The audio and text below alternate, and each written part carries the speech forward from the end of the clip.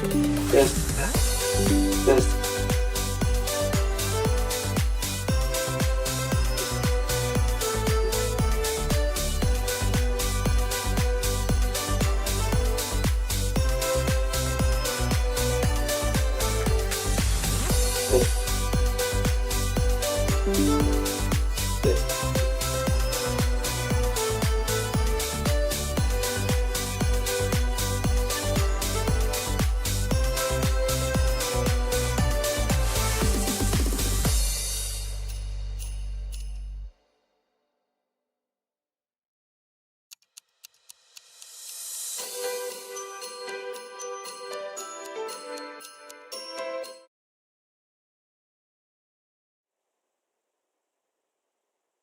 Hello.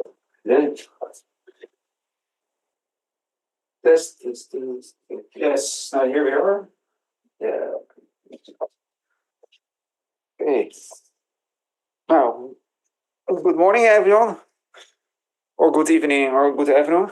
I don't know what time zone you are in, but yeah, welcome that you are glad that you are tuning in to watch Mystikcon 2023. I hope I'm a little bit visible, but it's very darkness here. Yeah, my name is Melvin Boers, Verserian. You probably know me on YouTube, Twitch, or Telegram, or whatever channel you are following me. Let me see. Yeah, I'm going to talk a little bit about the schedule for today, the talks that we have, the speakers, the topics. I will also talk about the prizes that we have to give away.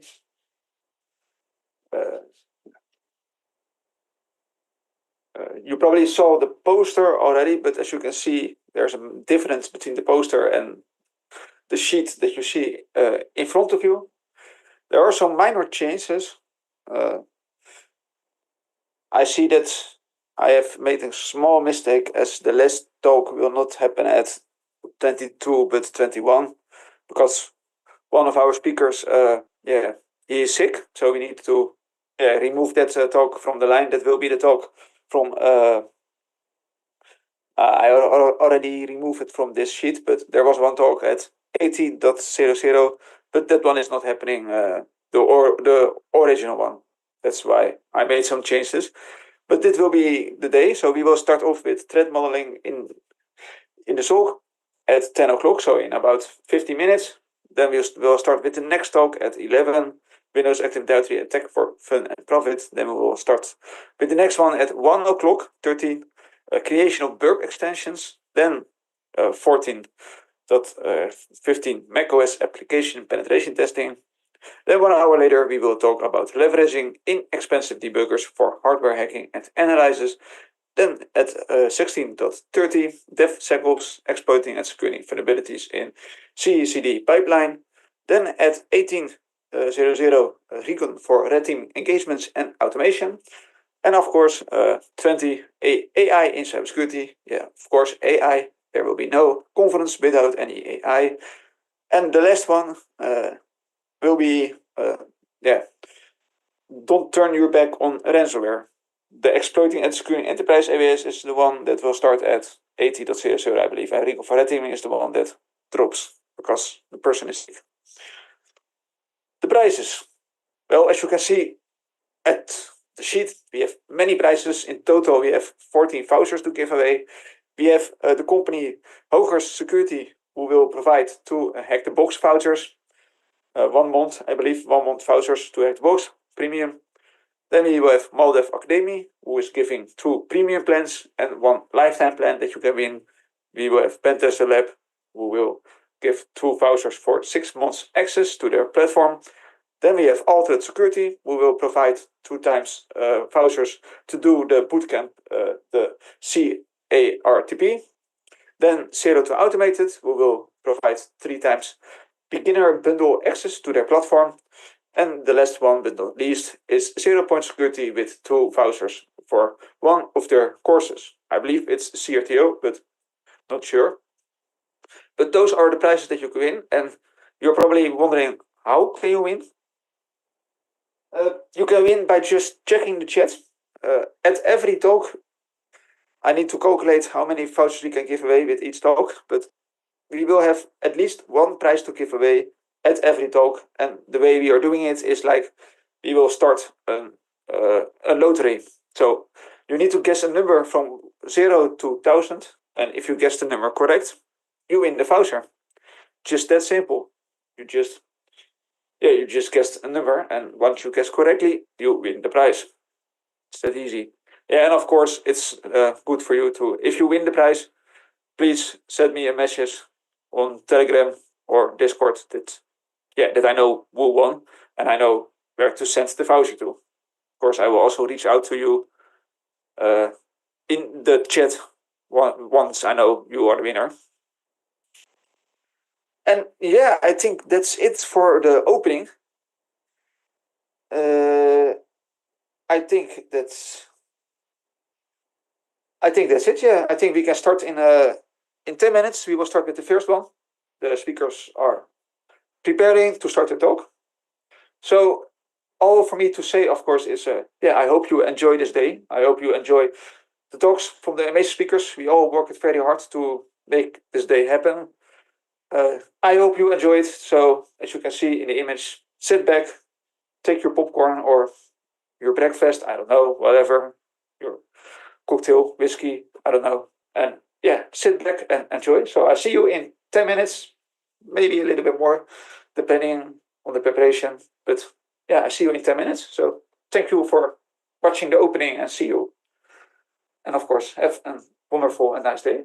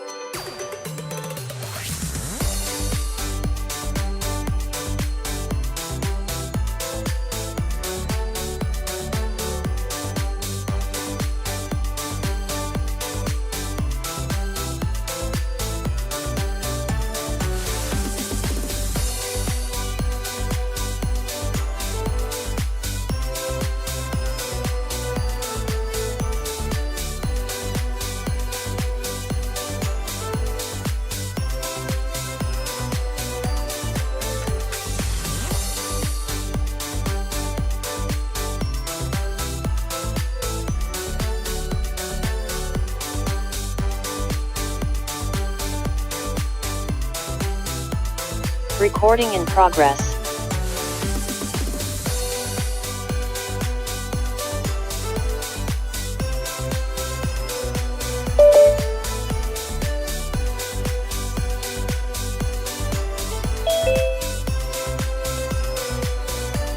Recording stopped.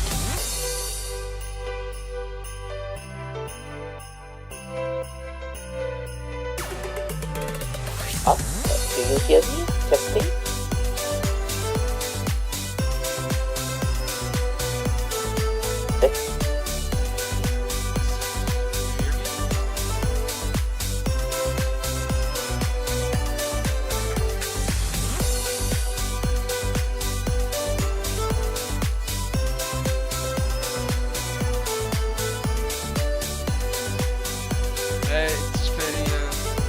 It's very cloudy here, so I don't have much light.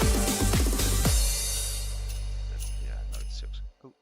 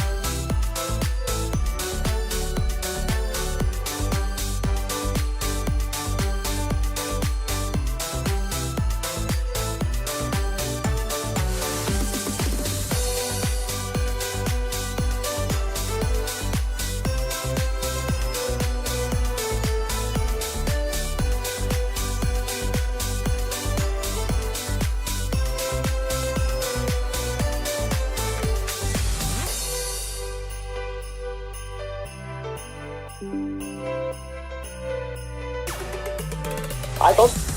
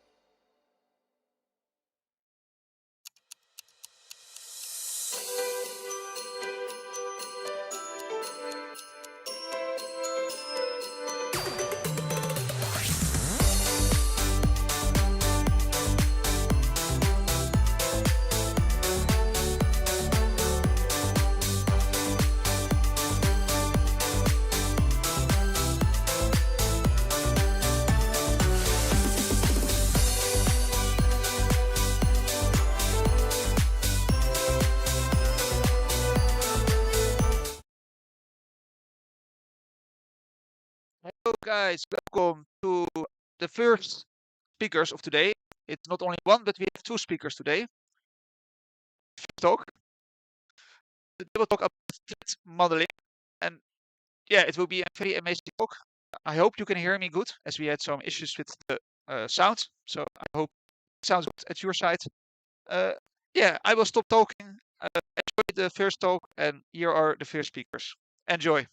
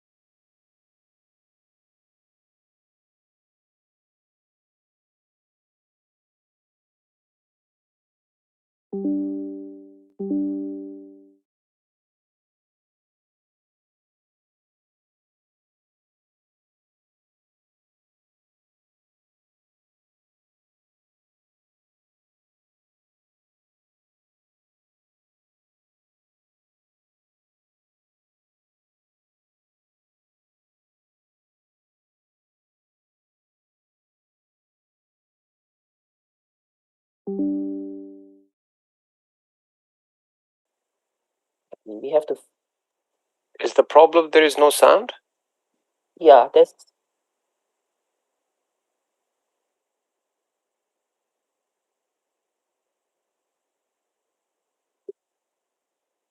Yeah. I think the sound is coming through now. Yep. Is the problem there is no sound? Yeah, that's. Yeah, the sound is coming through. So let me continue the introduction in a bit. Right. Okay, so I have also created some content on VoundHub, basically deliberately vulnerable machines that we that you can use to train on your pen testing skills. Now I hand over to Karan to give his introduction. Thank you, Donovan. I just wanted to say, yep, he closed that little box on the top, so that's good. Cool. A little bit about myself. Yeah, look, I'm the founder of WiseFox Security, a company that offers services in pen testing and DevSecOps space. I've been a pen tester for about 10 years now. I love doing web, mobile pen testing, and I also love providing DevSecOps consulting.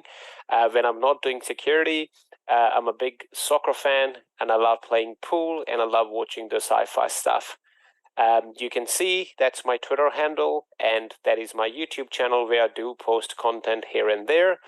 And yeah, so look, today we're going to talk about, as Donovan covered, threat modeling and all the things regarding security guardrails. And I really hope that you find this talk useful. And I will hand over to Donovan so he can kick this talk off. Back to you, Donovan.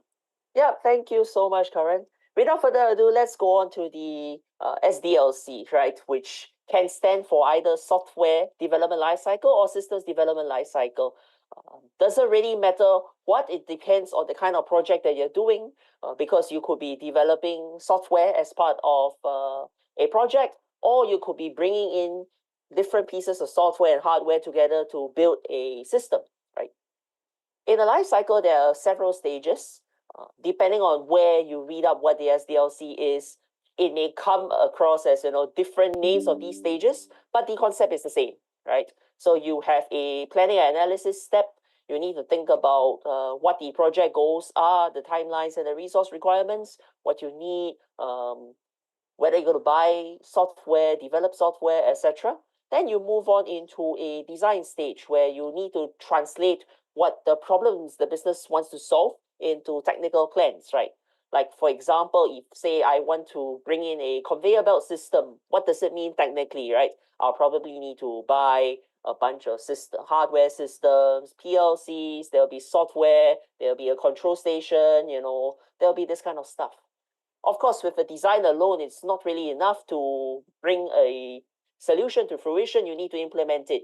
And this is where you have system integration works. You need to build basically the various moving parts and bring them together, right? That's the implementation. Then testing and integration, you need to test these things to make sure they work in both a functional and non-functional way. And I think this is very, very important because often when we have projects like these, we remember the functional tests. We sometimes forget the non-functional tests, like security testing, etc. So I'll just mention that. So that's a heads up to all those who believe that there's only functional tests required as part of the SDLC. And of course, once a system is being developed, being tested, integrated, and transferred to the operator to operate it, you need to maintain it, right, over the life cycle of the project. I won't talk too much about disposal here, but in short, this is the SDLC. I will now use the time to bring in what I have encountered based on my experiences in Singapore, and that is in the next slide. Right. So in Singapore, thanks to the fact that we are a hub for lots of digital activity, the Cybersecurity Agency here has mandated that critical information infrastructure, which in short we call it CIIs, to perform several important security activities as part of the SDLC. So if you see the next slide, right, you will notice that, so next slide, you will notice that we have the SDLC. As I said, they can come in slightly different names on the left-hand column, but the idea is the same, right? You get some requirements, you plan, you acquire, then you do design development work, implementation assessment, and you notice that on the right-hand side, on the rightmost side, you see there's something called a risk management framework, right? So throughout a project lifecycle, you need to manage risks of the business. And one of these important risks is cybersecurity risk. And how do you know what cybersecurity risk you encounter? Well, you conduct various types of cybersecurity assessments. If you look at the third column, you see the column where you have yellow and red rounded rectangles, as well as red bordered rounded rectangles. You notice that these are the areas where the Cybersecurity Agency in Singapore has mandated various security milestones to be done, right? Like for example, in the security planning and risk assessment, right from the start, you need to do something. What is this something magical?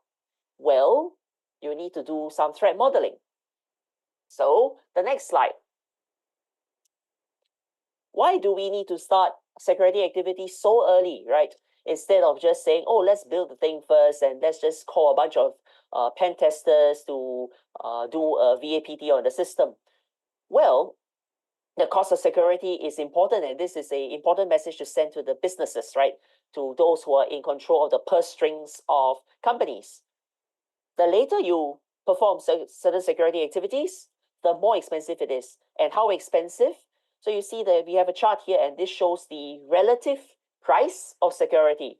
So security doesn't come cost-free, and we all know since security is not a revenue generator for these projects, essentially it is an exercise in cost management. So the more effort you put in front to identify your security risks, design various mitigations, or put in place certain design principles to deal with these potential risks and to try to minimize them, the cheaper it will be when you go to the later stages of the project lifecycle.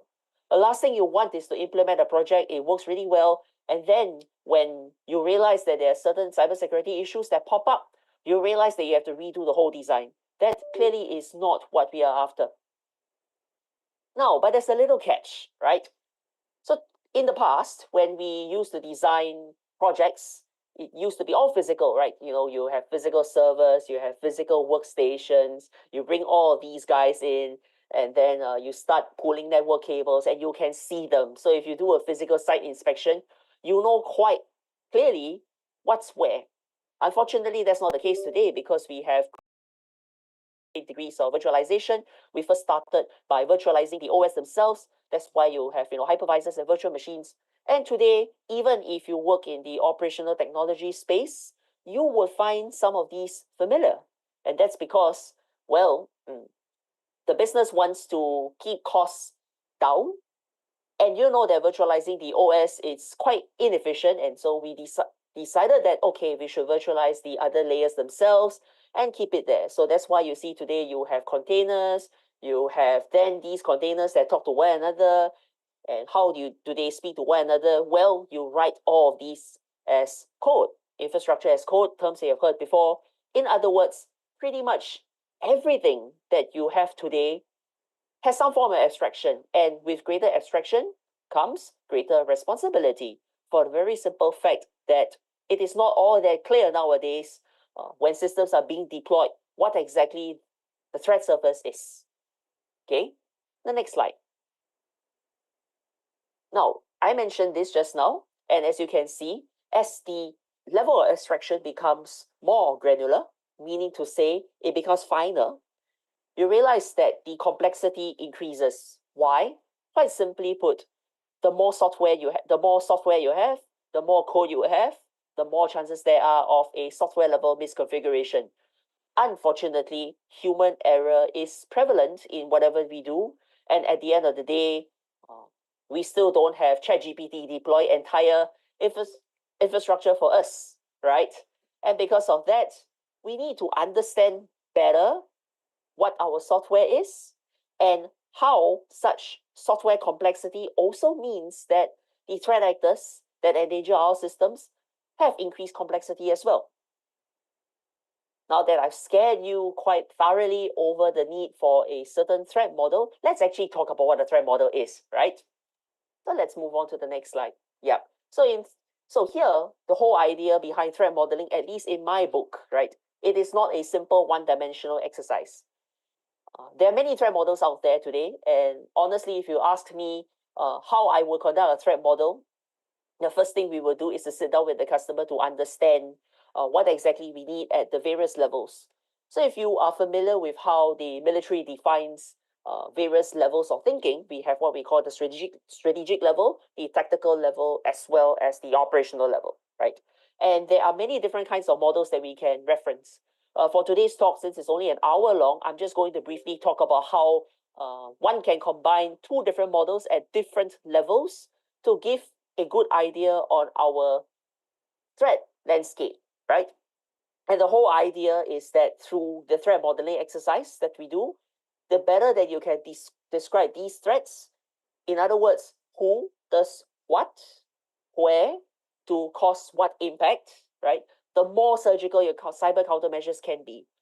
The most important statement here is that the threat model that you define will influence pretty much all the subsequent downstream security activities. So it is essential that we get this right. Now, next slide. I mentioned that we start off with Strike because it is a strategic model. And what I mean by strategic is that you get the opportunity to begin at a very high level, right? And in this very simple diagram that we have here, you begin by identification of the systems and subsystems, and then that's where the threat modeler will use a certain tool to map the data flow and interactions between these subsystems. If you're familiar with the history of Strike, Strike came from Microsoft, and Microsoft has very kindly created a tool to do this, which is the threat modeling tool, which is free of charge. Only pity is that it only runs on the Windows platform. But of course, a simple Windows machine can solve that, right? And if you cannot get a Windows machine, you can always borrow from someone else, right? And then, you can use a threat modeling tool to perform many of the important steps in step one, which is to identify your system subsystems, mapping the data flow, the interactions, and most importantly, identify the trust boundaries, right? What is trusted, what's less trusted.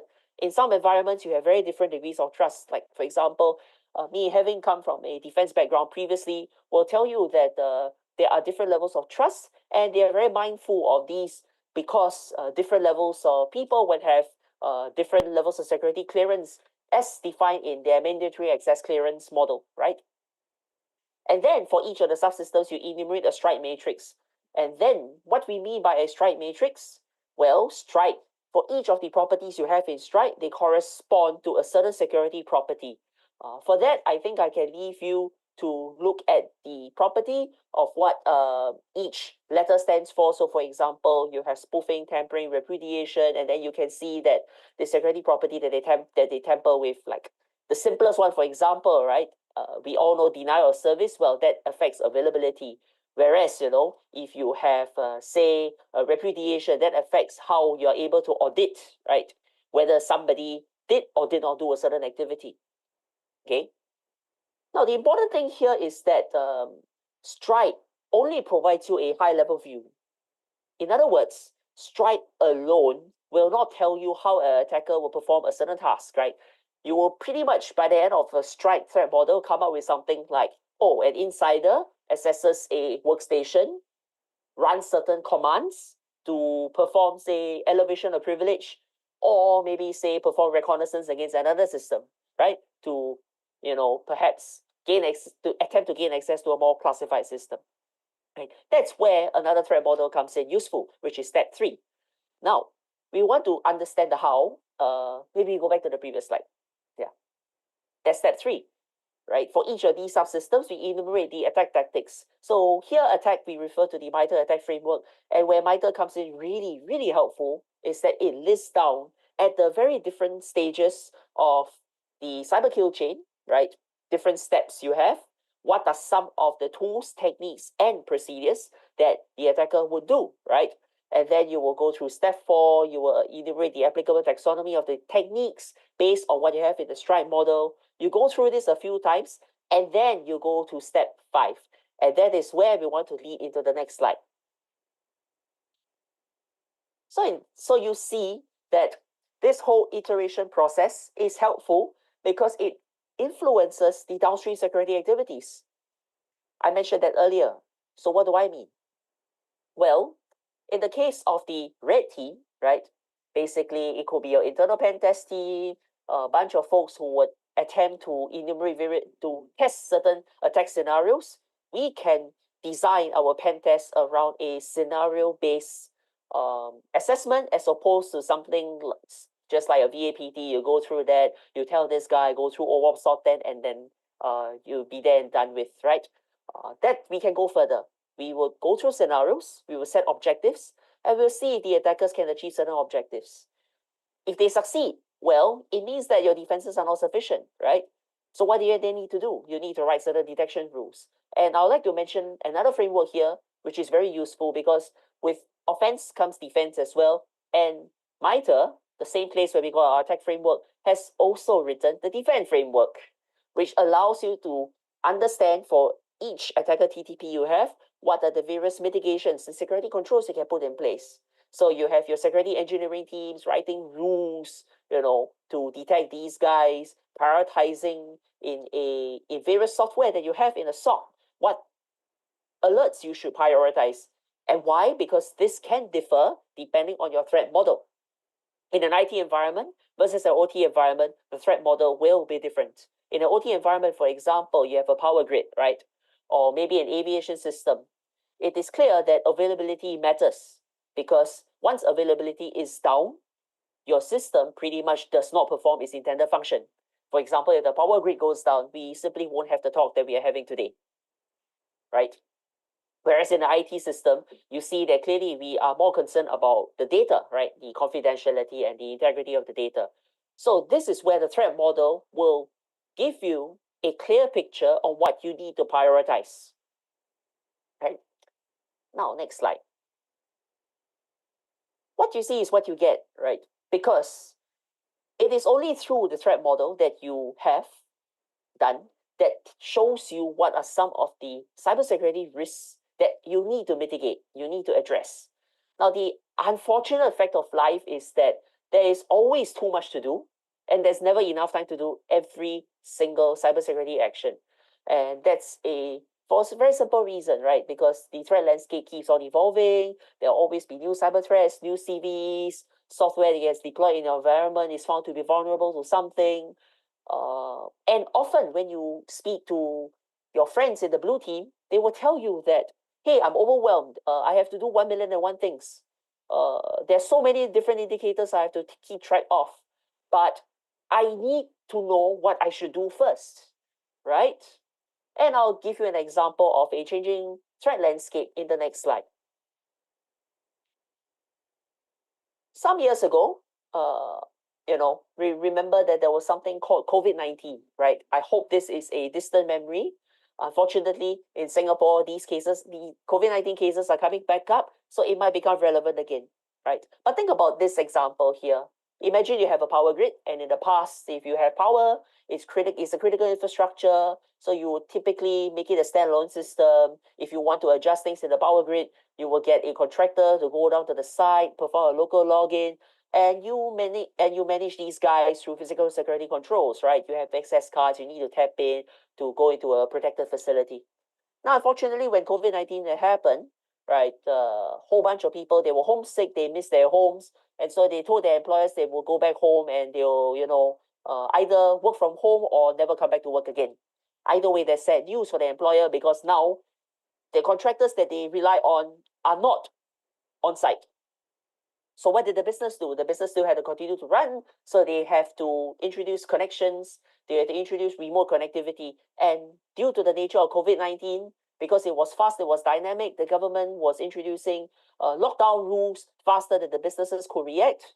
And so the businesses had to come up with stopgap measures. They had to quickly design remote access mechanisms so they could continue enjoying the services of the contractors that they are now remote.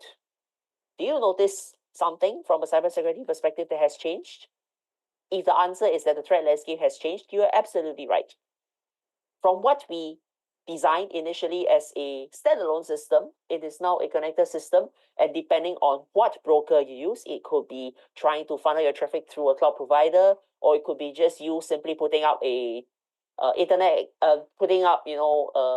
lease line with an internet provider and then opening TeamViewer, which is not really a good idea, just saying, right? You notice that the threat landscape has changed, the threat surface has increased, and, well, did they do a revised threat model of the system? We don't know, to be honest. So if you see, this is clearly a problem, right? And the next slide is absolutely important as a result. So the next slide. So keeping up with the pace, right? Next slide, yeah. As you can see, threat modeling is not something that you do once and then you say, oh, the threat model is done, let's file the papers in a register somewhere and access it only when the auditor comes, right? And why you don't do this is because you will still release new features, you will still do new things, right? Which is basically the next bullet point. And in the case of the COVID-19 pandemic, you see that even in an OT environment, in an operational technology environment where you assume that people move slowly, people had to move because of the changing landscape, right? Now, how do you ensure that your latest release and new features have been appropriately modeled and that you have identified risks that you care about? And the reason for this will be made much, much clearer once I hand over to Karan, who will then explain from his DevSecOps perspective where things move much, much, much faster, right? How you keep up with that frenetic pace of change. And then the last point, how do you keep up with the fast pace of DevOps without being a roadblock? And this is the opportune time to hand over, right, to Karan, who will then bring in his DevSecOps hats, right, and move away from that slow world of OT to explain more on how we can threat model and make sure that security guys can keep up with the ever-changing pace of business. Awesome. Thank you so much, Donovan. Yeah, I think it's great the points that you've covered. And yeah, I'll just for a bit of a recap, keeping up with the pace is super important. And the reason keeping up with the pace is super important is because most of the organizations that we deal with on day-to-day are adopting DevOps practices. So with the DevOps practices, the pace of releases that they're doing to their products is very, very rapid. That means some companies are doing, multiple releases per day. Some are doing few releases per week, but it varies from organization to organization, right? However, the number of features that you're introducing and the number of code that you are introducing is not becoming less, right? Therefore, it is super important that every change that you're making, that you still have some sort of methodology that allows you to threat model and provide some sort of assurance across those releases or features that you're deploying to the products, right? So there are some of the things or some of the tips that I would love to share with you from my personal experience as a DevSecOps consultant or a DevSecOps engineer. So I will share those tips with you in the upcoming slides. Right?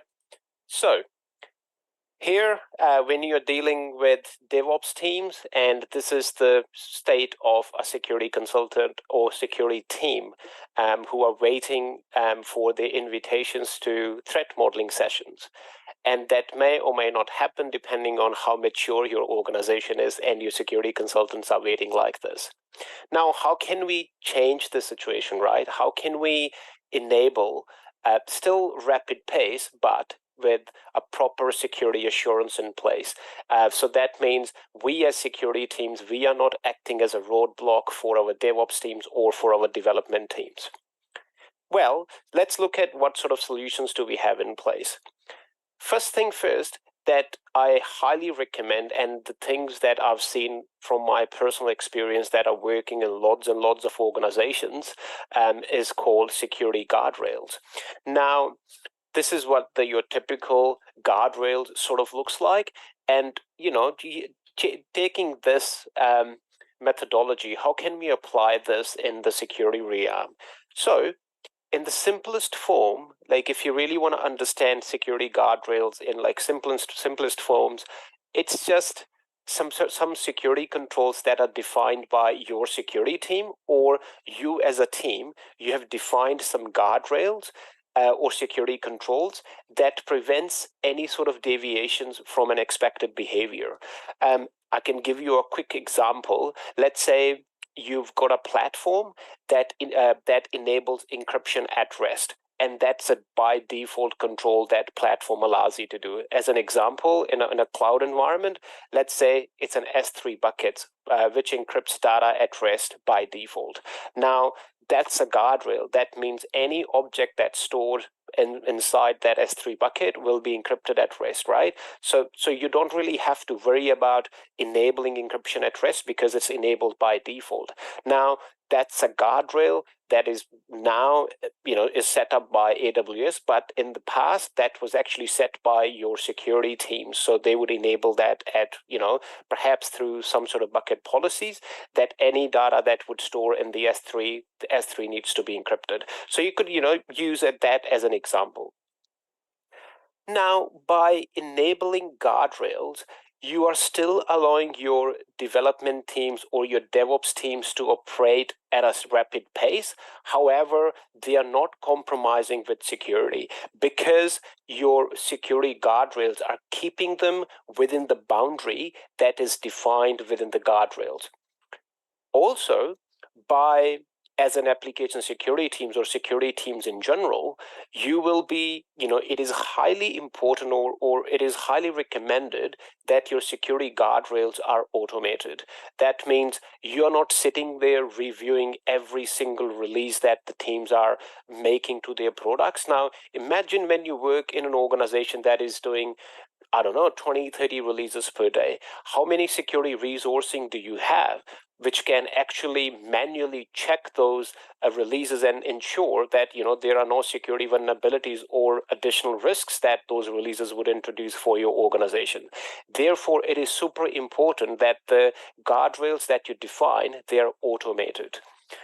And last but not least, because once those guardrails are baked into your development team's processes, it is really, really hard for them to really bypass or ignore those security controls. Therefore, it is super important that you automate your security guardrails as well as you bake those security guardrails into your development team's processes, because that way it becomes as part of their delivery and it's not sort of seen as an additional step that they have to sort of perform. Okay, moving on. So I was talking about a guardrail, right? So from experience, what I like to do is every time you define a security guardrail, you need to have an objective. Like, what's the objective of that security guardrail? Now, at a high level, let's take an example. Let's say as a team, as a security team, you want to define a guardrail that prevents critical and high vulnerabilities from going into production environment. Now, this is a little bit vague guardrail. However, it is a guardrail, right? So this is the objective of your guardrail. Now, the example security controls that you can introduce to achieve that objective, let's say you're using CI/CD pipelines, well, you would have to enable or you have to embed security tooling in your CI/CD pipelines, and then you have to tune that security tooling to detect security vulnerabilities, right? So that's the whole purpose of why you will have tooling in the first place in the CI/CD pipelines. So if you have security tooling in your CI/CD pipelines, you can enable or you can set these tools to fail on critical and high severity security vulnerabilities. So what these tools can help, so every time these tools pick up critical or high severity vulnerabilities, they would fail the CI/CD pipelines. They would fail the build.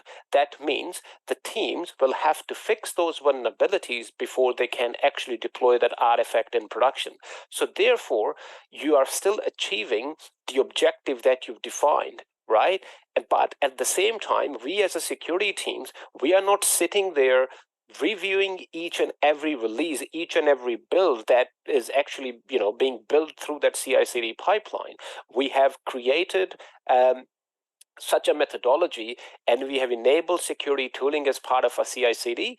However, we are not clicking through and manually identifying vulnerabilities. Our tooling is doing that for us.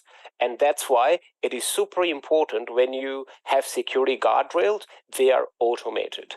And similarly, because we want our development teams to move still deploy at a faster pace, any vulnerability that is below critical and high, such as medium and low severity vulnerabilities, wouldn't fail their pipeline or wouldn't block them from releasing that product. Now, you can obviously, this is just an example, you can obviously change that severity depending on the type of asset that you're dealing with, because that whole risk profile will be fully dependent on the type of organization that you're dealing with. Moving on.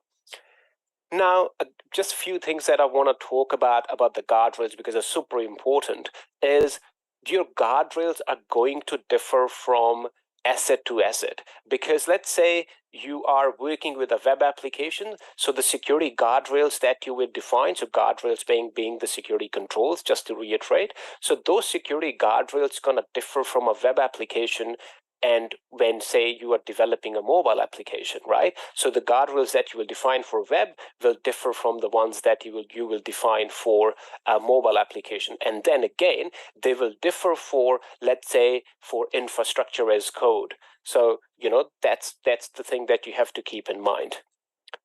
Another thing is, once you have defined the guardrails as a squad, let's say I'm a DevOps team and we have defined some sort of security guardrails, you need to get those security guardrails approved by your security consultants and engineers, so they can give you a stamp that the guardrails that you've defined, they align with the company's security policies and stuff, right? And then, again, just to reiterate, any changes after you've defined the guardrails and they're approved by the security teams, so any change that you're making, if the change falls within the approved security guardrails, you probably wouldn't need to make any changes to, let's say, to your existing threat modeling, because the change sort of falls within the approved guardrails. Therefore, maybe an update to your existing threat model may not be necessary. At the same time, however, let's say you have fully changed the way you handle authentication for your web application. Now, that change falls outside of your predefined security guardrails. Therefore, to reassess the risk, you have to make changes to your existing threat model. That means you probably have to reevaluate, how that change sort of affects that existing asset. Therefore, that triggers an update to your existing threat model. Now, Donovan talked about threat modeling in various scenarios. However, I would highly recommend just adding to Donovan what just he mentioned. These are some of the tools that you can leverage when you are conducting threat model. So this is, there are some commercial toolings in there, and there are some open source toolings as well. So I think, again, depending on your needs, you may have to pick one or the other. But yeah, so highly recommend, to begin with, you can perhaps leverage the Microsoft Threat Model or OWASP Threat Dragon, because they are both free. But again, as Donovan said, you perhaps need to check which one runs on which sort of platform. Some additional tips that I want to give you, again, from experience. So this is specifically regarding threat modeling. When you conduct threat modeling, you need to make sure, whether you are a security team or you are a DevOps team, who needs threat modeling, you need to make sure that for that threat modeling session, you invite the right people for that session. If you definitely need someone, from the architect team, you definitely need someone from the security team, you probably need people from the engineering team or from your DevOps team, and the people who are actually going to build that product down the line, they need to be part of that threat modeling session.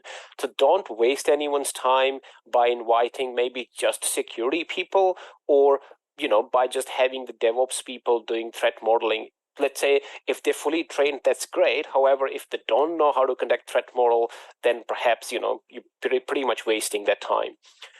Second thing, again, from experience, you probably want to limit the threat modeling session under an hour.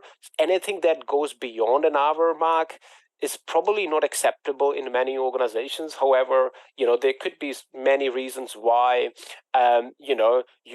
perhaps your session may go over 1 hour, but it's highly recommended that, that your threat modeling session are below 1 hour. And if you're making iterative changes to your existing threat model, then perhaps it would take even less than that, like 30 minutes or 20 or 30 minutes or so, because you want to make sure that, any change that you're making, you perhaps want to quickly make those little updates to threat modeling if those changes are falling outside of your defined guardrails.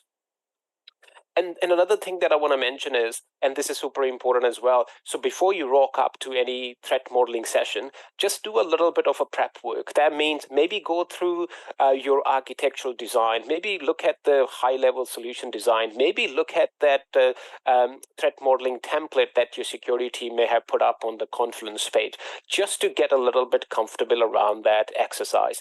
Because if you just rock up to a session and you have no background, you're probably going to spend 15-20 minutes just to sort of catch up on that session, like what's really going on.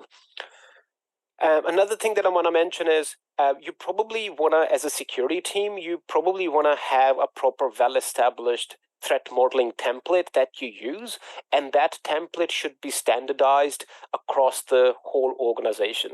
You don't want various teams to create their own threat modeling templates, because that's gonna lose all of its consistency. Because let's say you get auditing done on your internal security processes and whatnot, and the artifacts that you're gonna produce may not match. So therefore, there is no consistency when it comes to threat modeling. So it is super important that when you conduct threat modeling as a security team, you probably want to have a well-established threat modeling template, and you need to make that templates available to your wider organization. And no matter where you post it, use Confluence or, whatever other intranet sites that you might have. Other thing is that I quickly want to mention is, because more and more organizations that we deal with, they always say that they don't have enough security resources to be able to do threat modeling. And as I was saying, because of the rapid pace of DevOps, there is a huge demand. The companies still want to do threat modeling. However, there is not enough resourcing to be able to do that. So again, from my DevSecOps experience, I would highly recommend that, firstly, you kick off a security champions initiative, and you should set a goal for your security champions to be able to do threat modeling. So in order for you to train your security champions to do that, obviously you have to provide them specific training around threat modeling. There are lots of paid and unpaid resources out there that can help your security champions to be really good at doing threat modeling. But as a security team, you really have to put that effort as well. Another thing is,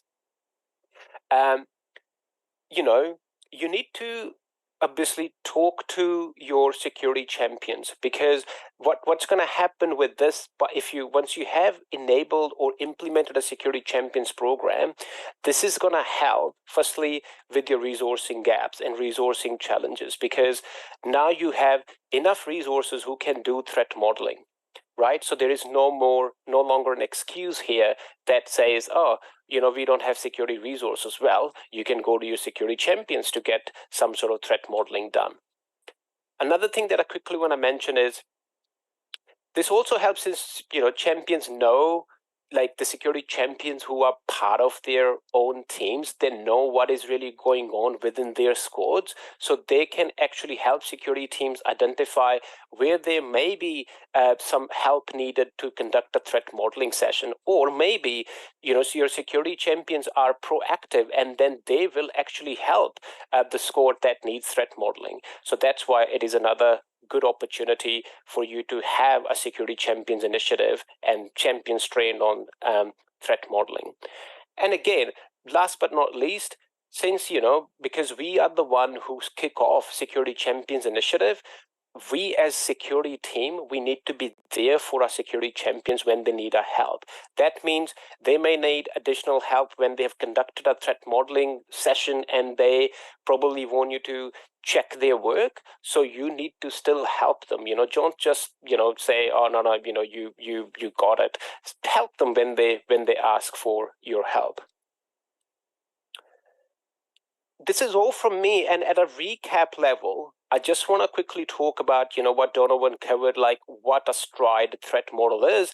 And just to sort of cover it off, S stands for spoofing, T stands for tempering, R stands for repudiation, I stands for information disclosure, D stands for denial of service, and E stands for elevation of privileges. So this is what makes up a stride threat model, like these different domains of cybersecurity risks, and like how do you identify these risks and threats in a given system or an application. So this is at a high level what a stride threat model really covers. Unfortunately, this wasn't a session where we could have conducted one threat model for you. However, there are lots of other resources out there, and I'm really hoping that whatever Donovan and I have covered as part of this talk, it is somewhat useful for you, and hopefully we've shared some tips that you can implement in your day-to-day. Over to Donovan. All right. Now that I think we have gone through what we have on both our ends, we are open to questions from the audience, right? So I think if you're listening on Twitch or on YouTube, and if you have questions, please post them there. We will wait for some time for those questions.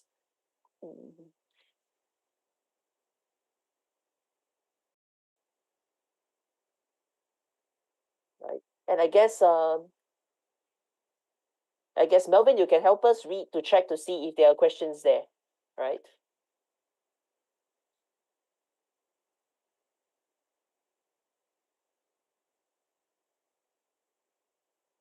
While we wait for the questions, I think we can also, yeah, we can hear you loud and clear now.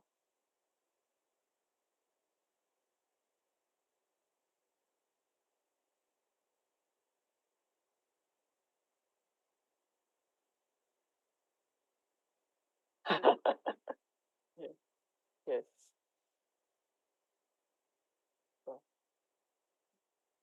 Well, the guys are shy. Yep. You think? I think there is a question in the YouTube chat that says, what sort of tips would you share for a startup who's pretty new to the security scene? Okay. Maybe I will begin by giving a few pointers before seeing if Karen has anything to share. For me, okay, my own view, you're a startup, you don't have much resources, right? So I'm quite sure if you spend some money, you don't really know what you're spending on. So I think the first step you want to take is to get yourself acquainted with security professionals, and of course learn as much as you can. Thankfully nowadays, the education space when it comes to cybersecurity has been quite democratized. In other words, there are so many free resources to pick up certain security principles, etc. Right. So from a threat model perspective, I think Stride is very well documented today, which is why we often talk about it. In fact, in Singapore, if you go through some of the documentations that the authority has laid out, they use Stride as a basis to talk about threat models. So you can go to sites like OWASP as well, because they have OWASP Threat Dragon, I think is a tool, and then OWASP site itself also talks about how you conduct a threat model, right? Free, it's totally free. Certainly. So I think that's step one, right? Get yourself educated. So you know when cybersecurity professionals say certain things, what they are talking about. Two, I think it's important to understand what a threat model is and how it leads to the downstream security activities, as I mentioned. Right. So remember I talked about strike, then moving on to MITRE ATT&CK. I did not talk about the last part, but the last part is critical. So if you remember, I talked about this whole, there's this slide where I had the various security activities that all lead to a risk management framework. At the end of the day, for a startup, right, you don't have many people there, but no matter how big or how small your firm is, you have business risk. And cybersecurity must support business. So cybersecurity folks must be able to speak the language of business. Meaning, okay, I've done my threat model. Great. I can enumerate the risks. Great. Now what? So now I need to take whatever work I have done, translate it into the language of business through a risk matrix, right? And there are models for this, all sorts of models once again. But if you don't want to be so confused, one way to start, see where your startup is based in, because there might already be legislation, there might already be guidelines and policies that you have to obey based on where your startup is based in. So that can be a start as well for you to get familiar with the cybersecurity activities and artifacts that you need to know. So that's Nice. my view. No, that's great. Look, I just quickly want to add, you touched on the point where most of the startups that perhaps that I deal with, they're relatively small in terms of their resourcing. They perhaps may not even have people in-house who can provide them consulting on day-to-day basis. And when I say consulting, that's in securities context. Then perhaps you may seek external help. However, I would recommend you, because you say you're a startup, the idea is that you may still be modern. A startup, you're still using CI/CD pipelines to deploy stuff. Perhaps you want to look at automating some of the security assurance as part of your pipelines. Perhaps you want to implement SAST, SCA tooling. Perhaps you want to have some sort of DAS tooling. So therefore, for every release that you are doing, you have some sort of security assurance happening, obviously, across all of the releases that you might have. So I would highly recommend perhaps looking at automating some of the security controls as part of your CI/CD, and then maybe every 6 to 12 monthly basis, maybe get an external pen test done. Again, depending on the context of the startup and what sort of systems and products that you're building.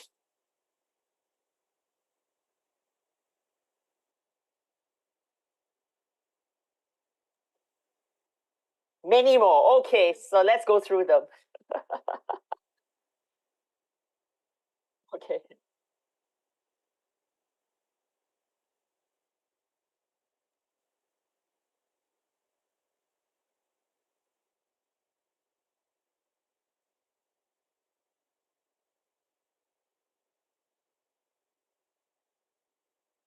So the question is what we think of what? Okay, so let me get this. So the questioner is saying he implements defensive tactics to deal with the attackers. And what our viewpoint is. Is that where the question is directed at?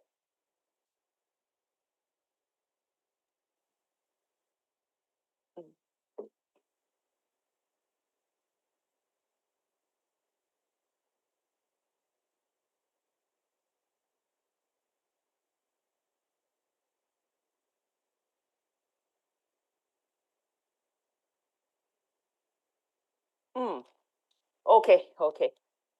Before you talk about about the approach, I think it's important to know what you already have deployed in your environment, and I think that's it. That is something that probably many of us should go back to, because in some environments, right, in some businesses, they may already have a mature cybersecurity framework. They may already have some tooling, etc. So I think getting to know what you can do, what you cannot do is important before we talk about how you plan to implement these. Having said that, as a pen tester, I'm always quite biased to say that what you have in the MITRE ATT&CK framework is pretty much telling is a cheat sheet of what the defenders need to take care of at the minimum, right? So if your security tooling, etc., is not really aligned to that, then I do have some concerns over what you are covering, and that's where a gap analysis would be essential in understanding what you can and cannot see from an attacker perspective. I will leave it to Karan to talk about automating this, because as usual, I think he will have certain tips to automate, writing of rules, detection rules based on the MITRE ATT&CK framework, etc. Yeah, look, obviously there is a lot we can cover in that regard. Look, what I know specifically from experience, again, more and more people want to see what is happening across their environments and the infrastructures, right? You've got various tools these days like Viz, and there are like number of other tools that are providing you with your attack surface management, and they provide you like a decent level of visibility.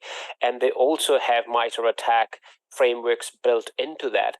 Now, again, it's fully dependent on the type of context, again, like what sort of system or infrastructure we are talking about. If it's the cloud environment where we need more visibility and we need to somehow map that infrastructure against what sort of threats there are lots of commercial toolings out there, and you can get some really, really good benefits out of that. I specifically probably don't have an example where I have automated this as part of the DevSecOps stuff. However, it's a good opportunity for all of us to maybe explore that and how we can automate this. But what the closest that I've gotten to the automation is the tools like, the Viz and a few other external attack surface management tools that are out there that can provide you that level of visibility, because those rules are baked into those platforms for sure.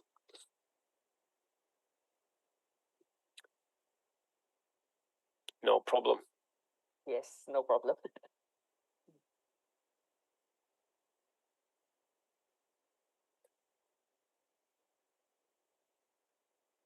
Yeah, no worries.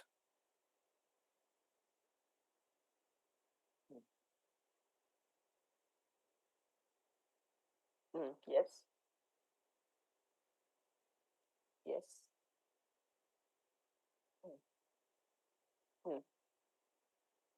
Yes.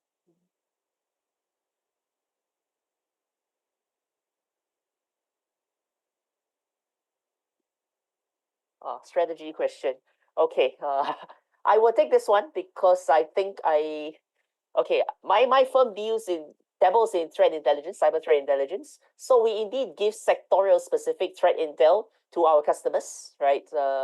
Because they will then use the threat intel to do exactly what you said, which is to prioritize the threats that they need to watch out for, based on the APT groups, what they attack, how they attack, the sectors in which they typically target, their motivations, right? For example, if you are American based, then clearly, given the current geopolitical scene today, you would expect certain attacks to come from certain parties that may not be friendly to the American cause, right? Having said that, threat intelligence is always useful to help contextualize the threat landscape that your firm is in, so that you can then prioritize what you need to look at first. So in short, that's my answer. I think that's a good approach. Yep. And also maybe to prioritize it even further, you categorize like what are your crown jewels that you're trying to protect. Like again, what is out there on the internet versus what are you like? Are you more worried about external threat actors who are attacking something that are publicly available, or are you worried more about internal threat actors, meaning it could be someone compromising a staff and then being on the network and attacking within from within the environment. So I think it all comes down to like how you want to prioritize it as well, like external threat actors versus internal threat actors, and again highlighting what your crown jewels that you're trying to protect as well. Thank you again for answering that question. No I have problem. one more question from the people. The next one Sure. is there any SaaS if I announce it good, automation tool you guys would recommend for adding in the SSD-LC pipeline? Sure, I can take Yeah. that one. That's my bread and butter. And look, first thing first, I always ask whether whether a client wants to spend some money or are they looking for an open source alternative to that, right? Maybe after the talk, I can provide you specific examples and specific names of the tools that you can certainly use for different programming languages. Right on the top of my head is the one that was released by Twitter a while back called Brakeman. It's really, really good for Ruby programming language. Then you've got Bandit, which is another SAS tool. It is really, really good for Python programming language. And then you can look at maybe a so-called open source, again, like Sneak. Sneak has a community edition that you can use. And then if you want to look at maybe more commercial offerings, then you've got the likes of Veracode, you've got Checkmarks, and you've got HP's 4FI and so on. So there are lots of tools out there. Yeah, I can certainly provide more examples, but yeah, those are like right on top of my head. Yep. So I don't know if you want to add any. Yeah. Just quick one. Indeed, as what Karen mentioned, it's like a supermarket, right? You can go to the supermarket of SaaS tools and buy one. Of course, then you need to know what you need, right? So exactly what Karen said, you need to check what sort of programming languages you guys use, right? So going through what your developers use on a daily basis, etc. Cost is important because the last thing we want to do is to buy a tool that costs a bomb and you overpaid for it and it didn't really deliver a return on investment, because that's where finance will start questioning why you are spending too much money. So yeah, pretty much that. Oh, Nice. thank you. Oh, sorry. Go ahead. No, sorry. That's all. I was just gonna say thank you. Yeah, that's yeah, you covered it nicely. Well, thank you for answering again. Yeah, I don't see any more questions in the chat, so I think we can call it for this first session. So I want to thank you both, of course, for your amazing talk, and I think the people who are watching, they were very excited. I see many chats about this talk, and NL Adam seems to work in this field too. So it's fun to see you guys responding to each other. It makes me happy. Yeah.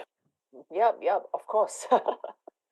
Again, thank you so much, everyone, for attending our talk. And yeah, I just wanted to say thanks to you, Melvin, for really putting together this event again. I know it's not easy to organize everything. It's super, it's awesome that, you do this for the community. And thank you again for the opportunity for us to present. Yep, Yeah, of course. indeed. Thank Thank you you, both. Melvin, for putting everything together. It's so difficult, right? That we all are all in different time zones. In fact, right now, right, we are straddling nighttime, right, in New Zealand, and morning in the Netherlands. Yeah, it's 11 p.m. 10 p.m. my time in New Zealand. The time zone aren't friendly between us three. But yeah, of course, happy to help you guys, and thank you guys for helping me out with this talk. We go to a short break for 5 minutes to prepare the next presentation. Again, one big applause for those two speakers, and yeah, I will see you in probably 5 to 10 minutes. So see you soon. Awesome. Thank you, everyone. Have a great rest of the day. Cheers.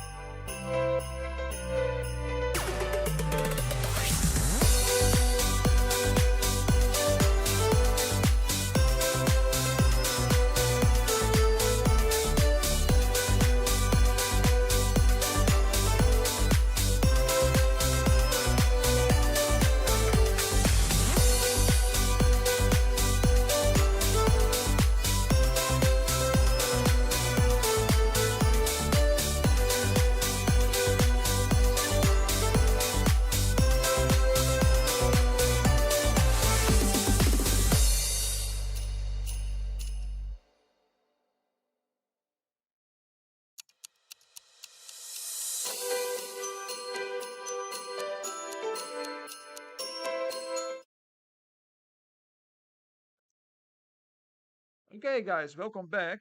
It was a short break this time because the previous talk was a little bit longer than expected, so we need to go on. The next talk will be about, yeah, as you can see on the screen, Windows Active Directory Attack. It will be an amazing talk, also some live demos. So, yeah, I will not hold you guys any longer. I announce the next speaker, so enjoy and have fun.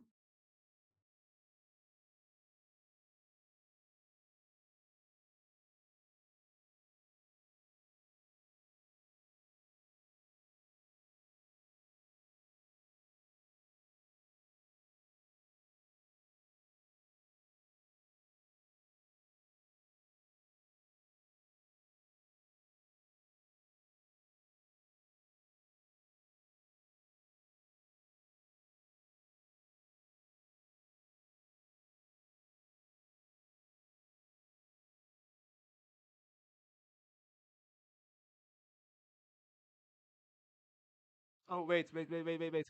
Your microphone is muted. You should unmute. Oh, oh, yeah. Yes, yes. Hi, You can now go. is everyone okay? Thank you so much. So yeah, now it was very nice presentation earlier on. We learned a lot of things. Now we will gonna start ahead with the Windows Active Directory attacks.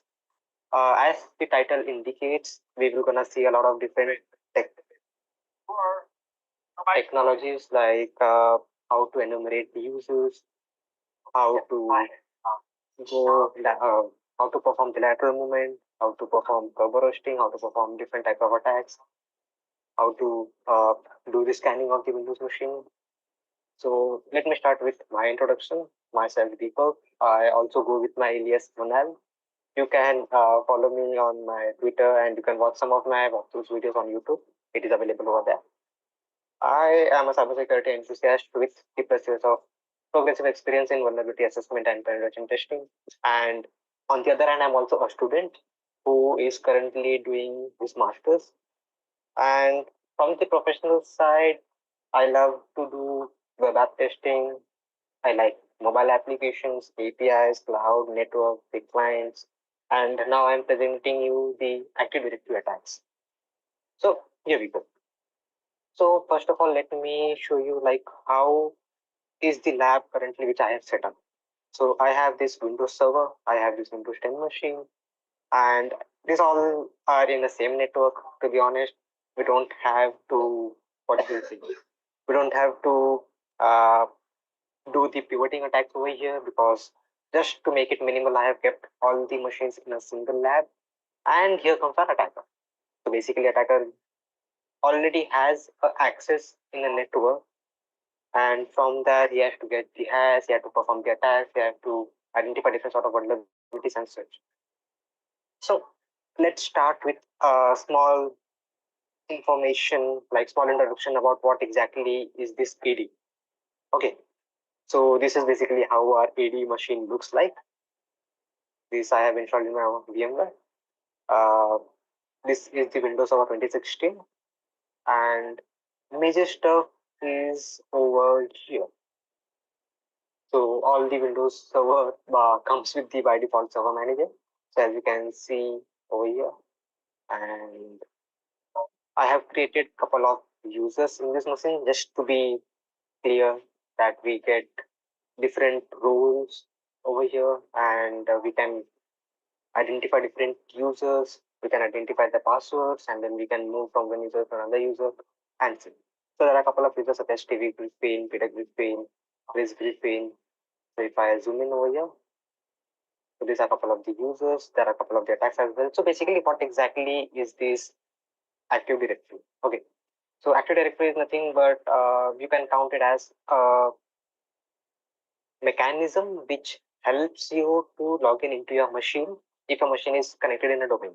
Okay, so in a normal corporate world, what happens that they don't use the normal Windows authentication mechanism because at the end of the day, it is vulnerable. Why it is much more vulnerable authentication mechanism? Because all our credentials are stored in a SAM and system files, and most of the time, Windows uses the not most of the time, majorly Windows uses the NPLM based authentication, which is pretty much easier to capture, which is pretty much easier to break the hashes. So NTLM is like within a snap of a finger, I can break the hash, and get the user's password. So nowadays, what people do basically in an organization, they have implemented the Active Directory. Over there, they have implemented a domain, and that domain basically is like a tree, I would say. And just like how trees have multiple branches, I can say the multiple computers connected in the branches are similar to the trees, and those computers, those multiple systems do get authenticated. They get verified by the AD whether the provided credentials are correct or not. And if the credentials are correct, then later on they are able to access the machine as in their own system. But here also, during the authentication process, there are multiple vulnerabilities which we will gonna look in our 2 hours long session. Okay. So now AD also has a couple of different things such as different groups are there, pre-built groups are there, such as schema admins, enterprise admins, then DNS admin is also there, domain admin. There are multiple different groups available, and these groups comprises of different sort of users. Like let's suppose there is an admin user, that is a Stevie Griffin user, which I have already showed you over here. Stevie Griffin, Peter Griffin, SQL service, administrator, Griffin. There are multiple users over there. So these users are basically located in a certain set of groups. For example, admin user will be available in the administrator group, whereas there might be a possibility that the Stephen Griffin user is available in an administrator group or not. I'm not sure. For that purpose, we will have to enumerate it. Okay. Apart from the users, apart from the groups, we can also see in this section that currently there are 2 machines over here. There are 2 machines which are currently joined with my PD. I have joined these 2 machines, out of which one is somewhat okay level Windows machine, and one is the way legacy Windows machine. So once we do the enumeration, we will get to know like exactly what versions are there. And for a quick reference, let me quickly show you the administrator there. So the administrator is the member of administrative group. He's a member of domain admin. He's also a domain user. He's a enterprise admin. He's also schema admin, and much more stuff. So let's start with our attack. So basically, how we will gonna move ahead. So these are the agenda for today's session. So we will look out for different steps, such as we'll check how we can get the initial foothold on a machine. After that, we will enumerate what are the juicy stuffs which are available on that machine. Not the domain enumeration, but the local enumeration. Like let's say I compromise a Windows machine, and I will then go ahead and look for different stuffs, different important stuffs, I would say, such as passwords, any sensitive information which is stored in the machine or not, or whether the machine is joined to a AD or not. That we will gonna check. Then later on, we will also check whether that machine which I have compromised, whether it is vulnerable to any kind of attacks, any kind of CVs are there or not, any sort of local privilege installation are there or not. That we will gonna check in local enumeration. Later on, we will check for the domain enumeration. Like suppose we get to know that the machine is joined with the AD. Then our important stuff comes into the picture, like domain enumeration. From that point of time, we will enumerate different sort of activities, like what are the different domain admins which are available on this computer, what is the name of the domain, what are different domain groups available, and many more stuff. Then later on, we will look out on the lateral movement part. Then after lateral movement, we will gonna get the access of the DC machines. Then from there are a couple of other attacks such as domain privilege escalation as well as domain persistence. So here we go. In the initial attack phase, there are a couple of things which I am planning to do. So the first one will be the host scanning, then LLM poisoning or SMB relay attack, you can say, RDP, MITM attacks, then phishing, HTA attacks, and a couple of more. So before proceeding with our host scanning, there is one thing which I wanted to share, which is creating a username. You know, like let's suppose we got the access of a network, and that network is not just a normal network. That network is a domain network. Okay. Now our goal is to compromise the machine. So here is our challenge, because if we want to compromise the AD, we will have to look out for the credentials, and that credentials will definitely gonna be the normal user credentials, domain admin credentials, as well as other service account credentials. So this AD thing or AD exploitation, you can say, is entirely based upon the credentials, to be very honest, because until and unless you don't get any sort of credentials, any low user credentials, you won't be able to move from one machine to another machine, or you won't be able to even compromise a machine at all most of the time. So we can use a couple of different tools such as name match, linking to username, and crosslink.py. So basically what these two py Python file does is that it checks the LinkedIn of a particular company, and it identifies like XYZ number of users are available, their accounts as well as their name, their first name as well as last name. And in Active Directory, most of the time, whatever users are stored in, whatever users are created in, they are in a format. I mean, for example, just a sec. Yeah, so let's suppose that myself is Deepak Yadav. So how my name will gonna stored in the AD? It will gonna store it as Deepak.Yadav or else Deepak.Y. There might be a possibility that my name will gonna stored as D.Yadav. So what we will have to do, like let's suppose we got all the usernames from the LinkedIn and Hunter website, then from there we will have to rearrange the username in a format which should be something like this: user.name or u.name or whether user.n, because in this way only AD stores the user information. As we can also see over here, this user is, let's suppose, Chris Griffin. Okay, but the account name, if I zoom in, it is Chris.Griffin. So this is the way how AD stores the user's information. Most of the time, it can be c.griffin, it can be chris.g, or it can be chris.griffin. Okay. And let's suppose we got the username. Now, one of the cool trick I recently identified, which was we can generate a user password, which we can later on use to perform the brute force attack using hashcat. That was quite interesting for me. So let me show you how that is possible. A real quick. Okay. So I am going over here and let's yeah. So for the record, I am having these two password, which is password and ring. Instead of running, let's suppose I am entering admin. Okay. I have these two password in my repository in my system. Now what I have to now what I want to create a password word list. Why I want to create a password word list? Because I don't know whether there are any special characters in my password or not. I don't know whether there are some alphabetical characters. I'm not sure. I mean, in the beginning, is there any alphabetical or special characters or numerical characters? I'm not aware of. At the end of the password, is there any sort of such things? I'm not aware of that also. So what I'm going to do, I'm going to use the hashtag to generate a word list based on these two credentials, which is based on these two passwords, which is password and admin.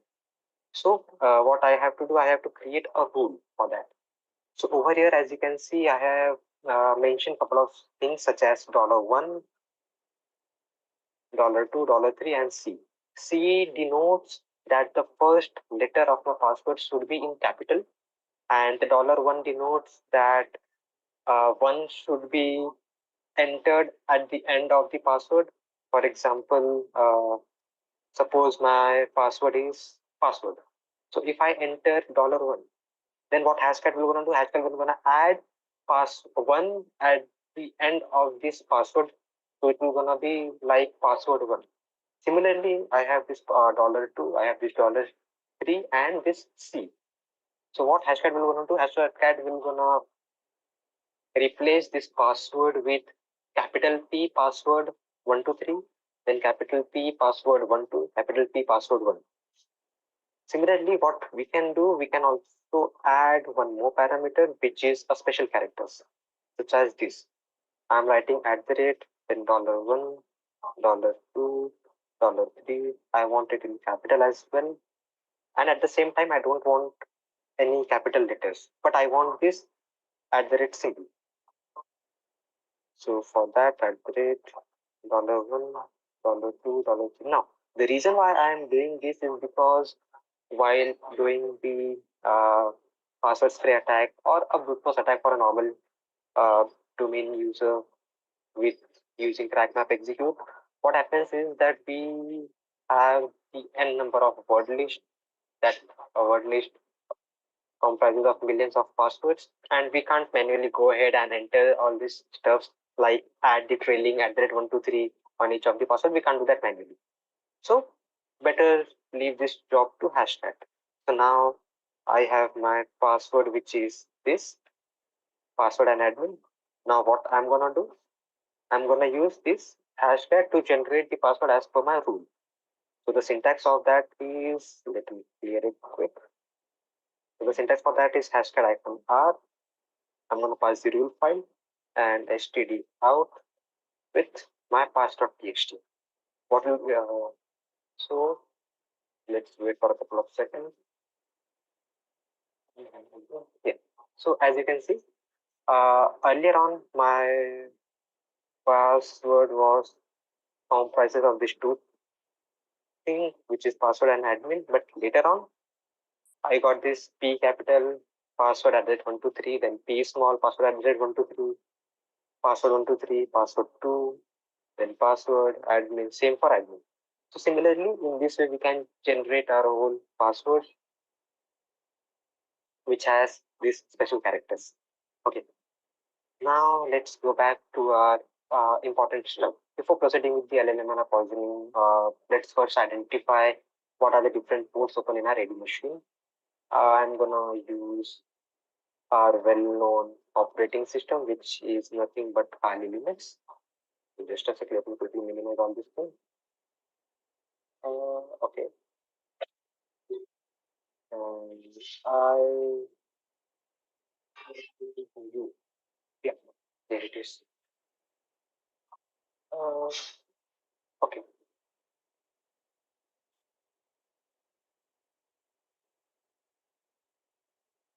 All right. And here is my PC. So first, let me do the nmap scan. -sp for my network. So as I stated earlier that I am in the network only. Network as in the setup which I have made is something like this. So attacker is also a part of the domain network. So basically what I'm gonna do now, I'm gonna perform the nmap scan just to check with how many hosts are up. And I'm gonna use my Kali machine. So where are you? Yeah. Let's mute. So here it is. As you can see, there are a couple of different IP addresses which I can see is available in my network. It is always a better thing to manually verify it. Why? Because I'm demonstrating the lab.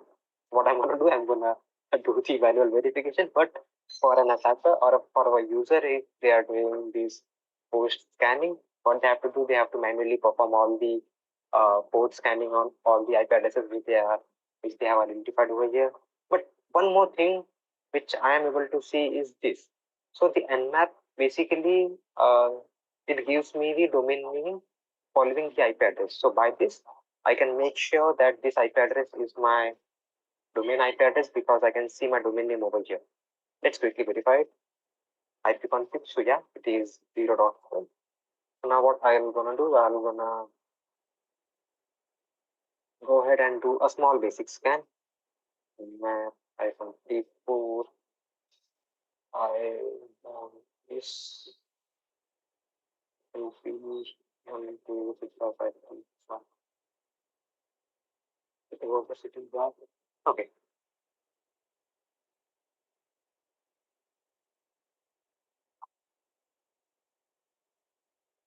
So I got this 139 port, port number 135, 53 which is domain, 3389 RDB port is also open, SMB is open.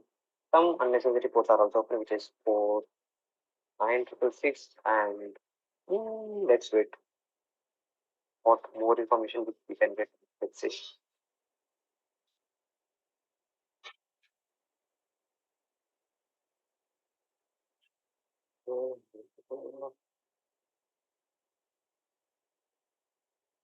So we have this one more port which is 5985. So this basically is the WinRM. So at the end of the day, if we get any of the credentials, what we can do, we can pass the credentials, not pass the credentials, basically we can use that credential to gain the access using WinRM. And same we can perform it with SMB by using backmap execute. We have PS execute as well. And we have Kerberos available over here. Okay.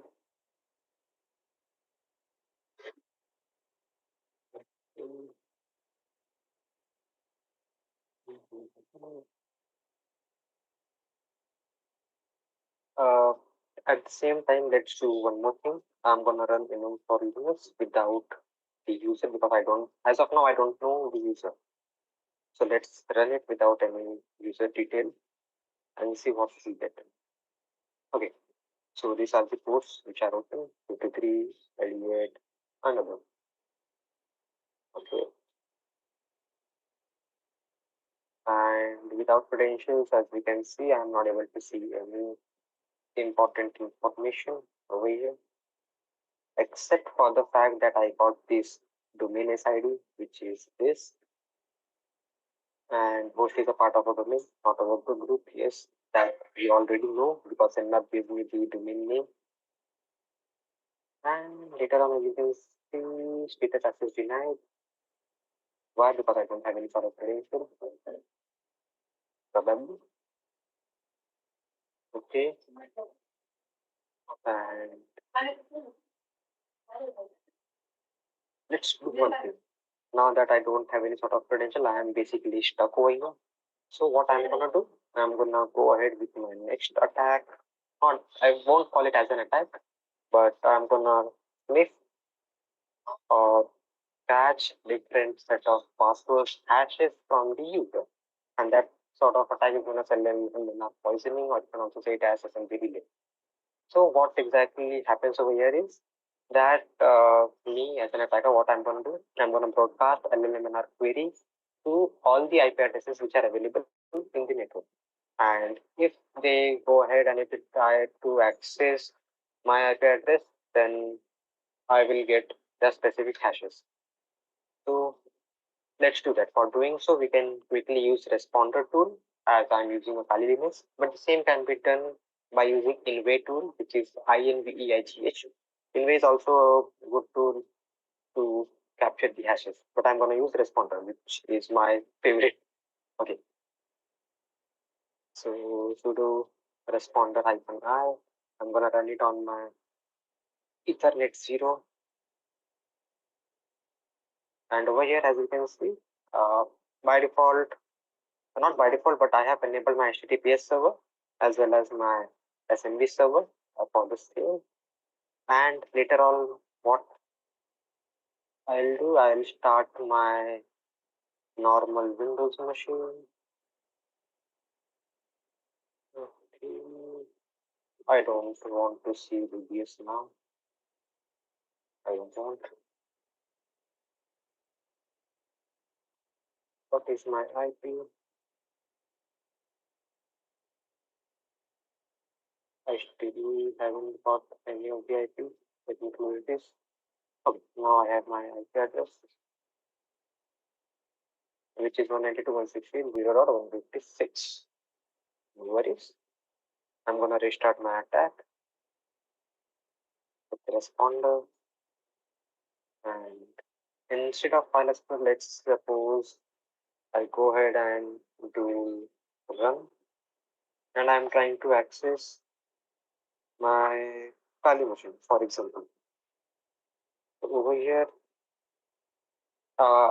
see, I haven't provided the credentials, but I got the details over here. I haven't provided any sort of credentials at all in this box, but still I got the credentials. So now our next step, what it will gonna be? It will be to crack this hash so that we can get a credential of Peter Griffin user. Credentials as in password of Peter Griffin user. As I earlier stated that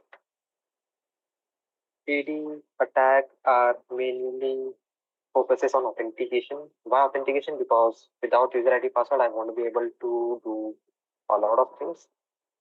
So now let's go ahead and try to crack the hash. And I'm gonna use hashcat, and this hash is of peter.griffin. So peter.hash. Let me paste it over here, and we will gonna crack it. So this one is of NTLM version 2 hash. Let's crack it. Hashcat that NTLM.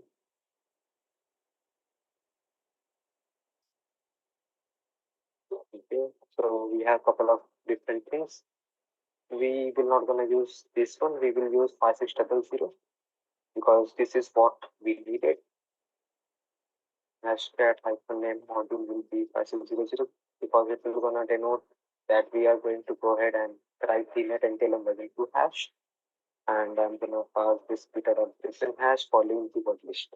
So now over here, earlier on earlier on we saw a small example like how we can create different sort of password. So instead of me going ahead and creating all the password, what I'm gonna do, I'm gonna simply use these rocky.txt. Why? Because I have deliberately created these vulnerable machines. So I'm gonna use this rocky. And yeah, one more thing. In this rocky.txt file, in this word list, I have made some couple of changes, like I have added some couple of passwords following the special characters, following the numerical characters, and many more things. So this is a little bit different from the one which we get on the internet.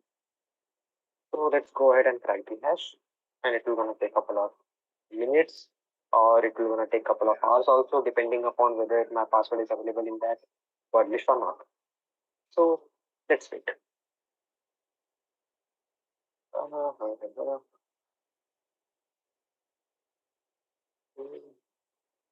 At the same time, if I go ahead, I don't know right here. As I can see, my CPU utilization is nearing 100%. That means, okay. And here we go. Like now we got this password. Again, this password is pretty basic. So this is one of the important lessons, like don't use simple credentials at all. Okay, because if you use the simple credential, any user or attacker will be able to guess, not guess, but create the password list and later on can use it for further attacks. Okay. Now I'm gonna use this credential, which is test@123. Let me write it down over here. Peter.griffin, whose password is test@123. All right. Let's try to use psexec. psexec. I don't want this. Bracket psexec. Instead of going ahead with test.griffin, I'm going to use peter.griffin because that's the credential which I have. And the password is nothing but test@123. Copy it, paste it over here, and boom. I am the NP authority of a domain controller, but this is not the end. This is just one of the example, like how we can capture the credentials, how we can crack the hashes, and later on we can use it to gain the access.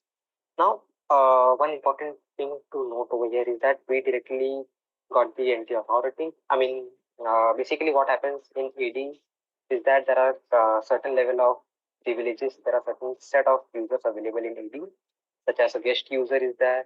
There will gonna be a normal user. There will gonna be a admin user, and on the top of that, there will be the NT authority. So NT authority is like the king of every user or of every privileges. So how do we got this NT authority directly? So let's check who exactly is this Peter Griffin. What sort of role does he has?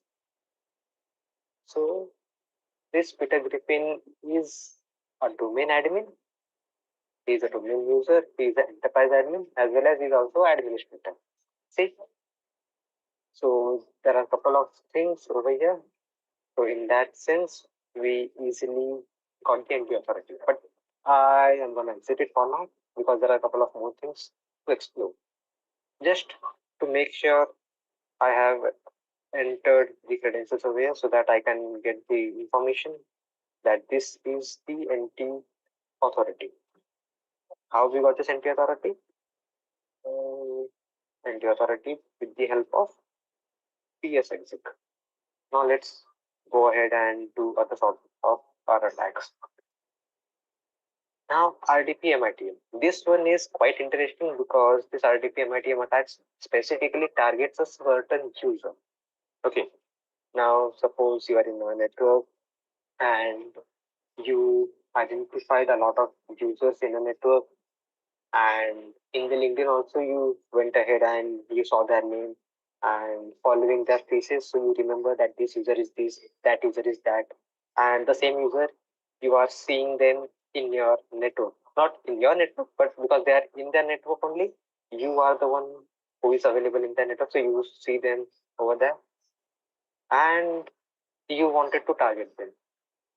Why you want to target them? Because on the LinkedIn or on the any social media platform or any professional platform, you saw that those users are non-IT users.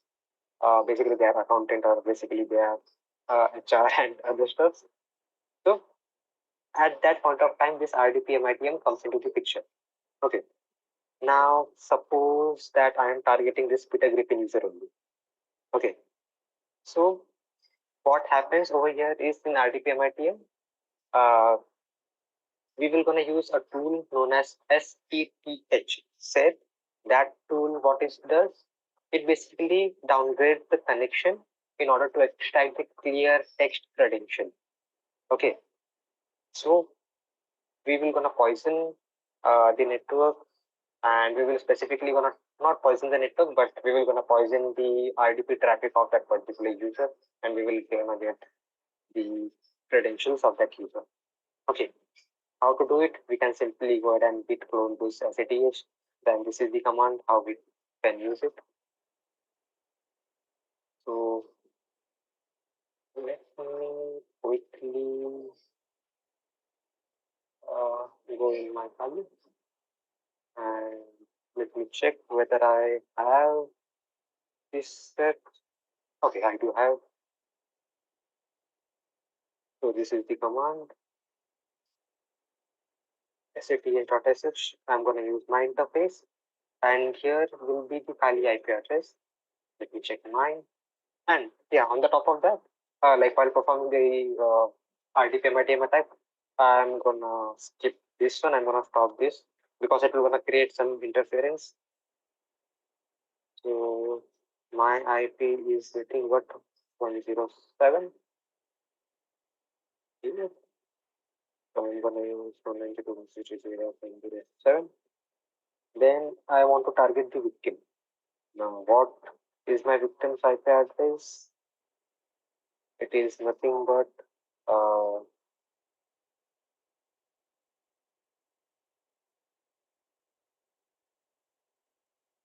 it was 192.168.0.156. Okay.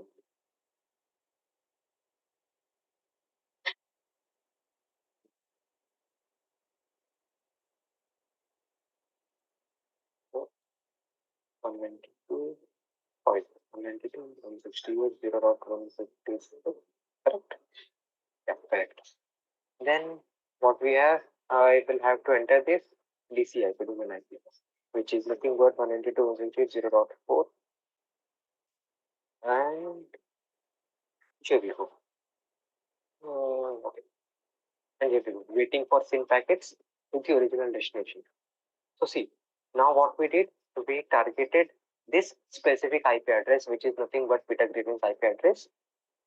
So whenever Peter Griffin goes ahead and tries to access the domain controller via RDP, at that point of time, he will gonna get some pop-ups like the certificate error messages. And why he is getting that certificate error message? Because I have used this tool set which downgrades the RDP connection, or you can say encryption mechanisms.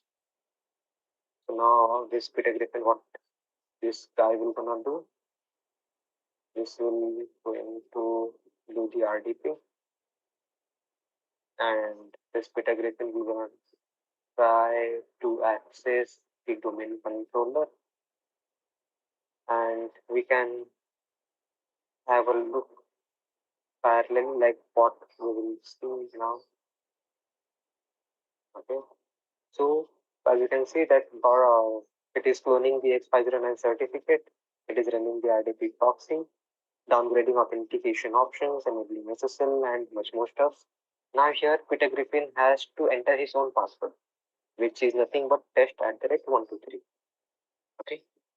Now once the Peter Griffin user, once this user clicks on OK, he will going to get this certificate issue. And normally in network, what happens that a user generally clicks on the yes button before going ahead and giving the certificate. They just go ahead and click on yes. Why? Because in this certificate, I can see a couple of interesting stuffs which are legitimate, such as the DC IP address and the domain name. And in the error message, it says the server name on the certificate is incorrect. The certificate is not from the trusted certifying authority. Most of the time, user just neglects it because they are in a hurry to access their domain controller. So if I go ahead and click on the yes, it says that this computer cannot access the remote controller. User might get frustrated at this point of time, and he will gonna go ahead and try to access the machine again. And on the second attempt, if this Peter Griffin goes ahead and tries to access this machine, it says that this could not be due to thread SSP encryption oracle remediation, and authentication error has been occurred. Okay. So at this point of time, he will get to know that yes, he won't be able to RDP that machine. But for the attacker, hopefully he got the credentials in clear text, which is this, yeah, over here. So this is one of the ways through which attacker can access the clear text credentials. And yeah, see, this credential is similar to the one which we cracked from NTLM hash. So the story will gonna be the similar. I can do DPS execute and I can get the NT authority pretty quickly. Next up, we have this phishing. So for this demonstration, unluckily or unfortunately, I'm not going to use any of these phishing techniques. But I have mentioned a couple of them, such as phishing with Microsoft Office. There are a couple of Office CVs available in the market. So if the targeted machine, the user sitting on that machine haven't updated his or her Microsoft Office, then there is a possibility that we can use the CVs available in the market, and at the end of the day, we can get the access of the machine. Apart from that, there are a couple of other stuffs such as net and TLMv2 hash stealing using Outlook. Yes, it is possible. And on the Outlook web access also, we can do password spraying attack. But for that, we will have to have a password and a list of different users. Coming up with our next attack, which is HTA and GS attack. So what happens over here is that we use the HTA file to get the reversal of any of the machine, whether it can be domain controller or it can be Windows. So what exactly is this HTML? HTML comprises of the HTML as well as scripting language. Now, when I say scripting language, it means it is a JavaScript, and with the help of this HTML and JavaScript, what we will be doing is we will be getting the reverse shell. And how we can do it? It is pretty much easy. Like we can create a HTML file using MSF Venom. We will have to transfer this file into a Windows machine, and from that we can get back the reverse shell once the user clicks on that HTML file. But do note one important thing, that this HTML file, we can run this file only when the machine has MSHTA installed. If the machine is not having MSHTA, or if the machine is missing MSHTA, then we won't be able to execute it at all. But at the same time, what I have observed is that we can use Explorer, Internet Explorer, the old Internet Explorer, to execute this HTML file and to get the reverse shell. Again, conditions apply that either there should be MSHTA file available on the machine, or there should be Internet Explorer available, which by default Microsoft wanted it. They just scrap it out and replace it with Microsoft Edge. So over here also, as you can see, I have this Internet Explorer available, but in my Windows, no matter how hard I try, I will not gonna find Internet Explorer at all. Instead, it got replaced with Microsoft Edge. And at the same time, in my machine, I have observed this one thing, that this machine doesn't have NSHTA at all. Okay, so see Windows, now system. Okay, I want system 32. Yes, here we are, and I'm gonna search for MSHTA. So as we can see, I have this MSHTML, but I don't have this MSHTA. Now let's go ahead on our ID just to confirm whether this machine also has MSHTA installed or not. Use items on users, around Windows, system 32, and let's check. So this machine has MSHTA available. Okay. So now we can perform HTA based attack, but again, I'm not going to do so as of now, because there are a couple of more interesting stuffs down the line. And with the help of JS also, like this is the JavaScript code, we can enter the PowerShell payload over here, and we can transfer this JS file into the machine. And once the user clicks on this JS file, we get the reverse connection back. Okay. And apart from this, there is one interesting stuff which most of the time nowadays attackers are, what you can say, the APT attackers or the threat actors they use, which is using the LNK file. So LNK file is nothing but a shortcut file where they are executing HTA without having HTA extension. So what are those LNK basically? So these files are created by the Windows automatically. Whenever a user opens a file, these files are used by operating system to secure quick access to a certain file, which is again a shortcut file. And there is one hidden side of this shortcut file, which is that it has the capability to execute command. Command as in, we will gonna have a small demonstration of it, like what I'm trying to say when I say it has the capability to execute command. So a couple of examples are here, like with the LNK file, what I can do, I can go ahead quickly and I can execute the CMD. From the CMD, I can try to execute PowerShell, and from there we can drop a normal rat and other stuff. At the same time, with the help of LNK, which is a shortcut, what I can do, I can download remote SCT file, and again that SCT file will gonna have the capability to download the dropper, and dropper will gonna send my connection to attack. Then we have interesting stuff, which is docs, docx. With the help of docx also, we can create an LNK file, and with that LNK, we can download the remote HTML, and that HTML will gonna execute the PowerShell, and PowerShell will gonna send me the reversion. Pretty easy. Let's have a small demonstration like how we can do so. So, what we have to do basically over here, we have to create a small malicious exe file. Okay. So now let's go back to our Kali machine, which is available over here. Let me create a malicious file. My IP is 107. Okay. And yes, one more thing.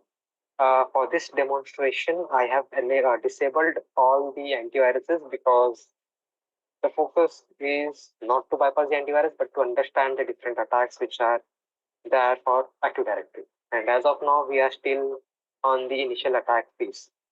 So what I'm going to do, I'm going to create a small malicious file.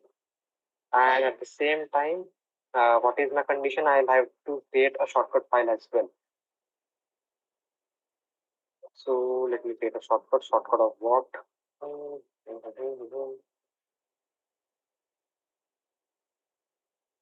Microsoft Edge.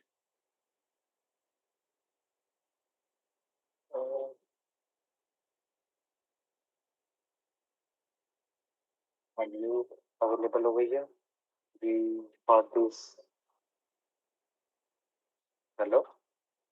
Okay, it is on desktop. We got this inshallah. For now, I'm gonna remove this SAM system. Okay. To get it to install, I will have to transfer it, and I will have to start my listener at the same time, which is on 9001. So we will have to create a shortcut file. So what I did as of now, I created this shortcut by manually going ahead and right clicking it and creating the shortcut at the same time. What one can do, one can also do this too. Like we can go ahead and enter this following command. So what this command will do, this command will going to create a shortcut following the URL from where the install.exe should be downloaded. So this over here, my second line. So I'm renaming it as malicious.lnk. Okay, done. Now Windows style, I'm setting it as 7. Okay. Then I'm entering the PowerShell location. Use, and this is little bit longer command which I will need to modify it. Yeah, okay. Probably no. Alright, it accepted, and I'll have to save the link. So I am saving the link, link.save, enable unauthorized access. Why so unable to save the shortcut malicious of the link? Why so? This shouldn't have had happened.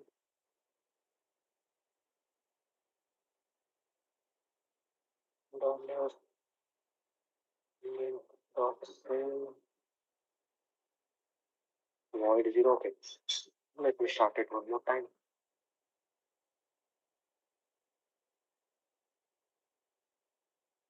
Again, malicious. Then I have this Windows style.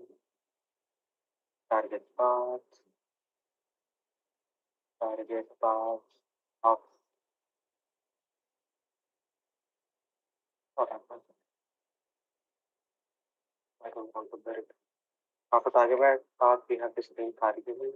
Yeah, link argument. Okay. Now I understood. Where is the problem? There is a small space between this install. So I believe probably that was the reason why it was not working. Okay. So this is some of the headaches which you have to face.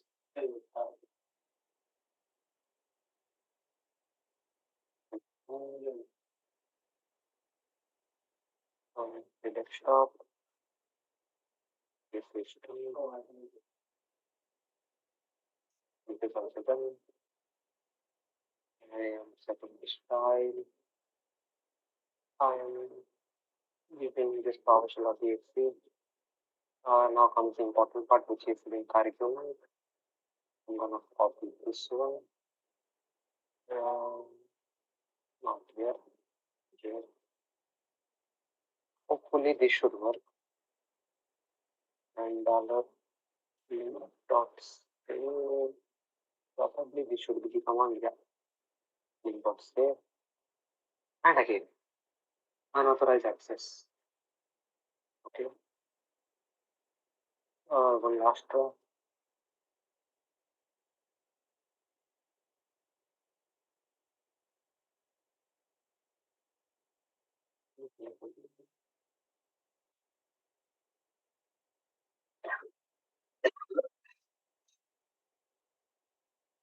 Alright. Then we have to start with path. To the work. Click document. Dot save.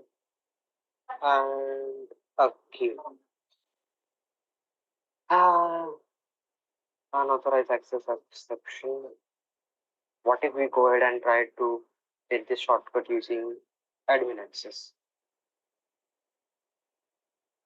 I mean, this is one of the last try. Let's try with this. Users, Twitter different and desktop.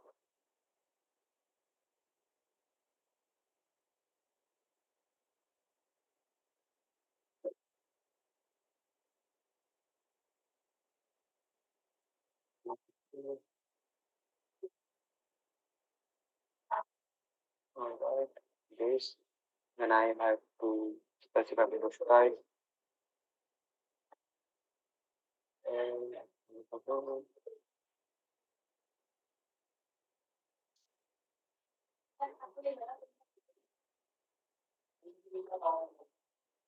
our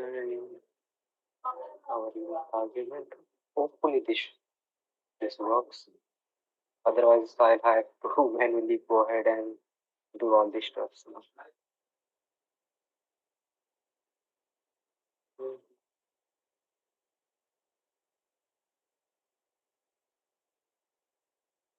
Yeah, everything is fine till now. Say okay. So, with having administrative access, I am able to save it, but it's in desktop. Why? Okay, it got saved in Chris Griffin's desktop. Very good. I am a fool. Big one, because over here I have mentioned Chris Griffin username and I am blindly searching on this Peter Griffin's desktop. Let me go back to that user. Using Chris Griffin, I probably should have the access.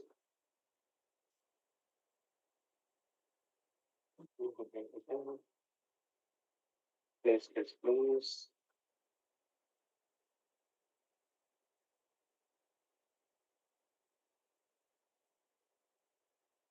Okay. I'm on the desktop. As you can see, I have this malicious file present over here. Okay, so till now, as one can see in our script over here, I have mentioned a couple of things such as download this install.exe file and then execute it. So as of now, I haven't executed this shortcut, but so I am not able to see any sort of traffic over here, which clearly means that I'm not going to get the shell as of now. Let's quickly go ahead and check like what exactly is this shortcuts property. And here you can see that, oh, okay.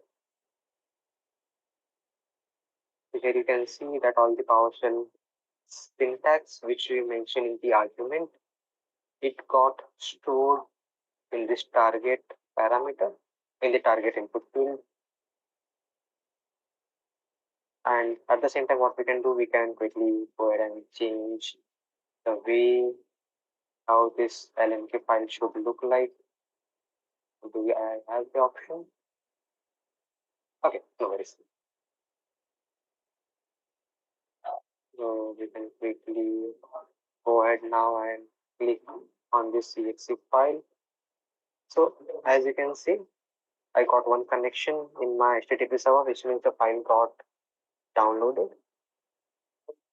And where is my NC? Okay, so the Windows Defender detected it. Let me quickly go ahead and disable my Defender because I'm not going to bypass it. It will going to take a couple of hours, which we don't have. Settings, simple reality virus. Remove this installed exe file.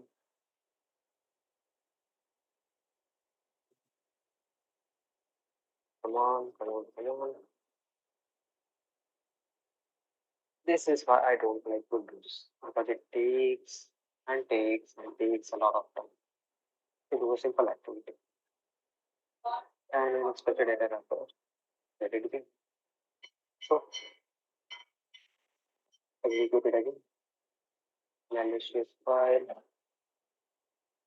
Again, we got this install button. Now user has to click the yes. So this is the way it is. And here we can see that we got the connection from 192.168.0.107. And if I go ahead and enter the domain, I will not gonna get anything because I have to use MSS console. So clearly, by doing this, what we can see, we can get the reversal without using HTTP file, just by using LNK file. So this is how it is. Okay. Now next up, we have this password spray attack. Like earlier on, I mentioned that we can do password spray using crackmap execute. And for password sprays, we can do it on assemblies. We can use WinRN. We can also use the password spray for RDP.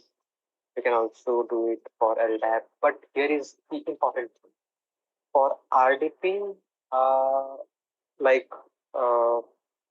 SMB, WinRN, as well as for LDAP, we can use hash as well to log in into the machine or to get the information. But at the same time, we can't use hash to access the RDP machine because RDP most of the time specifically requires credentials, username and password. So now what we're gonna do, we will gonna do a little bit of fun activity, which is password spray. And before this password spray, let me quickly go ahead and check my account details. We just minimize Kali. Net accounts. So over here, as you can see, my minimum password age is day 1. Password age maximum 42. Lockout threshold is never. That means I can easily go ahead and perform the brute force attack.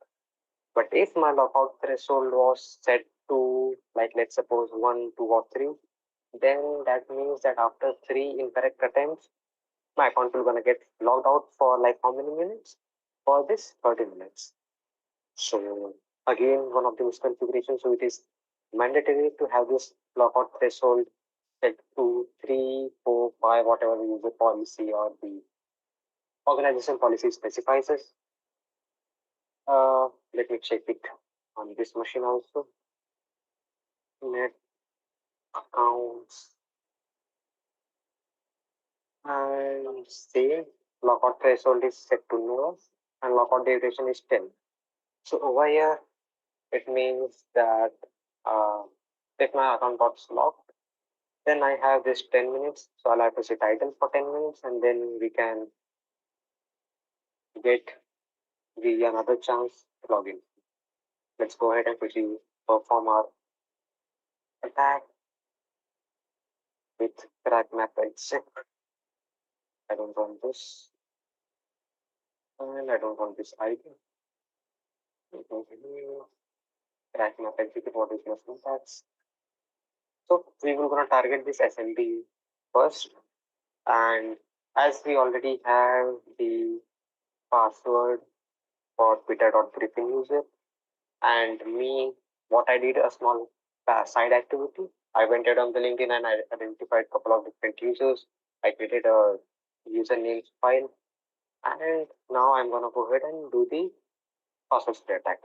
Okay, back to my Kali. I'm looking at you. Crack map exec. I just want to see now. SMB DCIP hyphen. Instead of specifically specifying the username, I will specify the user bodies. Do I have any? Users list, user list, user list. No. Let me create it. Users.txt. So twitter.griffin, stevie.griffin. Then we have this test user, we have admin, Twitter, administrator. Then we have me, myself as a user. I'm gonna use my full name now. And we have this test, SQL SVC, and MS SQL user. What else? Guest user, and Kevin.Hart.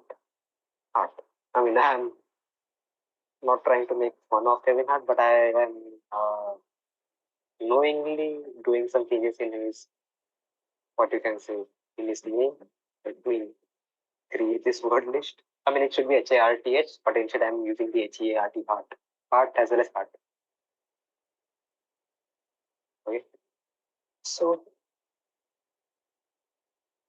let's see. Now we will go ahead and perform the password spray attack on the username which I have created. So I'm not gonna use this continue on success now because I wanted to show you that once the crack map exit got the correct password then of the first user, then what it will gonna do? It will gonna stop at that moment only. It will not gonna go ahead and try to brute force the other users' credentials. So see over here, it got the Peter Griffin's credentials as test, so it didn't went ahead and check for all the users.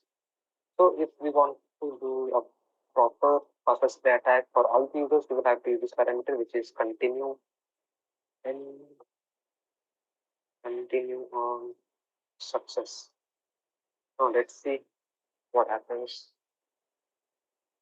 Yeah. So over here you can see that we got this keyword font on Peter.Griffin user, but we haven't got that syntax on Stevie Griffin. But at the same time, we can see that there is this plus symbol. Now, why there is a difference that we haven't got this font on Peter Griffin? Why we haven't got this font on Stevie Griffin, but we got this on Peter is because Peter is the domain admin as well as Stevie Griffin should not be the domain admin. Let's go ahead and check it. Stevie.Griffin. Who are you? See, over here, Stevie.Griffin is just a domain user. But at the same time, this Peter.Griffin is domain admin. That's why it is showing me as font, PWNED. Otherwise, people might use it in other way. So, Peter.Griffin is the administrator, domain admin, domain user, as well as enterprise admin. So now we got one more user, which is Stevie.Griffin, whose credentials is similar as Peter.Griffin.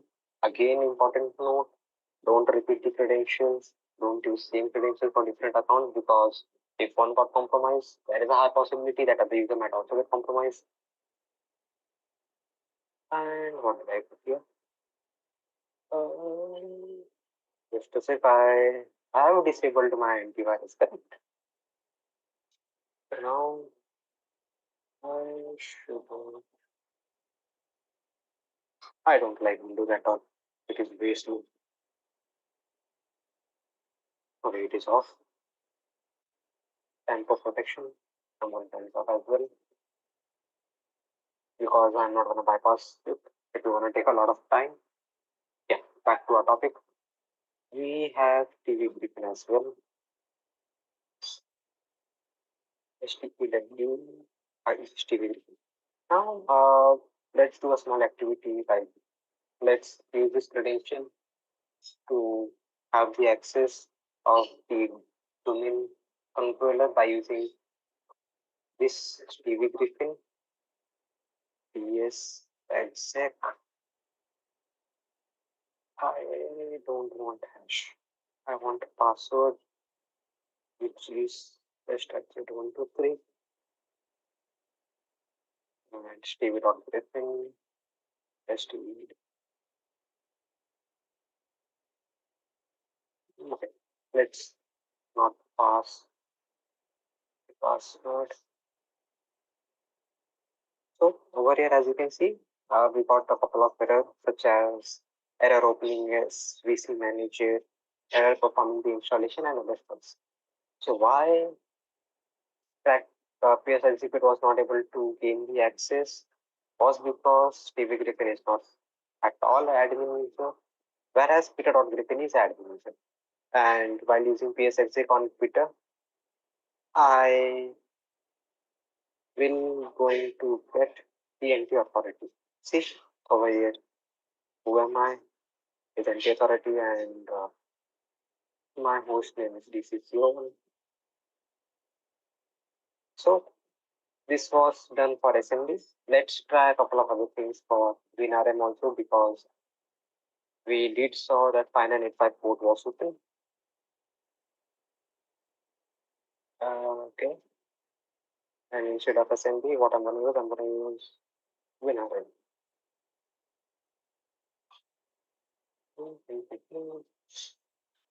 Come on, come on. Yeah. Again, similar stuff like for Peter Griffin it is on, for Stevie.Griffin. So here is an interesting stuff for Stevie.Griffin. Now, when I am trying to do the password spray for WinRM, it is showing me a red minus, which means there is an error. Okay, it simply indicates that by using WinRM, I won't be able to access. I won't be able to access this TV Griffin, whereas by using WinRM, I can access Peter Griffin. So this is what I can do. Now let's move forward with local enumeration. So now that let's suppose that we have the access of a user. Okay. And now what we're gonna do, we will do some couple of local enumerations attack. And nowadays what happens in a corporate world is that while doing the AD audit or AD pen testing, a lot of time vendors, what they do, they give us the scenarios like you are already present in our network. Now you have to do the audit or you have to do the pen testing. Whereas there are a couple of other things also when we talk about AD pen testing, which is the pure black box approach. Now, what do I mean by black box approach? I mean the pen tester will not be given any sort of access to the network at all. They will have to bypass the security checks on the front gate of the company. They will have to carry the laptop inside the network, connect the laptop into the network, and then later on they will have to capture the hashes by using Relay, Responder, and other things. And they will have to gain the access of a user, do local enumeration, domain enumeration, and go ahead. So now what we are assuming is that we already have a local account, but not the local account. in our scenario, we are definitely got the domain admin, we compromise the domain admin, but for the demonstration purpose, let's do a couple of local enumeration also. So there are a couple of things such as local user and groups enumeration, network enumeration. We will gonna check whether AV is enabled or disabled. I know antivirus is disabled, but suppose someone is doing this enumeration, they won't know it. Then we have this local vulnerability identification, local privilege escalation, and machine. So here are a couple of syntaxes. And again, the syntaxes are not by default syntaxes. So I'm going to use a tool known as PowerView. And there is one more tool which is AD Recon. I'm going to use it later on. But for now, let's go ahead with PowerView now. And I'm going to use this. Let me close this administrator now. And yeah, font. I do have a problem with my font.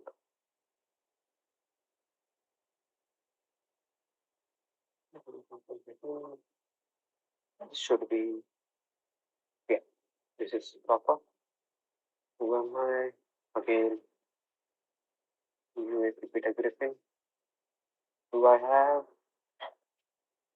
power view? Come on. I don't want this. What the hell? Configuration. Do I have power view? Power view? Power view? Yeah, I do have this power view. So let me import it pretty quickly. For that, there are a couple of things. I mean, by using a couple of ways, we can import a PowerShell file. By using import module power view, or at the same time, what I can do, I can simply use this dot, single dot, and then I can specify this power view file. But I cannot do it. Why so? Import module again. Okay. PowerShell. Set.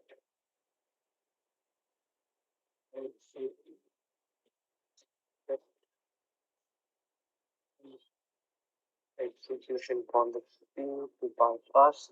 Yes. And I get this error. Why? Because access to the registry, this PowerShell is denied. No worries. We can use another method which is PowerShell EP bypass. And here we go. And now let's import PowerView. And our import was successful. Now let's check what are the things which I have. Let me replace it. Okay. So what are the different privileges which I have? That is set on privilege, which is disabled. So only one privilege is enabled for me, which is change notify privilege, which I don't think so. I'm going to utilize it for local privilege escalation. All right. What more do we have? Other commands, such as we have this net accounts, net users. Net accounts would want to give me this information like logout thresholds, password histories, length of password history maintained, minimum password length, maximum password age, and all. Logout all mechanism. Now, let's suppose I have to check my own user. And again, as of now, I have imported this power view rarely because at the same time, once we are done with the local enumeration, we will gonna move ahead with the domain enumeration. So now quickly, let's cover up this local enumeration part. So who am I? I'm Victor Griffin. Okay.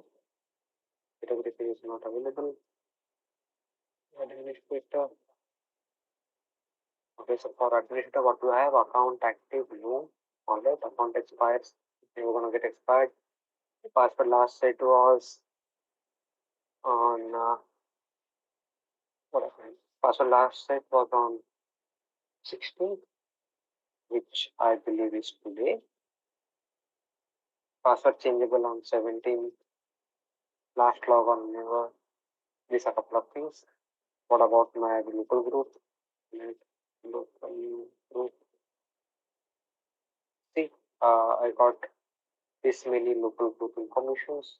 I can have this many local groups available: administrator, backup operators, device owners, guest, and others. What about net local members? Now, net local group members. I want to check the members of this administrator group. What exactly do we have in administrators? So, as you can see, this machine, if I am not wrong, my host name is ns01. So, this administrator MS01 machine is a part of administrator local group as an administrator, and the test user is also a part of this administrator group, and the other are UAP domain admins, which are whose principal name is active directory. Then we have other users such as period of Griffin, period of Griffin, and more. Now, let's check this other stuff, such as do we have to perform any sort of pivoting or not. There shouldn't be this scenario to pivot. Yeah, okay. So we don't have to pivot it at all. Actually, I do have to pivot it because I have this Ethernet adapter 1. I have this normal Ethernet adapter. And let's see if conditions applies, we will gonna do some network pivoting and other stuff. But for the record now, let's quickly enumerate this network.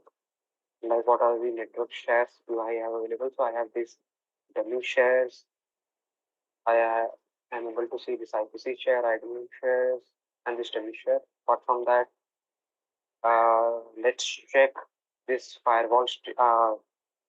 This command is basically used to disable the firewall, which we have already done. Still, let's copy paste it just to check what do we get. So we can see that the requested operation requires elevation. So until and unless we don't get the administrative access, not administrative, but the local admin access of a machine, we won't be able to disable the firewall. Now let's go ahead and check whether the antivirus is disabled or not, which I believe it is. Okay, there are a lot of information available over here. And this spyware enabled true to what exactly yeah. So over here, as you can see, is tamper protected false, which we have disabled it. Then on access protection is also false, quick scan overdue false. Okay, no problem at all. Real time protection is what we need. So real time protection is set to false, which means my defender is turned off properly. And again, this command is used to disable the real time monitoring as well as disable IOEV protection. Let's check whether we have this IOEV protection. It is false, that means it is also disabled. And real time protection was also disabled, so we don't have to disable it now. Let's check for some interesting information, like whether this machine has anything interesting for us or not. Come on, copy.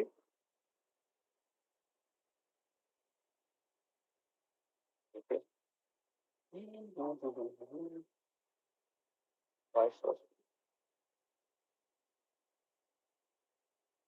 Reimbursement. Okay, I only want this.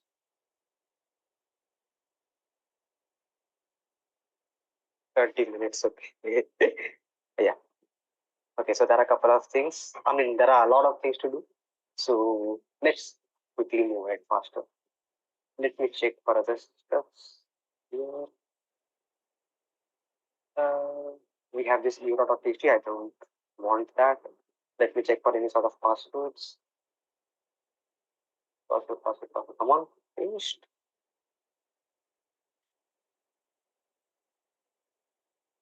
Let it be. Okay, now for the local vulnerability identification, there are a couple of tools available, such as JAWS, Watson, as well as Sherlock. So let's quickly try and check like what are the vulnerabilities available on this system, which we can use to gain the admin access. So I'm gonna import. Do I have Sherlock? I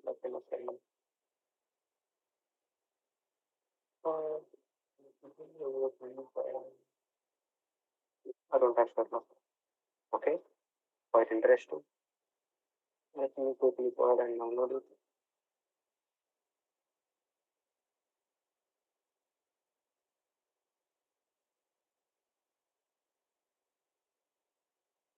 By our well-known guy Rastamouse. I'm gonna download this one. Okay, let me run this. Now I will have to download it. Here we go. So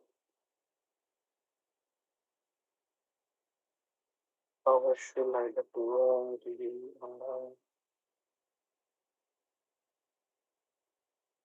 come on, what happened to my copy page? Okay. Out file Sherlock.ps1.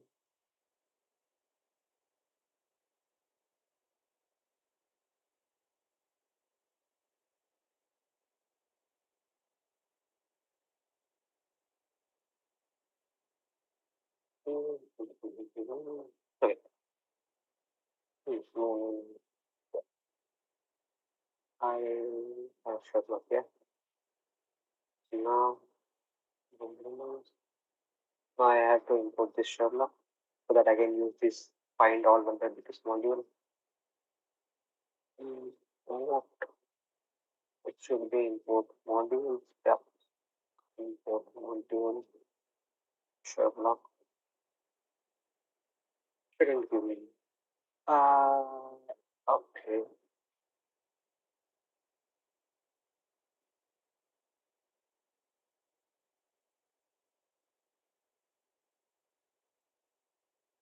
There is a problem with our file only. So we will have to use different files.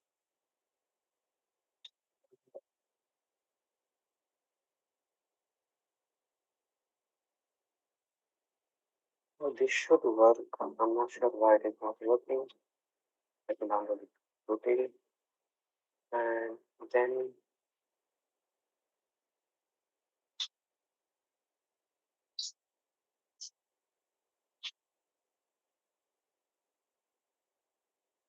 this should work, I guess.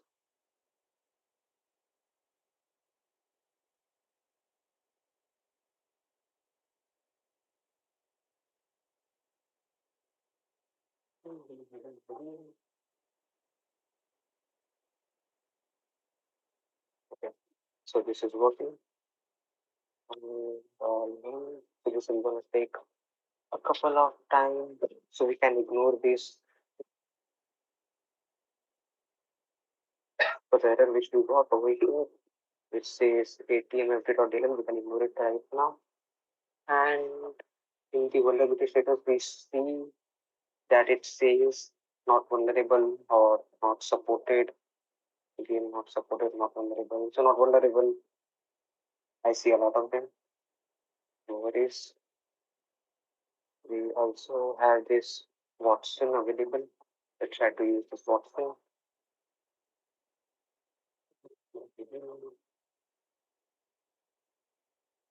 So Watson, it says that 0 vulnerabilities found.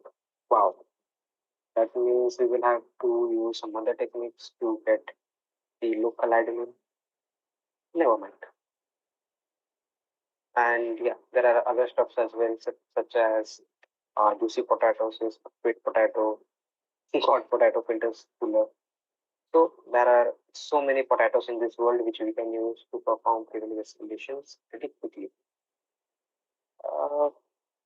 As we have little time left, let's look at domain enumeration part. Okay.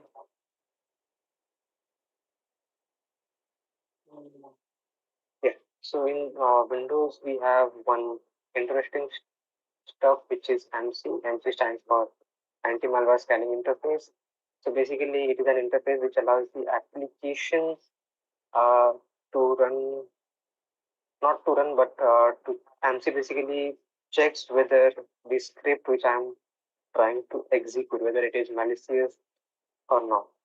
So how we can check whether the AMSI is enabled in my system or not. So for that, what we can do, we can quickly go to our machine and we will have to navigate to the system32, see Windows system32, and over here I'll have to check whether this AMSI.dll is available or not. So if this DLL file is available, that means that the system is protected with AMSI. But on the other hand, in the beginning of this session, I said that I have disabled all the antivirus and other stuff. Basically, I have created a group policy which disables all the antiviruses on the system, which is getting connected to the domain. So no matter if this AMSI is enabled in my system, I will be able to execute any PowerShell file without any problem at all. And again, we can bypass this AMSI using this syntax which is available over here. Now let's move forward with our domain user enumeration. Yeah. So for that we will have to import Power View. Okay. Now first let's check the domain users. Okay. Get domain user. So who all are the domain users available in the network? It usually takes some time, so I'm not sure why. This Power View is gonna take a little bit of time. So meanwhile, we will use another commands.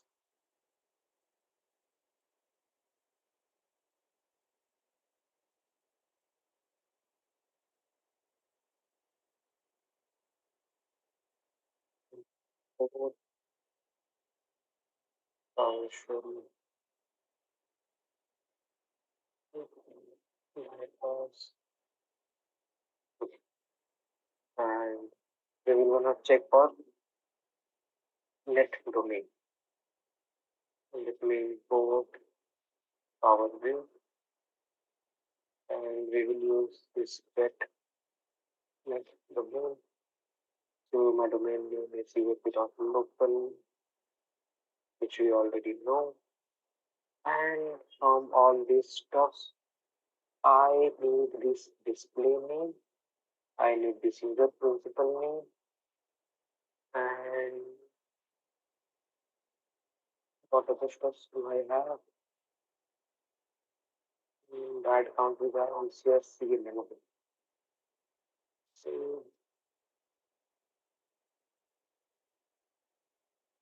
select C1 and admin, we have this interesting parameter which is admin count, and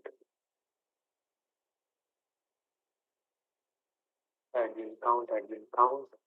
So I want only these two things for now. Again, it will take a little bit of time, and after that we will get the information. Okay, So the net domain is done, and let's enumerate the domain policies. What are the different domain policies which are applied? Get net domain, not net domain, it should be domain policy. And as always, this will gonna take forever to get the output. That's it. We will be patient. Yeah. So we got this domain user information. So this admin count is 1. PRBTGP is also 1. Peter of Pippin is 1. And this means that the admin has accessed these accounts earlier on.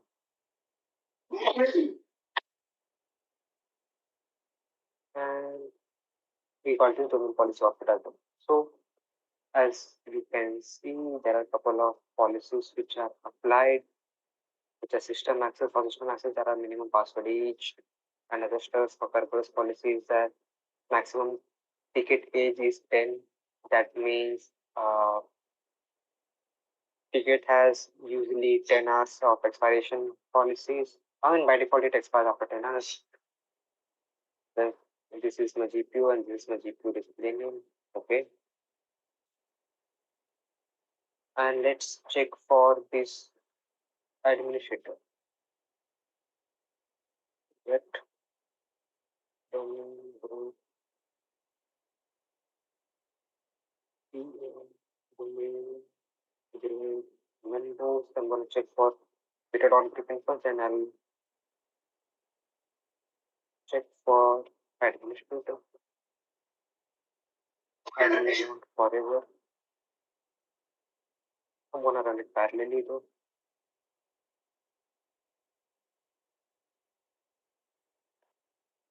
Come on, give me something.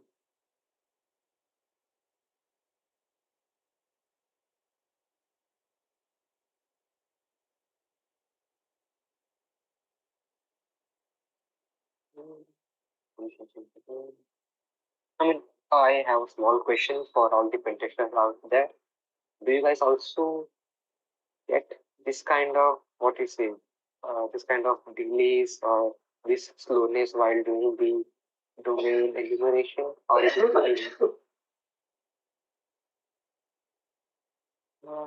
okay, no problem at all. Let's check for domain groups. Domain groups. Okay, mass spelling is bad.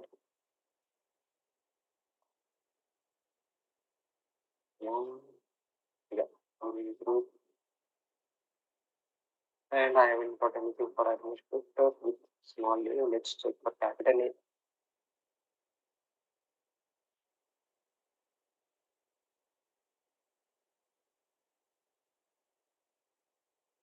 I still haven't got any information for domain group. And not for administrator also. Doesn't matter. So by using power view, we can check for domain groups, for domain group members. We can check for domain OUs. We can check what are the different computers which are available in the domain. So let's quickly check this out.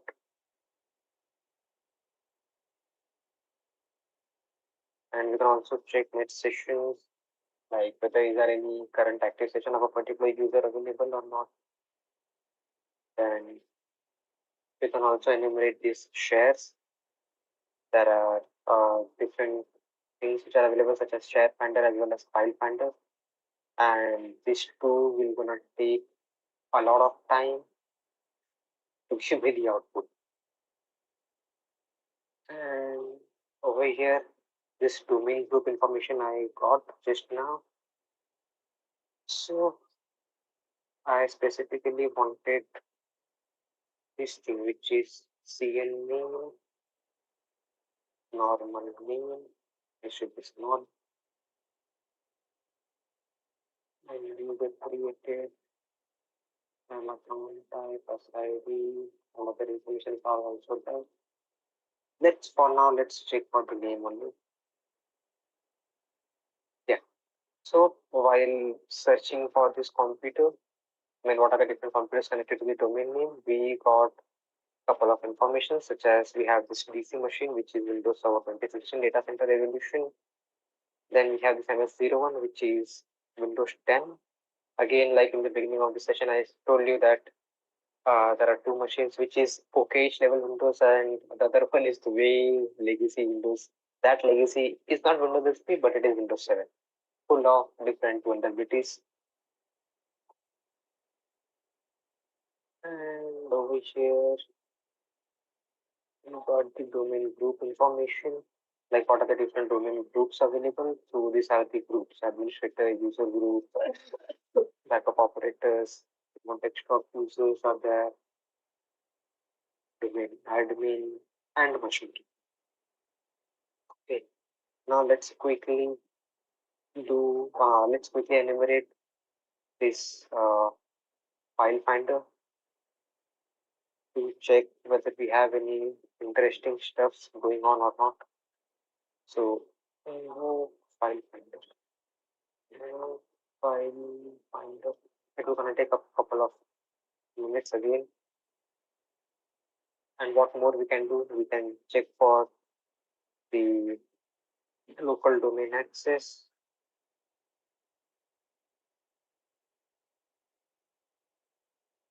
Find local domain access.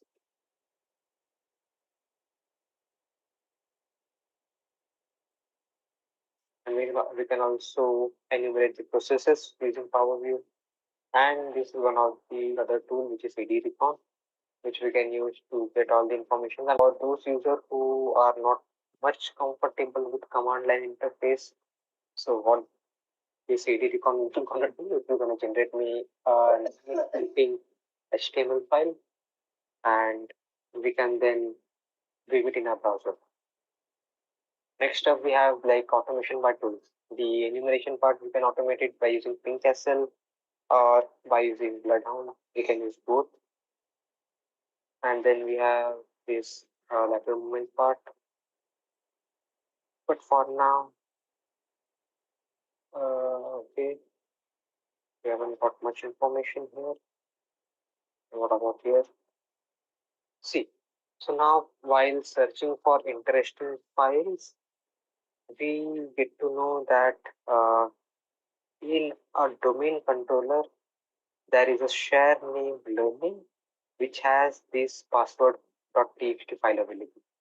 So now, as we already have, what you can say, the domain user credential, which is Peter.Griffin, let's quickly go ahead and try to enumerate the shares by using our Kali.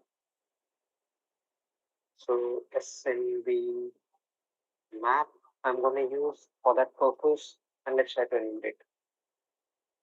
Authenticating. Okay. So now, as you can see, that there is this local share available, and it does have the read as well as write permission available. Wow.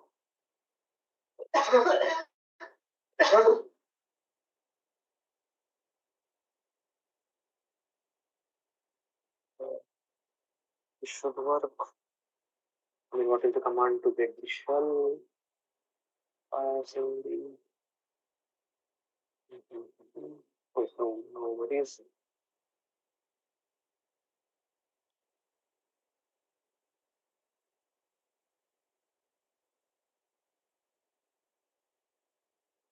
Name of service not found, no problem at all.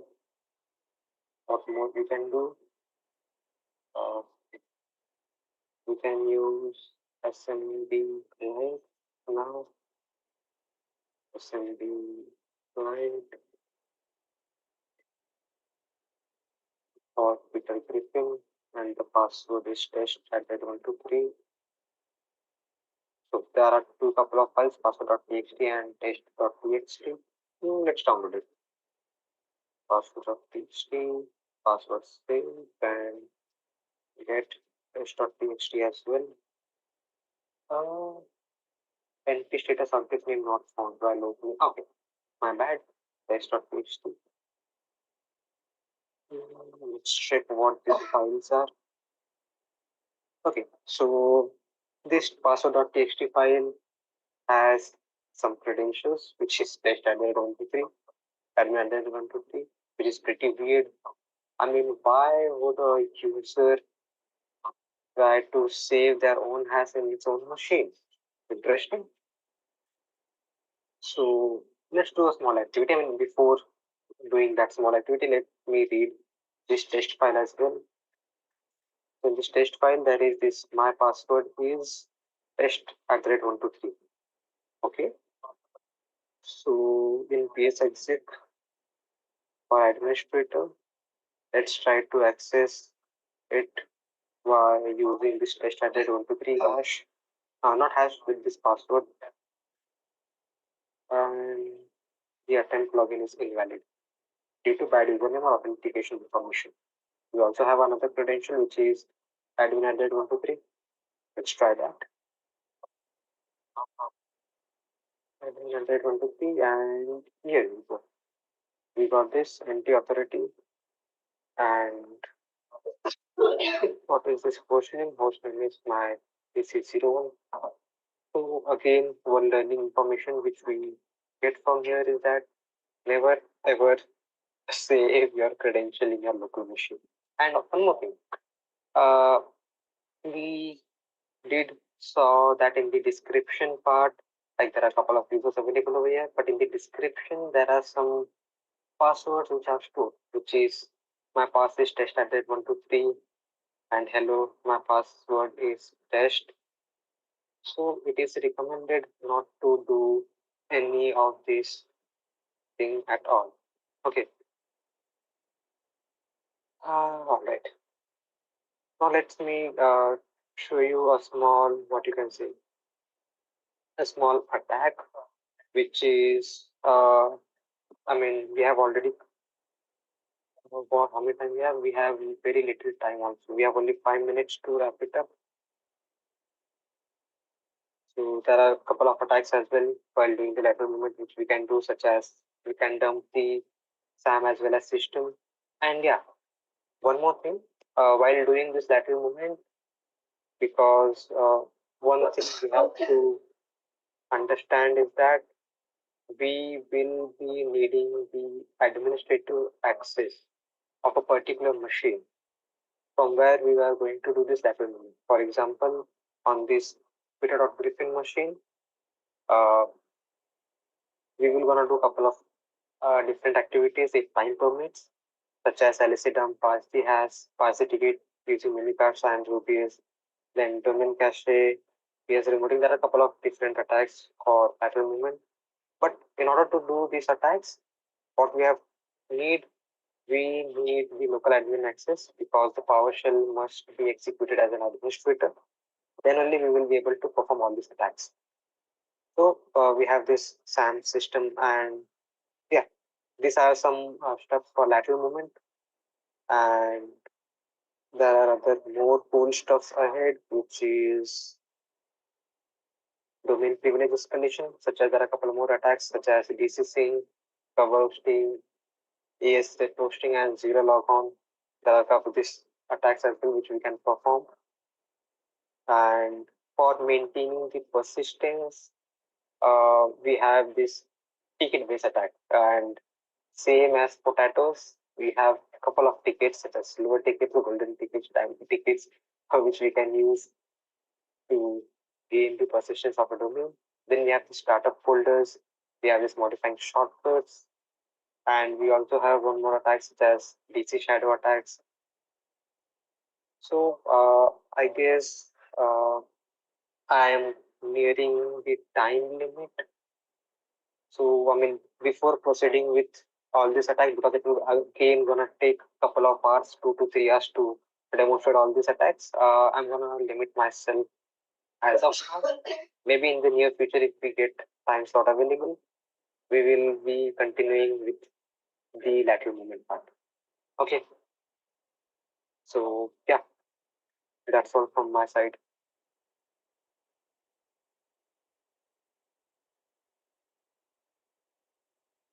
Yeah, thank you for the amazing talk.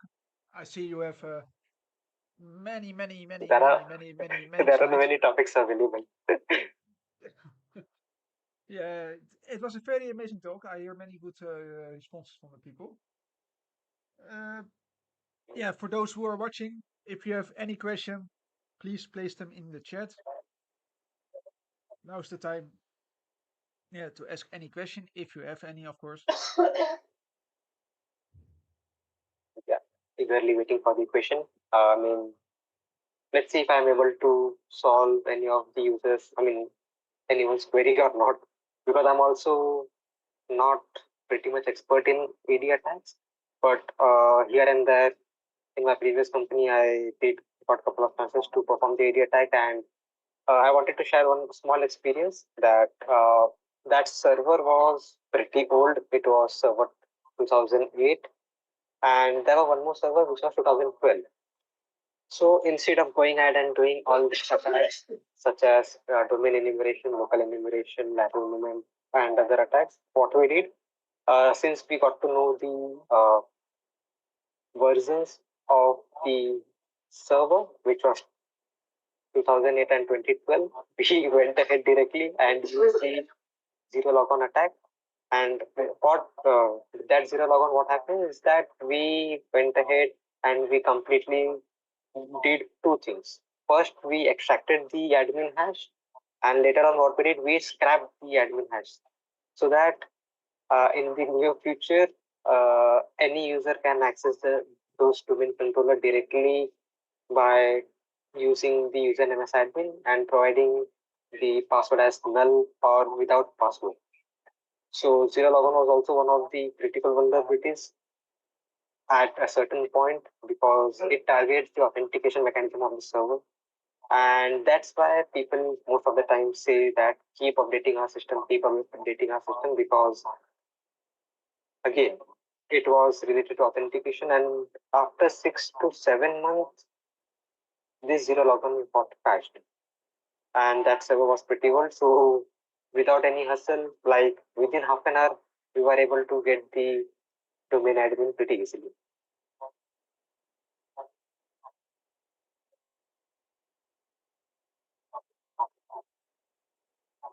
Okay, so now waiting for the questions.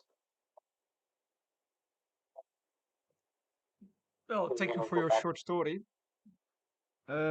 Yeah, I don't see any question in the chat, so and we have like 10 minutes left, so yeah, if you want to do or share anything from your side, any idea that you could not do, it's now you have like 5 to 10 minutes to do it again, or Okay. still if you want to, but Okay, if so not, if we have 5 to 10 minutes, let me show a couple of attacks.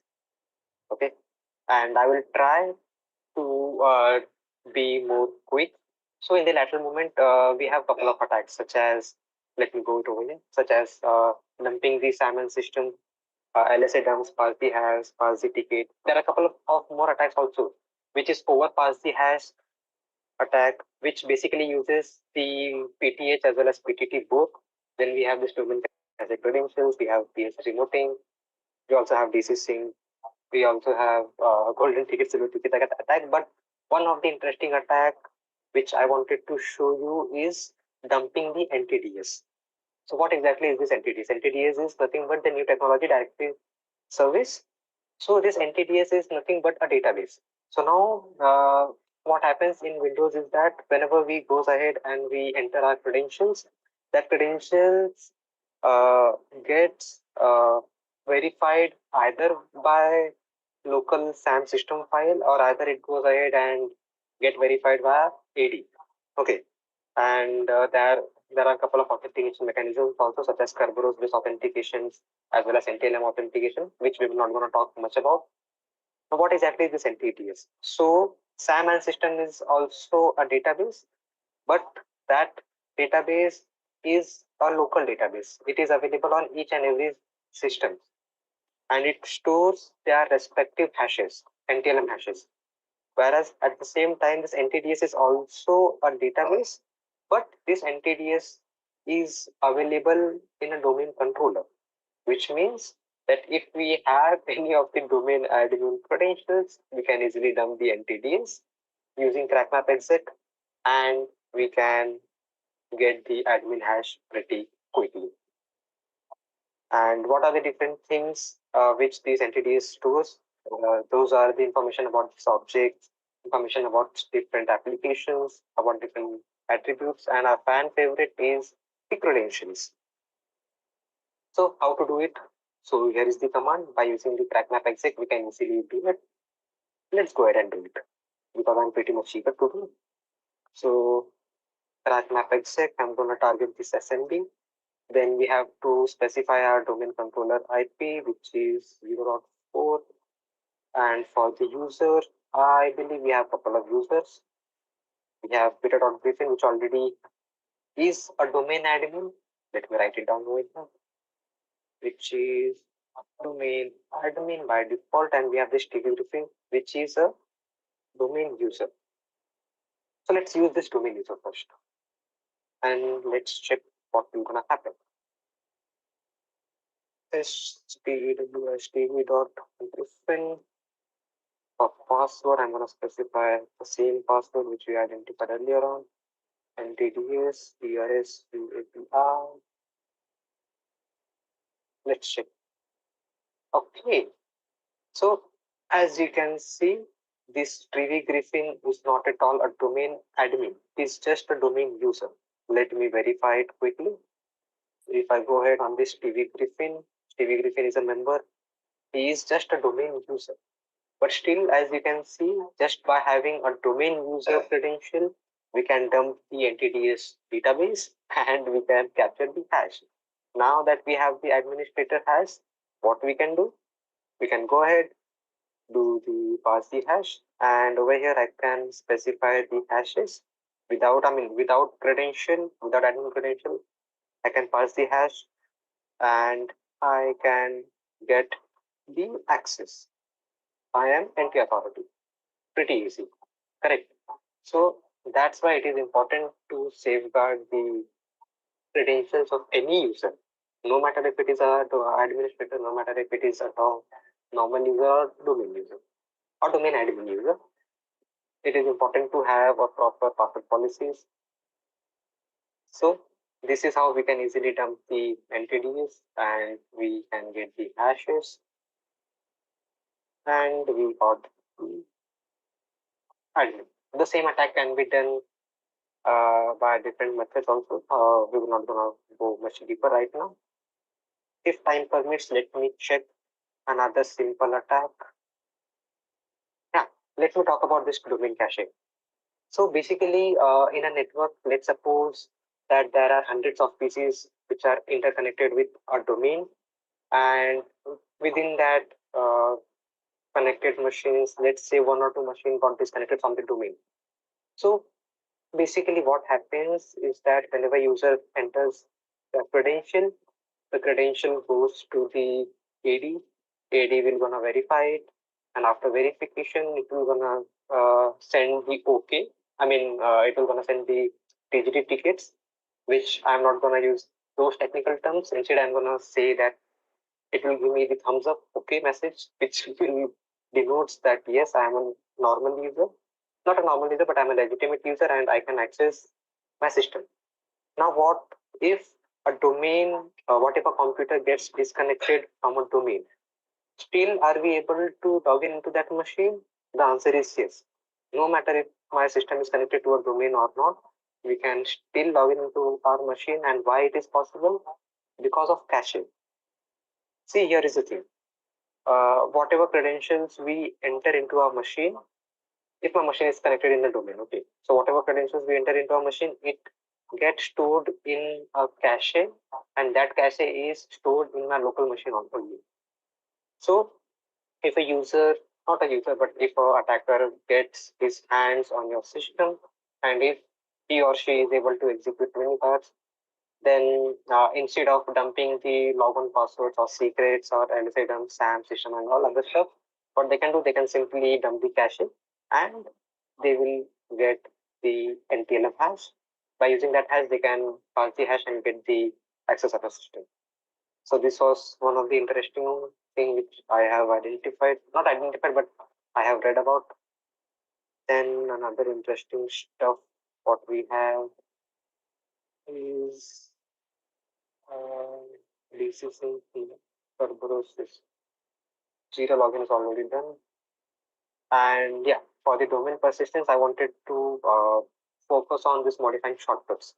These shortcuts are nothing but these LNK files only. Okay, so like over here, where is my Windows? Yeah.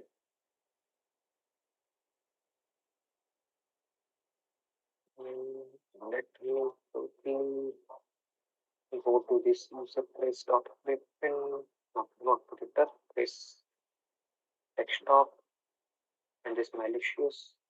See, uh, while doing the persistence, we have this one technique which is known as modifying shortcuts. So over here, what we do, we basically have these shortcut files available on the systems, or we can create one shortcut, which I have earlier on demonstrated how. And we have to simply go towards this, what you can say, we have to go to this properties, and we have to change this starting syntax. We have to replace this syntax with the one where we are downloading our malicious file and executing it, similar to this one. And by doing so, what we can do, we can simply add our we can simply download our payload directly from this Microsoft Edge shortcut. And once executed, we will going to get this reversion. And at the same time, we also have these startup folders. Like if I put the malicious file, malicious exe or malicious DLL file, which I can generate from CovalStrike, if I place them in the startup folder, and now it doesn't matter because my payload is in the startup folder. So whenever system gets restart, after a couple of minutes, let's say 1, 2, or maximum 5 minutes, I will gonna get back my reversion. I mean, I will get the reversion back because it is stored in the startup folder. And the startup folder location is this. For now, let me quickly check whether do I have anything in my startup folder or not. Let me minimize this and see program data. Okay, it is hidden. Program data. Microsoft menu, start menu, program. So startup. So as you can see, there isn't anything. So I can clearly say that no one can get the reversal of my system because I mean not get the reversal of my system, but no one will be able to do the persistence mechanism on my system because there isn't any malicious file in my startup. Now that doesn't mean that my system is not hacked. There are multiple different ways which I can use to identify whether my system got hacked or not. So yeah, I guess I'm gonna stop myself over here. It was very nice giving session on AD attacks. And any questions, do let me know. Thank you for the amazing talk. Yeah, I don't see any questions still, so I think it's very clear to everyone. I see that many people enjoyed your talk. It was very interesting, they say in the chat. So I want to thank you for your talk and of course your time. And yeah, for the people who are watching, give a warm applause to the speaker. He deserves it. And yeah, I see you guys with the next talk. We take a little break of 5 minutes to prepare the next speaker, and I hope to see you with the next talk. So one more time, applause for our current speaker. And yeah, if you want to say something to the audience, now is your time. Yeah, I would like to say that thank you so much because see, my talk was little bit lengthy. It was 2 hours, more than 2 hours, and still we were halfway. We haven't saw. I mean, we were not able to demonstrate other privilege escalations attacks. Then there are more attacks for domain persistence, domain escalations. There are a couple of attacks which we were not able to see, and I mean, basically, I'm not able to cover them in 2 hours of frame. So in the near future, again, as I said earlier, And if we get another chance in 2024, or probably I can collaborate with the Viceran, and what we can do, we can have a small collaboration and we can upload those videos on either YouTube, or either we can stream it on Twitch to cover all these different attacks. What do you say? Is it good? Yeah. Thank you again. If you want to reach out to him, you see his Twitter name in the sheet. You can also reach out to him on Twitter or Telegram. So I see you guys in 5 minutes. Then we go with the. Oh yeah, you see it. He's who am I? Yeah, I see you guys in 5 minutes, and then we start with the next speaker. So enjoy your break. Yeah. Thank you so much.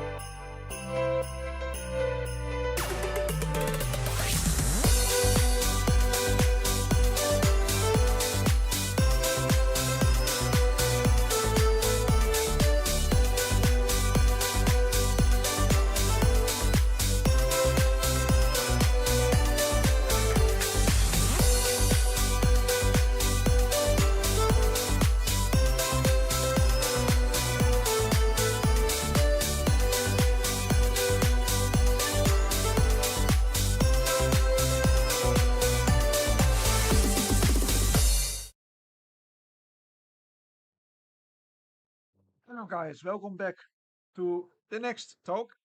it was a fast 5 minutes, but yeah, because of the time, we need to start with the next speaker if we are to stay on schedule. So the next speaker is probably the next speaker is unfortunately not present because of some personal business, but he made a video of his talk that I'm going to play right now. So for questions, if you have any questions regarding this talk, you see his name on the screen. You can reach out to Doc with a 0. So if you have any questions, please reach out to him as he is not here today, unfortunately. But I want to thank him for recording his talk, making a video that we can show you guys. So I will stop talking. I will say enjoy the next speaker and yeah, have a wonderful time.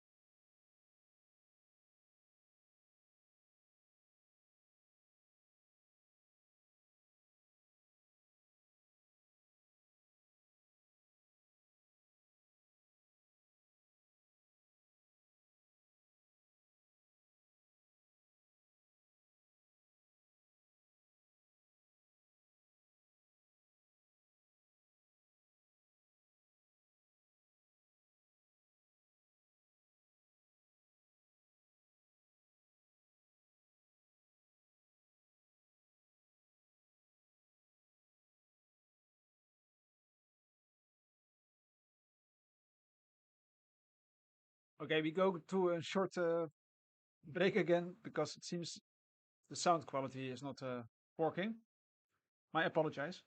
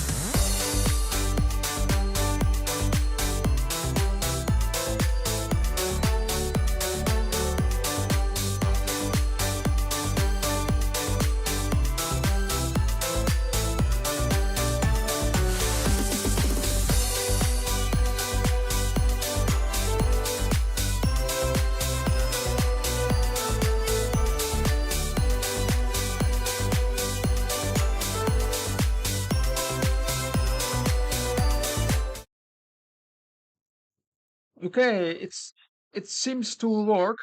So I will no longer hold you, and we just go with the next talk. So enjoy, have fun.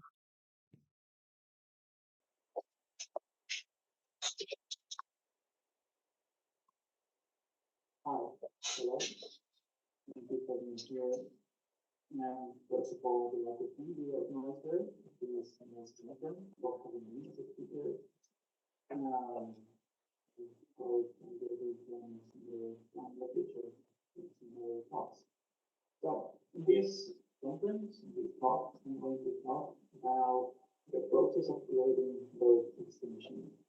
As you know, bird is a tool most compressors use for web compressing, and sometimes we have some functionality by default, and it's nice to be able to provide this functionality for ourselves and integrating it inside the board itself can be helpful and our processes faster and easier to use. So hopefully by the time this project is finished, we will have a good idea of what it takes to create a full extension. Alright, my name is Antonio, and I go under the name Doc. So basically, I have no computer science background. I started physics later. I transitioned to the IT world. Happens over years already. In the cybersecurity industry, I've worked for different companies. At the moment, I work for a company called Workflow, and I'm a cybersecurity engineer. I like to automate stuff, with an autonomous work, and I think this process of building board extensions, you guys like different types of scripts, and any other popular and quality things. I am the author of a bird extension that you can find in the App Store for federal issue recorder. For some reason, it got published as a broad extension, so I think you could need to have a broad code license to use it. But if you go to my GitHub, you can find it for free. So I have more of a discussion with that, especially that I don't get any money. I don't really know how that works. It's something that's supposed to be good on their own. But yes, as I said, you can find this extension on my GitHub. Also, if I do reach out on LinkedIn, I was nice to meet with the cybersecurity colleagues. Right, let's start. Bird extender. So Bird has an API that allows us to interact with some of these internal components, not with all of them. And as we will see later, last year they upgraded this API and created a new one, which I really like. I have not had the time to look into that. And completely breaks in compatibility. So at least they still allow you to use the old one, which is the one we have here. But again, I think the new one gives more options and more flexibility, but still doesn't allow you to do the whole internal both things that you can access with this API. Okay. This one the presentation. So we'll give my big features to both extended to those who don't know about it. I will spend a little bit of time talking about object-oriented programming because it's something very, if you want to take a lot of attention, because to be fun.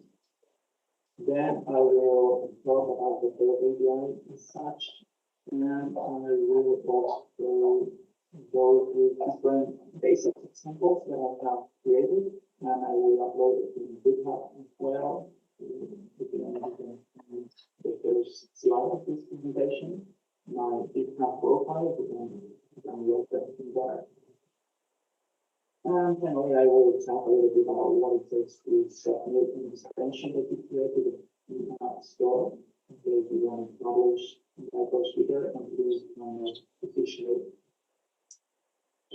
All right, so this is what the extender looks like. When we go to the tabs, we have the App Store. In fact, now we are so here we go to extensions. These tabs have changed a little bit in the latest series, but now the extensions have been reduced to the full extender in the package. Here we have installed, we want to install here is the App Store, where all the release extensions are.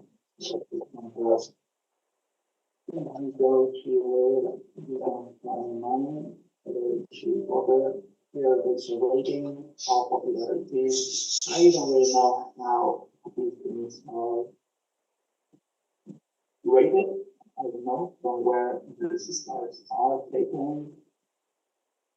I'm not sure if it's from the original repo or they rate themselves by comments that they get from people, from users. I have no idea. So I guess that the popularity is measured by how many times it's installed. Of course, we all know the most popular ones. Well, the fact that it's not very well known doesn't mean that it's not good. It doesn't mean that it's known. Most of them are very specific.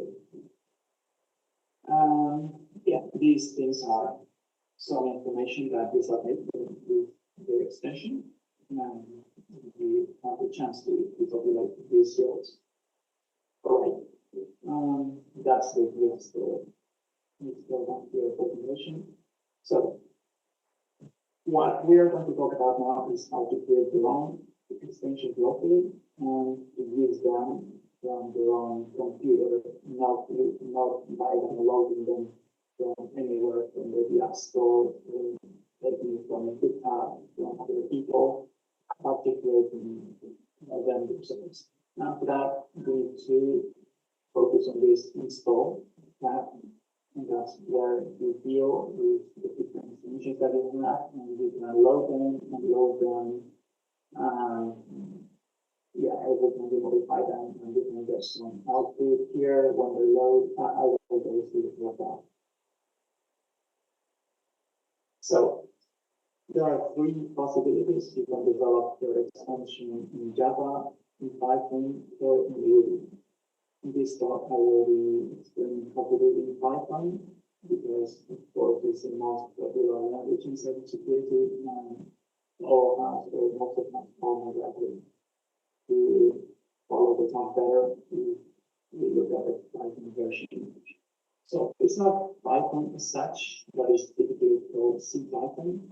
It's Python, that's the Python implementation in Java, because we've got some people taking the source code of the Python interpreter and have forwarded it to Java, and that is called Python. And the advantage that it has is that it's able to use packages from Java, classes from Java, things like the normal Python is not able to do.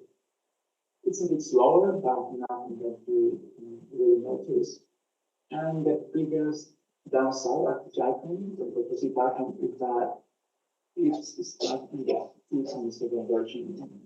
There are components to the free version, but still it's not happening. So maybe at some point in the future.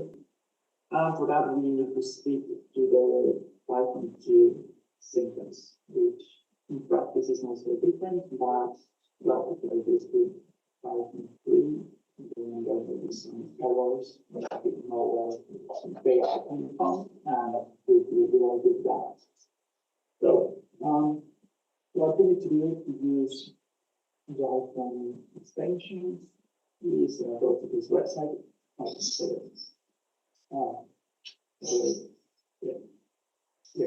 Go to this website, download this jar. You have to go for the standalone jar because there are other ways to install it. You go to the standalone one, download it to your computer, and here in the configuration of extensions in Verb, you just here select file and say, well, that jar is. And since that moment, it will use that jar. for running that function. So this is the first thing we need to do. Obviously, that's now, let's go with some object-oriented basics. Now, object-oriented is very popular style of programming, building most used everywhere in the software development industry. And it's popular because it makes sense. It allows to describe the world as objects that have properties, that do things, that is called methods. And it's a very natural way for us to understand. But also it's complex and it can be involving a lot of different concepts like it could be intimidating at first if you have never heard about them. So many people in cybersecurity don't like to code or have a lot of experience with it. So that's what keeps many people from doing things like word extensions. The fact that they don't like to code.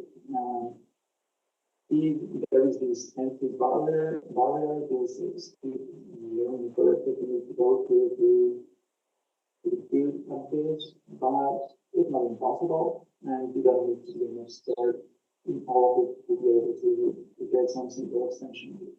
So these are some concepts that we will be talking about here, although not in much detail. So we have classes, we have instances of objects, objects, we have properties, methods, there is inheritance of other classes, there is polymorphism, there is encapsulation. So yeah, these can seem like a lot, but as I said here, the ways in which we understand everything that with all of these so I will give you more before. For that, I am choosing, I think, the topics from Star Wars to show you how it looks like in that if you want to do some. So, the first thing you can understand is what a class is. And the best way to describe it is a class is like a blueprint. It's a set of instructions of how to create something. But that thing itself, the class itself, doesn't exist as a separate entity in the world. It's like a set of instructions that you can use to build actual objects. In the process of making a blueprint for a class and to create an object, follow those instructions is called instantiation. So here, I'm going to now we have here how to instantiate an object from a class. So this is Python code. All right, so let's see. We have this little Python program. It's called 8380.py. And inside you can see class, the name of the class, and something. I think there is some information about here. They should be able to level market. So this head equals to is a Boolean property inside the class. It's a value, so inside it, and every object that we instantiate in that class will have one value inside it. It can be changed later, but in principle, it's set to true. And also we have this typical Python function, but when it's inside a class, it's called a method. So in this case, that with two underscores, the init, and then four underscores, that is called the constructor method. And it's executed when the instance is created and it serves to initialize some value or perform some other actions just as soon as the object is instantiated from the class. In this case, we are giving some values to some other internal properties or logs and our library. So how do we create an object from this case? Just like this, and here with the nice cursor. You create a new variable that will be the reference to the new object, in this case, h231, and equals to this. ABOD, then ACOD. Well, the first ABOD is the name of the file that you would typically import first, and then we have the class inside and use the graphic keyboard. This is all initiated. If not, it's not. So this is a keyword so that we will see all the time, and it is a way of an object to refer to itself. So for example, if you have two different objects with each of them with different number of legs, let's say, each of them will refer to their own number of legs as themselves legs. Although let me just give this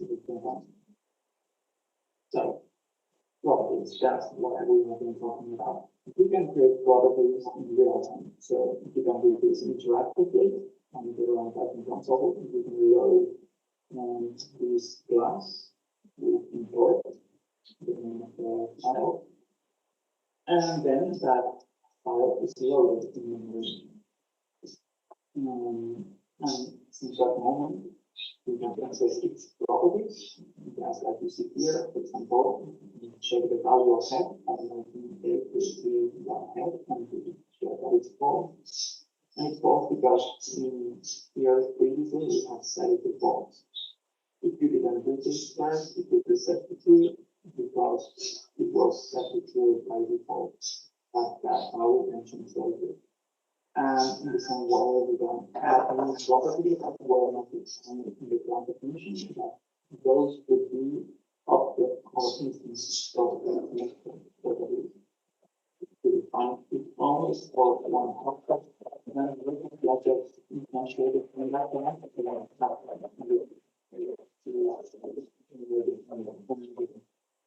one should invite to be training, to be moving, so it's important to keep in mind that the accident with this dot is strong for the language and check the one and although operator depending on the opposite by value or by reference, but that's not the case.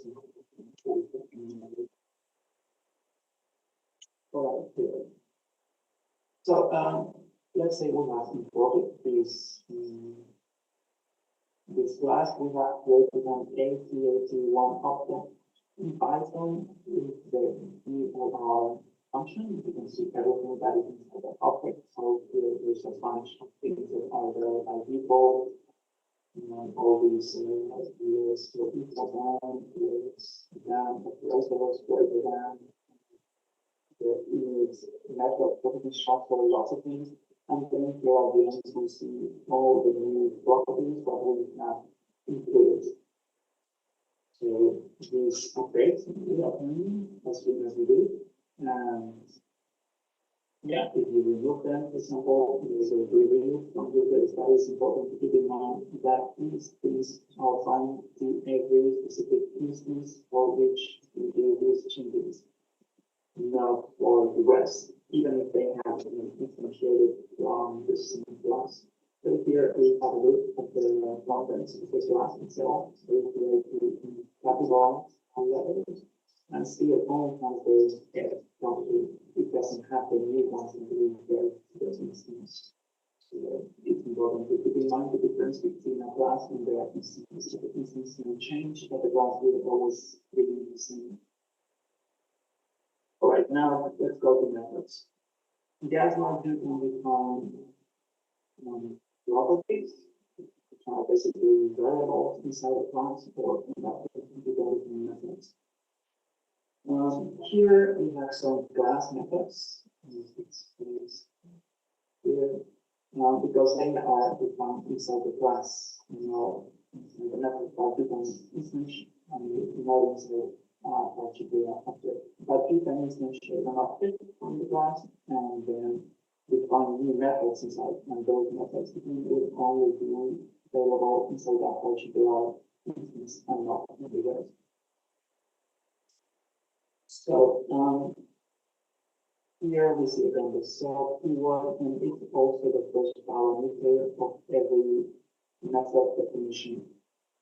Later, when we call this method, we don't need to pass self as an argument because that happens implicitly. So to do there will be an error because of a mismatch between the number of parameters that we pass in the function call and the number of arguments the definition is. So there will always be one more in the function of the method definition because it was itself, which we don't include in this shape.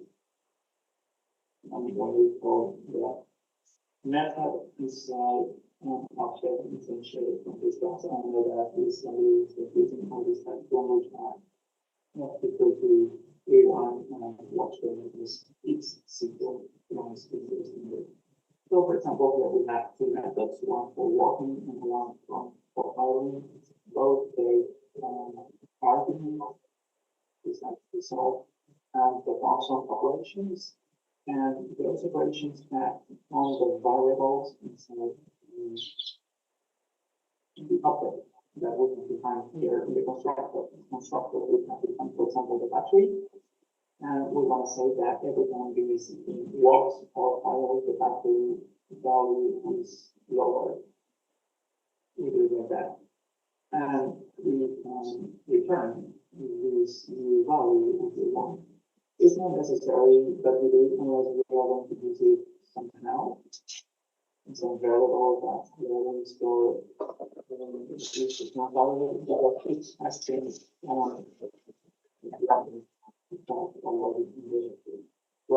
so every time this run, this value is not changed, and it can change for the whole object. So next time we should, for example, require this value will have already decreased and will decrease in further. All right, now let's talk a little bit about inheritance. That is slide or there's some kind of work with both extensions. And inheritance means that we have a base class with some properties, and then increase that class to extend it further with other classes. This is just a way to reduce multiplication, because if you identify that some different types of objects will share some properties, you can put all those shared properties inside the class and have all these objects inherit from that class. In that way, you don't need to repeat each of these things at length as back to your, for example, here. I'll have to find the APXX class, and there's an instantiation indentation error here. I'm sorry. All these other classes, ATAP, ATSD, ATPP, should be indented left, and they should be indented to be at the same level as the main parent class. This is not, it would be like a definition for classes at another. There's no way we want here. And yeah, but you can see that each event has an argument, the name of the base is AP. This is the black and white, saying that these blocks will take everything defined in here, and then you can do something else besides.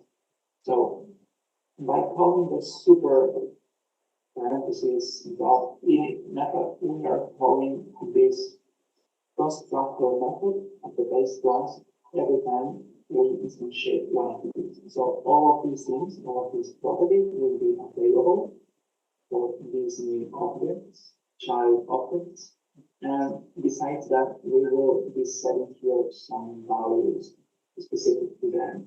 By doing this, we avoid copying all these things for everything. Inheritance can be useful.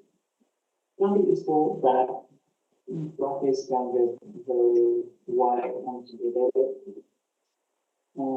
This is what is typical that in tutorials where this is very simple thing. A cat is a child object of an animal, and that's it, and very simple. But then when you go to real life examples, you get classes that inherit from classes that inherit from other classes. There are multiple inheritance and that's very difficult to find sometimes.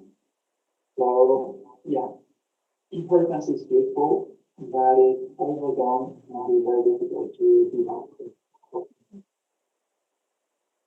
I really like visual inspection because you need to be jumping from one class file to another class file to another one, and it's hard to keep track in your memory of what things you like and where things are defined, especially if they're very override things. All right, now let's talk a little bit about abstract classes. So the first APIs that we're going to work with are what is called interfaces. An interface is a particular case of an abstract class. An abstract class is a class where there are empty methods. If you say what methods should be defined, or you don't put any logic inside them, we always say that when a class inherits that other class, that method put together. Interface is a special case of that, where all the methods defined have no logic, only their definition. And when we implement an interface, that's the word to say. If you inherit from a class, like if you implement. So when we implement an interface like class, it gives the implementation of every of its methods. So it's a way to ensure that for example, implement an interface, it will follow some contract where you are sure that all those methods will have some logic inside. If not, there is an error. So, for example, here we have the Java way of defining a base class, and then extends means that it inherits from that class. That's well, here we have this example.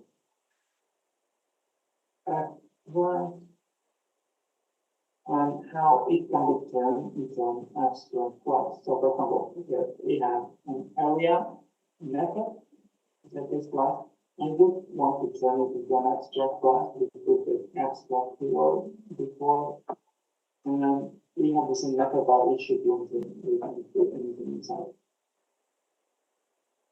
And then, when we want to inherit, we will do this, we will extend it. What we can do is add this override to modify property that is there. Because we already have how we have it before. This is in Java, so it's not important for discussion. But what's the problem with this? Some languages allow what is called the multiple inheritance. It means that a class will can inherit, let's say, in parallel from different classes at the same time. Whereas others only allow things to be inverted like in chains, in series, not in parallel. And that's the case for Java. That's for historical reasons and for some problems that can happen with the multiple inheritance. So they forbid it from the beginning. But the way to provide an alternative to that is to interfaces. So, as I said before, as you can see here, an interface looks at the class, but every method inside has no implementation. We only say what methods should be there, of what type should they be, what value should they return. In this case, nothing because it's void. And then we can say the name, and we can say preference is there. Now, when we implement a method in Java, we will keyword implements. So here we are forced to implement each of the methods. If these have one element, we will be forced to implement it. So it's necessary to do with interfaces and not with abstract classes. With abstract classes, we will not implement into abstract methods. So if you can see this example, something that is allowed to do, design step, something that implements something. In fact, this is this kind of chain inheritance, chain inheritance at once. All right, next one we'll have a look at the video now by looking at these examples. So I briefly mentioned this in the introduction, but Bird now has two different APIs. There is the Mongolia API, which is the current one, the one that if you look into Bird, you will see. And then there is the legacy one called Junior, and now can be found on those figures to become Bird. This is a screenshot I was clicked from Bird that I will show you later. So if you go here, still in the extensions tab, to the APIs, you see this, and you use that can be expanded. And here we have all the interfaces from the Mongolia API. So it's the small, I mean, I'm going to try to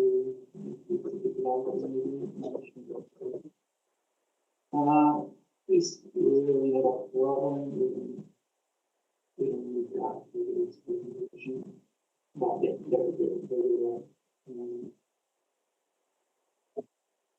So you can compare public interfaces like Java code, even the big icon, all the interfaces and everything. All the things that we can use for building the extension. So, I have here public message on this website, website, where they explain how they duplicated, not completely, but at least it's legacy now.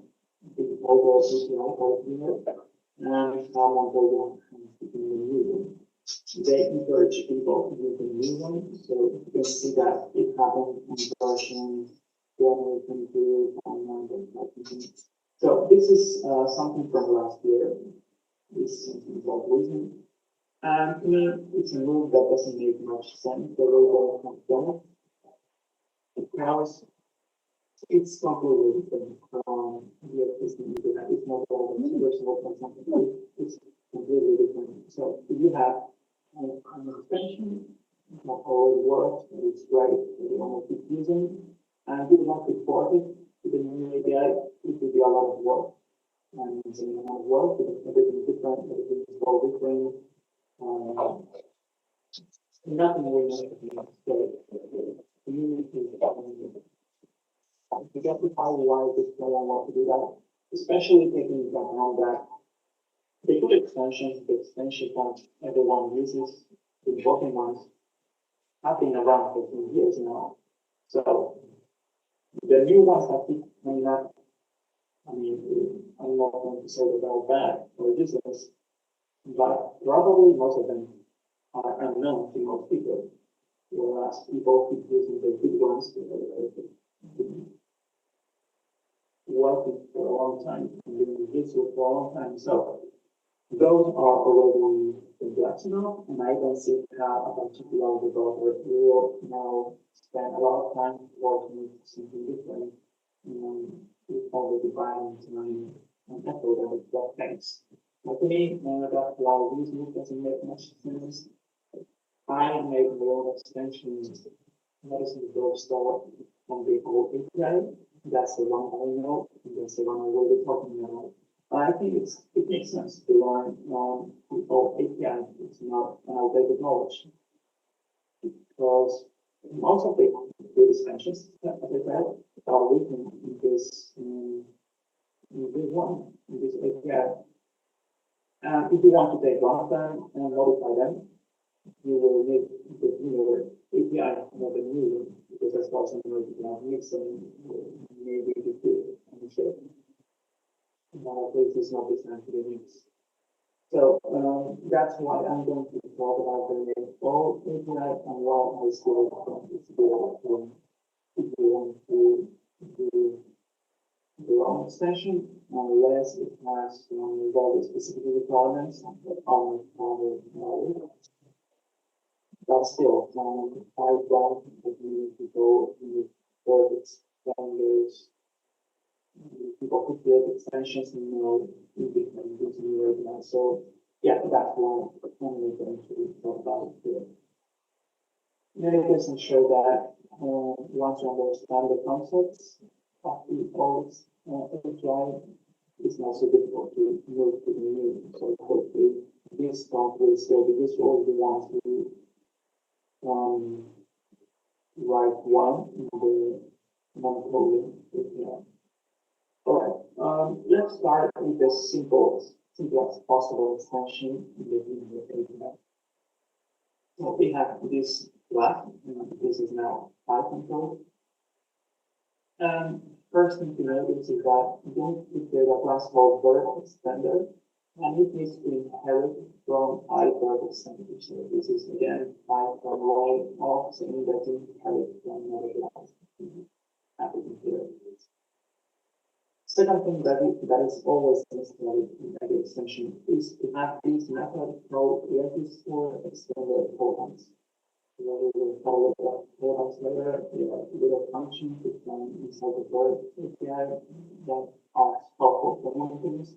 And you still need to do it because, for example, some of these callbacks are about giving a name to the extension, and that's necessary to do it.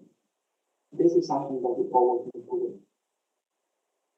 And finally, we can do things like already some logic in the extension, where you can some value very useful, but we did not show that it was.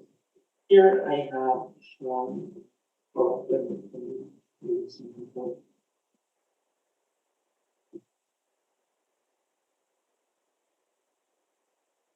You go here and you want to add an extension. You choose the format, the language, this is Python, the other file, and here I have this next, and it loads. It takes longer to load the Python extension than the Java extension. The drawbacks probably takes 2 seconds to load. And it's going slower than this. Here we have some visual. That error comes from the fact that in this example, I have not defined a verb extender. Plus, as such is failing because it wants to find it looks good. So this is the kind of error that we get when you don't call this last verb extender before something else. So by recalling verb extender, that will work. And indeed, when we do the kind of thing that we get with this, there is this output window, and you get this hello message here. This is the point where we get output, but you can also select here what the output. Alright, this is taken from the API website, and here we have a list of all the extender callbacks. And that will be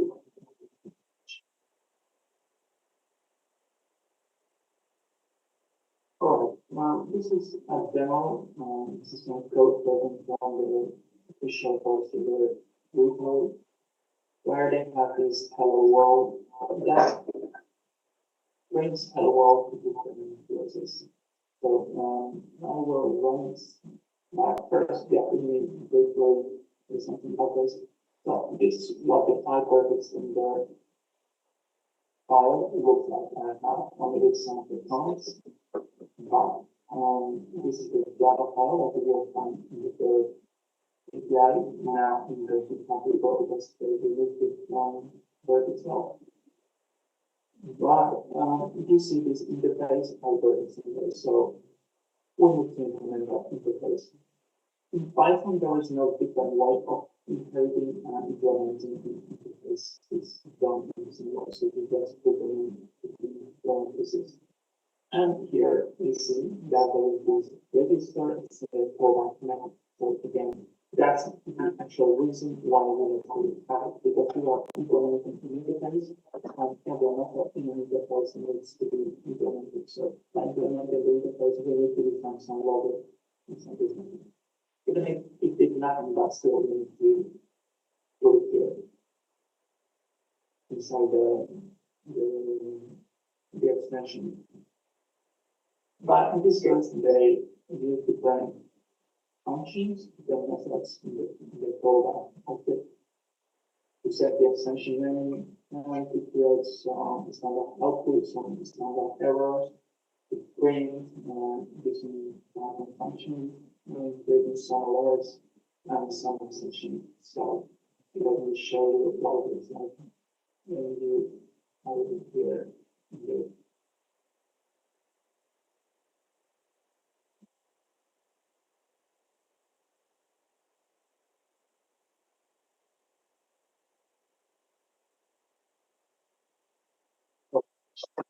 First, we have the output hello object as expected. Also, we have an error, hello error, and an exception, hello exception. This is all the Java code that comes from the exception A sets to the proof offset of the going back and exception explicitly.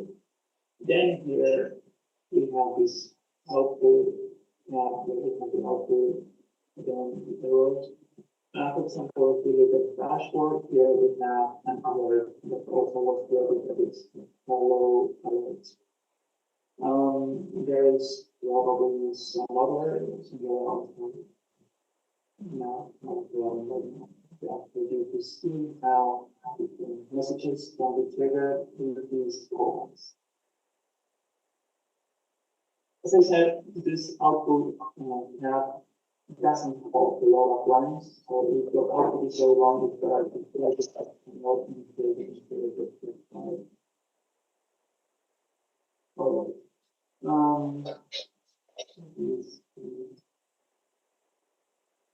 Yeah. In Python, you can install packages from Python, from Python, that need to run this module in short periods. So I don't think that it is here to the cloud power of the company.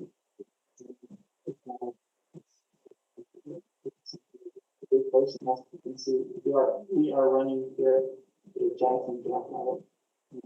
Java side run from the console with Java minus Java. So,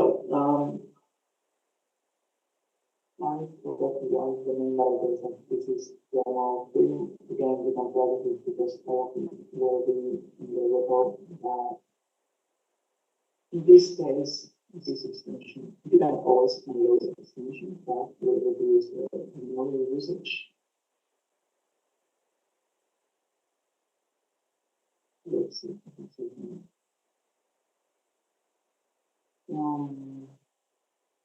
What we are expecting to see in this case, yeah, it's been done. First, we get this version of Python, and then if we're looking at work as well, there should be some connection to some website on the background, and there's input, some HTML. Sometimes they spell, sometimes it's allowed. I'm not going to spend much time here. In any case, that's what you should see here, everything goes well. But I have found experience on solving the request modules from Python will give inside extensions. And in fact, first we build this virtual here to use these Python specific functions sometimes, and this have made an extension. And apparently they told me to use instead of requests some other method that they have in the body diagram. Yeah, because it's more remote. So in case difficult, you should see it more control. And here we are going the Python version. So we are outputting some Python function. Let's go. Now we are going to get things a bit more complicated and we have some actual visual elements instead of something. So for this one, we are going to have that's what happens when we get an element with a right minus button and then some menu pops up. That's for something. And to handle those events, we have defined context menu factory.java file. Again, you should check this with my repo for the whole API to mention this context because it's now we have here again an interface. As you can see, we have this icon text menu here as well because we are implementing this interface besides the usual auto extender. So we can implement one interfaces of the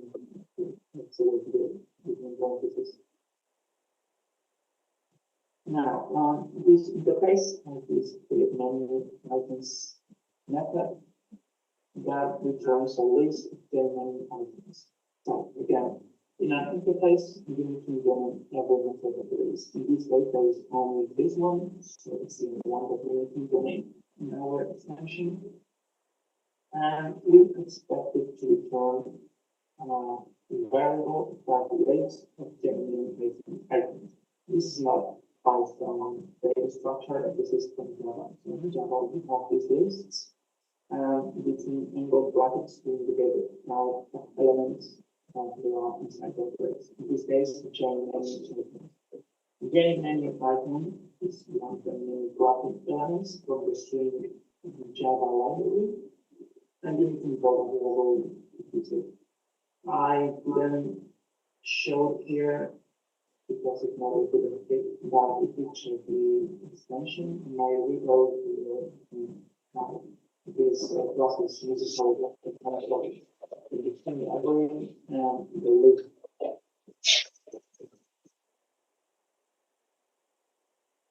Hello, guys.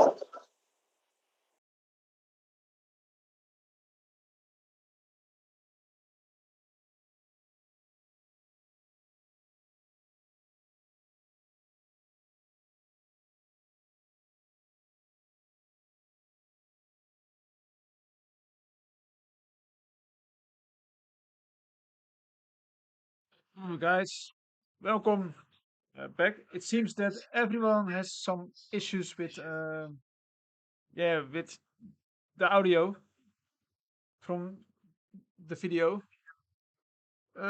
Because it is time. We are going to shut this talk down for now.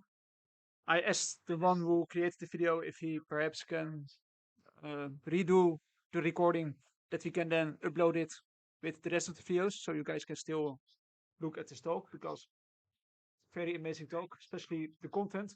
It's very good. So we go into a short break of 5 minutes to prepare the next speaker. This one will talk live. So I hope the audio quality will be better then. But for now, my apologies for disrupting this talk. And sorry to Doc, that I need to shut it down. I'm very sorry. I don't know what to say, but tried my best to make the audio better, but it seems the quality drops down if I make it harder. Sorry. We go into a short break and we will be back in 5 minutes with the next speaker. Thank you.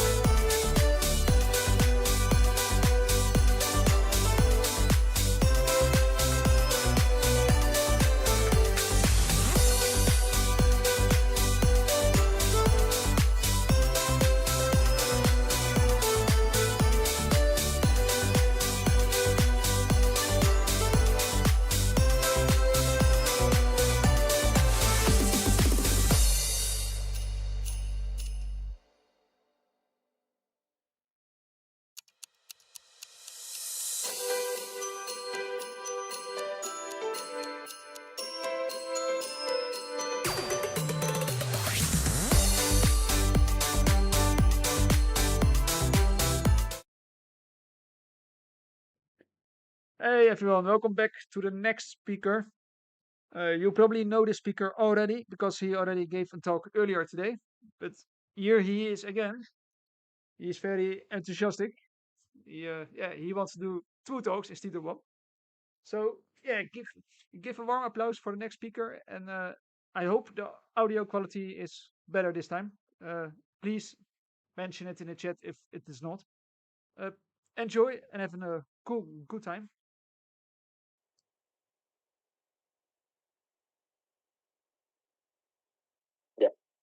So again, hello everyone. Myself Deepak, and today we will gonna talk about macOS application penetration testing. So what does this exactly mean? This means thick client application testing. Like for Windows applications, you might have heard about some terminologies like thick client, fat client applications, thin client applications. So what are those exactly applications are, and how a pen tester, what are the pen testers approach in order to do those testings, and what are the different vulnerabilities or what are the different misconfigurations which we can find while doing such type of testing. So for today's session, we will be looking at the macOS applications basically. And once again, I'm gonna start with my introduction. Myself Deepak. I go with my alias Munhal. You can check out my YouTube channel where I post small walkthroughs of well-known machines or out-the-box machines or some couple of tips and tricks. You can also check out my Twitter profile. And I'm a cybersecurity enthusiast with uh, progressive 3+ years of experience. And I love technology. That's why I am a part of this cybersecurity field. And I love to work on web applications, identify logic-based attacks, especially logic-based attacks. Then I love to work on APIs, no matter if it is REST API, SOAP API, or else GraphQL, you can say. Then I go with mobile applications, network, thin client, which is today's topic. I'm also fond of PD, which was my previous topic. And I also love to perform cloud audits, mostly pen test and cloud audits, where I usually go with the black box approach. Instead of going ahead and getting the credentials, I go with black box approach.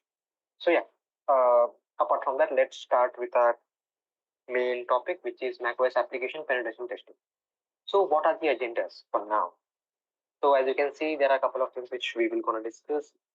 Among them, here are the details, such as we will look at the application structure.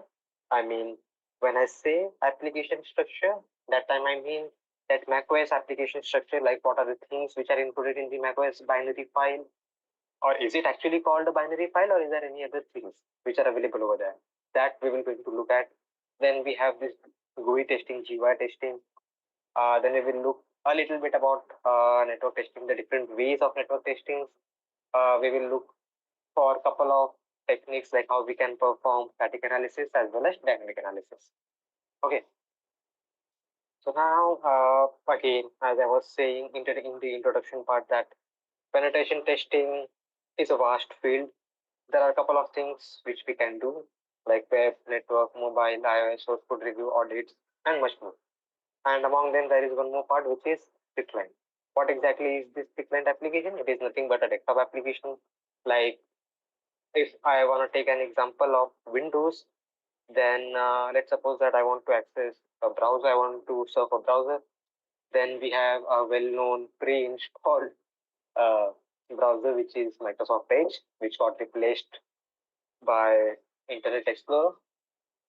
And again, another example of Windows browser will be the Firefox, Safari, and all. So basically, the client applications are nothing but the desktop applications which we install in a respective operating systems, no matter whether they are Unix, I mean Linux-based operating systems, or whether they are the Mac or Windows. So a thick client can perform almost all the operations. It still needs to be connected to the primary server to download the program data and to update the operating system. Okay. What are the common types of common examples of thick client, as I was mentioning earlier on, there are some system browsers like Firefox, Google Chrome, and other stuff. And we also have this Sublime text editor, which serves as the purpose of the client only. We have Burpsuit, which is one of the pen testers' favorite in order to perform web application testing apart from Postman and other stuff. Then we also have a Zoom meeting, which currently we are using to take this session. Let's talk a little bit about the architecture of thick client. So there are basically two different types of architectures. Those are the two-tier architecture as well as three-tier architecture. So what happens exactly in two-tier applications? So two-tier architecture is just like a client and server-based application where the client, I mean the desktop application, directly communicates with the server and nothing else.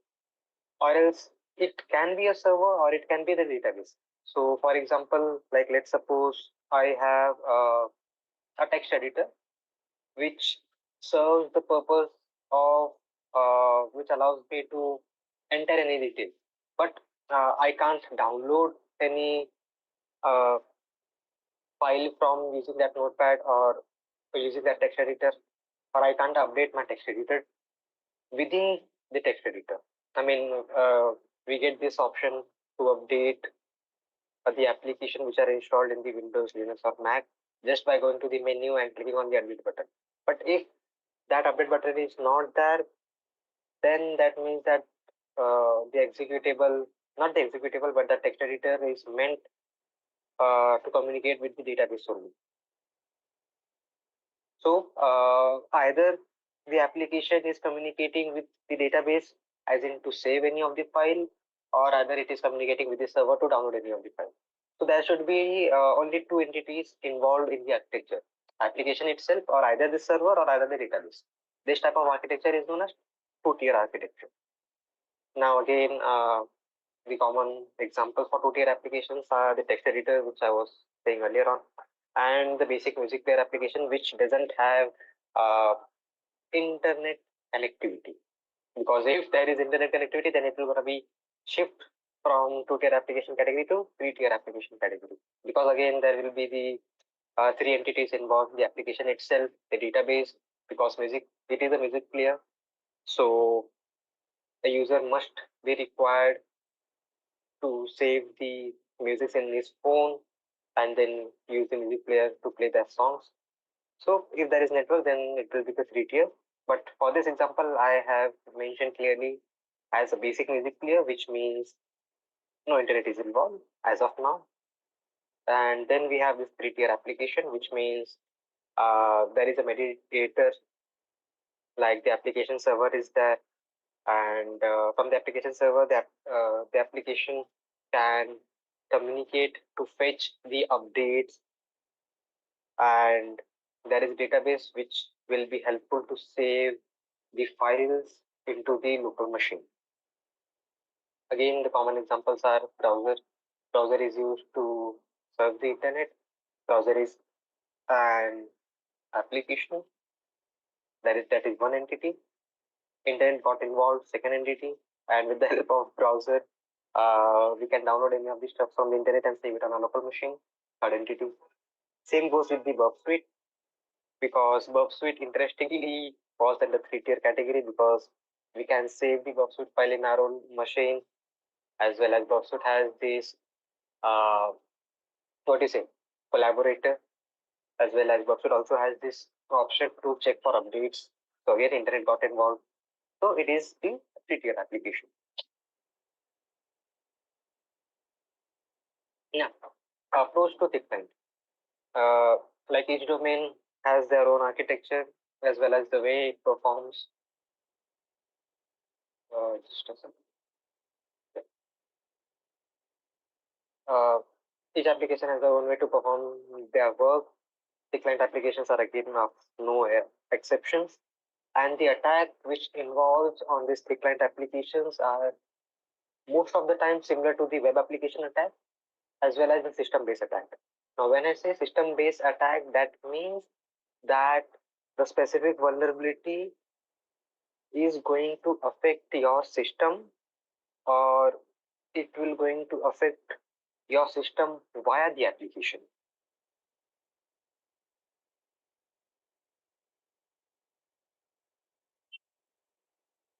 Now, let's talk about the architecture of macOS applications. So, what do we get over here? So, the macOS application is a software designed to run applications, macOS operating system. Yes. We can't call the macOS application purely a binary file because it consists of several other files also. There are a couple of most popular macOS applications which are in the wild, which are known as Safari, Chrome, Microsoft Word, Excel, PowerPoint, and other stuff. So basically, we use a couple of languages to create these applications, which are Swift, Objective-C. These two languages we can use to create this application. But also, macOS do support C and C++, which are again pretty old programming language, I would say, but still macOS has the support of C and C++. Now, many applications are obtained from the application store, but in the macOS, the user also get this option to download and install the application from third party. So when I talk about the third party applications in Mac, there are little bit restrictions while installing the third party application. What are those? That we will gonna look ahead after a couple of minutes. So unlike Windows, where anyone can download any sort of information, unlike Mac, again, Mac, no, sorry, not Mac, unlike Linux also, Linux do support the third party application installation, because over there all we have to do is we have to use the package manager to download the applications, or else we can update the source list so that we can download and install the application pretty quickly. Or else we can use the deb file also to install it in the Linux. But for Mac, there are a couple of restrictions. Not talking much about restriction, I'll move forward with the architecture first. So after installing a specific application into a Mac, there are specific locations on which my application will gonna get installed. Those locations are it will either gonna be in the / application folder, or it will either gonna be this users application path. Now these two things are pretty different. And for example, system applications are accessed through system/applications path. And here are some of the path, as well as what you can say, the different types of applications which gets installed. So system applications are most of the time located under /system/applications. So if I wanna look at it, then let me show it to you real quick.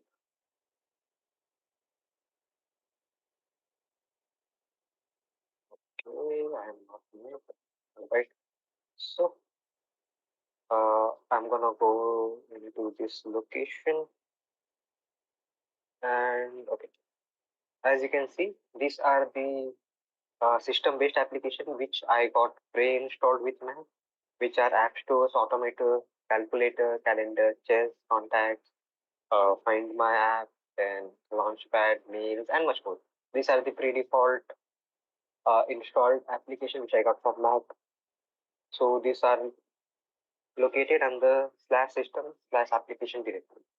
Installed applications are usually installed in /application or the other application followed by tilde. I mean, I'm not sure how to pronounce it, but I'm going to call it as tilde.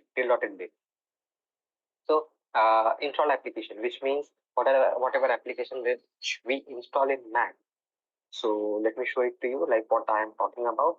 So over here, as you can see that I have this application name as a folder, and over here I can see all my application, which involves the install application as well as the system applications also, which are app store, Automator, books. These are the system applications, and Cobalt Strike, Code Runner, Chromium, Clean My Mac, Cleanup also. These are my install applications. So basically, this folder is nothing but it gives me the idea that these are the applications which are installed, and it merges all the system applications as well as the user install application, and it shows me all the results over here. But I am not sure what exactly is this. You can say I'm not sure what path it is, like where it is located. So I'm gonna go over here, and once I press the option button, I get to see it is installed in Mac OS HD and application. So just a sec. Let's suppose I'm dragging it on my terminal. So as you can see, it is installed in /system and in /application. This book app is installed in this path. But at the same time, what if I drag my browser? This browser is installed in /application instead of going ahead and getting installed or setting in the system location. It skipped the system and it is located in the application folder. Similarly, application data can be found in library application support. For the application, those who are running as root. And again, for library application support, followed by the tilde. For this path is used for those applications which are running as normal user. We have some third-party daemons as well. So these daemons are nothing but you can call it as plugins for now, and these informations you can get under a library privilege helper tool if they are meant to run as root. Next up, we have this sandbox apps. We will look at what exactly is this sandbox again in a couple of minutes. So the sandbox applications are mapped and stored inside the container folder, and each folder has the folder name according to the application's bundle ID. Bundle ID as in if I am not wrong, many of the people who have worked on Android applications, over there we get the identifier name such as com.google.chrome. So the Google Chrome is denoted as com.google.chrome as an identifier. Similarly, for macOS, we get this bundle ID, and bundle ID is there for a couple of different applications which are serving their purpose as sandbox application. And again, similarly, Safari is known as com.apple.safari. Similarly, my Brave might be known as com.brave.browser. I'm not sure. There is a possibility. Next up, we have this kernel.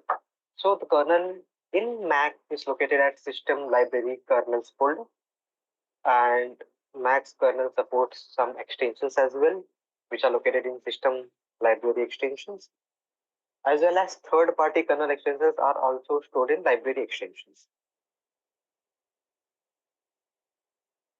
Okay. Now, macOS application can be distinguished by looking at the .app extension, because as you can see over here, most of the applications which I have ends up with the .app. But interestingly, as I was saying earlier on, that we can't say macOS application entirely as binary. Why? Because if I go ahead and if I check what exactly is this mail.app, so file mail.app, it is a directory. See, it is not entirely an executable, but it is a directory.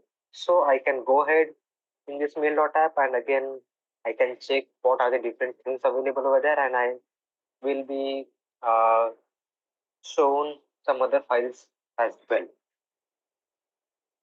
So macOS application can be distinguished by looking for the app extension and are stored as package, also called as application bundle.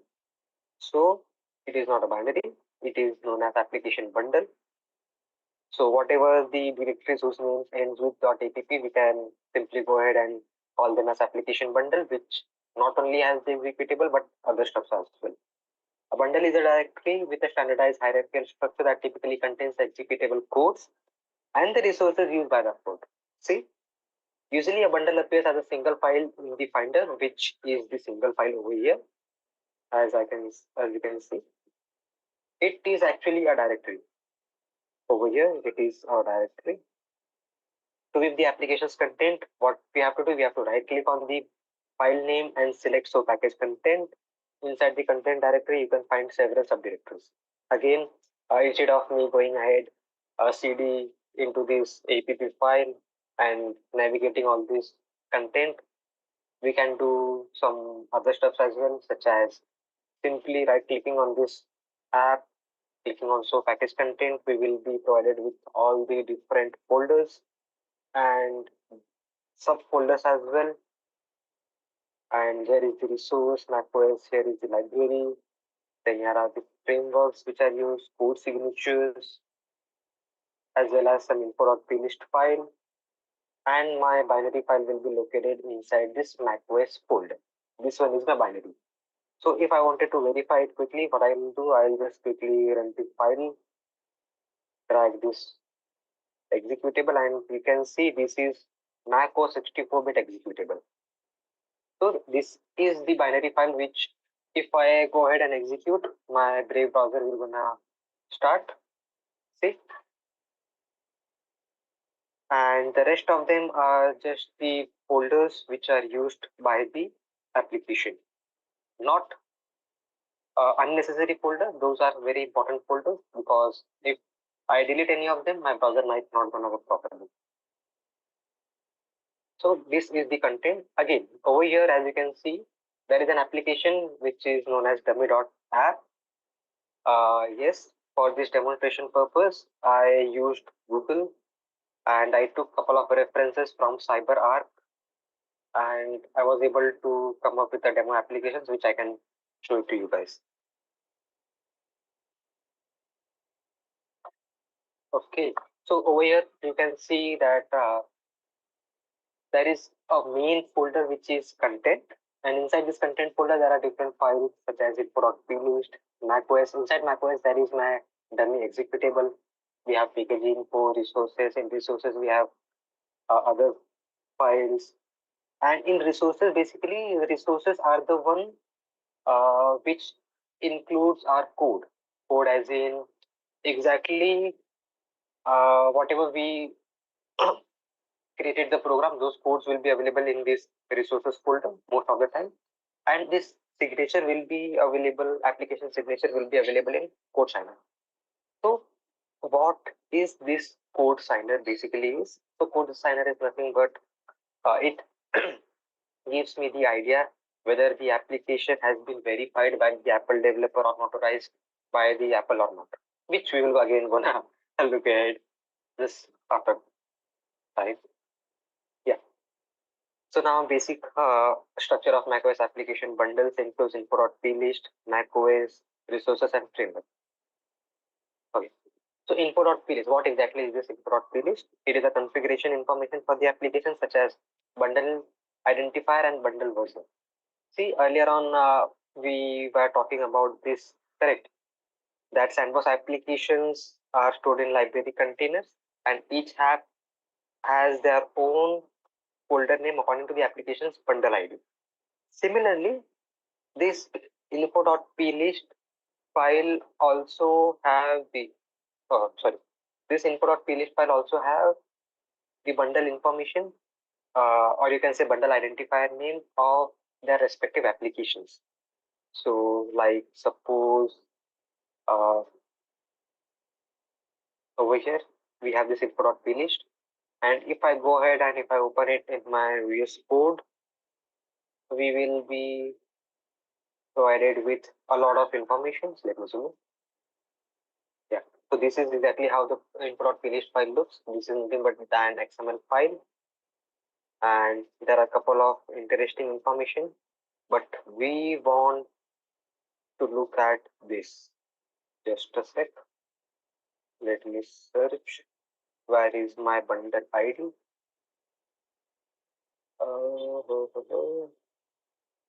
Yeah. So as I was saying over here, with bundle information as well as bundle identifier. So the bundle version is available over here, and it serves as just the information and nothing else. We only get to see these versions. That's all. We can't do much about it. And then later on, we get this identifier, UP identifier. Okay, so this is my CF bundle identifier, which goes by com.brave.browser. So earlier on, I predicted it correctly.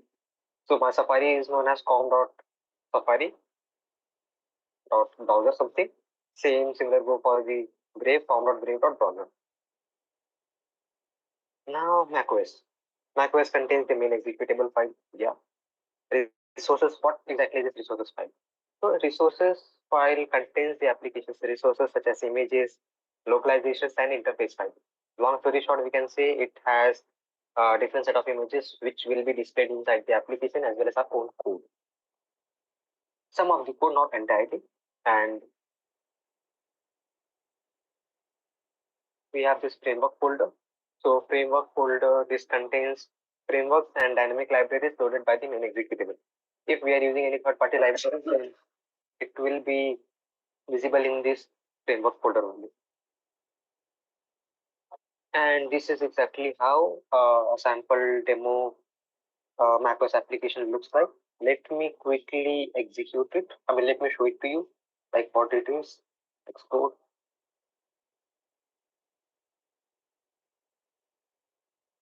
How long it will gonna take? Okay. So we have a couple of applications, but I am more interested in the one which I created, which is Dummy. Let me open it quickly. And again, this code is not entirely made by me. I copy pasted the code from internet again. I did couple of modifications in the code, like using the WebKit or else getting the reverse shell directly from the application. These are some of the changes which I made, and the rest of the code I copy pasted it from Google, like executing the calculator and such. These are some of the things which I added over here, and rest are copy paste, to be very honest. And this is built in Swift language, as I was earlier talking about that macOS application supports Swift, Objective-C, and some other legacy languages such as C and C++. Let me run my application. So I can see this play button over here. Let me run and build that app.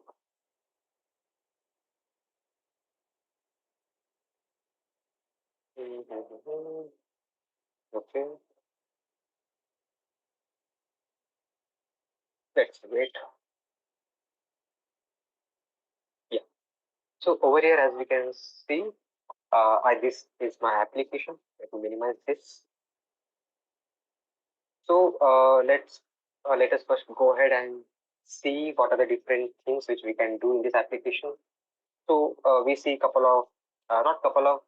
we see one input field which says enter some text here. We get couple of buttons and we get this web page which is similar to example.com, which is loaded in an iframe. If a user first time sees this, they might wonder that whether it is actually loaded in the iframe or whether there are some other technologies used for Mac. So it is not an iframe. It is just that the macOS provide WebKit, which is used to execute the JavaScript. So I have used that. Let me show you the code also. So over here, yeah. So over here, I have loaded this example.com, as you can see, example.com, and I have used this web view as well as I have used WebKit as well.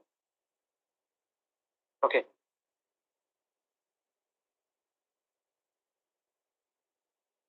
So let me enter something like, let's suppose, hello Mystikcon. If I click on push, then I am provided with this cute little, what you can say, image, as well as the same syntax got reflected back over here. Correct. what if I don't enter something, and if I just simply go ahead and click on the push button, it says that please enter something. Apart from that, there is one website which is loaded over here. If I click on more information, I will be redirected to some other websites, and from there I can basically surf and internet. See, the PDF application PDF was also got rendered in this small section, but I can't go back. You see, once I open any sort of file, I won't be able to go back and forth. But I do get this download button. Let's try to download this PDF. Are we able to download it? Let me check. No, we are not able to download it.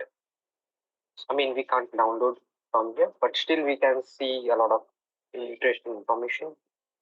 And at the same time, there are a couple of more buttons which I added, such as Open Calculator and Surprise. So and there is one more button which is Send Request. So if I click on this Send Request, what happens usually is that you can see that application is trying to make HTTP request to localhost following the port 9999, which means that if a user goes ahead and click on the send request button, then there will be an HTTP request made to a particular IP address. So where is this port? Here it is. So I am sending a normal GET request to my localhost followed by the 999. Let me test it out real quick. So let me run my listener on my 999. Okay, let's first try with listener. And if I click on this send request, you can see I got this GET request, and user agent is nothing but dummy, CF network, and Darwin specifically indicates the MAC. If I keep clicking on send request, I will get that request more and more. I can see HTTP server. Let's suppose I started a web server on my local machine, and then if I go ahead and click on the send request, you can see that the application keeps on making GET request to my local machine. So this is one of the feature which I added. Later on, I added one more functionality, which is Open Calculator. Just by clicking on this button, I can open the calculator. As simple as that. I mean, for those who are much more fond of identifying RCE, they might get triggered over here. Like how just by clicking a simple button, the calculator is getting popped up. It's the thing that, I mean, over here I have simply stated the path of that calculator, and I have specified this file URL with path, which means I have to open this path. So just by clicking on this calculator, I am able to open calculator. Similarly, if I go ahead and change this path, I will be provided with some other applications, like suppose if I enter Safari, I will be able to open Safari by clicking this button. And the last but not the least, we have this surprise button. So let's see what exactly is this surprise button. So if I go ahead and click on this surprise, what happens? Nothing. The application is freezed. Application got freezed. So let me close this connection and let me restart the app itself. Okay, and let me click on my surprise button. So over here, if you guys can see, I got a small message which says bin bash connection host is down, and dev TCP IP address followed by port number, host is down. So by looking at this syntax, it gives me a feeling that the application is trying to make some sort of connection to a particular host followed by port number 9001, meaning that the application is trying to send a bind shell to a particular host. So let's try to get reverse shell for the matter of time. Mine is 243. .243 and now I'll have to replace my syntax. So why I am showing you this thing is because it is necessary to not just go ahead and blindly click on all the buttons.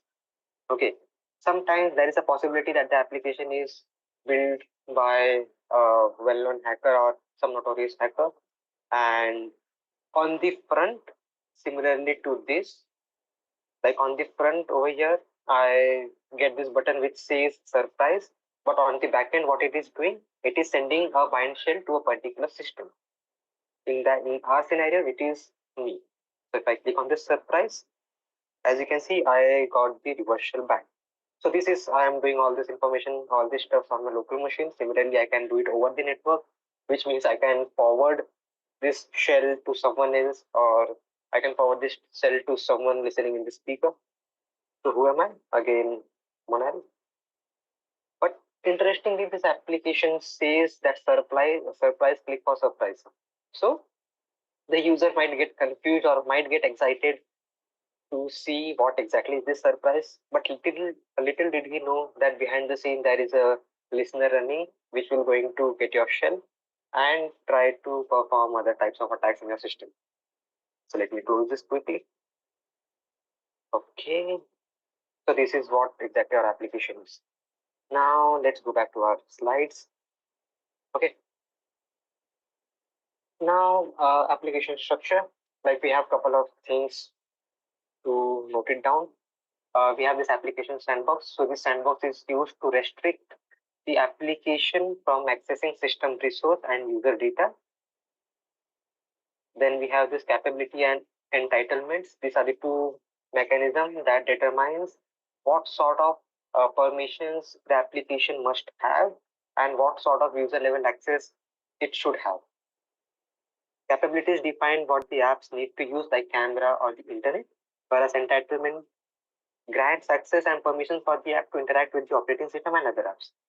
Like while developing the app, what developers can do, developers can, instead of going ahead and manually typing the code, they can in the Xcode navigate to the profile of the application, and in the signing capability over here, we can see this app sandbox category, and from there they can enable a couple of things, whether applications should include incoming traffic, outgoing traffic, or whether applications should support any hardware support such as camera, audio, USB, and other stuff. What sort of access should that application have, such as contacts, locations, or calendar, and file tap access, such as user selected files, download files, as well as permissions. Read or write, they can change it to read only also and none also. Now coming back to our slide, what do we have next? Yeah. Now identify the like when we go ahead and when we talk about the GUI testing, there are a couple of things which we have to know, such as identifying the user input fields. So in our case, it is this one only. And after identifying the user input fields, we have to check for some well-known attacks such as SQL, XC, command injection, XSS, and other stuff. Understand the application behavior and functionality, which we already did. Like by clicking on this send request, application is making a get request. We have this small little button to open a calculator, and we have this surprise, which is way dangerous because once I click on this surprise, I am unwillingly or willingly, you can say, I am transferring my shell to someone else. Like, come on, have my shell and hack me. It's like I'm inviting hacker to hack me just by clicking on this surprise button. So let's do a small activity, like let's try to execute a very basic XSS payload, which is I will stick with script because it is pretty easy to read and understand. Script alert 1. Script. Let's see whether are we able to execute this XSS or will it gonna be displayed as it is. So no, it is displayed as it is only. That means there is a possibility that we can't do the XSS attack, And I am sure that we can't do the XSS attack on this application because I modified it and made a couple of changes. What about command injection? Let's suppose ID. Nope. Who am I? Nope. Okay. So these are a couple of things which we can do with this application. Next up, what we have, network testing, analyzing the network communication between the application and the server is important, because by doing so, we will be able to understand what sort of things are going on behind the scene. Like over here, we got to know that the application is making a GET request as well as it is transferring my shell. And in order to perform macOS based application testing, it is mandatory to disable SIP. What is SIP? SIP is nothing but it is a system integrity protection. It is a security feature provided by the Mac. So long story short, if I have to sum this SIP mechanism, so it is nothing but you can call it as an MC for Windows. But over here we have the SIP. So SIP basically restricts a user to install any unnecessary third-party applications, and it also protects the user not to modify any protected Windows folder. And this also applies for normal user as well as for root user, because see, we those who use Linux or Mac or Windows, we all know that administrator, except AD, okay, except AD, those who use normal Windows, normal Mac, normal Linux, we all know that admin or root access is the high command, okay. But Mac has this feature to restrict root user also to access certain set of files, and that is only possible because of SIP. So in order to perform this macOS based application testing, it is mandatory to disable this SIP. Okay. And SIP includes several mechanisms such as file system protections. Yes, I won't be able to modify certain set of files. Then it provides runtime protections as well. I mean, we won't be able to attach debugger over here. So when I talk about attaching a debugger, it means that I can use Frida tool again. Frida, most of the time we use for iOS as well as Android testing, but at the same time, I can use Frida for macOS testing as well. And with Frida, what I can do, I can attach a debugger into my application. So SIP will gonna prevent me, if enabled, SIP will gonna prevent me to do so. And it also provides some kernel extension protections as well. Let's quickly move forward. I'm gonna skip this part for now. How to disable SIP? So we can't directly go ahead with, again, if I'm logged in my machine and if I get this root terminal, still I won't be able to disable SIP, because as I said earlier, that root also has some sort of limitations. So in order to disable SIP, we have to go into recovery mode. We have to disable the SIP, and then we are good to go. We can do anything. Now we have this network interception proxy, like we can use this Bubsu certificate. We can import or install the certificate in my own system, and we can then intercept these, what you can say, the network traffics. And again, this Bubsu certificate will only gonna capture my HTTP or HTTPS traffic only, and it will gonna ignore the TCP based traffic. So in order to intercept TCP traffic, we have one tool which is known as PTAP proxy. PTEP proxy. So let me this one. So what this application does is, this application has the capability to intercept TCP as well as UDP based communication as well. Okay. So we can use this PTAP proxy in order to intercept TCP based communications, TCP based traffics, as well as we can use this Bubsu to intercept HTTP based traffic. We can use Wireshark to get the details whether the traffics are going in clear text or not. There are a couple of other tools as well, such as Fiddler proxy, Charles proxy. We can use Proxyman, and Proxyman has this capability to attach the application, and then it will gonna monitor that application, like what sort of traffic it is making. Then we have this MITM proxy, where I have to again target the specific application. To intercept the request, we have this postman.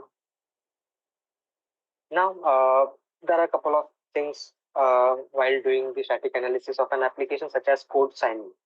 Okay, so we have this feature for Windows as well and for Mac as well. So what exactly is this code signing? Code signing is nothing but a signature as well as a name which will gonna give me the information that yes, a particular application has been signed by an XYZ entity, and that XYZ entity is verified by the Apple or notarized by the Apple. Okay. And how this code signing works? So basically, it uses some digital signatures with private key and public key. And once the application is signed with this private key and public key, the application, not application, but my Mac will gonna verify that application by using their own public key, whether this application is legitimate or not. There is one more thing to keep in mind, which is gatekeeper. Gatekeeper is nothing but a security technology that is designed to help to ensure that the trusted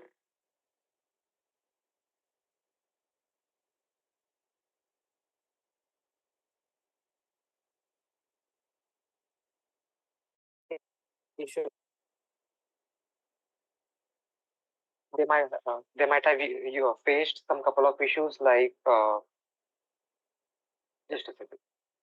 Okay, they have used couple of they might have encountered that while executing the application, they keeps getting one pop-up which says that macOS is not able to verify the developer.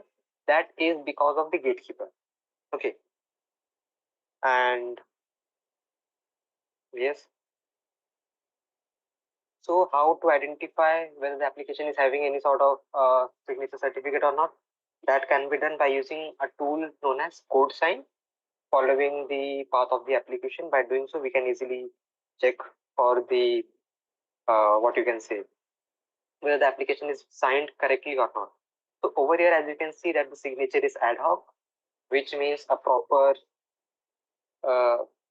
it means that a proper certificate has not been installed.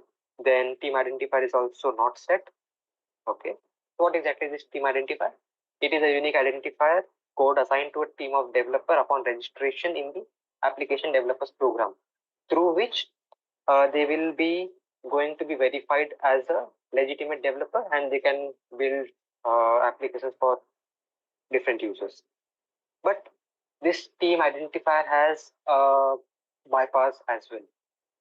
Like a bypass is found in how third-party developers interpret the code signing API, which allows binary with ad hoc signature, just as this one, typically used for testing purposes, to appear as if Apple has signed it. So basically, there are a couple of attacks also, which was targeting this code signing feature, and a normal hacker can also pretend as a legitimate developer and makes you to install that application into the system. Then you will be prompted with that surprise button again. You will click that surprise button and you will be willingly going to give your access to that hacker. That can be possible just by with this code signing mechanism. Then we have this hardened runtime. So what exactly is this? This hardened runtime, it protects the runtime integrity of a software by preventing certain classes of exploits like code injection, DLL hijacking, as well as process memory space tampering. In Linux and Windows, we have this ASLR, address space layout randomization. The same is for Mac also, but the naming is different. It is known as process memory space tampering for Mac. And we have this entitlements. Entitlements are key value pair that grants executable permission to a service of technology, again, which we talked earlier on.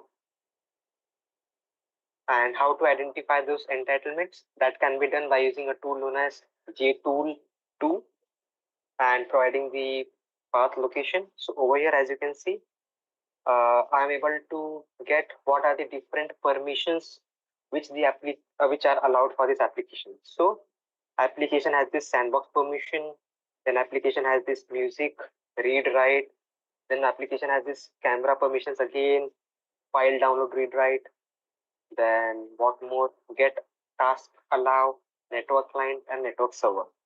So these are the permissions which we saw in the Xcode also, that these are the permissions allowed for the application. Same can be identified by JTool. Then we have outdated libraries. Yeah. So we have this outdated libraries, like similarly to Windows-based applications, like while developing any sort of websites or any applications, developers certain times uses third-party libraries, and it is quite a challenge to monitor those third-party libraries whether they are vulnerable or not.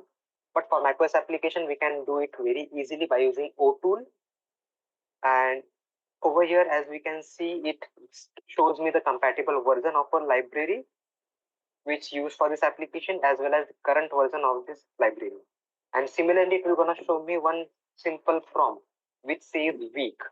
It means that application third party, the third party library used for this application is somewhat weak or might be exposed to certain vulnerabilities. That can be done. Then again, what are the different files created by application? Just like I said earlier on, that there are certain paths in the macOS where the application gets installed. The same can be identified by using activity monitor. What exactly is this activity monitor? This one, activity monitor, which is similar to the task scheduler for Windows. So over there, what we can do, we can search for this application. Let's say mine is dummy.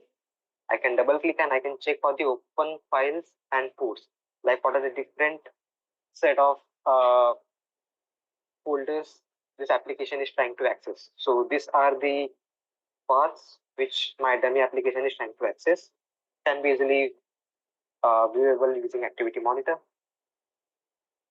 And again, we can use Frida to check what sort of activity my application is using just by executing the app and using the Frida, following by the script.js and its process ID. Now, what exactly is this script.js? Let me show it to you real quick. Is Frida scripts macOS.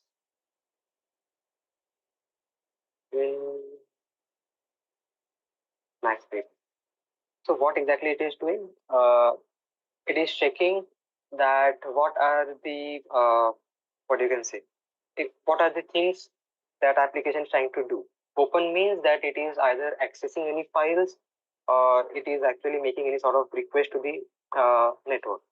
That is denoted by this open.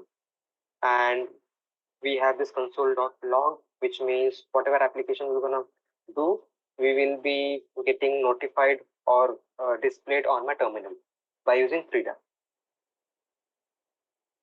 And last but not the least, we can do some memory analysis with LLDB. Here, we can dump the memory and we can check whether some sensitive information is getting stored in the application or not. And for Electron also, we can, as I was saying earlier, that Swift, Objective-C languages are used. Similarly, we can use Electron, Node.js in order to create macOS application. And one can easily do modification in Electron-based application just by extracting the app.asr file, doing the changes, and rebuilding it again, and we are good to go. So yeah, as of now, I would like to conclude over here. So I am now open for questions. So any questions do you guys have? Do let me know.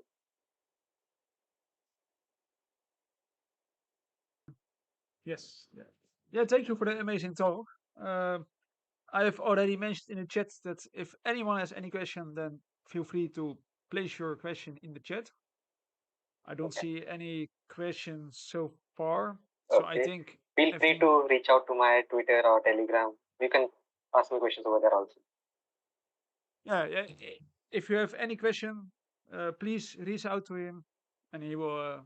He will be happy to answer your question. Well, again, thank you for your second talk. So the people who don't know, this is his second talk today. Yeah. So, give him a warm applause for his second talk today. So, Yeah. Thank you so much for giving me chance for this second talk in a single day. yeah, of course, no problem. And thank you for your talk. We will be back in a couple of minutes with the next speaker. And yeah, I hope to see you at the next talk. So thank you for watching this talk and see you at the next talk. Yeah. Thank you so much, guys. Bye.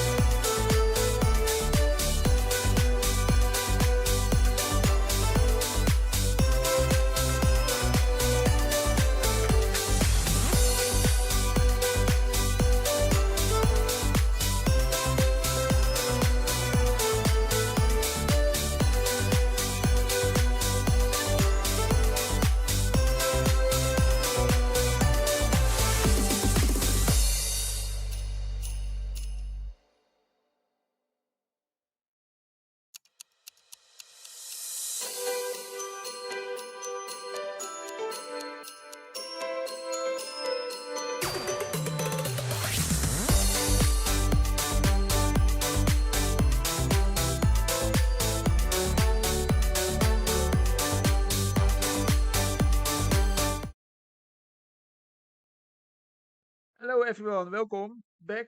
The next speaker, as you can see on the screen, is ready. He's going to talk about IoT security, as you can see on the slide. yeah, I'm not going to hold you guys any longer. So I wish you a lot of fun and enjoy with the next speaker. Hi everyone. Thank you so much. So hi everyone. I know you guys have been throughout the day. I'm gonna make it as interesting as possible.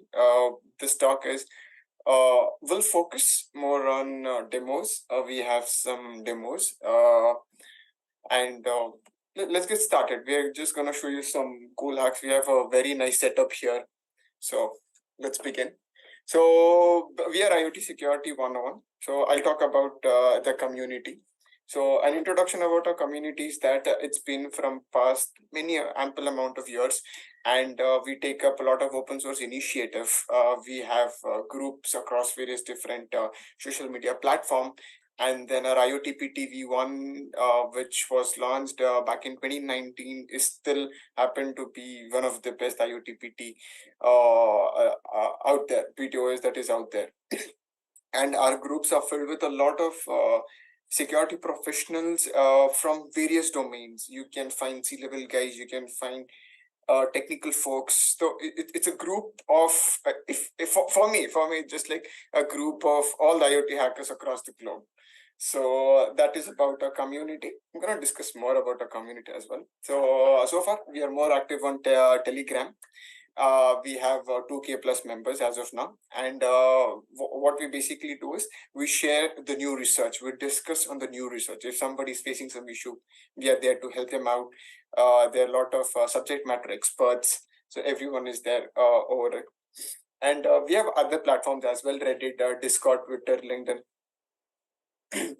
And the future plans for the community is to widen the community and again R&D. So our focus at the end is to research on the new devices, and then develop tools that is going to help the community, that's going to ease the whole job of a community, and a lot of different things along with it. So you can join us. It's an open source community. Feel free to join us. We definitely have a lot of interesting things coming up. And a little bit about a team. So we have our core team members. So we have Karthik, we have Matt Brown, we have Karthik Lade, an automotive expert. We have Saurabh, who is from the Red Team Offensive Security. He's been doing a lot of work with respect to IoT security as well. Then we have Joseph, and then that's me. And we have an advisory team who's looking after us. This Chaitu, Anand, and Amul Naik. I'm not gonna let us. So some of our work you guys can always watch is our IoT Security 101 curated list. So the list is has been updating from past 4 years. Not just that, we also have our of course, I've spoken about the PTO and about a lab setup. So when I talk about a lab setup, our lab setup is divided into two formats. One that is for individual researchers like you and me. The other one is for the enterprise. So there is a new lab setup that has been launched or yet to be launched. So you can keep an eye on it. Okay. So coming back to the topic. Why choose hardware hacking? I think that is something that we have to understand before before jumping into it. Why would someone choose hardware hacking rather than sabotaging your software? So one thing is that the makers really don't think that attackers are gonna go behind your hardware. They are like, okay, they believe that they have this conception that hardware is trusted, but hardware is not. And then again, hardware is a weak point. Just imagine that you have a lot of intellectual property in a device, and if somebody is able to take that, use it, and bring out all these devices, bring out clone devices, that's a huge loss. That's a loss of time, efforts for the company who's actually building the IP. And and second thing, it helps you form deep relationship with the device that you're trying to probe.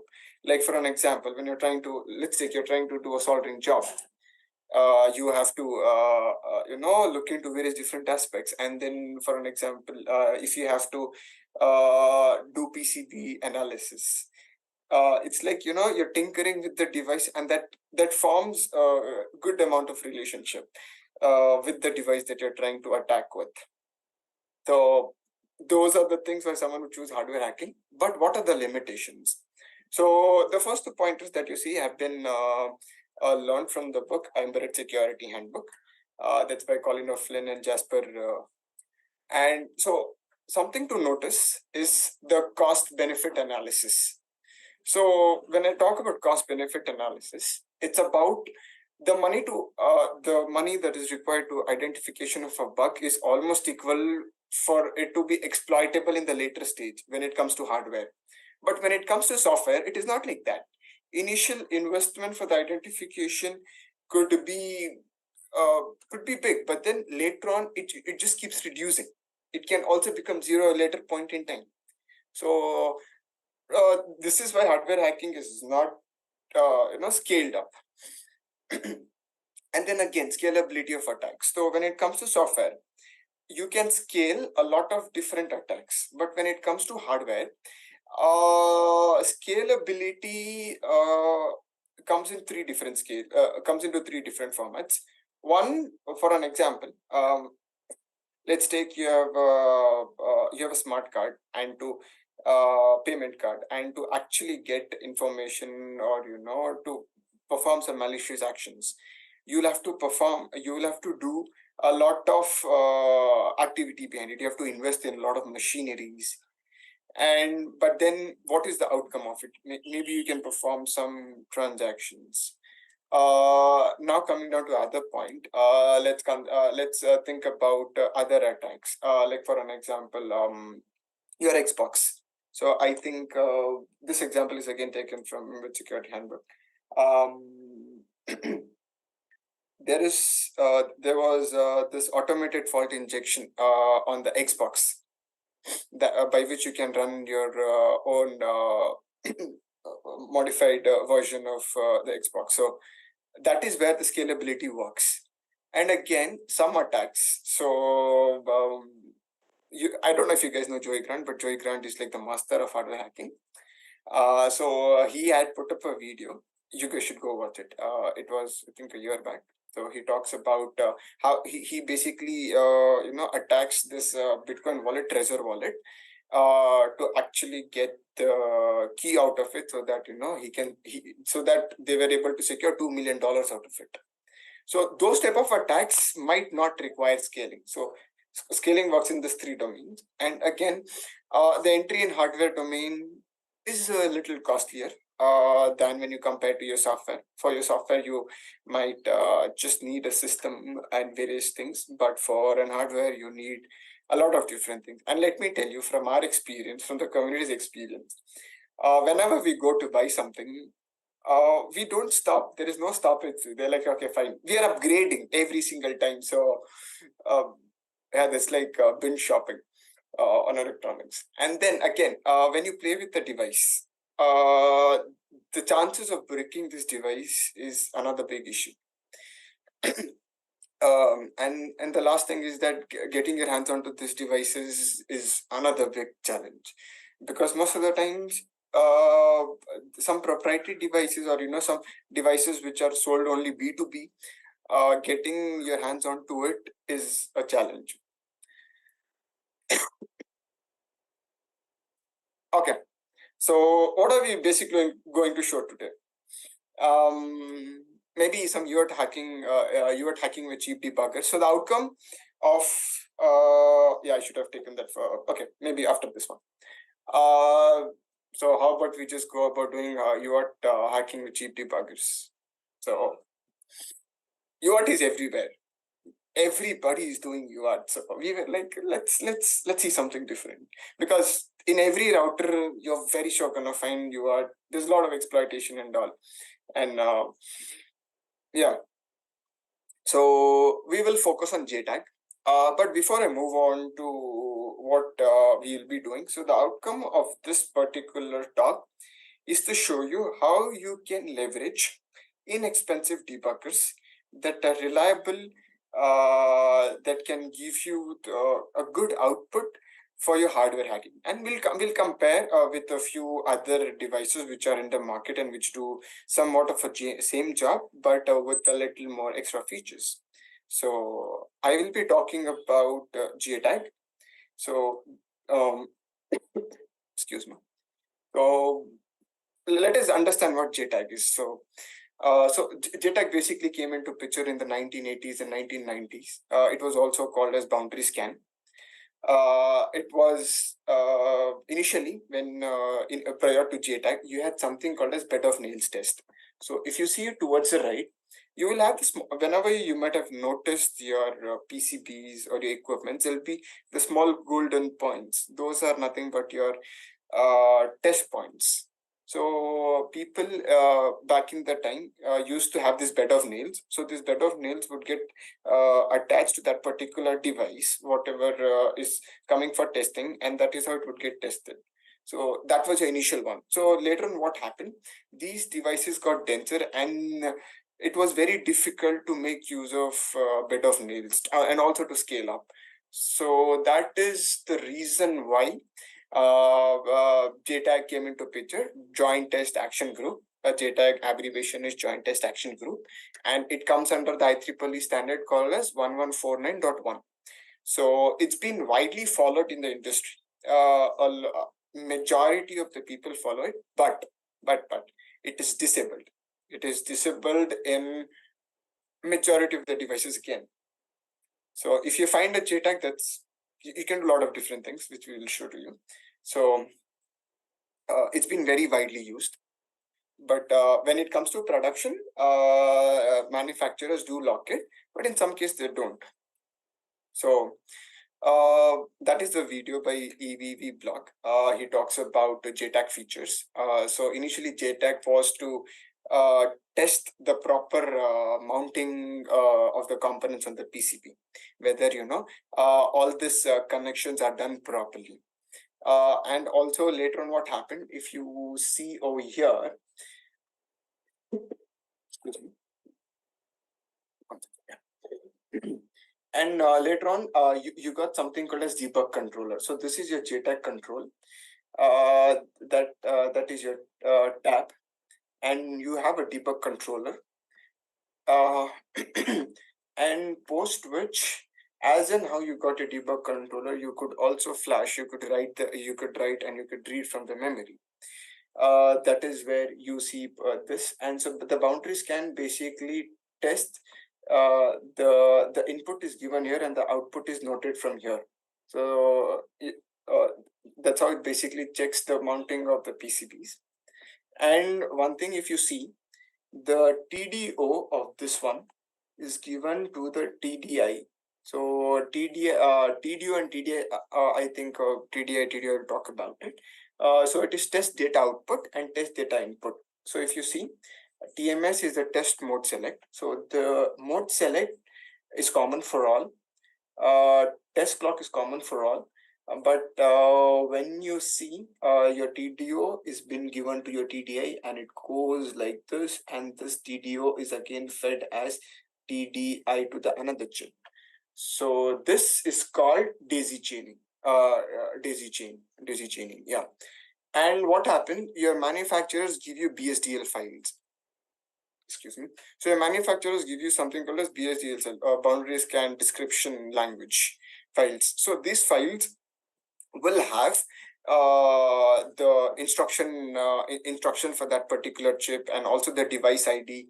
So with this one, you can test out the device. So that is what your BSDL files are for. For STM and everything, you will find your BSDL files. So that is your bypass scan registers. It's gonna have a lot of values that has to be in a register, pin mapping, and etc. So I would recommend that watching this video. It's 10 years old, but it's a gem. It's a gem until the very moment. Okay. So more about JTAG. So you have TMS, that is the test mode select, and then you have your TCLK, test clock, test data input, test data output, and test reset or JTAG reset. So I think the names are self-explanatory. And okay, so JTAG, it's a 16 state finite state machine. So what does that actually mean? Okay, let me explain it. So when you say a finite state machine, it means that the output, I don't know if you can draw this here. Yeah. So the output from, let's take a chip. If the output from the chip is given to the input, and it is basically the feedback mechanism, if I can say the feedback mechanism. When you have it in a chip, it is called as the finite state machine. And the 16 state, it means that there are 16 states here. If you just count 1, 2, 3, 4, 5, 6, 7, 8, 9. 10, 11, 12, 13, 14, 15, 16. So these are the 16 states that you have in your JTAG, and they all go through two ways. One, DR is nothing but your data register, and your IR is nothing but your instruction register. And this one has components such as instruction register. So your instruction register is of fixed length. And then you have your data register. Data registers come off your variable length, and then you have your tab. So your tab controls, clocks data in, data out, so that it can control the modes. So we'll see the modes hereafter. So for an example, and also for every instruction, you will make use of certain registers. For an example, for the ID code scan, make use of your ID code register. So your ID code register has the information about your vendor, what model what is the model and what is the version of it. That I'll show you in the practical demo.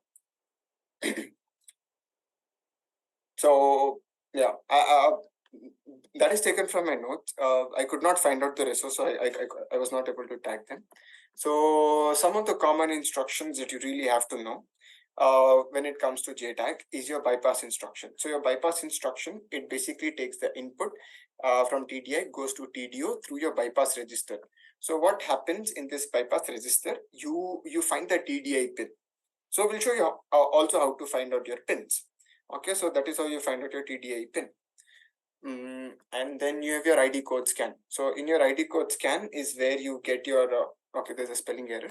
Pardon me. It basically helps you to find your TDO, test data output, mode select, and clock. So this ID code, as stated earlier, it contains your device ID. And here, if you see, something that I wanted to highlight was the functionality that a device, so this is the device specific functionality that you have your debug bus here, and this is your on-chip debugger. This is your CPU core, and this is your system on chip, the one that you see, the outer layer SoC. And here you have your tab controller. So your tab controller controls your IRs and DRs, instruction register and data registers. And it controls through this particular method. It influences the IRs and DRs in this way that we discussed earlier. And you can see in the on-chip tab, so for interfacing with the JTAG, you need 5 pins. You basically need 4 pins. 5th pin is for the reset, that is optional. So you have TMS, TCK, TDI, TDO, and TRST. So these are your common instructions. And I want the one thing that I want to highlight was the differentiation. The differentiation between the device specific functionality and what the JTAG standard offers. Okay, so why JTAG? What is JTAG helpful for attackers like us? One thing, you can make use of debugging to find vulnerabilities. You can read, write, flash memories in this. And you can find undocumented functionality, that is by brute forcing instruction register. So one scenario, I think there was back in 2012, if I'm not wrong, yeah, maybe 2012. There was a paper by Dead, I don't remember his name. I think he's the person who created OpenOCD. So he they came across a study where the University of California, maybe. I can share that. I think it is in one of the references, hopefully. They had found some undocumented functionality, which was nothing but a backdoor on that particular device. So JTAG can be used for different purposes. And then again, you can write to your register. You can write to your register to bypass security mechanisms. Of course, it's not as easy as said. There would be different roadblocks that would come in your line when you're trying to do all of this. And okay, let's go about thinking that how would you identify your JTAG. So identification, first thing, do a web search if somebody's already done it for you, and if not, check for your common headers. So when I say common headers, 1 second, I will show you my screen. I think that should full screen. Excuse me.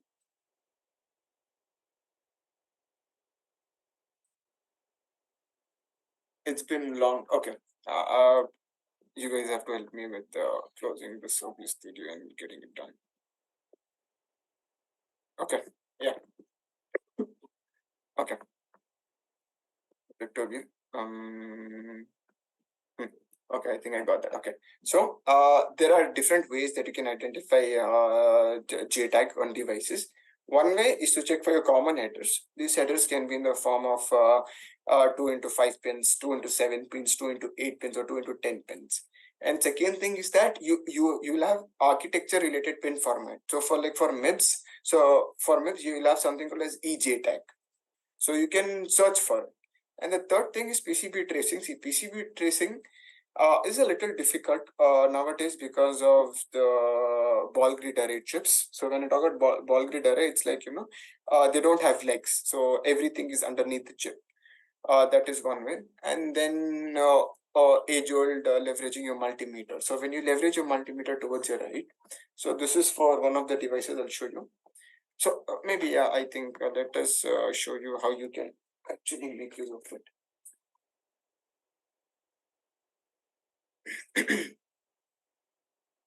Okay, I hope my screen is visible to you guys. Yeah, I have a few boards that have children. For an example,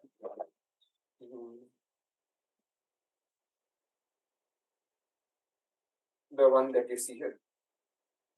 Just take this.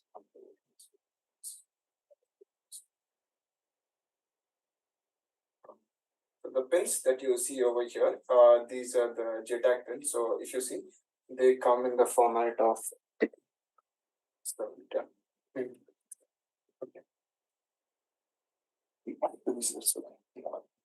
So if you see, they come in the format of 1, 2, 3, 4, 5, 6. They also come in 6. So 6 and 6, 12. There are different ways to identify it. This is one of the board, and the other board that is D-Link.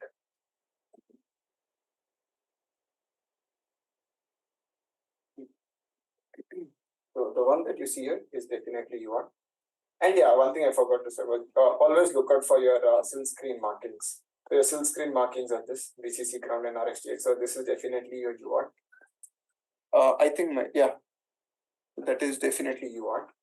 And this ones that you see, the ones that you see here, 1, 2, 3, 4, 5, 2 into 5. And you can see that, that is TP7, TP5, 6. So what would happen? 5 out of this would just be your ground. So ground is basically used for reducing the noise. And out of these pins, it could be TCKT, TIT, RST, and other ones. So you have to identify that. We'll show you how to identify it. And the last one that we were playing with. Let me just try to yeah, pardon me for the bad soldering, but it's very minute. So the ones that you see here, these are all your ground pins, 1, 2, 3, 4, 5, and all these are one of your pins, and the other pin is actually soldered back because here this pin was soldered at the back. So that is how you can identify JTAG. And here that you see, Okay, just to be clear, I was just curious, were you guys able to see what I was showing you on the digital microscope?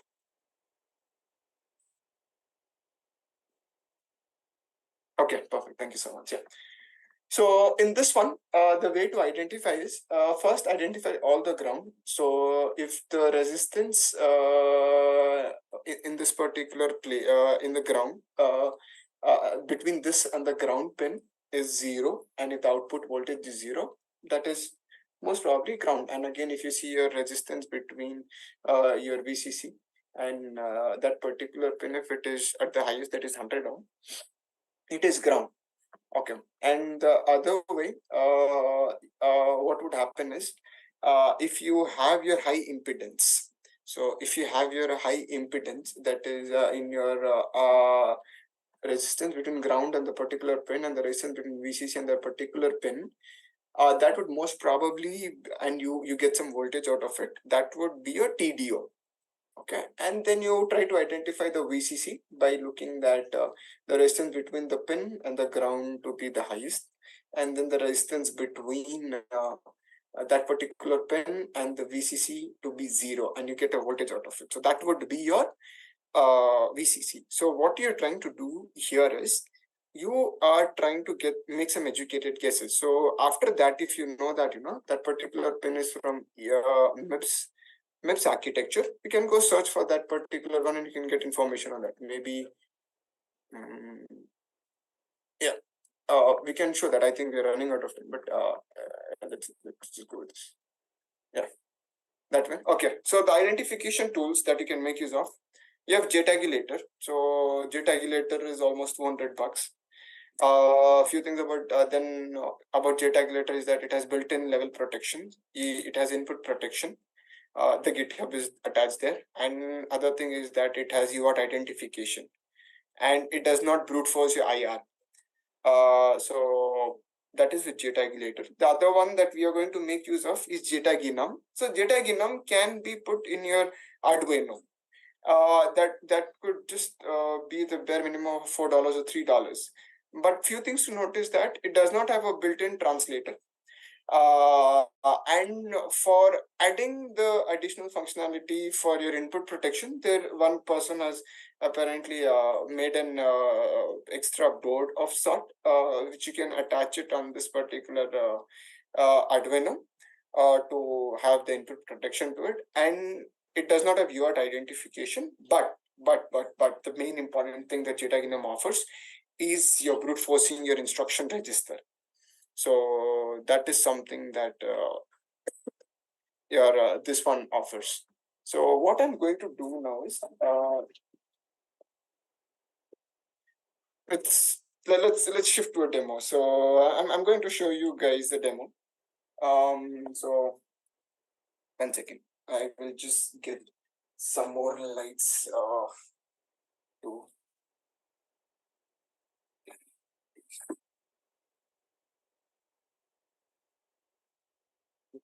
It's very clumsy. I've become very clumsy today. So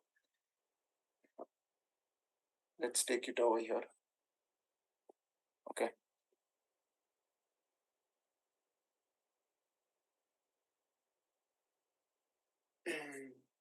Something is not very right with this stand. Okay. Yeah, I can share my screen on the right side.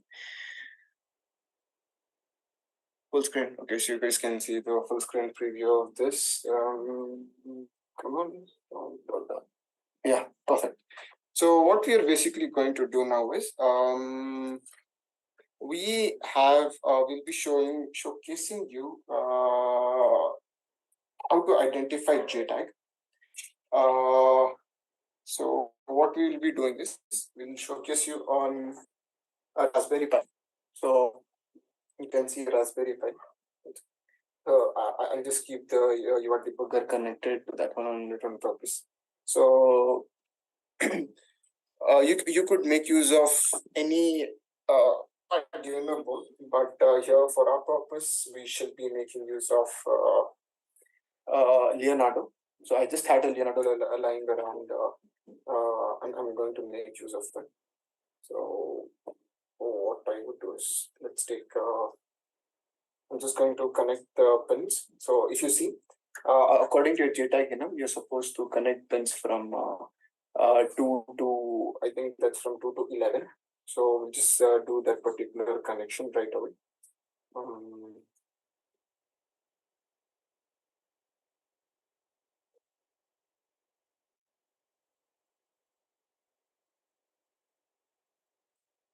What of?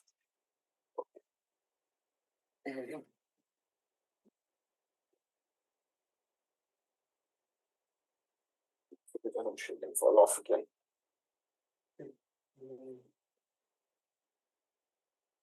Go for your algorithm.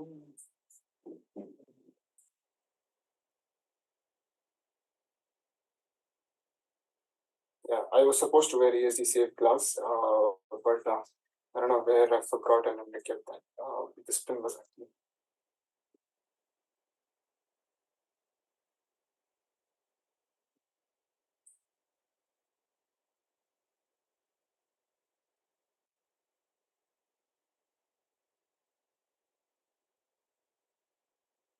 I think I've connected all the pins. The pins are not supposed to be connected, and always ensure that your ground is connected. So, if you see, that's my ground here. So that particular ground pin is connected to the ground. So I would suggest that make use of color coded jumper wires. So black is ground for me. Connected all the pins. It should basically start from 2. And I will take this.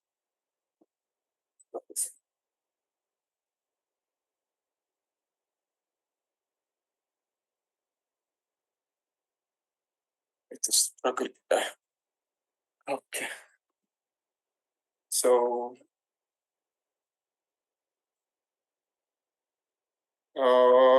I'm gonna take Arduino. So that's a JTAG enum code, which is already inside of it's already loaded in the Leonardo. I'm going to power up my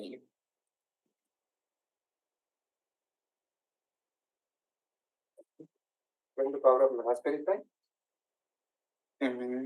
So powered up my Raspberry Pi, and I'm going to open my serial monitor here. Okay, so I can see the port rate is selected 115200, and I'm just going to type H. Okay.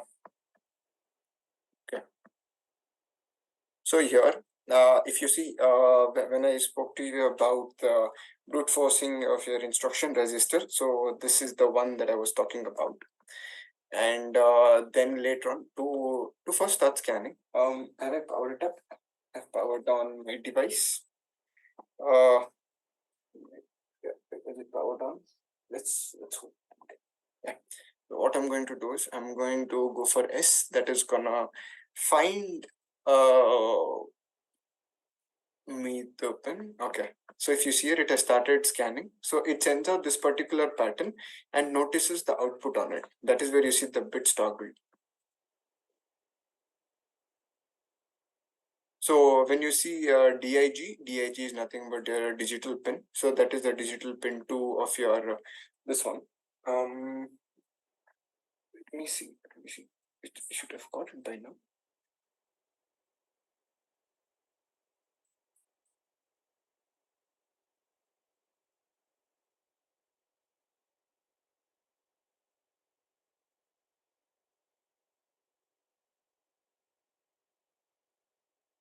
Perfect.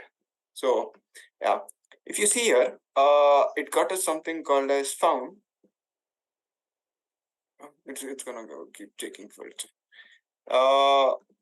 It got us something. Control Shift C. And let me take it on my Sublime Text file, a new file. So it found out the JTAG pins for me. So please don't make use of that particular video ninja file. Okay. Why is that happening? Okay. So if you basically see the digital fourth pin, the fourth pin which is connected to the Arduino is your NTRST. My clock is your digital pin 3. My mode select is digital pin 7, and my TDO is digital pin 6. TDI is digital pin 5. Ain't that cool? And also gives you your IR length. It's so now you have identified this one, but definitely the story doesn't end there. So let us wait for this one to finish it off. If press and something, but essentially.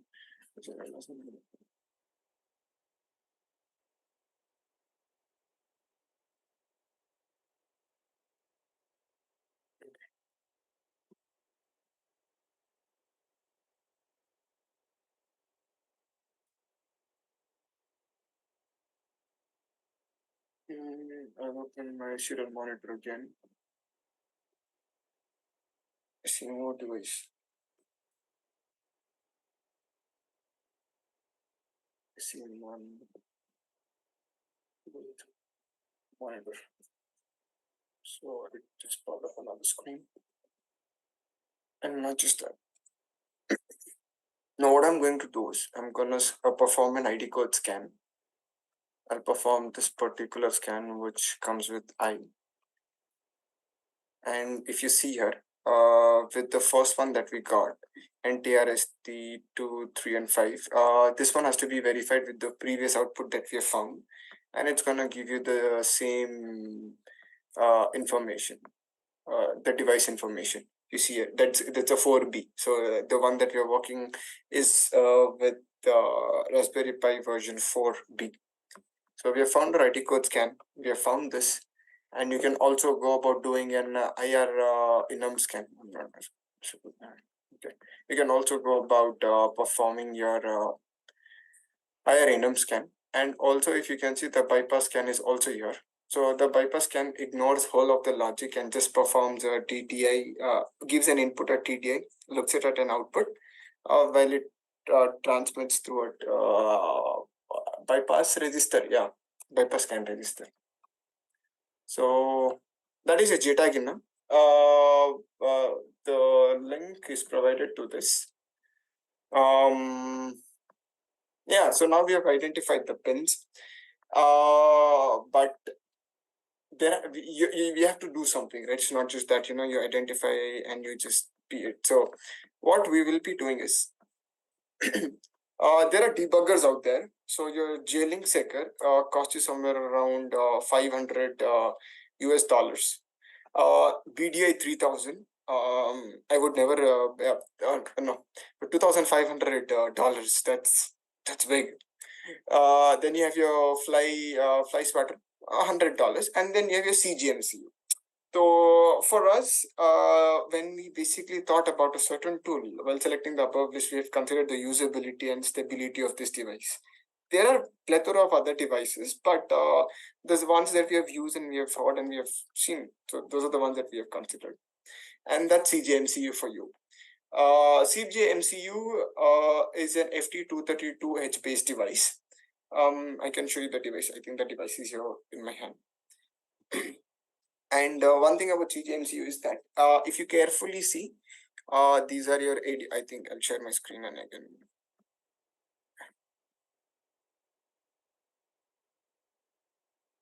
So that is my CJMCU device. And if you see here, the ADO, AD1, AD2. So those are the pins that I am referring to the one here. That is TCK, TDI, TDO, TMS, TRST, SRST, and RTCK. So yeah, that is your CJMCU. And yes, this shall be the last demo. We are just done. So what we'll be doing is we shall connect and we shall show you a final demo. Okay, so I have a CJMCU here. I'm gonna get rid of all the pins.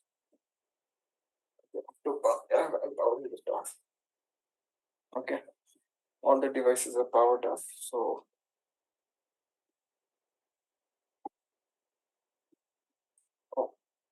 there is, yeah, I haven't grounded this device. So I'm gonna take all of this, just keep it aside.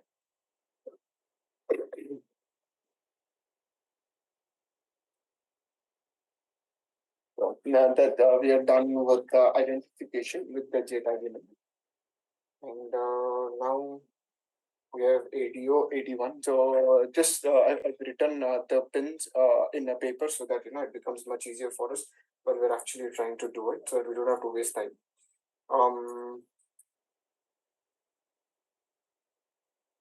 So purple goes goes to your ADO. Goes to your ADO. Then you have your 81 to brown, 81 to brown, 81 to brown, 81 to brown, then blue to your 82, blue to your 82, blue to your 82, red to your 83.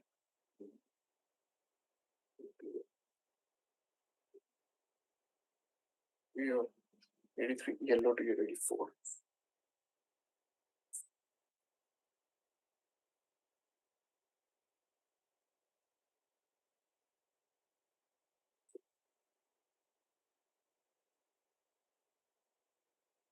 It's 7 TST, so we have everything connected here, but the last one is we've got to connect the ground. So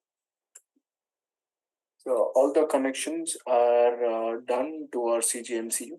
You see here, come on, focus. Okay, so all the connections are done. So I think I will connect this. So before actually show you, let me show you something. Wrong slide. Okay. Let me go to my terminal. I hope it's visible to every one of us.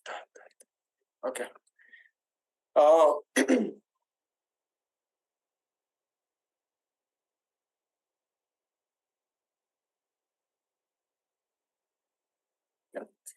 So what here we will be making use of something called as OpenOCD. So OpenOCD is nothing but open on-chip debugger.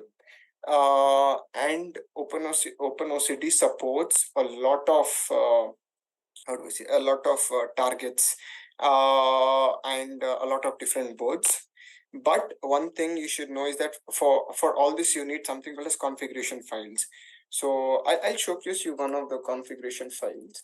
And yeah, we'll also showcase you one more thing that we have been doing with this. Okay, yeah. So you have your OpenOCD files, and let me cat out FT232H. So if you see here, a few things to note here is the adapter speed, the driver. So you can, this is something called as TCL language. You'll get used to it as in how you're playing with it. And those are the important things you should note. And also if you're, so there is also something called as SWD. So SWD is for your low-end devices. So in SWD, what they do is they multiplex your TDI, TTO, and TMS. That is what you, SWD is what you basically see in your STM devices, blue pill, black pill. And you have to select your transport as JTAG. So the same one, and we will cat our configuration file for your Raspberry Pi as well. So if you see here, it has the certain chip name, BCM2711 is the chip for your this one, Broadcom 2711 for your 4B. And just notice this. So the cores are 4. So the cores are 4. I'll come back to why I'm saying you this one. Yeah. Now with that one, excuse me. Before I take, before we go ahead and take that, I'll show you the how this one particularly works. What have we? What is something that we have planned for? So I'm connecting my UART to this one.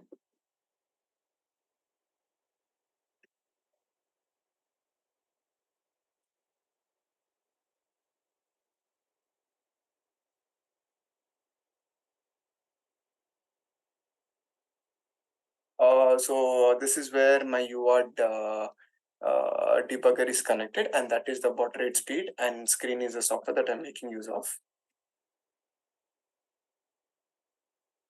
And now I'm going to power on my device.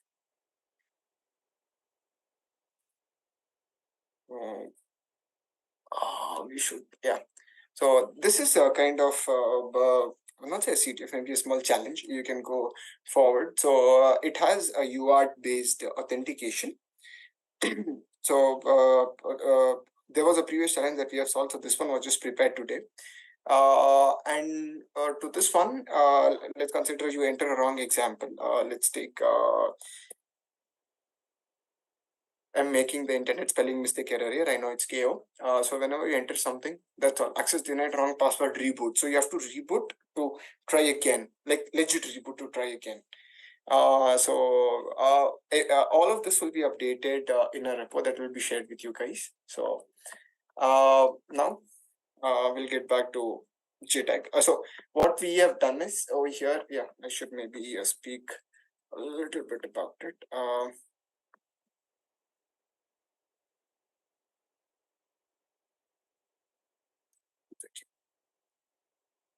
So we have made whole this one a bare metal for a bare metal firmware for your oh no, that content password, I hope nobody has seen it. Okay, so we have basically made a bare metal firmware for your Raspberry Pi. So it contains the whole image. So this is something that we will be giving out to you guys so that you can play and get stuff. Linker is basically used to connect your this one. You have your the code that we have written, and also the assembly language. This one over here, that is basically used to start. That is used to for initial analyzing, initial start. So that is the one. It basically tells in what format first the kernel image should come, then how it is supposed to go. So that is what this is used for. And that is something we have done. So fun fact about that is we actually upgraded that one today, and it was working somewhere around at 12:30. Yeah. So what I'm going to do is I'm going to make use of OpenOCD on chip debugger. And I'm going to give the first one, that is FT232. That is my CG MCU that I'm using it as a debugger. So I shall connect that. I've connected that. Okay, motion. Something is not good. Yeah, okay. I've connected CG MCU, and then again after that I'm making use of Raspberry Pi 4D.CFG. And over here, if you see if the connection is actually succeeded or not, yeah, deprecated. Those are warnings. So so telnet connection is open on 4444. The clock speed is 3000, and JTAG tab device found. So if you remember, this is the same ID code register that we found in the output of JTAG enum. So it has verified that okay, yeah, it's working, and the manufacturer is ARM, the part is BA, and the version is 4. And it has identified 6 breakpoints, and it has started a GDB server on port 3333. So what we will be doing now is we will verify if you are able to talk to the tap. So the tap is text access port in JTAG that controls the modes. that we have discussed earlier. So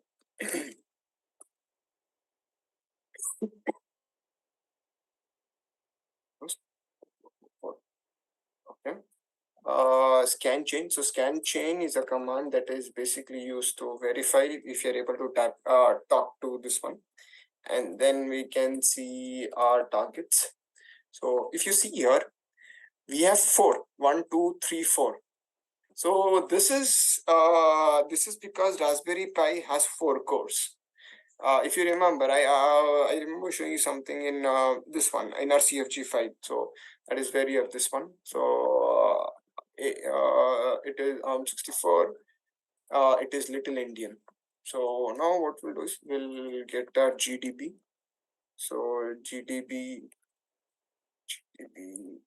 multi-architecture, set architecture to be 64, and target external 1, 2, 3. That is, let me confirm. It should be 3333. Okay, that is 3333. Okay. There is no executable function. That's okay because we have not supplied any files like ELF. And let us see the information on the registers. Okay, that's nice. We have we can now see the registers, and okay, could not fetch the ELR. Okay.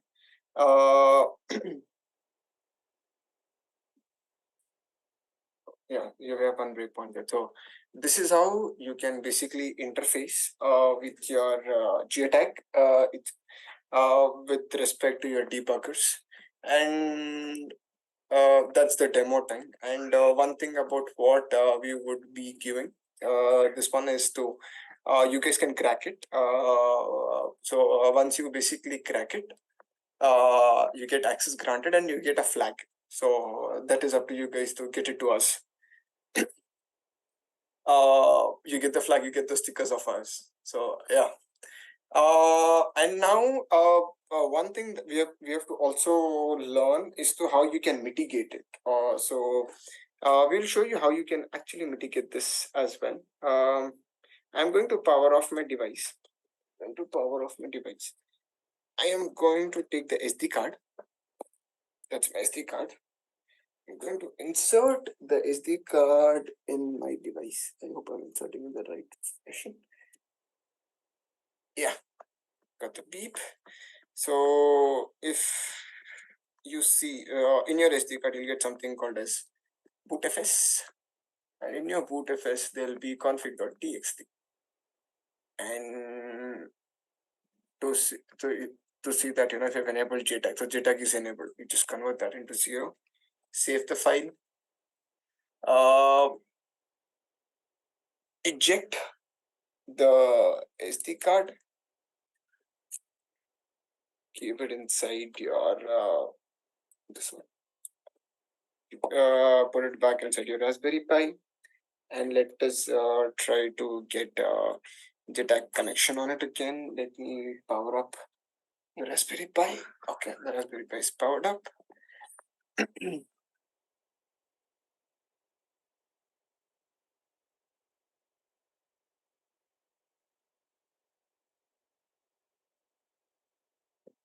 It's all powered up. It's working as it was supposed to, but right now you cannot connect to it.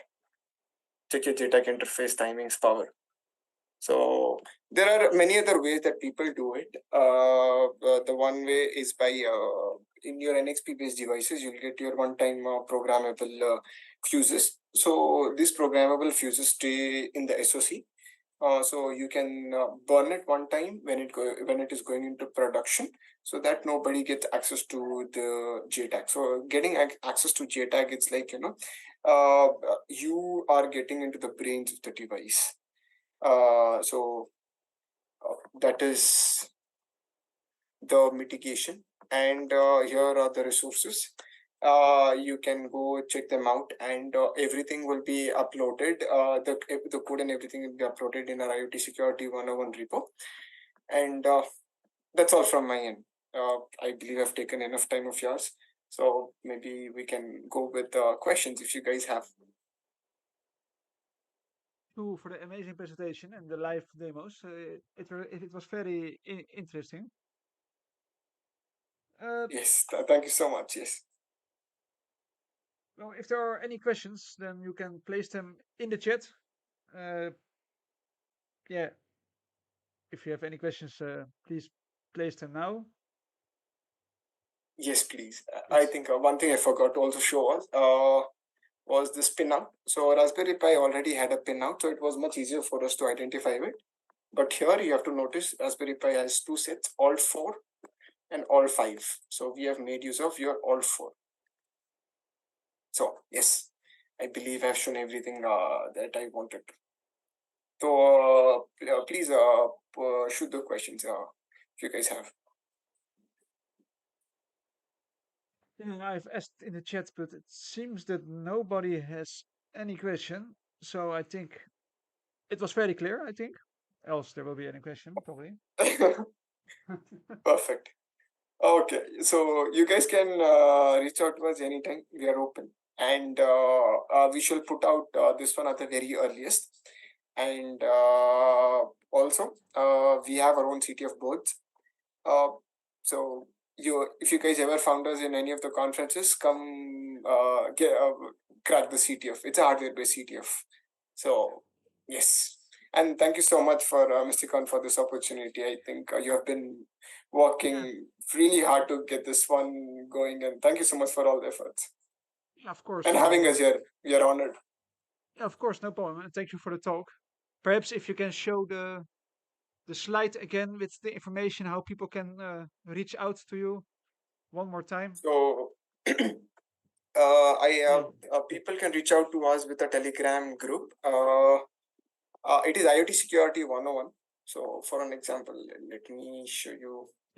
If you are interested in IoT security or want to learn more about IoT hacking or anything related to IoT, please feel free to join their Telegram. I am also part of their Telegram, and they also have more channels, as you can see. But yeah, I am inside their Telegram channel, and yeah, so far all the information shared there is very interesting. If you are interested in that part of security, of course. Yeah, then all for me to say is thank you again for the amazing presentation, and yeah, for the people who are watching, give a warm applause to this speaker. It was very nice, and also the demos. Yeah, I don't know how you did it, switching between the hardware labs. It was very smoothly, but yeah, thank you. Thank you so much. Thank you so much, everyone. Yes, I'll sign off. Yes, sorry. Yes. No problem. So for the people who are watching, we will be back in. Yeah, the next speaker will be start in 10 minutes. So we will be back in 10 minutes. Please don't leave. Grab some food, drink, and yeah, we will see you in 10 minutes. Thank you so much, everyone. Bye. Yes, we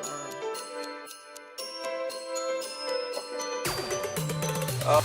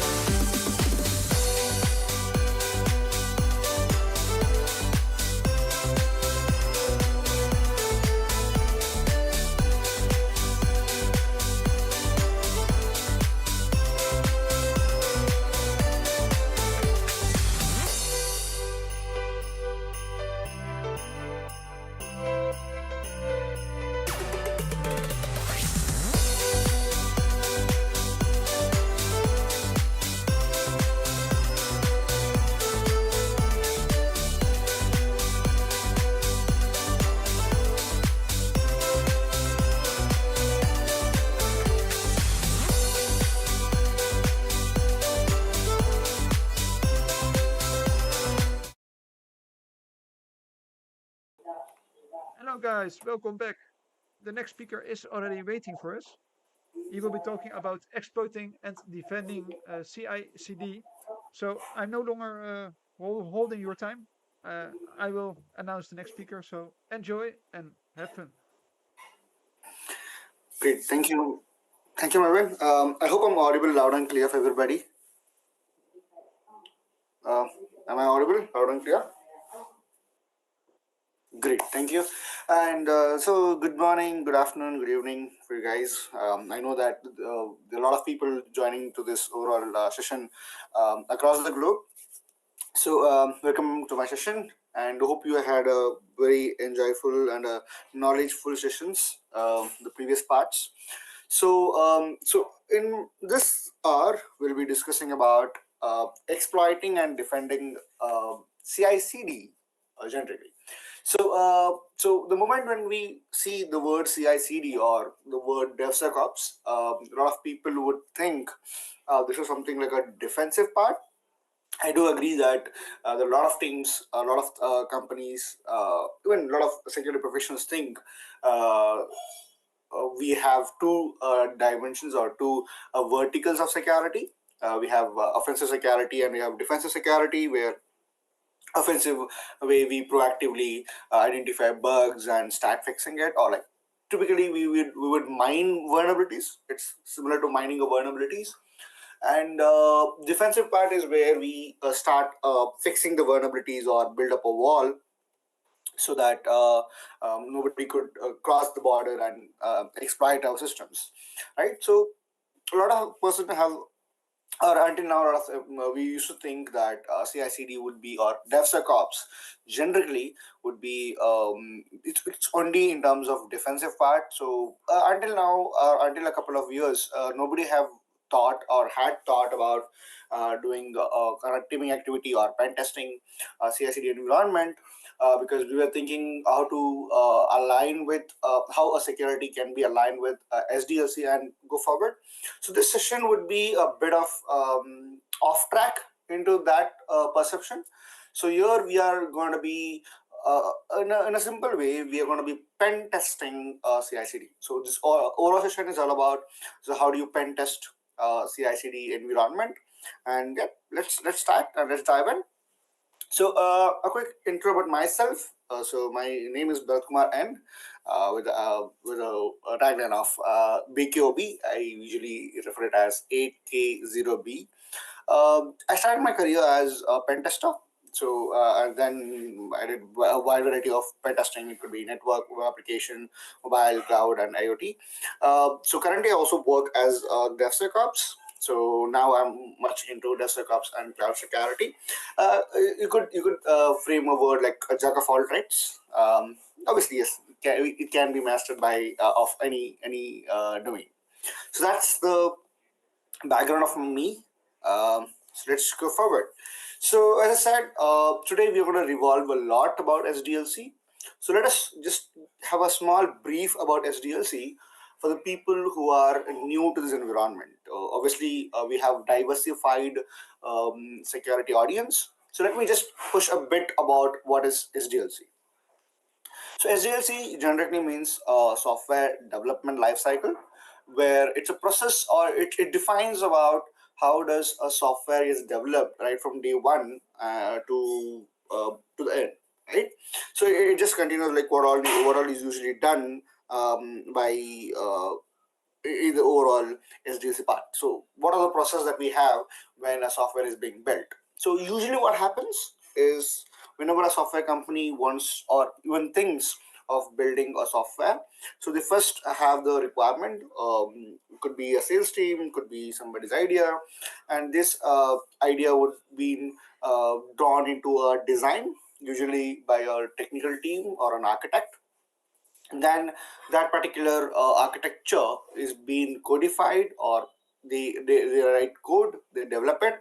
And once the codes are developed, obviously we have to check if the code is working properly or not. So we would be doing testing, and once the system is tested, if it works perfectly fine, then we go for deployment. And finally, once the code or website or app is being deployed, then it goes to the maintenance phase where we start maintaining it.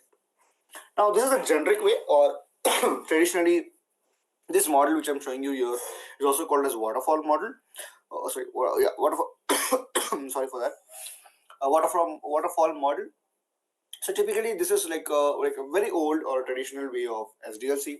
We do have agile and a couple of other ways, but the moral part here is, if you see the earlier time of SDLC, we used to do the overall development stage by stage. Let's say if you want to build a website, the entire website has been designed once, and the entire website has been developed once, and then the entire website is tested, and entire website is deployed, and entire website is maintained. So this will take a lot of time. Firstly, because you're building an entire website. Again, depending upon the features and the size of a website, the duration would be prolonged to a couple of months, or couple of months to probably sometimes even a year also, if you are using a very big websites. So let's say if one stage is halted, the overall process is halted. Say for example, let's say while testing, if something got broke, right? So again, it goes back to the developer, and there it takes more time, it gets consumed, and thereby it increases the overall development phase. So the main problem with traditional SDLC that we had, it was very time consuming and very resource consuming. Sometimes that was a major drawback. Again, there are a lot of drawbacks, so I'll not go deeper into it. I'll just give you a brief. So this was a major concern, because of which we came to the context of pipelines. Now, obviously, you don't have much text, so I started disclaimers that you don't have much text in my sessions. You'll hear a lot of images in the overall PPT. So we started moving from the holistic development to development from sprint wise or stage wise. So instead of building an entire website from scratch to end in a single shot, so later people started thinking, let us build it by stages or chunks. So we build, let's say for example, we build the let's say taking example of YouTube, because a lot of the audience are seeing this thing from YouTube. So let's build a player first, and once the player is built, in the second release or the second version or second update, let us build a subscribe button, or in third, let us build comment, and so on. Let us build playlist. Let us build join buttons or community. So this way, so we would first build a skeleton and start adding multiple features in each releases. That is why this overall thing was in a release cycle ways. So that is why even today we see a lot of companies or a lot of applications, we get updates at least 1 week once, because they don't build the entire application in a single shot. So they build things based on features. Now you might be wondering why do I have a car assembly line here? Okay, so because this is a very similar thing what we do in our today's SDLC. So instead of building all a chunk, all entire website in one stage, if you see the car manufacturing, a car is not manufactured right from top to like from scratch to end in a single slot, right? So different parts are manufactured by different places or different departments, and finally all the parts are assembled to take away to one particular car. Now if you see an average car manufacturing duration, a typical case, let's say if you take a mid variant of the car, a car takes around 4 hours to get manufactured. So within 4 hours, you get one car manufactured. Now, how is this possible? Because instead of building a car right from scratch to top and in a single stretch, we started building the parts, the different elements of it parallelly, and you bring everything into one sections, right? So people start doing their job, and the other guy will bring those components into one position, and they start assembling it. The same thing what we called in the later version or the agile methodology or the latest SDLC mechanism called as DevOps. Okay, so earlier what used to happen, the developers used to write code, then they used to give it to QA or do the testing, and once the testing is done, then they used to give it to the operational people, where they start deploying it, right? So instead of having these stages one by one, and thereby, if say, let's say for example, if the test fails, the duration of the development would go much more bigger. Similarly, if the operation guy has any issues, or if something fails during the operation, again that will also prolong your overall build, right?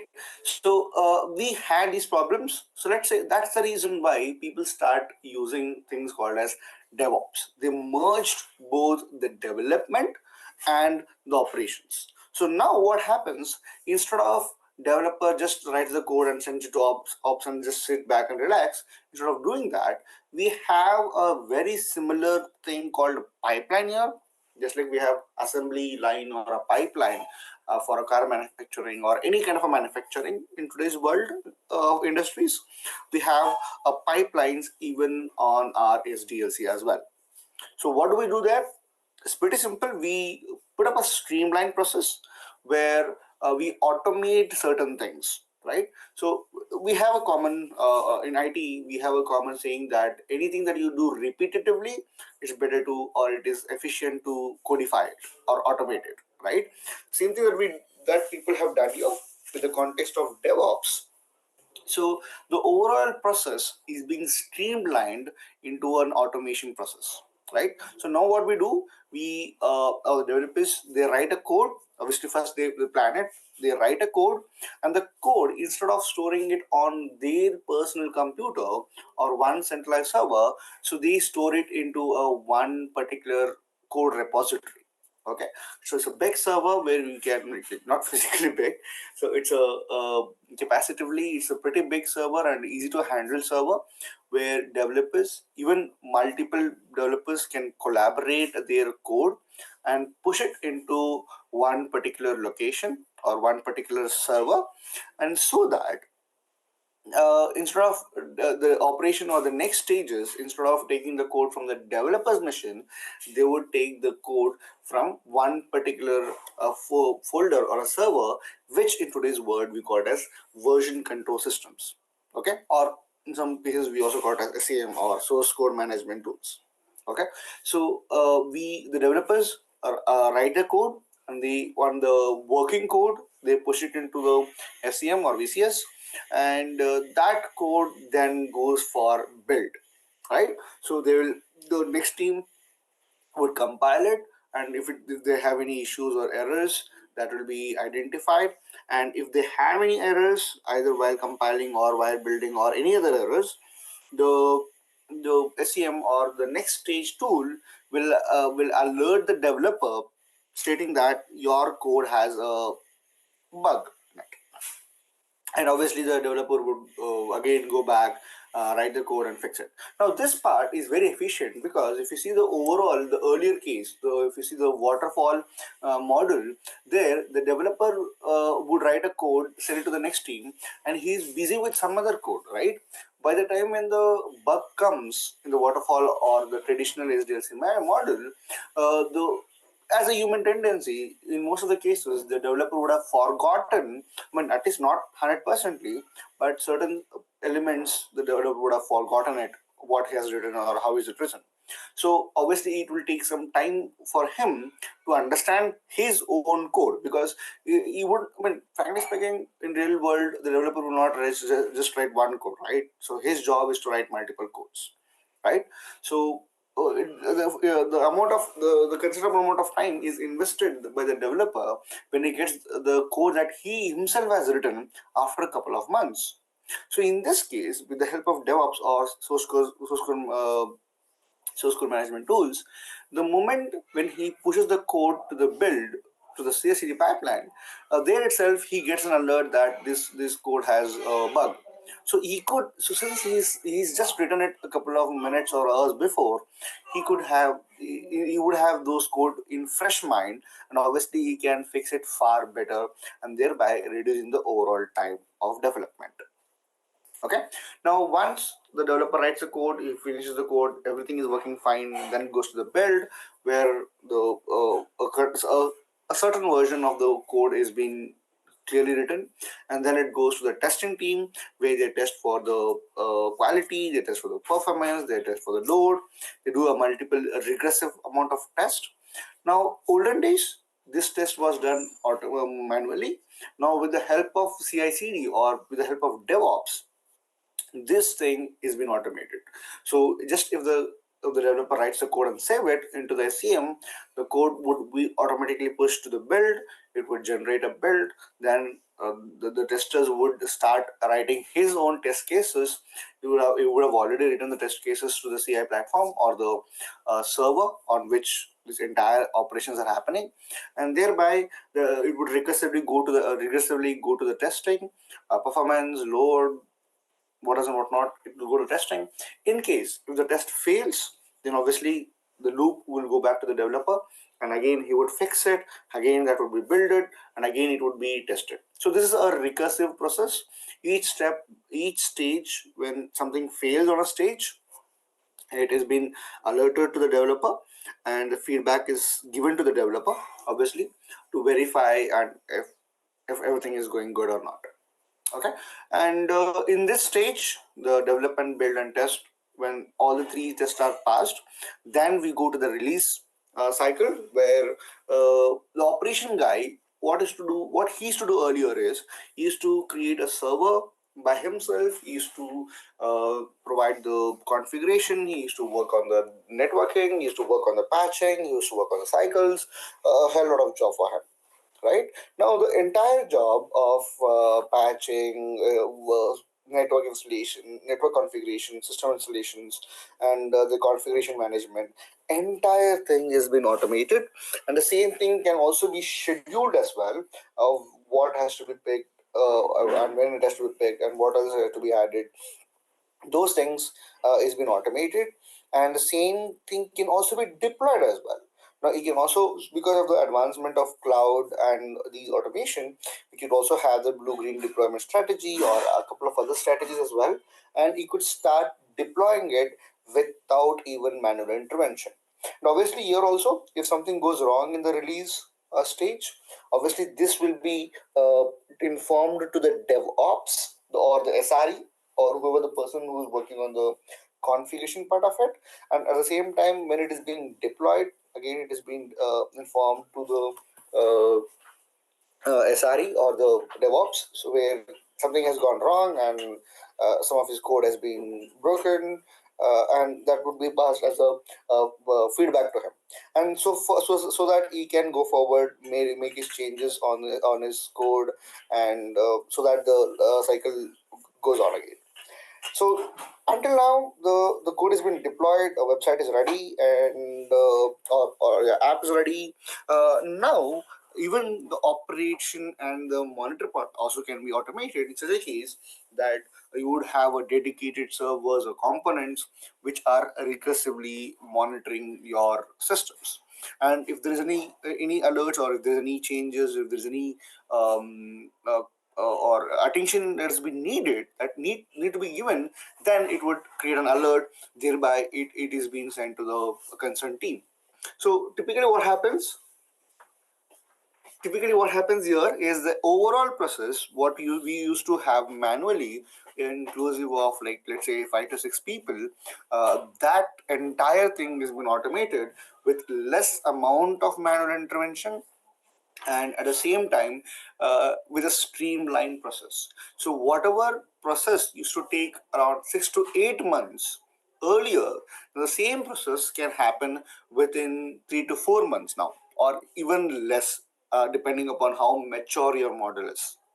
Okay, now this is why it is also called as CI/CD. The reason is because the developer, because it's been streamlined process now, they don't need to worry more on the sharing the packages, sharing the files, troubleshooting it, recursively testing it. They don't need to worry much on the later process. They only need to worry on the development.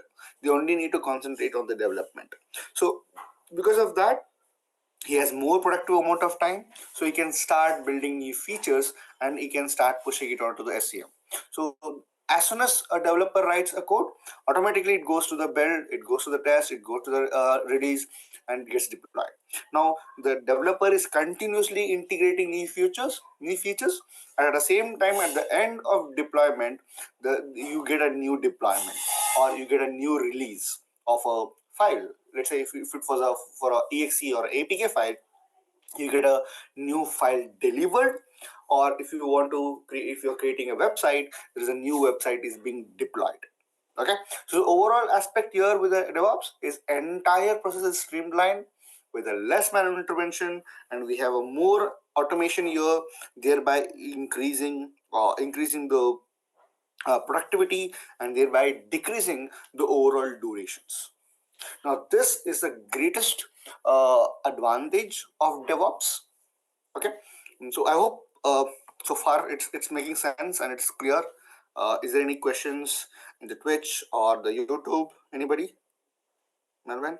Any queries, concerns so far? Is it going good?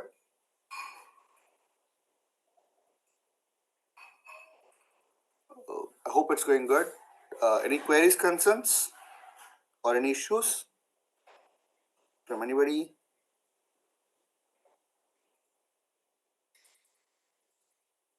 Am I audible, Melvin?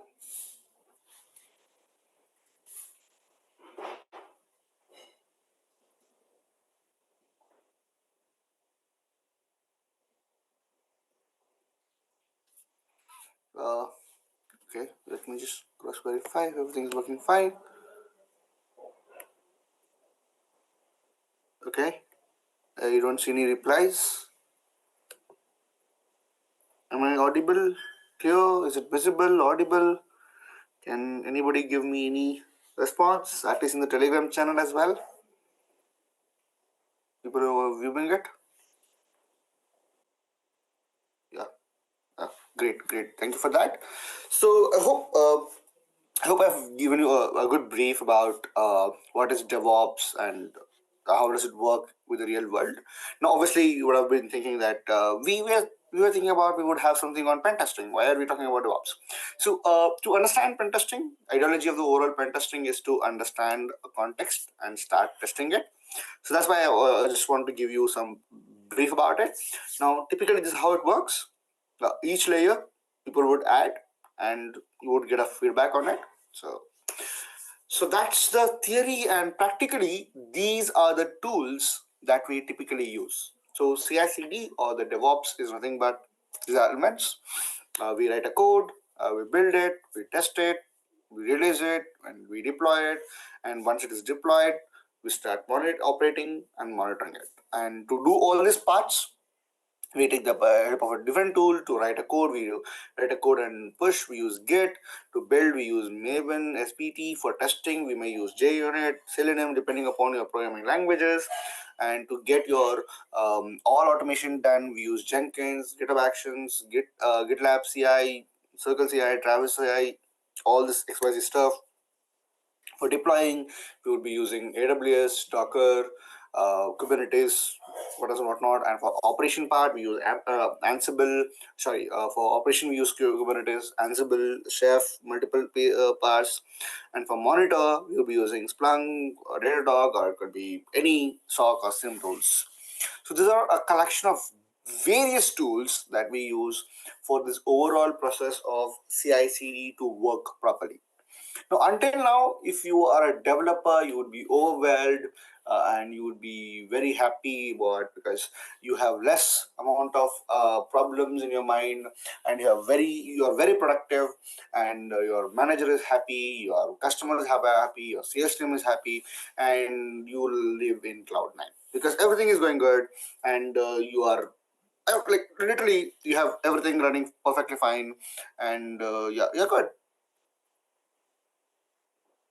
Okay, so that's how typically a developer is, and that's not the real world, right? So if everything is going good, most of the times you're doing something mistake. Okay, so that's what happens in real world. So if everything goes good, if everything is silent, it some way means it's not going good. So that's the reason why I was picking you guys. Yeah. So coming to this part, if you see this, these are all the overall advantages and we have these many tools here. But if you observe, out of all these parts, so you should have some mastermind, isn't it? So even if you have these many amount of tools, there should be one tool or one couple of collection of tool which is very common or which is very needed or very powerful, right? So that tool that I will say for CI/CD, or the most critical tool or critical part for any CI/CD would be your CI tool or continuous integration tool, which we call as Jenkins, GitHub Actions, GitLab, or GitLab pipelines or Azure pipelines, what is not. So these, now why do these tools are very important? Because if you see, the ultimate background or the backbone of your overall CI/CD is the automation. And if this automation has to happen, it has to happen on some computer, is it not? Previously, it used to happen on the developer's computer or the DevOps computer or the operation guy's computer. But now, since it has been automated, it has to happen on some computer, is it not? Now, where does it happen? It happens on the Jenkins machine. So when the code is tested, it is tested on the Jenkins machine, or basically the CI tool. When the deployment is happening, before the deployment is happening, the image is created on the Jenkins machine or the CI machine. So all your automation happens on one machine called as CI machine, or your continuous integration tool, or we call it as engine. Again, we can give a different names for it, but ultimately all your automation happens on one main critical machine. So your code is there, your credentials are there, your artifacts are there, your network configurations are there. So this is like God, okay, the demigod. So that's why I say it's the most powerful element in your overall CD. Okay, so his power is beyond anybody's comprehensions, right? So that's how powerful a CI tool, because he is like a god for overall deployment, because he has the code, he has the credentials, he has the passwords, he has the network, he has the artifacts, everything he has in home. So obviously, since he has everything, he has a lot of power. And obviously, people say that when you have great powers, with greater power comes greater responsibility. So when you have more power, obviously you have to use the power with greater responsibility, or else you lead up with a lot of other parts. Now in security, the mistakes made by one person, obviously it will yield with multiple people. Obviously, a lot of people will have to serve their like serve their dedications, make their dedications go in vain. So so far we're talking about the advantages of SDLCs and DevOps, all this part. Now these are a few eye openers for you to give you about what can go wrong with these automations. So usually in security, we have something called security triangle, where the security features and the usability has to be managed. And the moment you start increasing your features and usability, the security will go down. So that's the common tug of war that we usually play, where we try to manage everything. And if one of the thing is not balanced, the other one would go up. So if the security is not balanced, or if the features are too high, you're making everything easy for the people, and obviously there would be some point where the security would be compromised. So these are the few famous examples where security was compromised, or more precisely, a company was compromised, the entire organization was compromised through some mistakes. Now again, there are a lot of incidents that happened this way. So I have given you a couple of famous incidents. Now I'll not go deeper for everybody. I'll just give you a background of what happened. So for example, with SolarWinds. SolarWinds was a platform where a lot of people were using it as a supply chain, where a lot of people were using their components to support with other their work line. So there are a group of hackers who hacked SolarWinds, and because they hacked and put malware into SolarWinds, they had compromised all the clients. So this is a tagline that we say: instead of compromising 100 companies, what we can do is we can identify from whom does these companies take the softwares, and if you just hack one of that mastermind, and everybody who follows them will be a slaves. So that's what happened. So when SolarWinds was hacked, or the malware was added into SolarWinds repository, so whichever clients who were using SolarWinds, they automatically get compromised and their data was breached. And same thing happened with PHP. So somebody put a one-liner malware onto PHP. So whoever has updated the latest version of PHP, they all got infected with that. So similarly, the Stack Overflow breach was happened, and so it was a massive breach, and a lot of until a couple of time duration, the company itself didn't know that they had been hacked. And later, again, a couple of other secret issues that got leaked. So usually we store credentials in our CI, and that's a critical element which we are going to be discussing that in a couple of minutes. That again, these two factors like CodeCov and Travis, where these secrets were exposed, and thereby disclosing a lot of critical data of their users. Lastly, the very recent hack that I would like to shed light on it is 3CX hack. This was actually on the virtual PBX network, where a lot of people who were using, we could also categorize this as a supply chain attack, but in terms of SDLC, supply chain attack is a part of SDLC attack.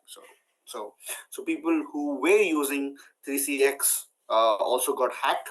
Again, the same principle would apply here, that instead of hacking 100 companies, you hack the one company where all these guys use the components, and you in return others would be your slaves.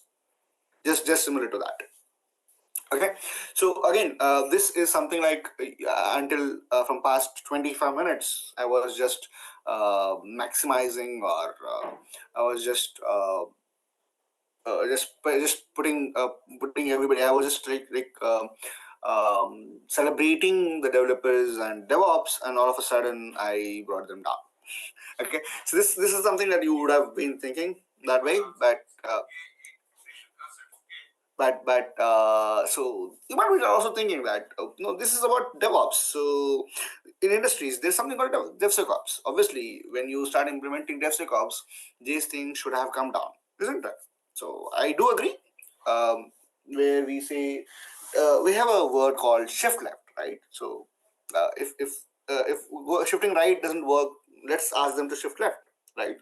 So that's where people or companies started adding up things onto left. Now they started implementing security in the earlier life, or right from the design stage, right from the coding stage and testing stage. They parallelly added security in this. Now I'm not saying this is bad. This is a really good job, and it is being proven in a lot of companies. They are really doing great here. But in security, one implementation, or I would say one rule, does not apply everywhere, right? So it's not like we have a defensive of depth, right? So each layer, or adding defense in each layer, is more important, rather than they're just like, I have purchased a firewall and I'm secure. So that doesn't work in security, is it not? So shift left is exist, but shift left has its own advantages, and obviously it has its own limitations as well. So if we just say, just by shifting left, is my SDLC is safe and my company is safe, and that means you're just closing your eyes and walking onto highway, right? So no, you don't know which vehicle is going to hit you, right? So yeah, shift left is one element of securing your SDLC, but it's not the holy grail for you, right? So that's part. So what is shift left? So just give me an insight. So shift left is nothing but you're combining your security tools along with DevOps. So just like if you go back, just like you're adding a unit test, just like you're adding a deployment tool, just like you're adding a monitor tool, you're also just adding a security tool there. So typically speaking, you're just adding SAST scans and DAST scans into your CI tool. That's it, nothing else. So typically what you're doing here, you're just performing a scan. So whatever we used to perform scans earlier, we're just doing the scans here. So obviously, yes, it does give you a lot of advantages.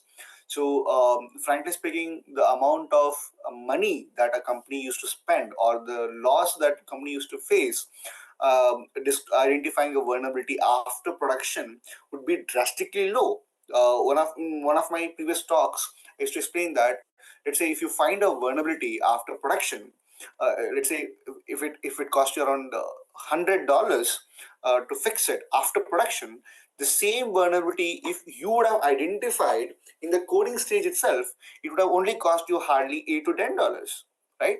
So the same bug or same vulnerability, if you're fixing it during development phase, it would cost you $8 to $10. But if you're trying to fix the same bug after the production, it would cost you $100. So that's the breadth.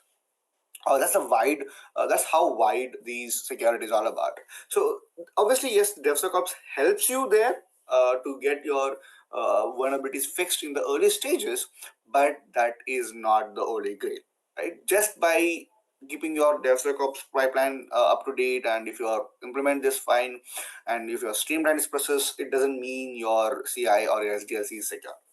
Okay, so I hope you got these myths of DevOps and DevSecOps of being secure enough. I hope that is wiped out of your head. So now let us have some more clarity, right? So there's one common way if you want to check anything if it is strong or not. So best way is to break it. At least try to break it. So that's what we do, right? So if you want to check if your bulletproof jacket is really bulletproof, obviously you start shooting it, right? If you want to check if the glass is unbreakable or breakable, obviously you take a hammer and you break it. So if you really want to check if your pipelines are secure or our pipelines are strong, obviously we have to start hacking or breaking it, right? So this hacking or breaking in IT, we call it as pen testing, right? So I hope there are a lot of pen testers here. So again, just give me a sec. Again, we are just trying to pen test or kind of analyze what is the ground that we are running or how our SDLC is processed. That's what we are trying to do here. So pen testing is again we have been doing pen testing in wide variety of areas. We have doing it from web, network, IoT, mobile, a lot of things. So my point of this talk is also that we also need to do pen testing even on our SDLC environment, that is your CI, VCS or SCM or your deployment parts. So that is also so why are we putting these onto the corners? So that those things are also a critical infrastructure for us to work on. So obviously, yes, it is needed to be pen tested. If that's the case, so if you want to check how strong they are, you have to break it. Start breaking it. But where do you break it? You should know what are the loopholes, right? So you should know where you're looking for. So again, this is not an extensive list, or this is not the complete list, I would say. These are the few lists that I have been following, or I have been using it, or I've been researching on it. But again, it's not an extensive list. This can go long, and depending upon different way of working, this can be different as well, right? So if you see, the starting point of our overall SDLC would be our version control system or push code management, like something like a GitHub or a Bitbucket or Azure Code or what doesn't work on, right? So that has to be validated first. That has to be checked.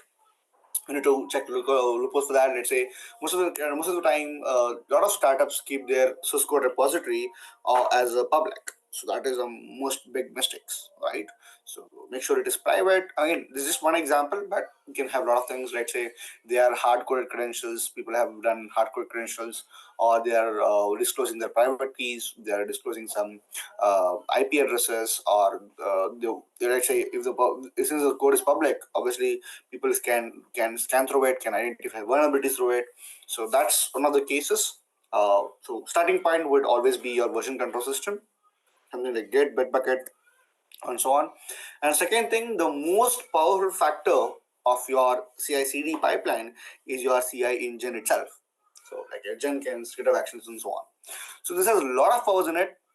So for example, let's say this life cycle of your CI engine starts with downloading the code, and obviously when it downloads the code, it would have the code physically stored on it, right? So that's the first threat that we have.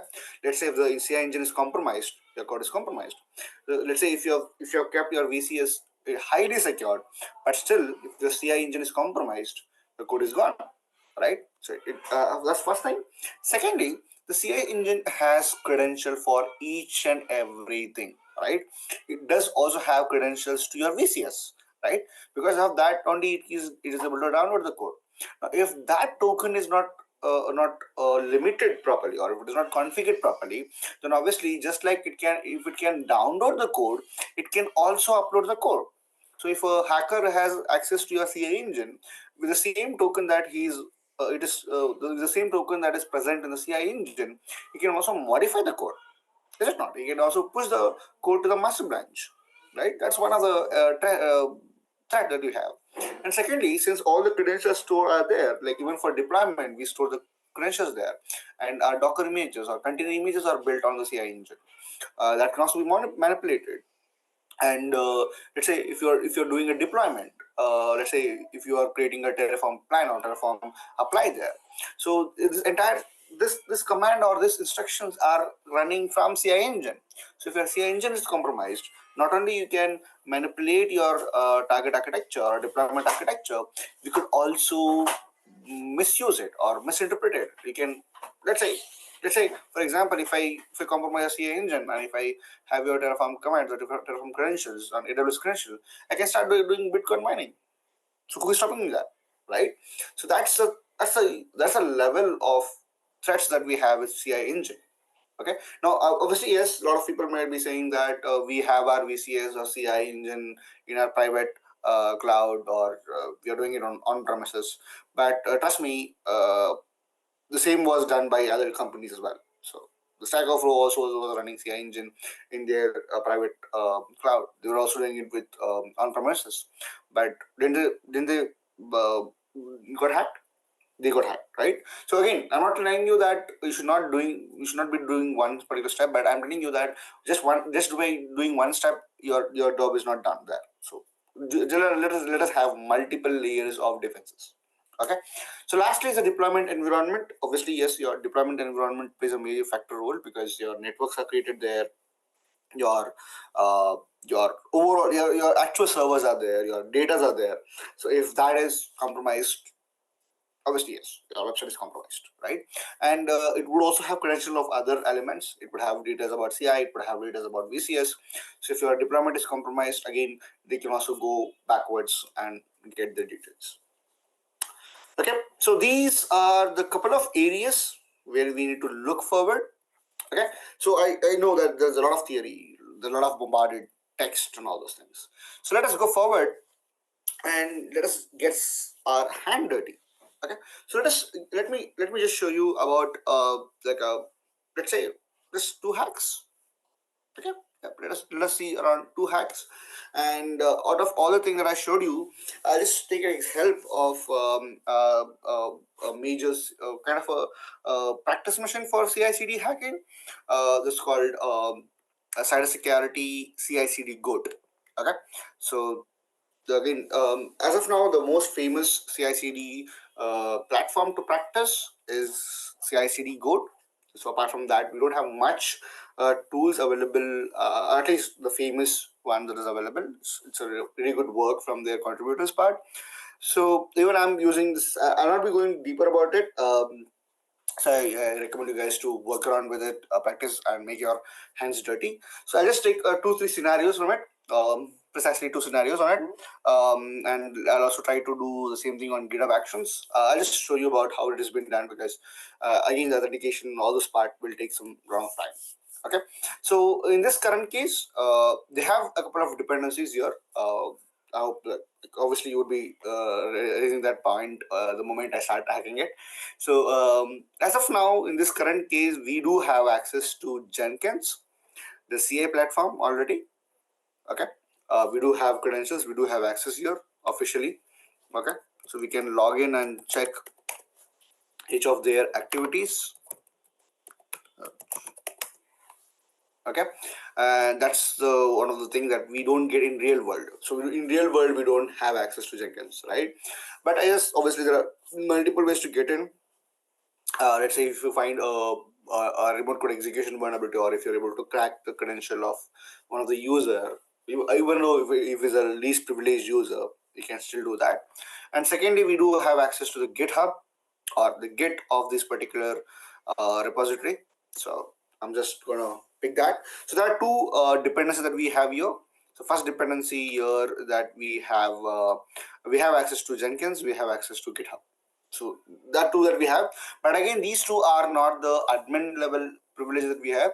We have only the guest user privilege. So again, even from a Jenkins perspective, we are only a read-only user. We cannot edit anything. We can only see.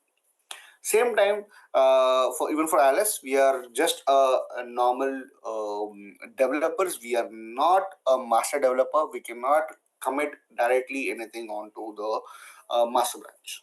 Okay. But let us see how these things can be handled directly. So I'll just give you, let's say I'll give you three different scenarios. Again, these three would be the initial challenges of CI/CD code. So I'm also planning to write a detailed walkthrough for all the challenges. There are like 10 challenges, if I'm not wrong, with CI/CD code. But yeah, so you can just follow up that with my LinkedIn and blog for that. Okay, so without wasting much time, let's make our hand dirty. So I've just logged into my kit here. So let me just show you what we're going to be doing. So I'll be picking up three vulnerabilities of our CI/CD. So let me make a mark. Okay, so sorry. Okay, so first I'll be making is pipeline poisoning. Sorry if I'm giving you wrong spellings. Sorry for that.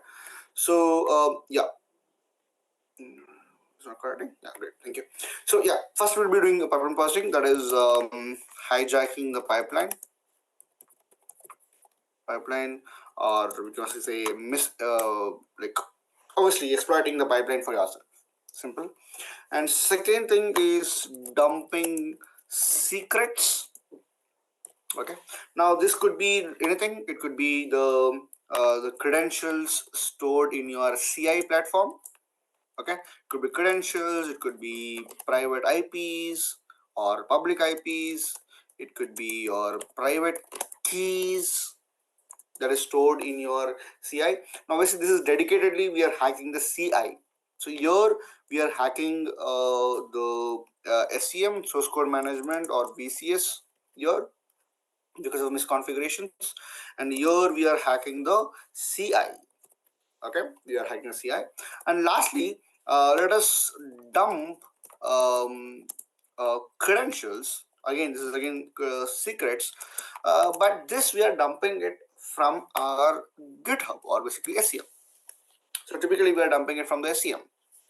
Okay, or VCS. So let us see how these things are done. Again, these are all the first three challenges of CI/CD GOAT. Again, if you want to have a detailed walkthrough, I'll be posting it in a couple of days. So these Christmas days are a bit of hectic from the work-wise. So just give me some time. I'll be giving you a detailed walkthrough or a blog in my blog about all the 10 challenges. I think you can also find the solutions here also, but again, it's the solutions obviously. So let us try that. So we'll be doing these three parts. We'll be writing a pipeline. We'll be doing a pipeline poisoning. I will be dumping credentials two ways. One, directly from the CI tool. It can contain every secrets, private keys, private IPs, credentials, and so on. And lastly, dumping credentials from the SCM. So this is going to be using a third-party tool. I think I'll be using GitLex for this. Yeah, third-party tools, preferably GitLex. Okay, and or you can also use anything. You can use Git Guardian, you can use your own tool. You can also do it manually. Again, it depends upon what is your preference. So this is the thing that I'll be using. I'll just add this onto my slide. So I don't want these things to be missed. In case I'll be sharing the slides as well. Okay, so just a sec. So these are a couple of things that I'll be doing. Demo. Okay, so let us dive in. Okay, so yeah, first let me go to the pipeline poisoning. So what we are going to do here, so we are going to so first thing is we are trying to do or manipulate or run codes directly on our CI/CD tool, right? So first let us do that. Let's say I'll be using this white rabbit. So I have multiple branches here. I have already done a couple of POCs on it. So what I'm doing here is, so the first project, what is happening here is we have a code repository. So and we have a Jenkins file here. So this code is configured in such a way that whatever or yeah, this is configured in such a way that whenever a developer pushes a code or as a pull request, whatever instruction that is present here will start being shown to the user, or literally just by as even though I'm not a master developer, I would be able to manipulate this overall Jenkins file. I can read the credentials that is stored on the Jenkins. I can, like the same one that I was trying to explain. I can directly dump the credentials, private IPs, and keys from the CI tools. I can also hijack the pipelines. I can make whatever to be executed here, and lot more things. Okay, so let us without wasting much time, let us start working on it. So first, let me clone this repo. So I'll be doing 2 attacks in a single slot here. I'll be dumping the credentials from CI tool. Okay, and secondly, I'll be hijacking the pipelines. I will be writing some code. I'll be writing some commands to hijack the CI/CD tool. Okay, so first let me clone this repo. For cloning, let me take my repository. Let me go to this desktop. So create a simple thing, Mystikcon,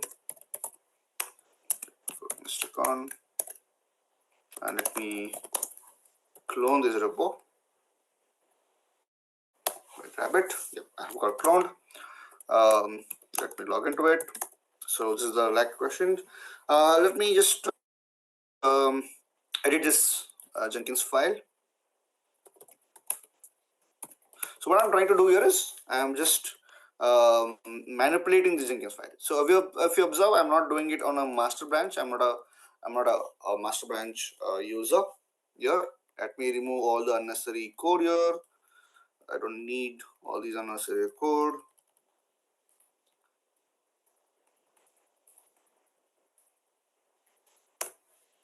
Okay. Closing. Oh, I think I made a mistake. No. That's 1, 2, 3.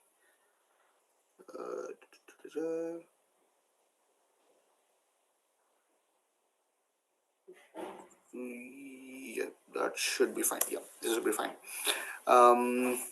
Okay, so I'm just editing the files. Let me put my commands here. Let us say there's one environmental variable. Let me add it. So there's one environmental variable here. This is the first challenge actually for CI/CD. Goat. So where we have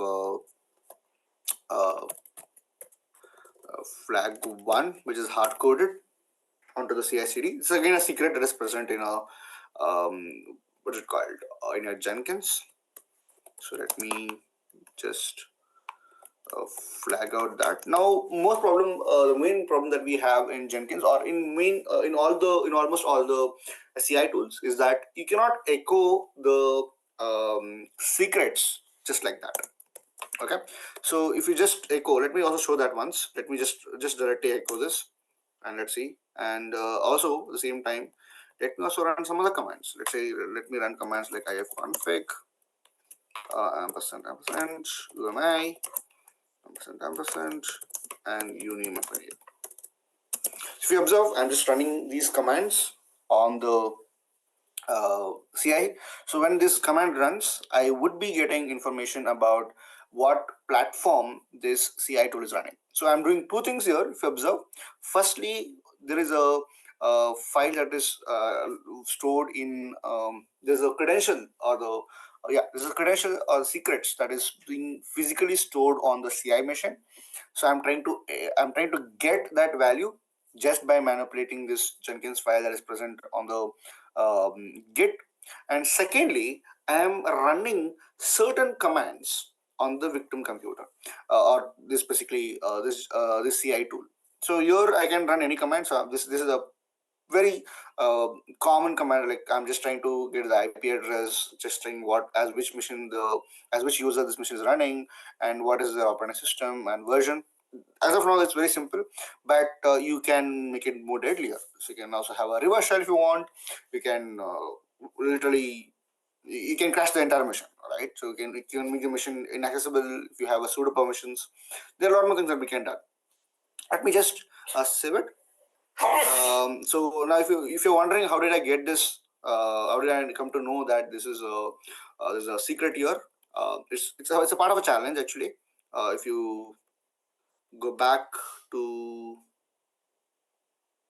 is it called? Yeah, this challenges. I think it should be this IP should be this.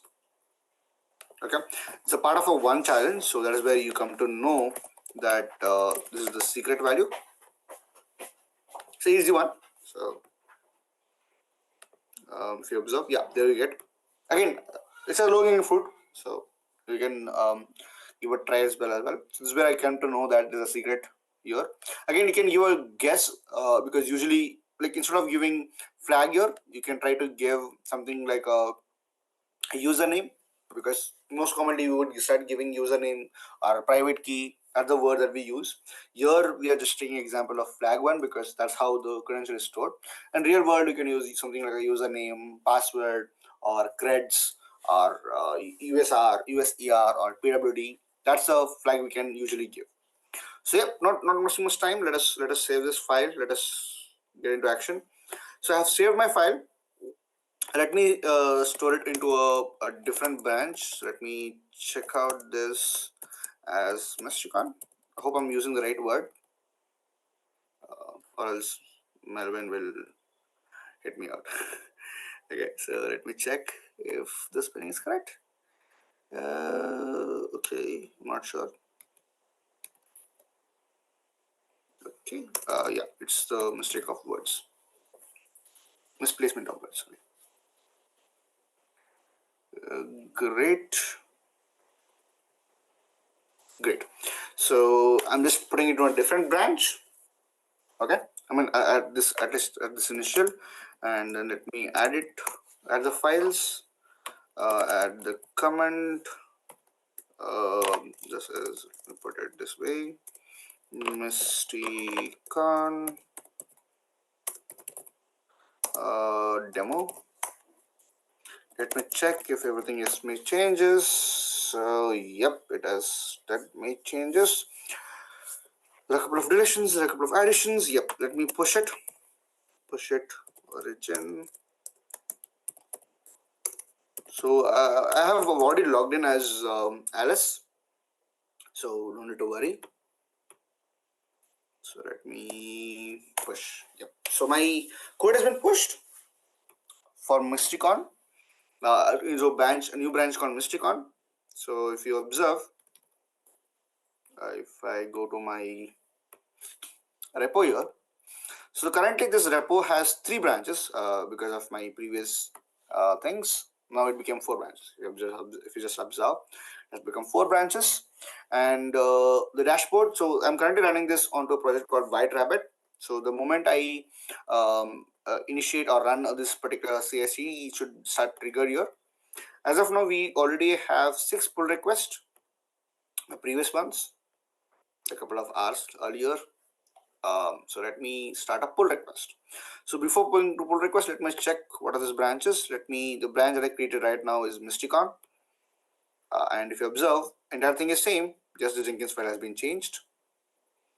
and push the Jenkins files. The full-fledged file has been shorted into a small file. All it has is echoes the flag. So if you observe, I'm just rawly echoing the file, nothing here, but I'm also running the commands here. Okay, so let me create a pull request.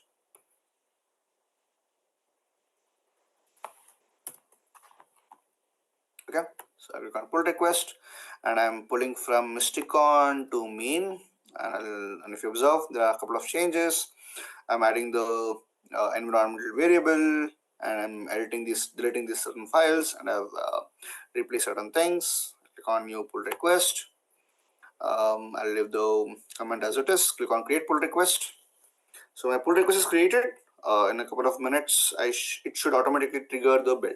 So now this part, it depends on various things. Usually, what happens is when developers raise a pull request, just to check if their code is really working well or not, the DevOps would automatically create an automate step so that their pull request would automatically run. So that is what we are trying to exploit here. So it will take a couple of seconds. Yep, let's start it here. Start in the queue. So it will take, yeah, you can see it got failed for some reason. Let us check what happened.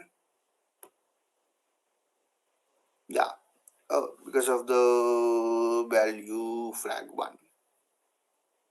Okay, I think it was same.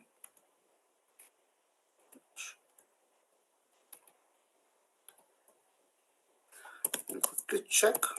I have made any change.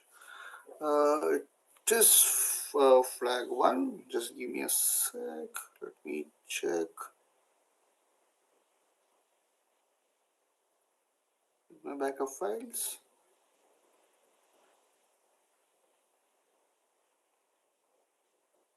It should be the same way, but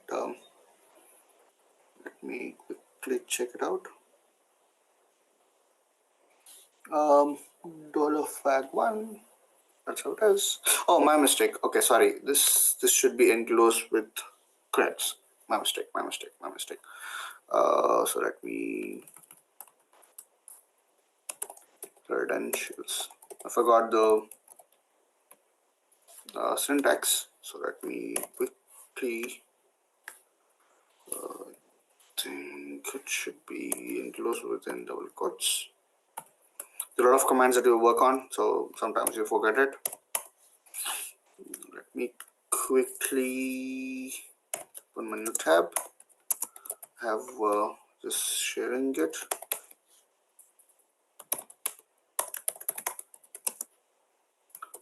Playground.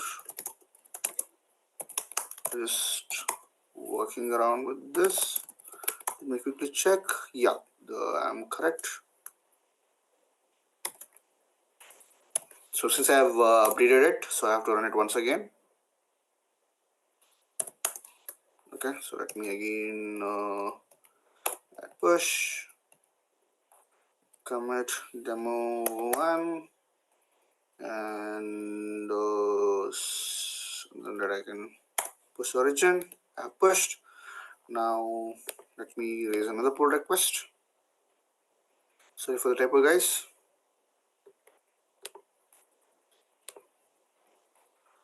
Go back to where it, back to my branch.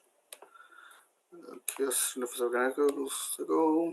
Mystikcon to Wonderland, main, yeah, there it is. Pull request. So this should trigger the build. I'm just trying to like, obviously yes. Now the secrets will not be populated to you directly because we have not encoded it. We are just directly trying to access it. Again, it's got failed. What happened? Sorry for the typos. I think I again made it some typo.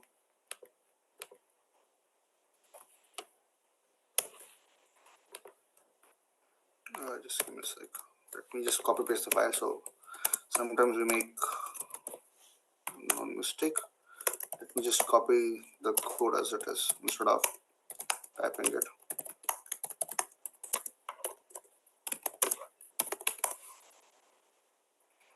what I made. I missed the. I've added the what's it called? Dollar symbol there. My mistake.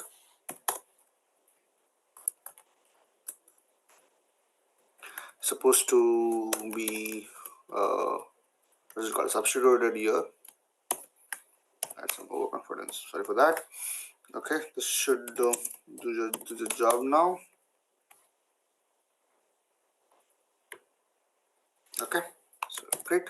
So yep, build get commit to and get push to Mystikcon. I hope the changes has taken effect. Let me quickly check the branches. Mystikcon, just cross verify once. Okay, and then let me go back here. Pull request, pull from Mystikcon to main. Sorry for the late guys. It'll take some times. Just wait for a while. Should be triggered. It triggered. Hope it's working fine now. It's waiting. And yep, obviously it's failed. But if you see, here it is. So it has failed for the ifconfig and a couple of other commands. It obviously is. It has tried to execute, but it has got failed. Probably ifconfig was not installed there. It's basically a Docker image, and it does not have ifconfig there. That's the reason it has failed. But yeah, at the same time, if you see, the echo is giving you only the stars. Okay, again, ultimately that's what I wanted to show you. I wanted to show you these two errors because since the current Jenkins, it is not running on a full-fledged Linux environment. It is running on a Docker. So obviously it is not running. It's not going to be showing you the commands. So you should be while exploiting it. You should be very cautious about what are the commands you have. So make sure you give the default commands. So obviously I'll be going to remove ifconfig and I'll be adding up OMI and uname. And second thing, when you just try to echo the credentials on any CI tools, it would not show you the credentials. You have to change it a bit. So let me edit it this time. Okay, so what you have to change, I'll just show you a mistake. So first of all, you need to forward that to something else. So in Jenkins, you can use a simple way, that is you can just change it into base64 and you can send it. So you will be getting the base64 encoded version of the flag. But in terms of GitHub Actions or GitLab, even if you use base64, it would not show up. You can use 2 layers of base64, or you can just try to validate, or basically the representation of text. You can just add space or dots in between, or you can use SCD or TF or any text interpreter to misorganized or reorganize the text and get it done. So what I'm doing here is I'm just for Jenkins, just by using base64, it would populate your credentials. It could, so here it is just a flag, but in real world you can put your username, IP address and everything. And secondly, I'm just asking you as which user I'm logged in and what are my details. Let me break it into elements. Okay. And okay, let me put it slowly. So overcomplicate. I don't want to overcomplicate. So I'm just basically encoding the flag into base64, and secondly, I'm just taking up certain information about the server. Okay. So now let me add it. Add commit demo 3 and push it. Pushed. Let me go to my what's it called? My folder. Let me check the commits, and we have 15 seconds ago. Let me check the updated part. Yes, we have changed the base64 version and have checking the versions details here. So let me go back, Let me create pull request. I want to pull it from Mystikcon to main, and I'll click on view pull request. So wait for a second. Should it populated now? In a moment. Yeah, it started. Now let's go back to the Jenkins. Go back to this PS6. So PS7 is still happening. Yep, it got successfully run. Now we observe it is got successfully run. If you scroll down, you can easily see a base64 coded here. Okay, and secondly, if you observe, we are running as a Jenkins user. It is not a root anymore. It is a Jenkins user. And secondly, these are the information about the system. So it is running a Kali based Docker there, and this is the current version. So let us also cross verify, or let us also decrypt this code just to verify. And let me decode it. Echo code. Yeah. So this is the value of the flag. This is actually the value of the flag, but in real world you could also get the credentials. Now for the credential part, let me show you another example which I've done it on my GitHub Actions actually. So the same thing will also work on any repository, so you can also get it done on GitHub Actions. So I'll not just show you, I'll just show you an example of it. So if you observe, this is the code that I've written, very similar to what we have done with Jenkins. So if you observe, we had 3 secrets in GitHub Actions. So we have I have private key, I have a host, and I mean, there's nothing but IP address, and this is my username. Now obviously this is a very critical element because here I'm deploying my server here. So I have obviously, yes, I'm not done anything on the private key, but if you observe, I've done the same thing for hostname. So I'm trying to use the same mechanism that we use for Jenkins here. But for hostname, it does work. But if you're trying to echo the passwords or username, that will not work with GitHub Actions. So I'll just show you how does it look when you run this PR code. The same mechanism I've tried here. So if you observe, I have not triggered it from my user. I have triggered it from a different user. So ultimately, let me show you the output for you. If you observe, see, this was not run. This was run by Hack with BKB, but manually run by Hack with BKB. But if you see, these are all run from a different user. See, this was actually run by a different user. So let me show you that. So it was also executed from a pull request. And if you see, if you observe, it has echoed your host name, but it has not echoed the username. Okay, why? Because here, if you see, I'm just trying to echo it as base64. That's the reason for username. It is not echoed. It is only echoed as from a host name. But let me show you how does the host name looks like. So echo.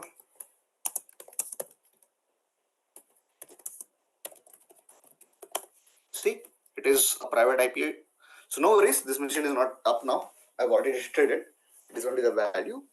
So this is what happens when you just store it. Let me show you. But how do you get this value for GitHub Actions? You do have a step. No worry. If you want to download secrets for GitHub, then instead of using base64, you can use the SED, where you are just adding a space between each character. So the current username, the host name here or the IP address was base64, but that I've added as base64, and the username here is Ubuntu. Okay, so these are the ways how you can exfiltrate or dump the credentials from a CI tool. Again, it is just a tip of an iceberg. You can do a lot more things. There are multiple ways of doing it. There are multiple ways of performing various things here, just with the mechanism that I showed you. But these are a few ways how we can perform. And there's one more thing which I wanted to show you as well. So I hope this part is clear, and after this we will have a short QA, so you can ask your queries as well. But before that, before winding up, I'll just show you another tool, which is pretty cool, majorly for GitHubs, but you can also use for any Git, something called Git leaks. Now this is pretty helpful when you have any hard-coded credentials. Let's say if you take an example of any secret scanning tool like SemGrep or any tools, they will only scan for secrets that is there in the current repo or the current build. Now the good part of GitLeaks, it will go through your multiple commit. So even though if you don't have credentials in your current commit, if you have the credential, hardcore credential in a previous commit, so GitLeaks can literally go through those commits. An example of that, let me show you. So we have another deliberated repository here. Let me show you that, adding that as an example. It should be something like dash, if I'm not wrong. Let me show you there. Dash. Everybody is awake for so that you can have food. Okay, so this is a repo that we are gonna use. So we dump. Let me clone it. Okay. If you observe, this machine does not have any major credentials. Okay. So if you see, let us run GitLeaks on it. So I think I need to download and install GitLeaks.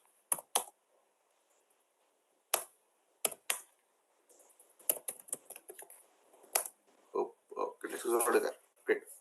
So just give a sec. Yeah. So git leaks. Oh, I forgot the commands. Let me go back to the repo. Yeah, mystic detect source. I'm a bit lazy about writing the commands. So let me.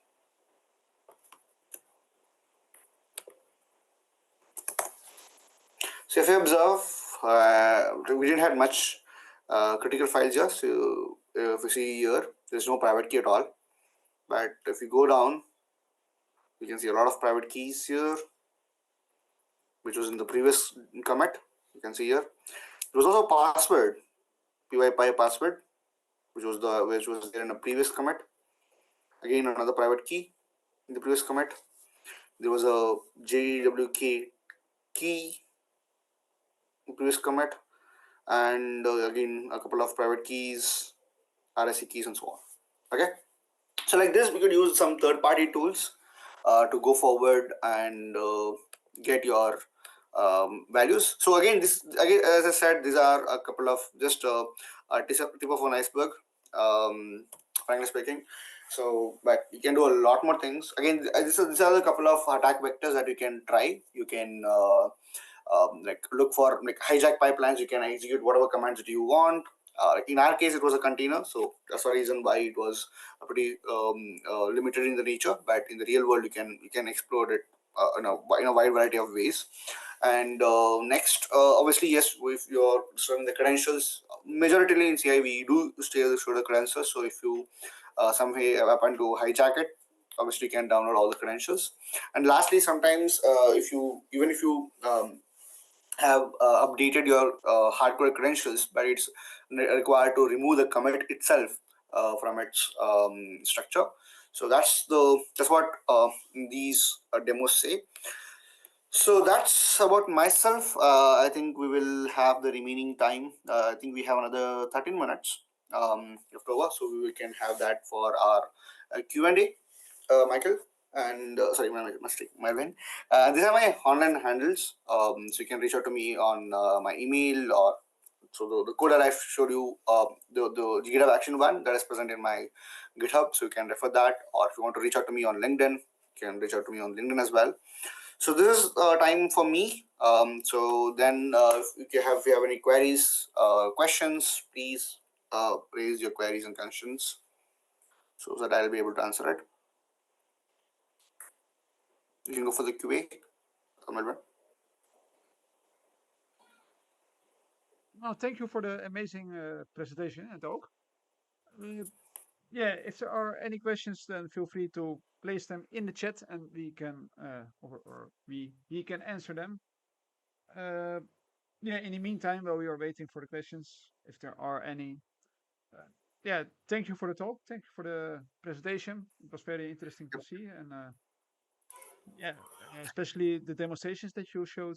It was very, for me, it was very clear and good to follow. I think the rest of the people also think that. I hope. The same thing. Yeah, thank you, and thank you, Melvin, for your entire team, Mystikcon team, for providing this opportunity. And yeah, thank you. I'll be waiting for queries. So if you have any queries, you can draw us up, or we can wind up. Yeah, of course, no problem. Thank you for giving this talk. I don't see any questions so far in the chat. Let's wait 1 more minute, then officially the time will be over. I don't see any questions so far. Let me check on YouTube perhaps. Questions me. Are there any questions? No. I don't think there are any questions. So yeah, for the people who are watching, give a warm applause to the speaker. And thank you. yeah, we will go for a break for 5 to 10 minutes to prepare the next talk. Yeah, once again, give a warm applause to the speaker, and see you guys in 5 to 10 minutes. Sure. Thank you, Melvin. Thank you all for that.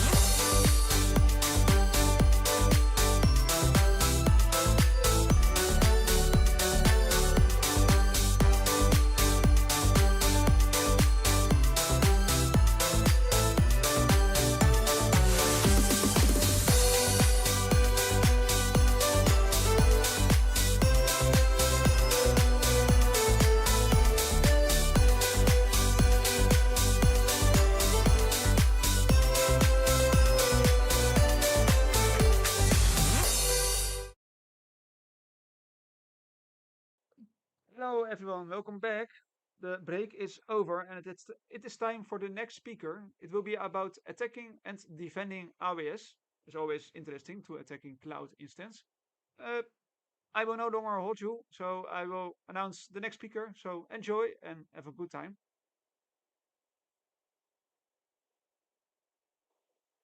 Hey everyone. Yeah, thanks man for inviting me to this conference. Okay, so yeah, I'm Karan Raheja and I'm here to speak on the topic of attacking and defending AWS environments. Most of my talk is going to be focused around enterprise environments. A bit about me. So I'm currently working as a security engineer in one of very good companies, Fortune 100 company, and I'm also studying web application security, network security, trying to know more about CloudSec and DevSecOps space. The last talk I saw was very useful. I have delivered talks in the previous instances at Black Hat MEA this year and again at the Hack Summit conference.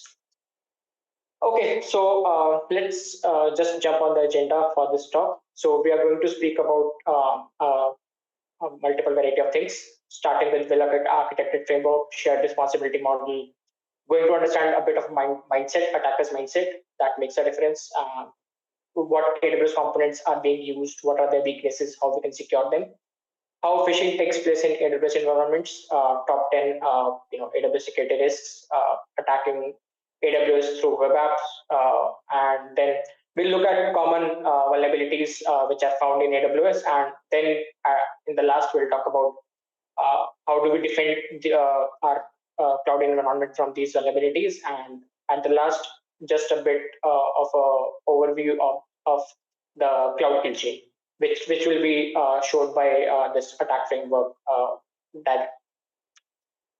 Okay, starting with the well-architected framework. So, well-architected framework, what is it, right? It is a set of best practices and guidelines which are provided by AWS to help their customers build more secure, more high-performance environment infrastructure for their applications. The primary purpose was to, why was it designed? It was designed to assist architects and developers in the same way to create well-designed systems and also a very secure and a high functioning environment.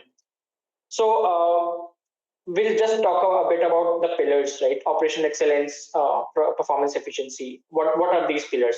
We know these are very fancy definitions, but going in a bit detail about what exactly do they tell us. So operational excellence is defined as the ability to meet the operational expectations, including probably high availability, high response times, and the network connectivity does not go down. So that is all about operational excellence. Coming to performance efficiency, how are you using your computing resources, and how are you, are you actually getting your business requirement, whatever is intended to come out of them, is your performance efficiency. Reliability is, okay, you are facing an attack, you are facing some service or infrastructure disruption. Are you still able to run your business, or are you still able to run your infrastructure? If you are, then yes, you are reliable, right? So if your business is not stopping to function, and apart from any disruptions, even if you are facing disruptions, your business continues to run, then you can say that okay, we are reliable. We are compliant with this particular pillar of this framework. Talking about sustainability, this is more of an environment friendly goal. So it focuses on making the maximal use of resources, while at the same time not increasing the carbon footprint for the environment that we live in. Then security, of course, everyone is very concerned about the security of their infrastructure, their applications, their organizations, because security can make or break your business. It's that kind of a thing. Cost optimization, as we have been going in a very this layoff kind of scenario, so all of the organizations are now focusing on cost optimization. But AWS was focusing on cost optimization much back longer, right? So it was getting this pillar to give the organization this functionality to eliminate the unwanted costs or the resources, right, which do not satisfy your requirements. So why do you keep those resources is the primary goal. Talking about the shared responsibility model, very famous one. I think all of you must know about this, and all of you might probably already know about this. So shared responsibility model, there are two kinds of shared responsibility whenever you are hosting anything. One is the platform security, and one is your what you host, security of what you host, right? So talking about shared responsibility is shared between your customer and the AWS customer being let's say me. If I am hosting my AWS infra in the cloud, then I am the customer and AWS is the cloud provider. So AWS as a cloud provider is responsible for softwares, compute, storage, or maintaining. If I speak in very broad terms, it is responsible for maintaining network connectivity between your infrastructure, and also ensuring that nothing goes down. So nothing goes down as in hardware failures or those kind of stuff, right? So availability zones, regions, they are specifically for this particular purpose. And also, as I mentioned, right, giving networking is again another thing, and also giving you proper power or proper resources to run your applications on the cloud infrastructure, and at the same time also storage as well. Now, as a customer, what are your responsibilities? Okay, you told that, okay, I hosted my application on cloud, now I am done. No, it's not like that, right? You have AWS will take care of certain things, but other certain things you will have to take care of. It is not AWS's responsibility. So let's say you are running an EC2 instance, and you say that, okay, it got compromised due to a package availability at OS level, or it got compromised due to buffer overflow, right? That's not AWS responsibility. That is your responsibility as a customer. So OS responsibility, right? Making networking configurations, how you manage your VPCs, how you manage your access controls, how you manage your roles, identities. All this is your responsibility, right? Whatever you're hosting on S3, if you expose it, someone else gets the benefit of it, it's your responsibility. You will have to face the repercussions, not AWS, right? Okay, now let's speak about what is the attacker mindset for attacking the cloud. So probably this is a very well understood fact that if you know the enemy better, you are more likely to win. Right? The more recon you perform, the more you know about the target, and this also means that you need to find an efficient way of performing recon for the targets, right? So thinking outside in, right? You don't need to go at the services level and search for their vulnerabilities. You can't directly reach them. So what you need to do is you need to look for that exposed surface, right? Thoroughly mapping out your attack surface might exponentially increase your chances for successful breach, and that's what most of many products, not most, many products are focusing on at the moment: attack surface mapping. So they are looking at it, and now the same way. If we do better, if we do the attack surface mapping better, probably you find a resource which hasn't been looked after, and we get into the environment. That is a likely scenario, right? Finding cloud provider weakness is like a water. It is like finding water in desert, right? I'm not saying that you can't find it. Obviously, if you are skilled enough or you have that much time for research, for sure there are no limits, right? But it is easier to find vulnerabilities in the applications or the infrastructure that is hosted rather than finding weaknesses in the cloud providers design, or in their components, right?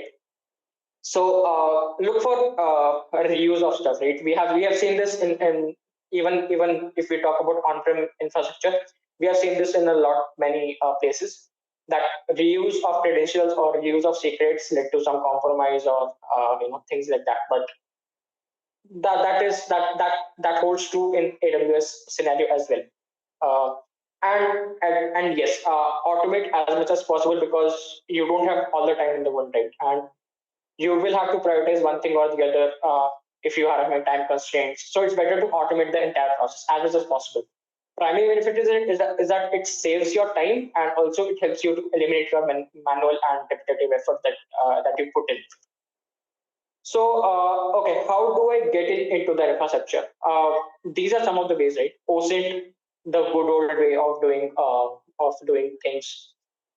Social engineering, phishing, tricking employees into accepting prompts, 2FA prompts, these things. Then vulnerabilities, whichever are hosted in web apps, or exploiting some publicly exposed functions which are executing code in the backend. So if you can get that RC or SSR kind of stuff, that can help you get in. Supply chain third party breach, yeah, that is very hot topic these days. So let's say you are secure, you work in a good company, you are secure, you take very good care of your security posture, but you are using a tool that doesn't have all that security measures implemented. What happens?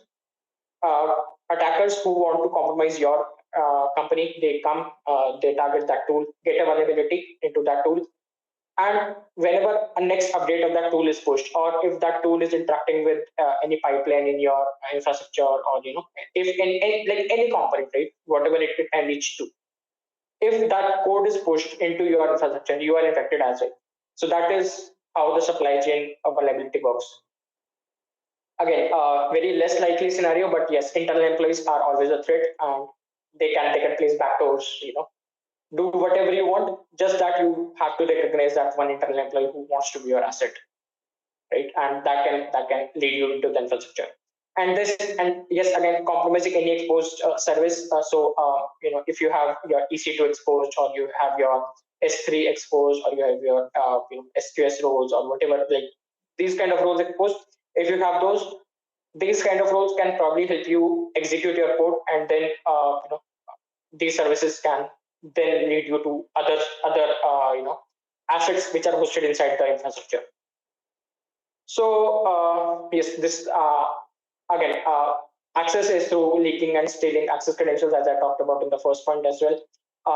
EC2, again, as I spoke about, right, a component. So EC2, if scanned, if you are scanning it properly, and if you are finding a vulnerability in that, you can connect to all of the instances which are connected to that particular EC2 instance, right? So web applications, VPC misconfiguration, all kind of these things, they are just helping factors in getting initial foothold of the attackers. And yes, once you're in, you can use Papu. It's a AWS post exploitation framework, which is developed by Rhino Security Labs, and it is a damn awesome tool. Right? Okay, so just want to talk about some of the resources that are most used in today's world. IAM, API Gateway, EC2, Lambda, S3, and Cognito. We'll discuss a bit. We'll discuss more about them in a bit detail. So starting with this introduction to IAM. So IAM is a web service that helps to securely control your access to AWS resources. It can also be used to centrally manage permissions that control which AWS resources your users can access. So IAM works basically on three principles: who, what, and which. Now, how do I define it? Is not I don't define it. It's standard, but yes. So who, what, and which.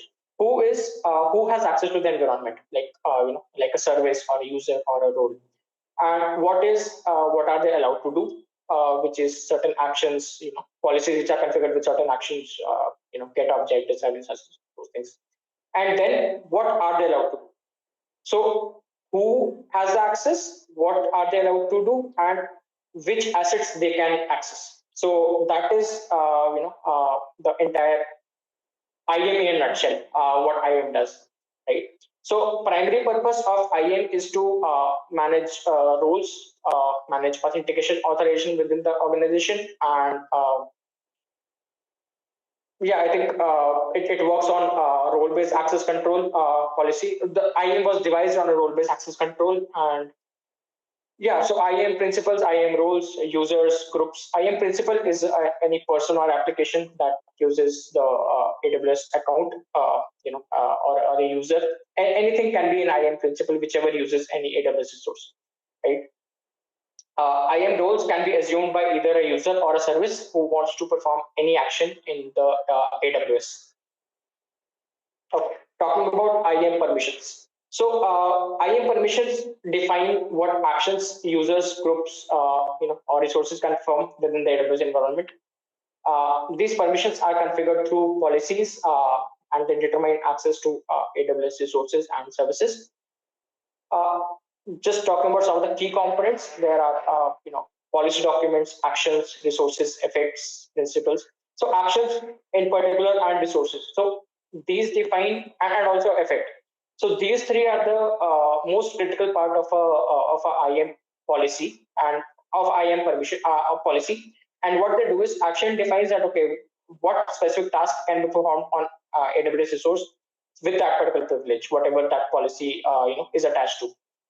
Resources refer to the AWS entities on which the actions can be performed, and effect is having allow or deny. So these three are the main things which you need to see when you are reviewing any AWS policy. Now, what are the policies that we have? We have managed policies, inline policies, and customer managed inline policies, and permission boundaries. IAM permissions also help you with having granularity into your permission. So let's say you have a list of 10 users and you want to give access or write access to 2 of them, but you need to have only read access for 4 of them and no access for the remaining 4, right? So it helps you with that thing that okay, because they are having the same privilege, since all of them are users, you can still attach them with multiple different policies, and that those policies will then allow them to do all those tasks. Talking about IAM credentials, they are security credentials which are used to authenticate and authorize access to AWS resources. So the credentials, they consist of access key ID and the secret key ID, secret access key. Access key ID is a unique identifier which is used to access AWS services through CLI or programmatically is a good term. Secret access key is paired with the access key ID, and this key is used to sign requests which are made to AWS services, thereby providing kind of a secure access. They do provide secure access, but okay. So okay, IAM roles. Each role has a unique ARN, which ARN is that identifies it, and these roles define a set of permissions assigned to the role assignees for making AWS services request. Now, in most of the cases, they provide temporary credentials to the assignee or whoever is requesting that those credentials for performing a specific action, right? Now, what are temporary tokens? Temporary tokens are generated by AWS STS service. STS is security token service to grant temporary access to AWS resources, right? You can't always live with permanent credentials, and you shouldn't even live with permanent credentials, because if they are exposed, they leave a huge security hole in your entire posture. So temporary tokens are recommended to use, and if you use them, you will be in a better position in a security posture wise. So these tokens are often used for performing federated access or applications which require short-term access to AWS resources.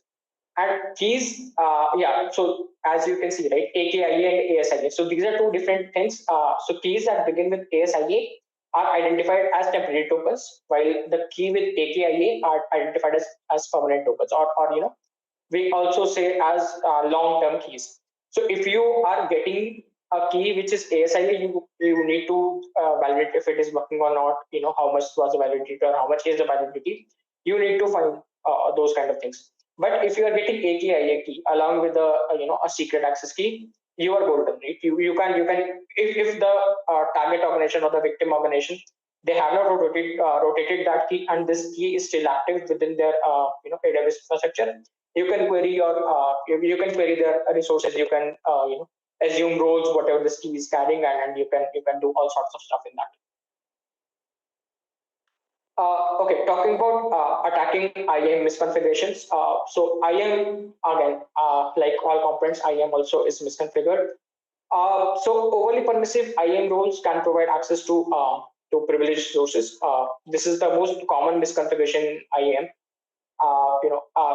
Personally speaking, I found overly permissive roles by going through the resource policies, evaluating them, and understanding the kind of access that they provide, and also to whom, right? So they shouldn't provide a star-like kind of access. As I mentioned in the next point, most likely they are misconfigured. If resources is set to star, it's most likely misconfigured, or and if it is resources star plus allow, it's again you need to kind of look at it that okay, what is happening here.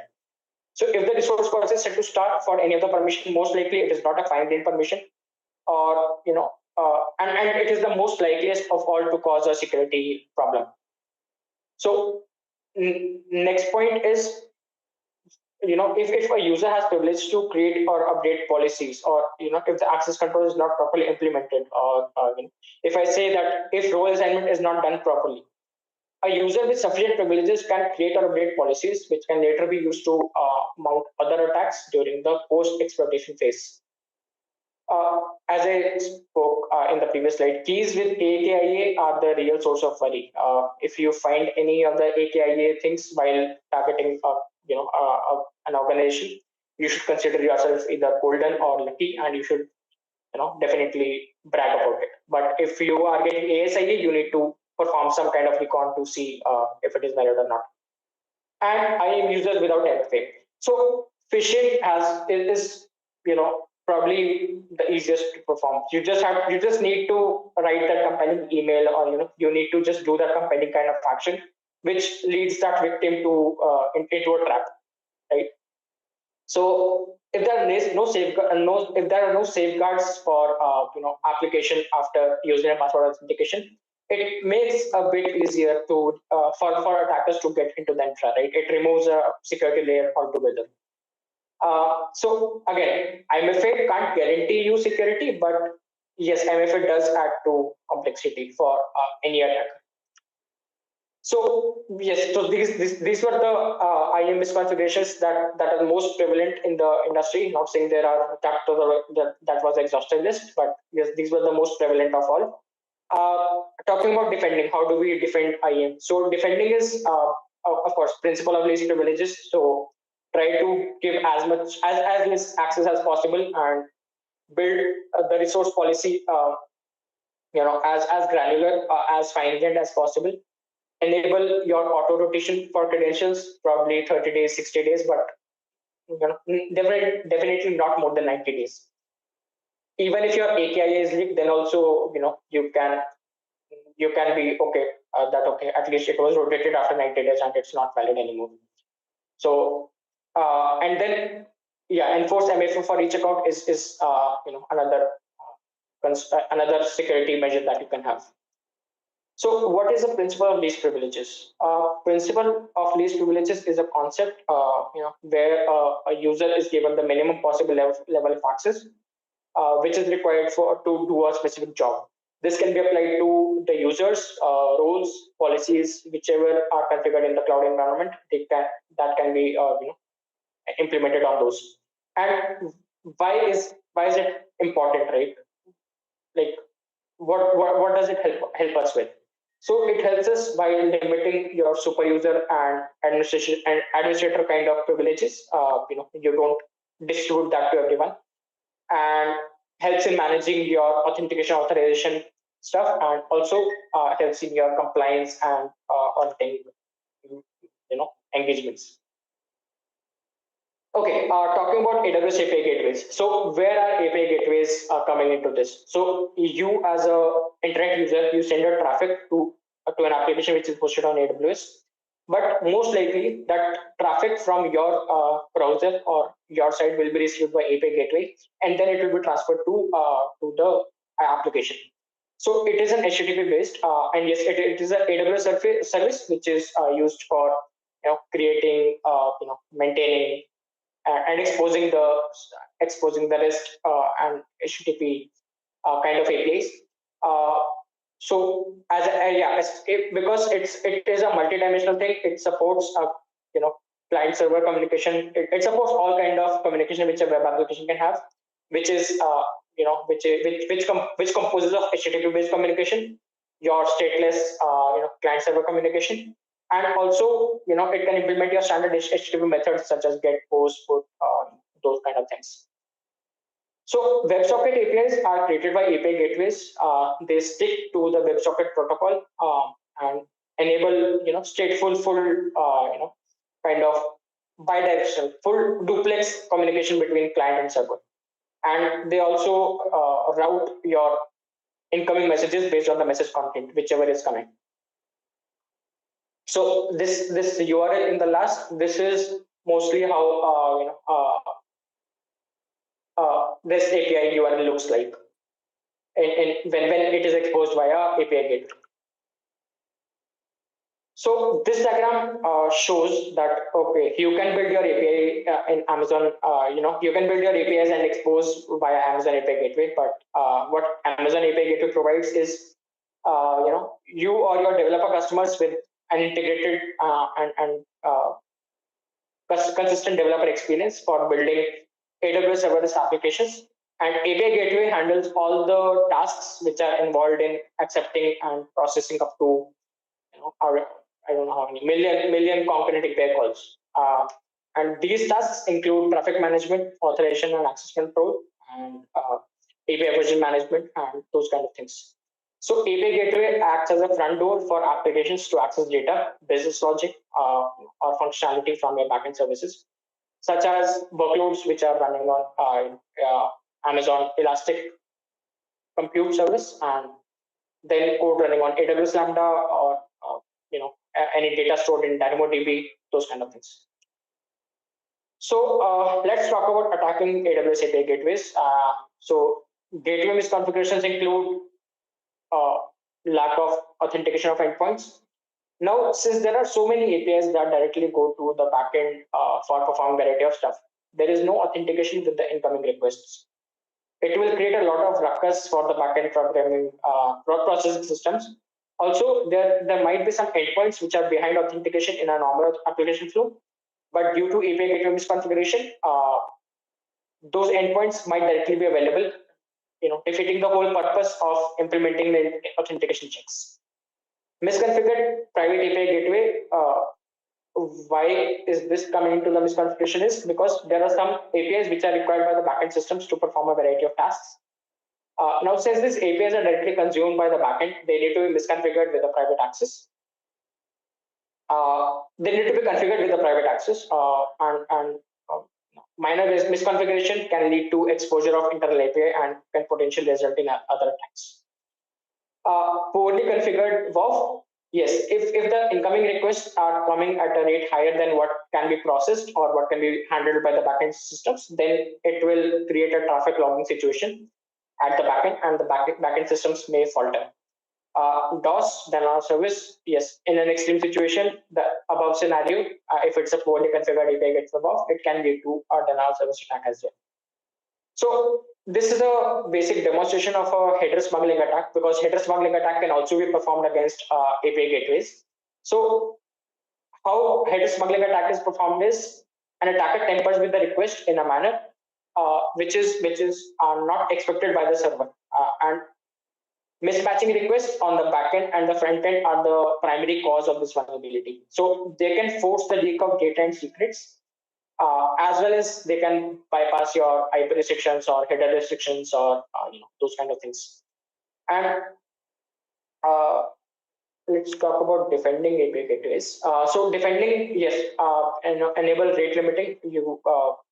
You need to be very secure from DDoS attacks, DOS attacks. So you need to enable rate limiting. Also, for DDoS attacks, you can use other components like Shield to prevent you from those, because Shield is an advanced protection for your specifically for DDoS situations.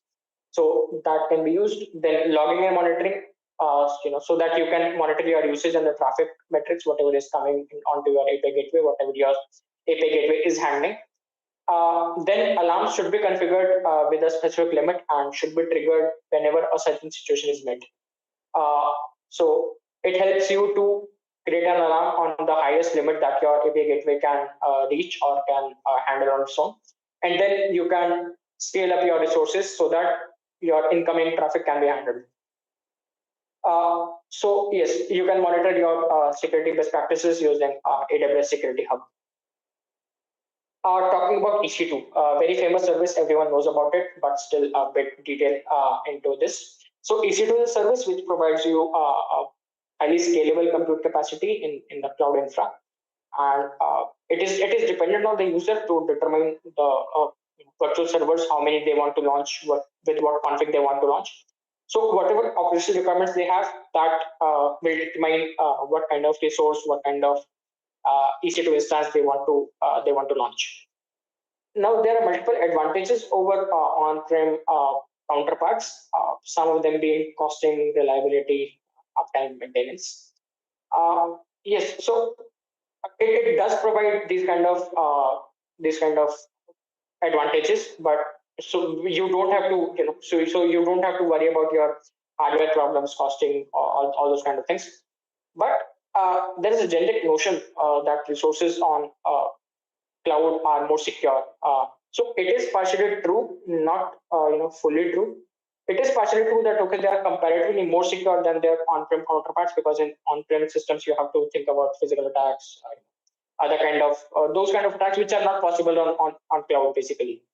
So IAM provides added protection. You don't have to think about your roles and those kind of things.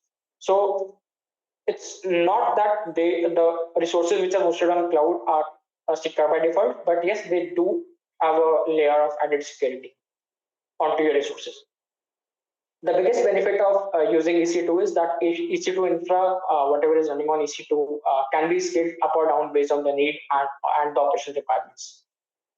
So let's talk about how do we attack EC2 misconfigurations, and what are the misconfigurations that are present. So using public and unencrypted AMIs can lead to a supply chain attack within AWS infra. And there have been reports in the past where the attackers infected the AMIs, put out into the open source, and then someone used those APIs into their cloud infra, which then led the cloud infra to become compromised. They had to accept the breach and all those kind of stuff.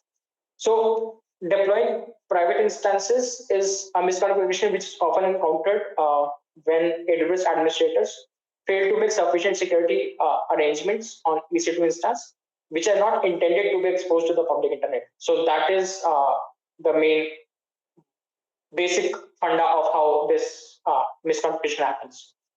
Stolen or leaked credentials, these are probably the most common way of getting access to application services in the cloud, apart from obviously the web vulnerabilities.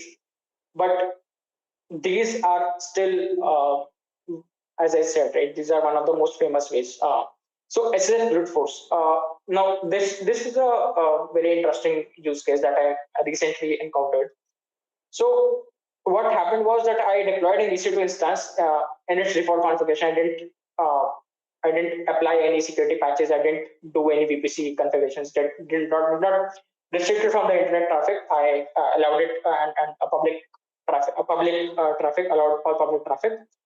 And within 30 minutes, I was monitoring my auth.log file. So it shows how much attempts you have done on your SSH service, or how much attempt anyone has done on an SSH service, authentication attempts.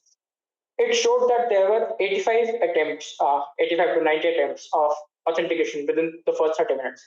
So that means someone in the world or someone on the internet has that script running, has that bot running, which will scan for all the open EC2 instances, search for default credentials. And not just that, it also ran a proper word list kind of a brute force. So it was not a targeted brute force. They used a default username, which was Ubuntu, and then used some kind of word list, and then they were just brute forcing the SSH login for EC2. So how do you defend EC2? Is that you should create separate instances for separate workloads, which will ensure that vulnerabilities within one application or within one OS cannot impact other workloads and cannot impact services running on other workloads. So again, least privileges in IAM. Least privileges is like a thing which should be everywhere. Least privileges like if you don't have anything in a security, you should at least have your least privileges. Now, secure the network at VPC level. You need to do all your networking configuration and all. You should have a monitoring and a system metrics logging system, which helps to detect any issue, including the security issues. Now, you should also regularly patch and update your existing EC2 workloads. Coming about the Lambda service, Lambda is a compute service that lets you run code without provisioning or managing servers. So you can organize your code into Lambda functions. What is a function code? It is a function. Function code is a small anonymous function which is used to perform certain actions whenever a predefined situation is or a condition is met. It is highly scalable because it runs your function only when needed, and it also scales automatically based on requirement. Lambda runs your code on a high availability infrastructure. It also takes care of your administrative tasks, so you don't have to worry about any of that stuff. You just need to run your code, provide it a script, it will run, and it will give you the output, and it will do whatever action which that code is telling it to do. So now you just need to ensure that your whatever code you're supplying is in one of the language runtimes whichever Lambda supports. Lambda is mostly focused on event-driven architecture. So AWS services which are being used in environment generate events, and then they act as an event source for Lambda. Now, some of the events which can be used are whenever a table is updated, do X action. Whenever messages arrive, do Y action. Those kind of things. So whenever, as I said, right, whenever an event happens, Lambda comes into the picture if it is configured that way. Let's talk about attacking Lambda. So I haven't came across a Lambda vulnerability till now. Apart from web-related vulnerabilities, I didn't have that readable API endpoint, but I did saw RC happening in a Lambda function. That it was not done by me. Some researcher was doing it. I saw that. But okay, so let's talk about predictable API endpoint URL. So this misconfiguration is in Lambda is that the API endpoints can be predictable in their default configurations, and if the developer or administrator they have that human tendency of writing easy names or easy to remember names, then of course this is a reality that is going to happen.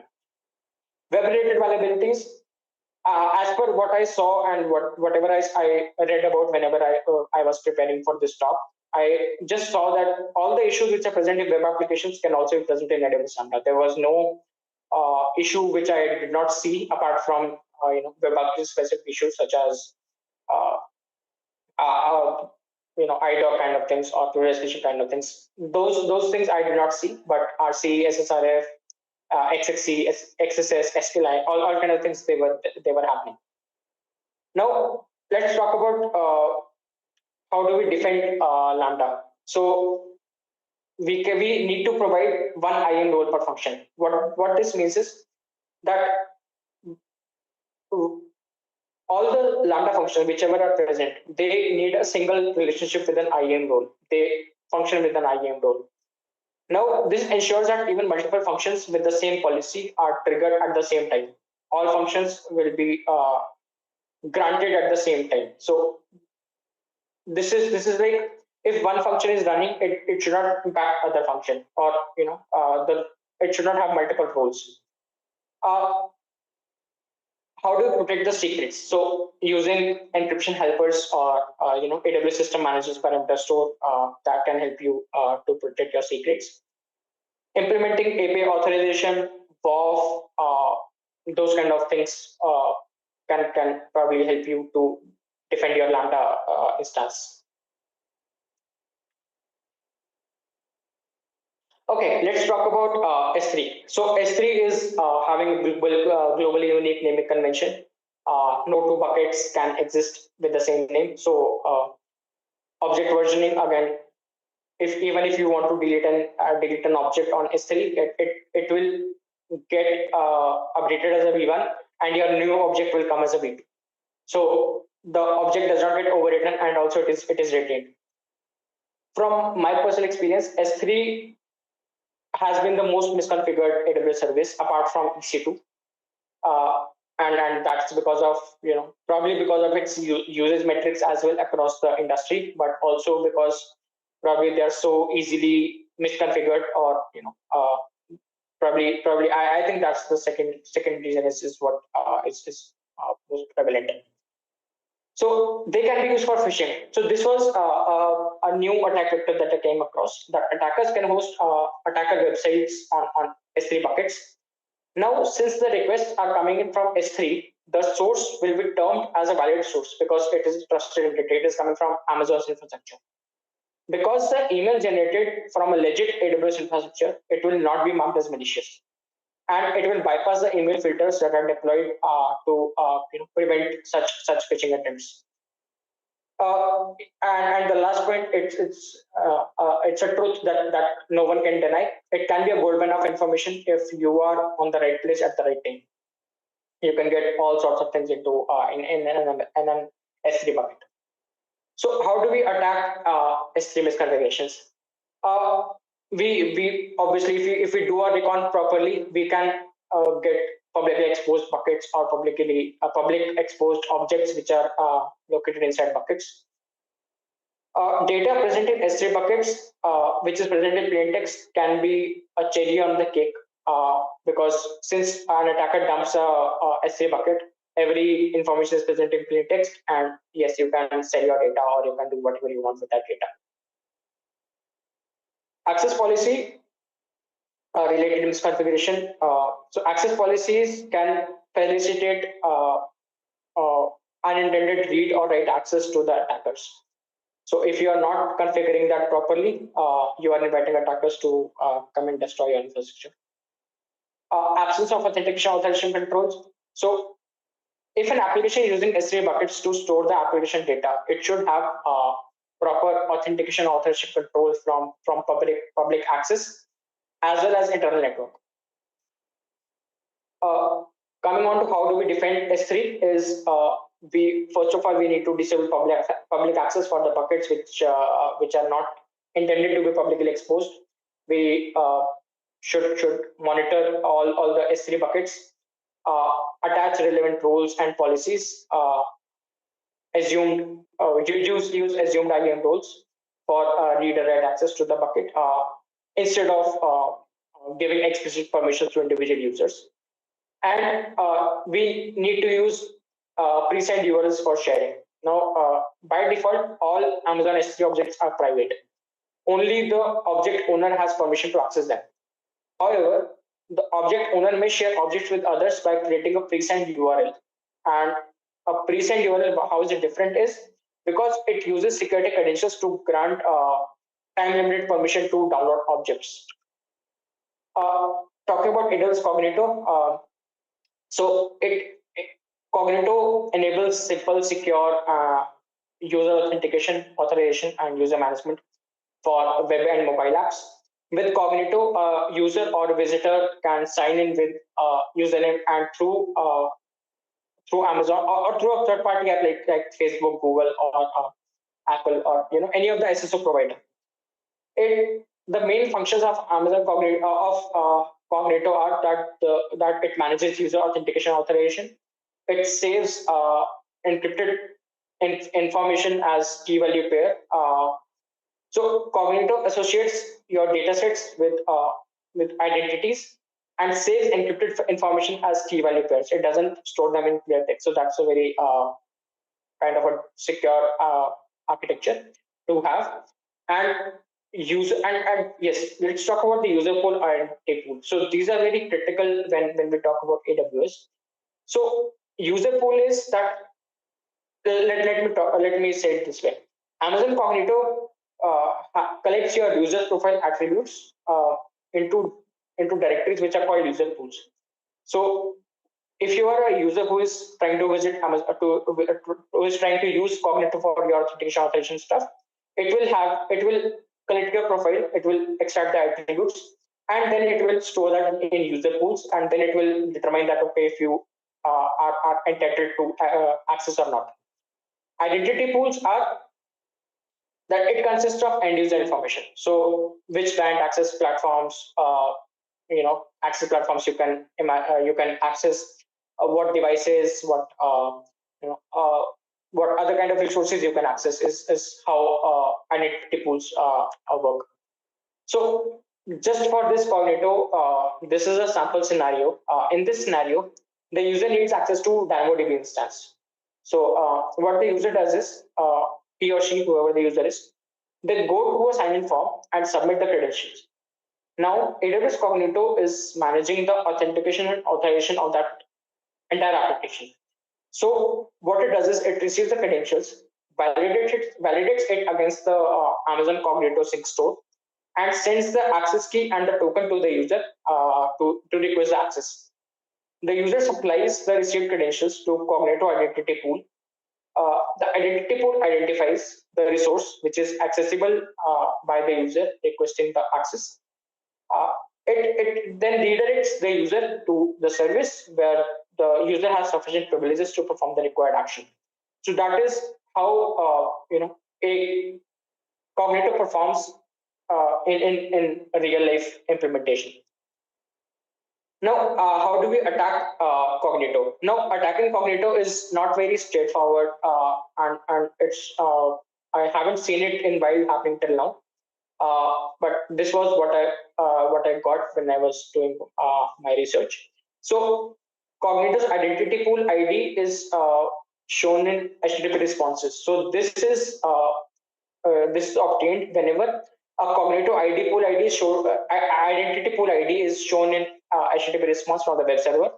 If your application is responding with identity pool ID in the response, and now since identity pool ID is disclosed, identity pool ID can allow the attacker to fetch temporary AWS credentials for an unauthenticated role with the help of Boto3 library.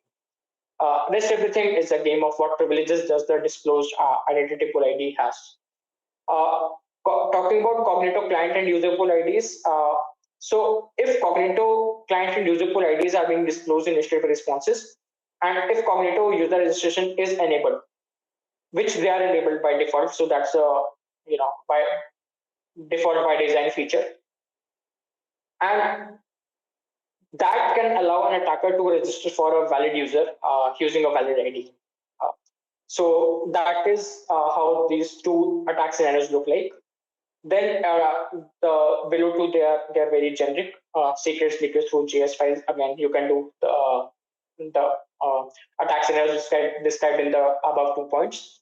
And user enumeration. So this can happen only when Cognito returns a username exists exception when trying to register with a username which already exists. So that user enumeration can happen, but and also you can mount your brute force attack as well onto this. So how do we defend Cognito? So we need to ensure that no unintended functionalities such as register or sign up functionality are exposed to the users. We need to validate our responses, whatever information is being passed to the end user. We need to implement MFA, and then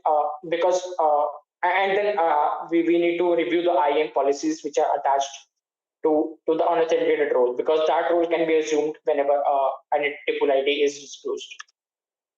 So talking about subdomain takeovers, how do they happen? Subdomain takeovers have been very common in AWS in the past. So there's a dangling DNS record, and how that comes is that, okay, you have you have your S3 bucket and you have your DNS mapped to it, or you have your EC2 instance and you have your DNS mapped to it. Now either of that instance is taken down for any XYZ reasons. So what that happens is that DNS is still left to point at that particular resource or that particular instance only. Now attacker, what they do is they either brute force your bucket name, whatever was configured with the DNS, or they get that IP, elastic IP, whatever was used for the DNS to point, and then they claim it. Once they claim it, now the DNS is again valid and it points to the attacker controlled infrastructure. So that is your subdomain takeover in a nutshell, right? So the only hard thing to do here is that you need repeated efforts to get your IP or the bucket name to the exact thing whichever that organization was using. So if DNS record still points to that IP or bucket, you get a takeover. It's a game over thing. So let's talk about phishing in AWS environment. So phishing, consists of probably 5 things we are talking about. Traditional phishing, which is not specific to AWS. So traditional phishing is action phishing, which is tricking a target to extract some valuable information. Then it's either about delivering an exploit via some XYZ mechanism, or it's about harvesting credentials by luring the user into doing some stuff or submitting their credentials. So let's talk about some phishing mechanisms which are very specific to AWS. These are device authentication phishing, cloud formation stack phishing, ASIM email validation phishing, and AWS SES verification phishing. Now I'll just talk about in a bit in detail about these. So device authentication phishing is that whenever you are having an AWS SSO and you try to log in via CLI. Now attacker, this attacker who knows your SSO URL can initiate the flow and just needs to convince the authenticated user to accept the prompt. Once they do that, they have that access valid for probably 6 to 8 hours, and because they have tricked the user into accepting that prompt, which was a kind of MFA. So this is again not preventable with your MFA implementation. Cloud formation stack. Yeah. Sorry. Yeah. Sure. Okay. So cloud formation stack phishing is your stack phishing, so if you send this URL into a benign URL and send this to a victim, so they can if they click on this, what they can do is they can go to your cloud formation stack and click on it. So a malicious stack is deployed into their cloud infrastructure. ACM validation phishing and SES verification phishing. So ACM validation phishing is your certificate authority related phishing, wherein you can get valid email addresses from AWS, and so if you approve this request, it will grant an attacker a valid certificate. And SES is something that helps you to send or receive email. So now this verification email in this particular scenario is that can be requested for any domain or email address. Now this verification process only depends on the GET request, which is in the verification email, and since it's only a GET request, it is susceptible to both human error and all the automated exploits that are there. So let's share. So just one thing. So yes, this is the best practices that we have. Probably the last slide for the day. And so yeah, MFA, as I spoke in the beginning, it is something you know, something you have, or something you are. Something you know is username password. You have is your MFA application. Something you are is your biometrics. MFA can be enabled at your AWS root or IAM users level, and it should be enabled. You should have kind of any hardware authentication or a virtual authenticator which can help you with your MFA kind of things. Instead of permanent long-term or short-term credentials, you should only use your temporary, very short credentials which are valid for, like, say, 15 minutes or 30 minutes, just for those performing tasks. And remove all the root user access keys and promote your usage of your secrets manager KMS, because they help you to secure your secrets. So that was all about it. I probably have some more content, but time limitations. So I'll publish this slide. Just give it a go and let me know. Open for feedbacks. Thank you so much.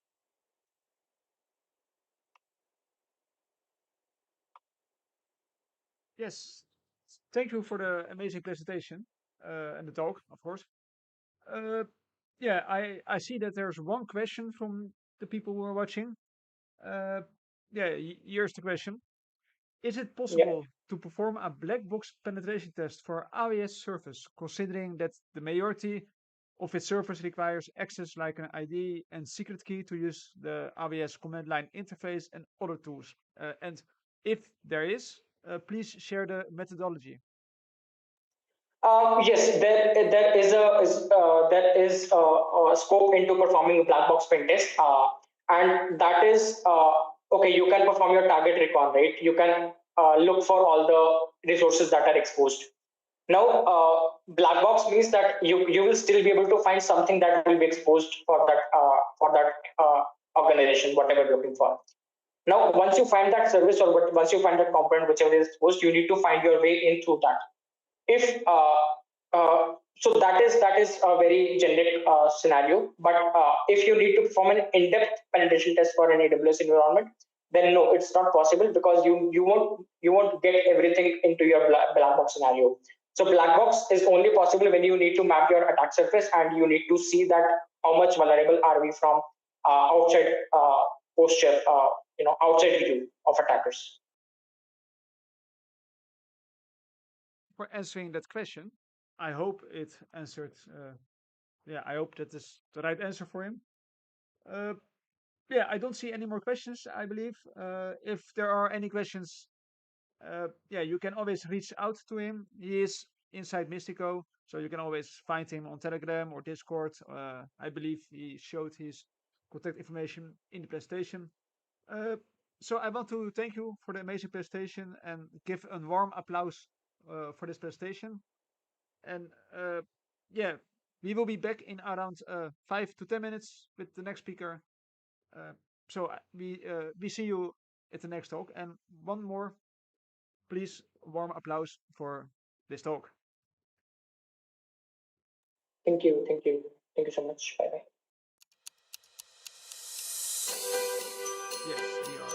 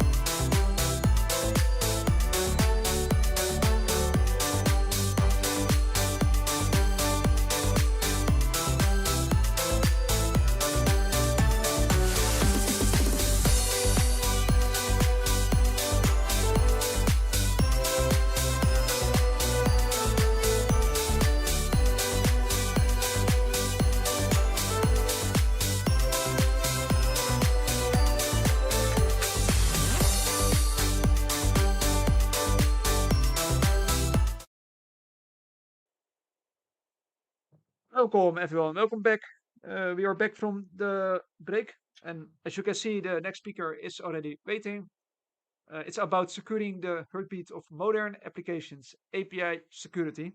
So I will no longer hold your time. I wish you all an amazing time, and yeah, enjoy the next talk. Yeah.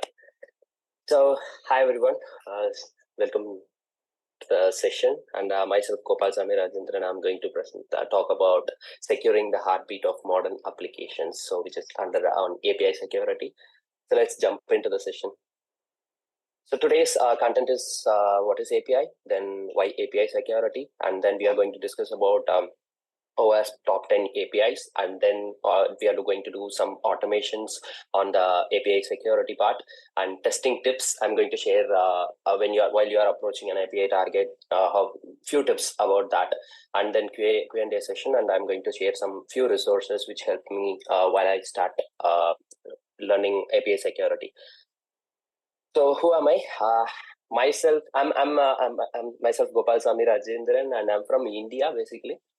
So totally I have 5+ years of experience, and I'm not from IT background or computer background. I'm from a civil engineering background. Later I got interest into information security, and then started learning and jumped into it. And then right now I'm working as a senior consultant at Protivity India Member Limited, and I'm the chapter leader for OWASP Kadalur chapter. And right now I'm holding certifications like OSCP, CRTP, and CBSP, which is a blockchain related certification. And then I had experience, I'm having experience on web, Android network cloud, API, and blockchain based penetration testing and vulnerability assessments, and contributor at multiple international cybersecurity communities. Also, I do have my own YouTube channel, which is in my regional language called InfoSec Tamil. And then I used to travel. I love traveling, so I used to travel to different part and explore things. So that's all about me. Let's quickly jump into the section. So what is API? Hopefully everyone might have heard about this word especially in this modern technology, right? So API everywhere, a lot of APIs right now being utilized by developers. So API stands for Application Programming Interface, and it's basically a set of rules that actually allows two softwares to interact with each other. It's like, for example, it's like ordering a food. So if you go to a restaurant and order your food to the waiter, he will take to the kitchen, and chef will be preparing for you, and he will get that food and give it to you. So that here basically the waiter is the API. So he is taking, from front end it will take some input, and it will take it to the back end, and from back end it will take the response from the back end and give it to you in the front end. So this is the basic of API. And why API security? So especially in the previous slide itself, I've told a lot of developers have started utilizing APIs for developing web, either maybe it is a web or mobile or anything. So nowadays usage of API is very large. So that's where the play comes into. So when it is being utilized by a large number of people, and then automatically we were supposed to, there will be a lot of security issues as well, right? So that's the reason. That's the main reason actually for API security. So we should utilize it. So and then API play a crucial role in the modern technology, and highly important that as it enables a seamless communication between two different software. So it is very important. So it deals with a lot of sensitive things. So we have to take care of the security part, and contributing the digital ecosystem. A lot of applications are being utilizing APIs. So to protect sensitive informations and unauthorized access to those sensitive information, and obviously to prevent data breach, we actually need this API security. And authentication versus authorization. When you are jumping into API security, you will be hearing about lot of times. You will hear about these two terms, authentication, authorization. These terms you will hear a lot of time. So authentication is basically confirming your identity. Ensuring that you are the one who is actually claiming, you are the authorized person to get in. And example, I can say authentication is like showing your ID card in the entrance and confirm that you are the person. Whereas authorization is just because you are having an ID card, you cannot enter into any rooms. So you'll be having some restrictions to enter certain premises, right? So those, if you like that is called authorization. So you can enter into these premises and you cannot enter into that premises, like that. There will be some restrictions, right? So that is what the authorization means by. So authentication is basically an ID card where which helps you to get into the into some building or office or somewhere else. And whereas authorization is like you are the authorized person to enter that room, and you are not an authorized person to that kind of thing. Basically roles and responsibilities kind of thing. Okay, so JWT token, this term also you will hear it a lot of time when you are getting into API security. JWT token is like a digital ID card which is given to you by the server after authentication, and after that it will be used for every authorization purpose. And the next thing is role-based access control, which is called as, in short, we used to call it as RBAC. So RBAC is basically assigning your roles. So each and every individual will have their own roles, either an admin, this user will be having admin access, the next level access, and user access, like that. It will be there. So those kind of roles and are being assigned to a person based on this role-based access control. And then this is I've decoded an JWT token for your reference. I'll show it to you later how we can decode a JWT token and see the contents of it. Later in the session, I'll show it to you. So just a sample. Here you can see under the JWT string, I have given a JWT token, and below that you can see the contents of it. So it is being encoded, base64 encoded, and you can see those contents here. So the next thing is OWASP top 10 API security vulnerabilities. We usually people hear about and talk about OWASP top 10 from web perspective or mobile perspective. And yes, OWASP also is having top 10 for API as well. So these are all the top 10 vulnerabilities released in 2023.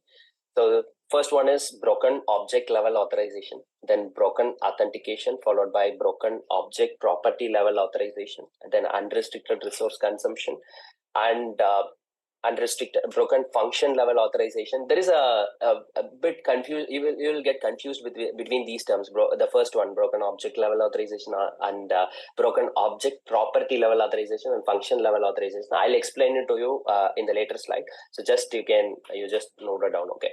And unrestricted access to sensitive business flows, then server-side request forgery, and then security misconfiguration and improper inventory management and unsafe consumption of APIs. So these are all the top 10 OWASP top 10 categories for 2023.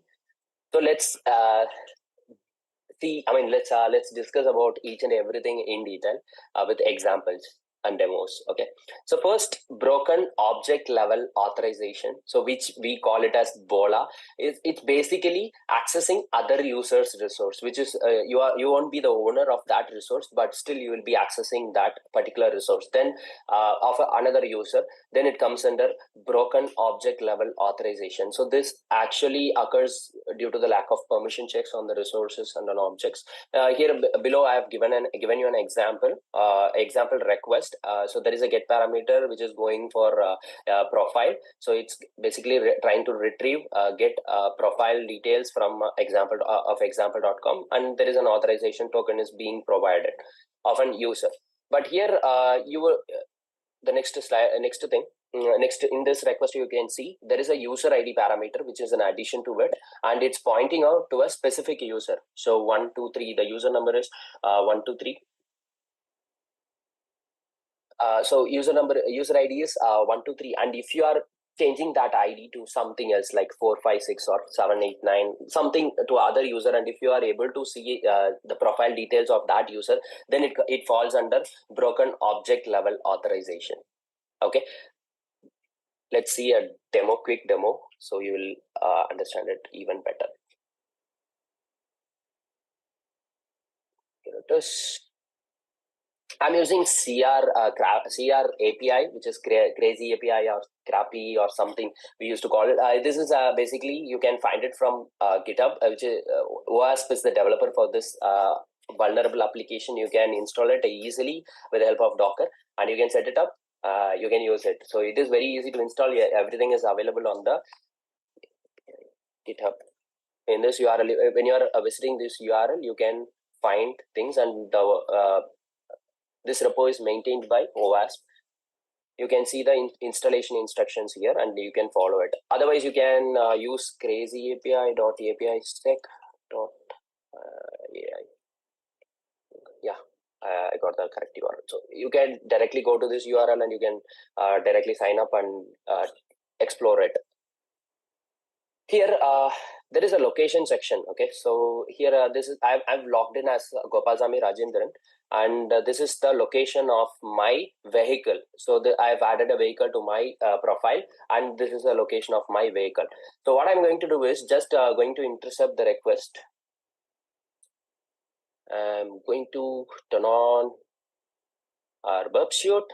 So hopefully you would know about burp suite. I think it's basically an interception tool which helps you to intercept the traffic which is going and coming from going to the server and coming from the server. It's basically a proxy tool which helps you to intercept the traffic, the request and all. Okay, so I've turned on the intercept, and this is the request which was supposed to go to the server. Okay, so what I'm doing here, you can see it's trying to fetch the location of this particular ID, this particular vehicle ID. Here the play is let me do it again. I need that request. I might take it from the history, but if you are a beginner, you won't know it, right? So that's why I'm doing it again. Here, let me close this. Okay. So here you can see vehicle ID. So what I'll do, I'll go to the community tab, and there were a lot of posts here, right? So I'll click on any one of the posts, and response. So here you can see the vehicle ID of that particular user is being leaked in their post details. So what I'm doing, I'm just taking the vehicle ID and putting it here and replacing that with my vehicle ID, and send that information, and I'm getting the location details of that vehicle, so of another user's vehicle. So here it was supposed to be, I was supposed to see only the location of my vehicle, but what I'm actually seeing here is the location of another user's vehicle. Now you might get a question like, how you can guess these IDs? It's very long, it's very huge, and it is undetectable, right? So there is a blog already written by Joseph Thacker, I think, Res Zero. So he wrote a blog about this, about undetectable IDORs. So where he speaks about if you are able to retrieve such IDs, still it is actually considered as an IDOR, and it is being exploitable, and it is a valid vulnerability. So here I got these ID from the post, so which was supposed not to be shared via comments or post or somewhere else, but I've got it from there and just replaced it and got the location details of another user. This is a perfect example for Bola, and hopefully you'd have if you have any questions, do drop it in the chat box, so I'll at last I'll answer to those questions. So broken.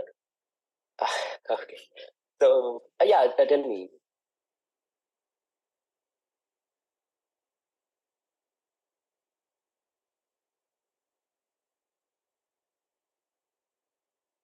We were talking about explain about OAuth 2.0 in the sense like I've seen that's from Harshavad. So what exactly can you be more specific? What is question?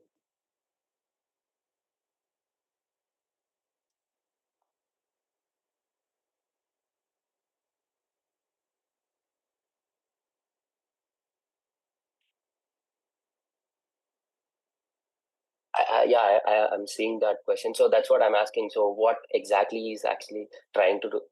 In generally is asking, or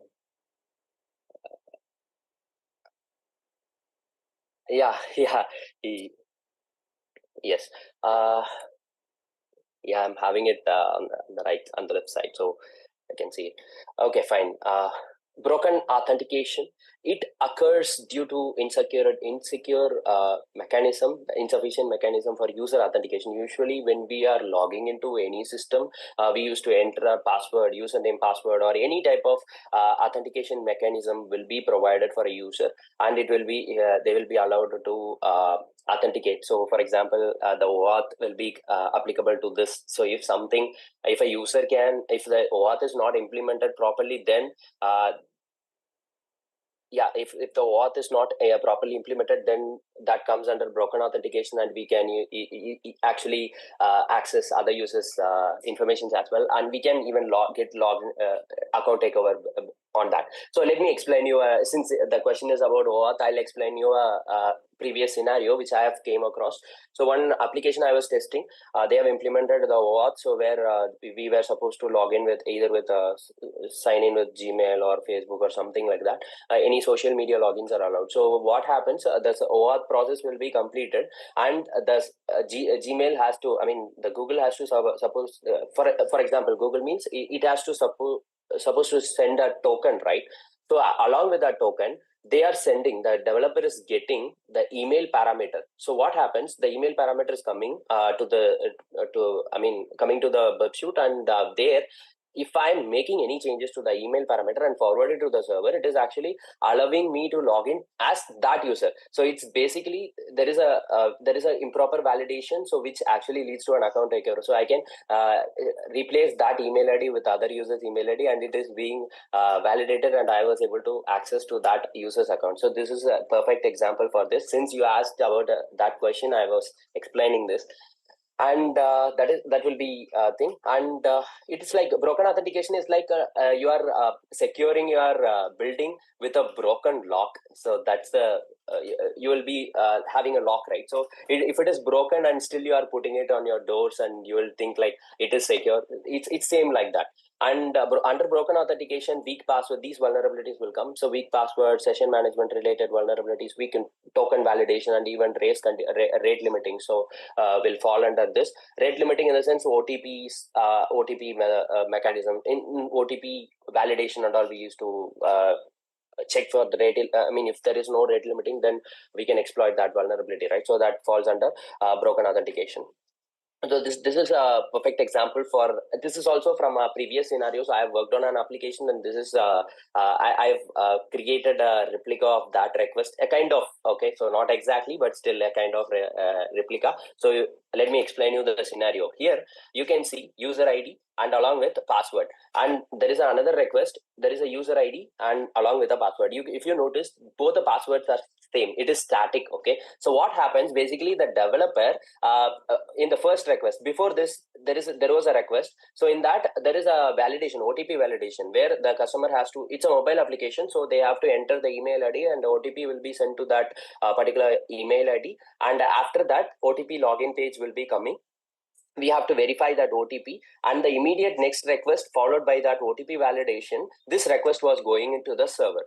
Here you can see the ID, and they are using a static password.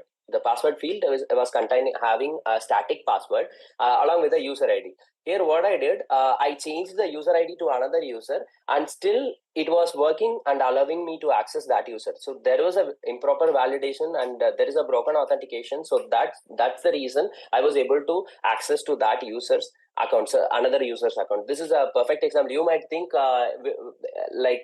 it looks very easy, right?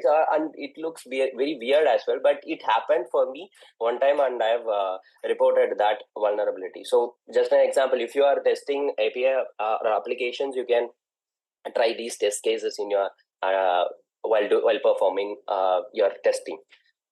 And this is, I've explained it, and it led to me an account takeover vulnerability. This is actually I've did it for this is not for bug bounty programs. I did it on during my work itself. So thing. And broken object property level authorization, this is the next vulnerability. It's actually a combination of two vulnerabilities. Previously in 2019 it was excessive data exposure, and mass assignment was different bugs, and under this vulnerability they have clubbed in 2023. OWASP clubbed these two vulnerabilities and put marked it and combined it together, and marked it as broken object property level authorization. So BOLA is BOPLA. So it's actually BOPLA. I've written as BOLA. So BOPLA occurs due to the improper permission checks on the resources or the property. It is basically a vulnerability. You will be able to view a specific resource without proper authorization. You might feel confused, but I have an example for that to explain it to you people, so that you can understand the difference between BOLA, BOPLA, and BOFLA. So these three things, okay? So here you can see this is a sample request. Here you can see there is a get parameter, a get method is being passed to this parameter. Post ID is 456. So there is a post here. Basically, we are retrieving a post. Okay, from let's consider this as a social media. So we are trying to retrieve a post details on this request, and immediately the following request you can see there was an addition, show comments true, which means you are able to see that post. Basically, you are only allowed to see that post, but what you are doing, you are adding another parameter, show comments, which is equal to true. This was supposed to be accessible only for your account. You can see your comments, but you cannot see other users' post comments, right? But what you are doing, you are changing the post ID to another user's post ID, and you are adding the same parameter, show comments is equal to true here, and you are able to see other users' post comments also. So this is a vulnerability, right?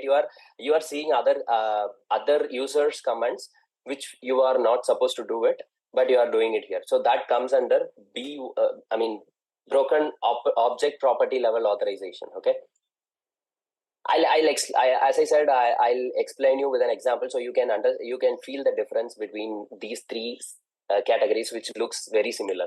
Unrestricted resource consumption. So this is basically our denial of service or OTP delivery, the race condition, right? So I'll show you a demo so you can easily understand that.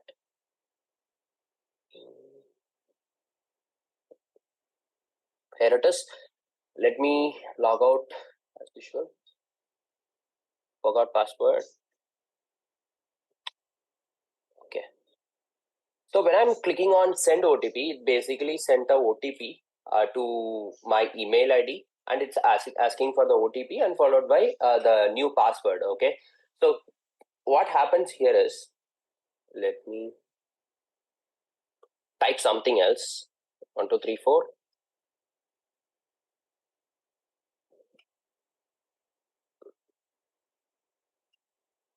Okay. Here you are seeing the OTP.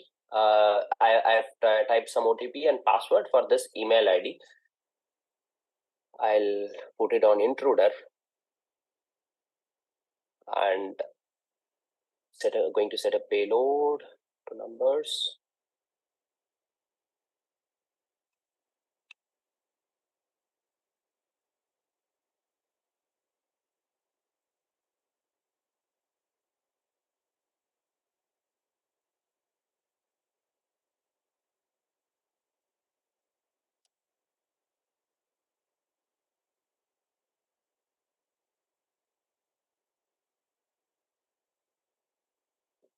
So basically, OAuth is when OAuth is being implemented, you will see. Let's take an example. You would have came across with websites that is having sign in with Google or sign in with Facebook or something, options like that, right? So when you are clicking on it, it will redirect to the Google website, and you will be entering some information, your information, basically your password and username which you are having for Google, right? Then later, Google checks that whether you are the authorized person, and if you are having MFA, after that MFA, it will create a session. It will create a token for you, OAuth token, and it will be that token will be shared with this person. I mean, the website which is requesting for that information, right? It will share, and that's how the session was created with the help of Google. And this is applicable for Facebook and other similar for like Microsoft or whatever which is utilizing OAuth. So this is how it works. So it basically generates a session token for you, OAuth token, and it is being shared with this website. And based on that, the current website which you are using it for, which you are going to use, right? It will handle that session for a specific time. So it depends on how it is being set at the session timing and management session. It's based on the session management, how long the session should be active, all those things. So this is how it actually works.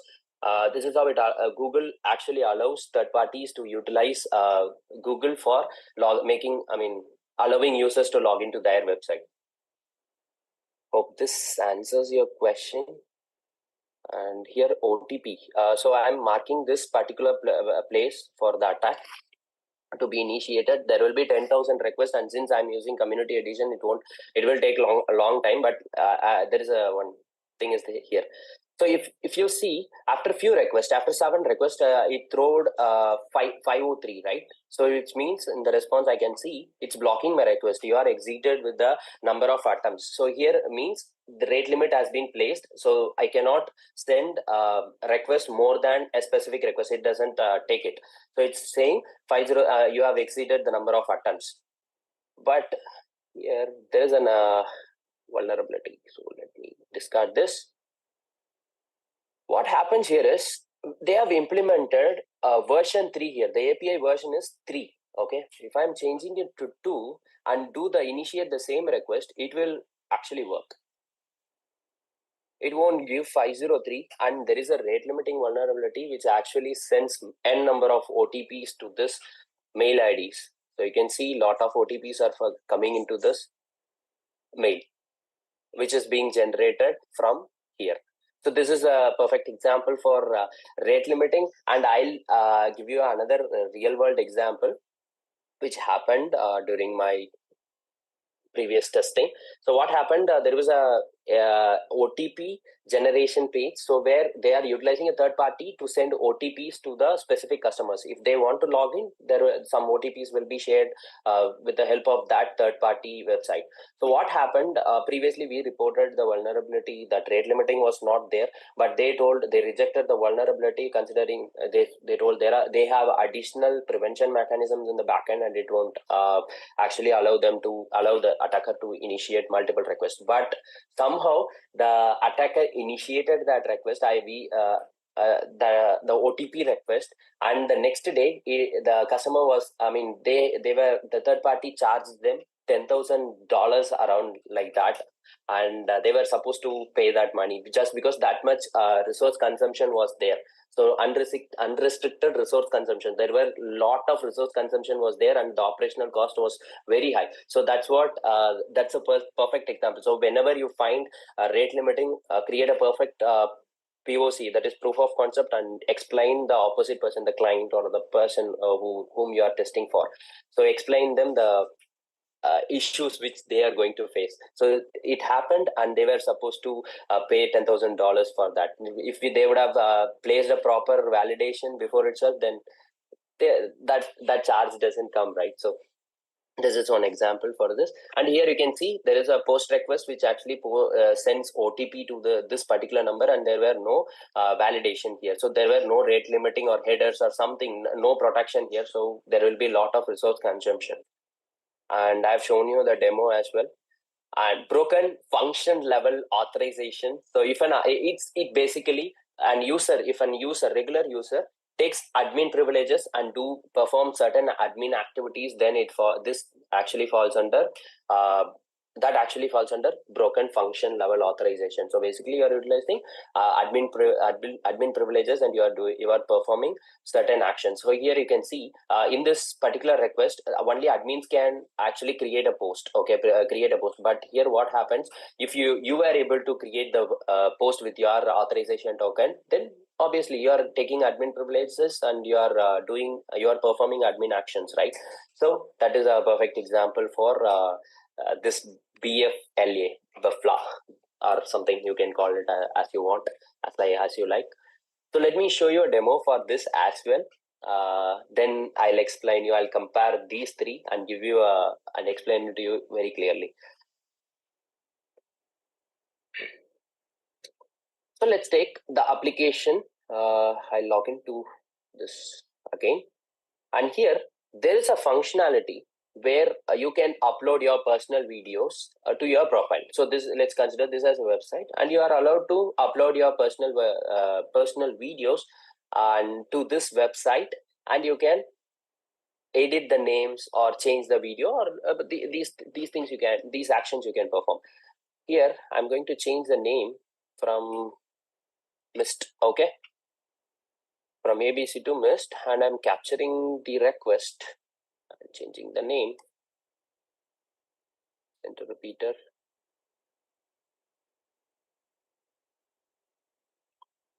Here put request is there.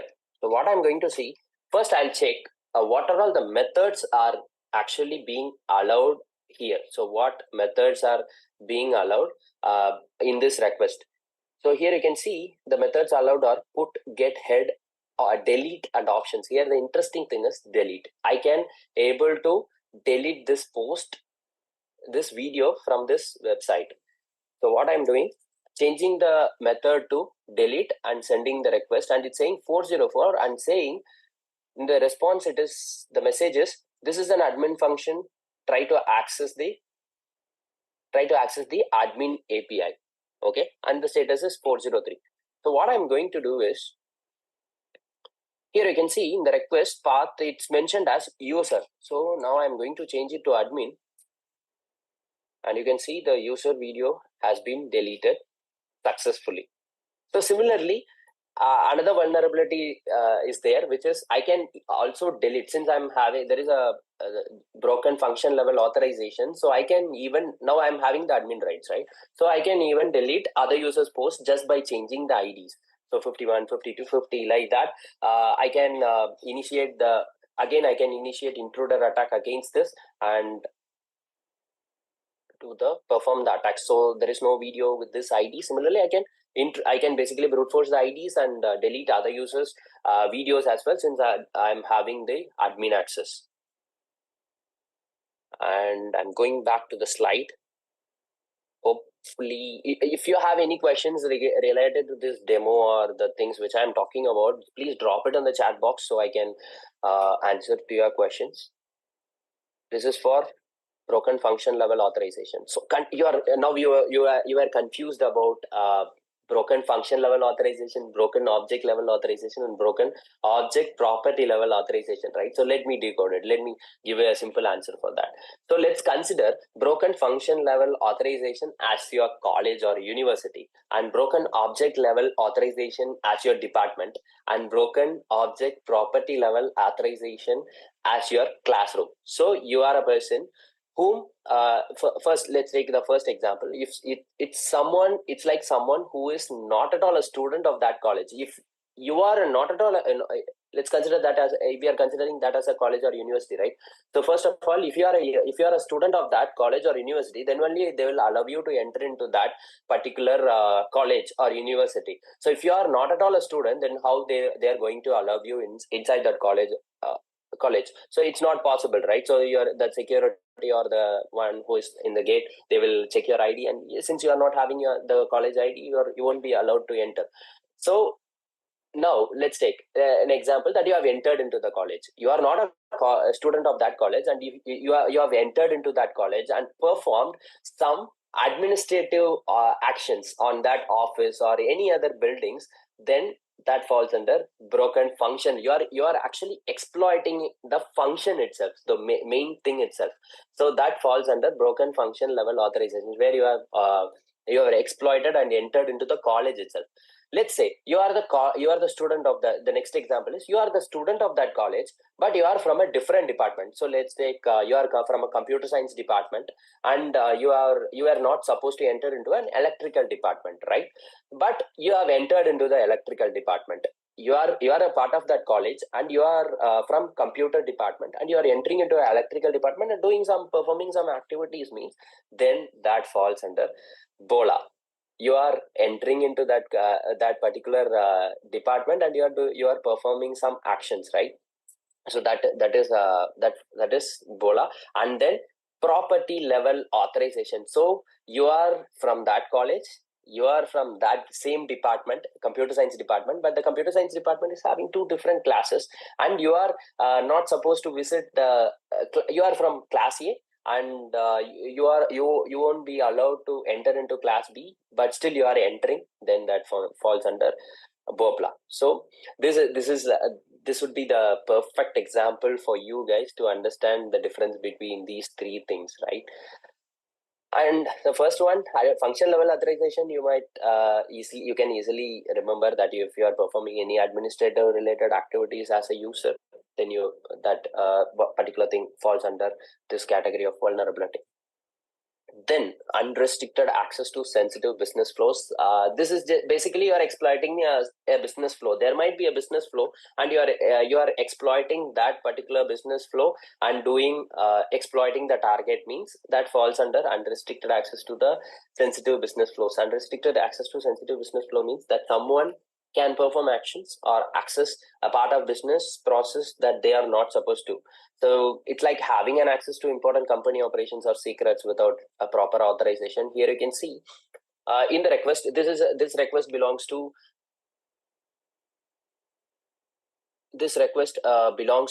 a send referral invitation. So you are sending invitation to any user. Okay, you can send invitation to any user, and once that user sign up, you are given with some credits. So based on it's like basically the invitation referral program. So we used to see, right? Here the business logic flow is the logic was supposed to be designed like in this way, that once your your friend receives your invite, he has to sign up, and then after successful sign up, you have to get some credits for that sign up, and you can utilize those credits. But what actually happens here is the credit is being deposited to your account once you send a successful invitation. So here the flow is supposed to be it should be the amount should be credited to your account after successful sign up. But here due to the improper validation, it is actually being credited to your account once the invitation has been sent to your friend. So it is not checking whether that particular user has signed up or not. In this way, you can send multiple invitation and you can get lot of credits to your account. Hope you understand this concept. So that's what I've explained it here. This falls under unrestricted access to sensitive business flows. So this is a sensitive business flow, and you are having unrestricted access, and you are getting lot of credits to your account, right? So that falls under this category of vulnerability. And the server-side request forgery, you might have heard it a number of times, and this is a quite popular vulnerability as well. You would have seen it in the web application during your web application assessments. So SSRF is basically allows an attacker to force a server to perform any request to resources or services or servers internal files or networks. Okay. So let me give you an example, so you can comparison kind of thing, so you can easily understand. You would have heard about clients cross-site request forgery, right? So cross-site request forgery, you are forcing an user to make an unintended request or unintended action on their account. So similar to that, so in server-side request forgery, you will force the server to make unintended request to either an internal network or an external system and perform such malicious activities. So that is the difference, and now you would have you might easily understand. Let me show you a demo for this as well.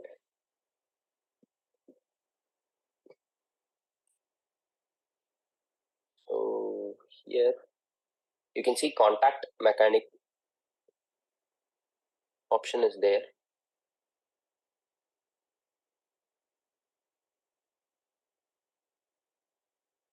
Okay.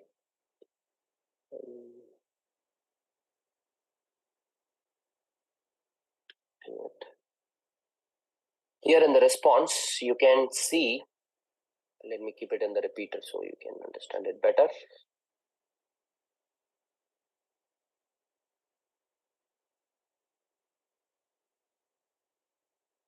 Okay, here I'm sending this to the server. Cannot this request.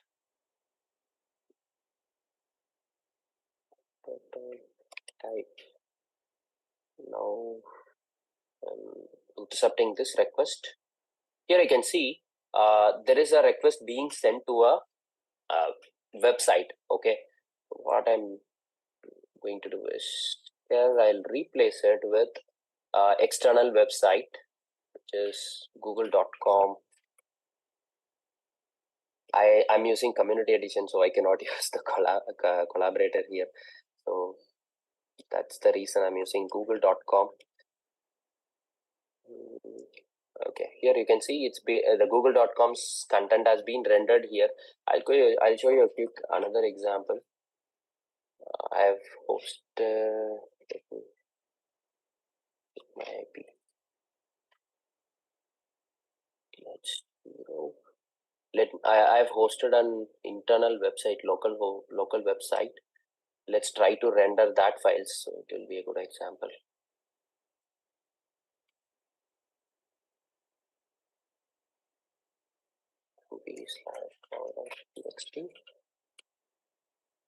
See, it is rendering the content of that particular file, hi.txt, from this website.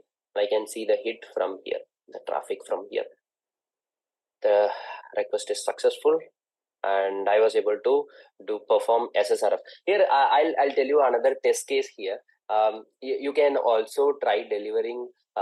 You can host your own files somewhere else, and you can try to exploit RFI. It doesn't works in most of the cases, but still you can try to render similar such things. So if you are seeing URLs, not only SSRF thing, you can also try to render external URLs. Suppose, for example, the website might not allow users to render contents from external website, and if you were able to render contents from external website, that is obviously a vulnerability. This is just a test case, and you can utilize it when you're during your testing. And so here I've given you a sample request, and security misconfiguration, it basically occurs due to what I can say, the security configuration, the secure configuration which is being there for the security purpose is being misconfigured. So that is where the security problem arises, and based on under this, basically sensitive informations will be exposed, and based on this, most of the vulnerabilities when you take, it will be because of the misconfiguration. Some security function, some security settings or something will be there, and if it is being misconfigured, that's where that will be the basic thing for a security vulnerability, right? So this is similar to that. So security misconfiguration occurs when an application is not set up securely, allowing unintended access or exposure of sensitive information. So here I've given you the example. So in the first request, you can see database config file is being in this request via get method, the database contents of database config.json file is being rendered, and which was not supposed to be, but actually it is allowing me to see the files, means that particular contents of that file, means then that is a security misconfiguration. So it was supposed to be not universally readable, but due to misconfiguration it was readable, and I was able to see the internal contents of that particular file. So this is a perfect example for sensitive information security misconfiguration. And improper inventory management. So when an API isn't properly documented, or the inventories which is being used, right, so which is not properly documented, falls under this improper inventory management. So I've already shown you the example here in the intruder. Okay, I'll do it again. I've lost that request.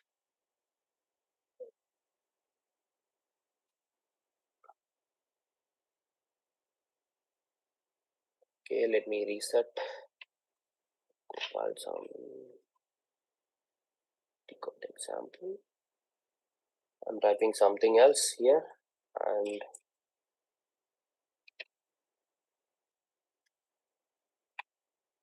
okay, let me capture this request.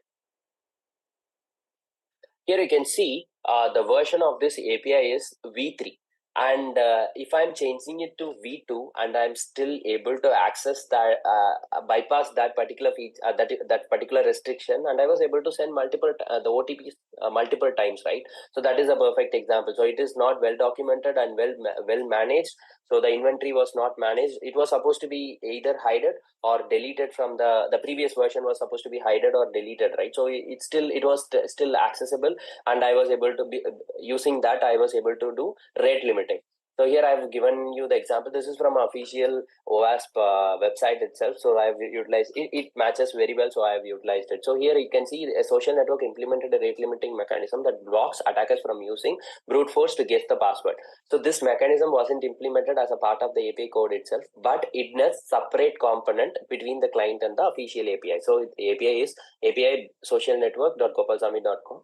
A researcher found that there was a beta API for beta URL for that particular API, and this beta was not protected by rate limiting.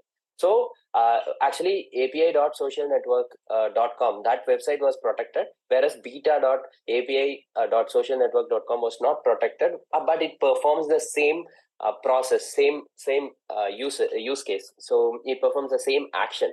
So here the attacker is utilizing this beta.api website and initiating the rate limiting attack, and was able to perform the attack against the website. So this is a perfect example for this. So this is this vulnerability is a best example for improper inventory management. So here you can see in this request, the rate limiting, the last three headers, you can see there was a rate limiting being implemented, whereas in the beta there was those headers was not there, which means that it is not protected for rate limiting vulnerability.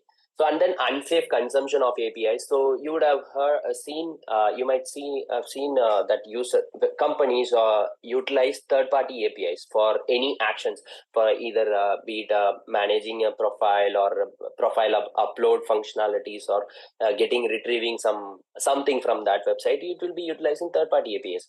So without proper assessment, it is being utilized. Then based on that, if let's say that third-party API is vulnerable to some other vulnerability, and then because since we are utilizing that API, since we are consuming that API, we were able to exploit that API, and that actually affects the current consumer as well. So who is consuming that API endpoint? Here you can see the upload file upload.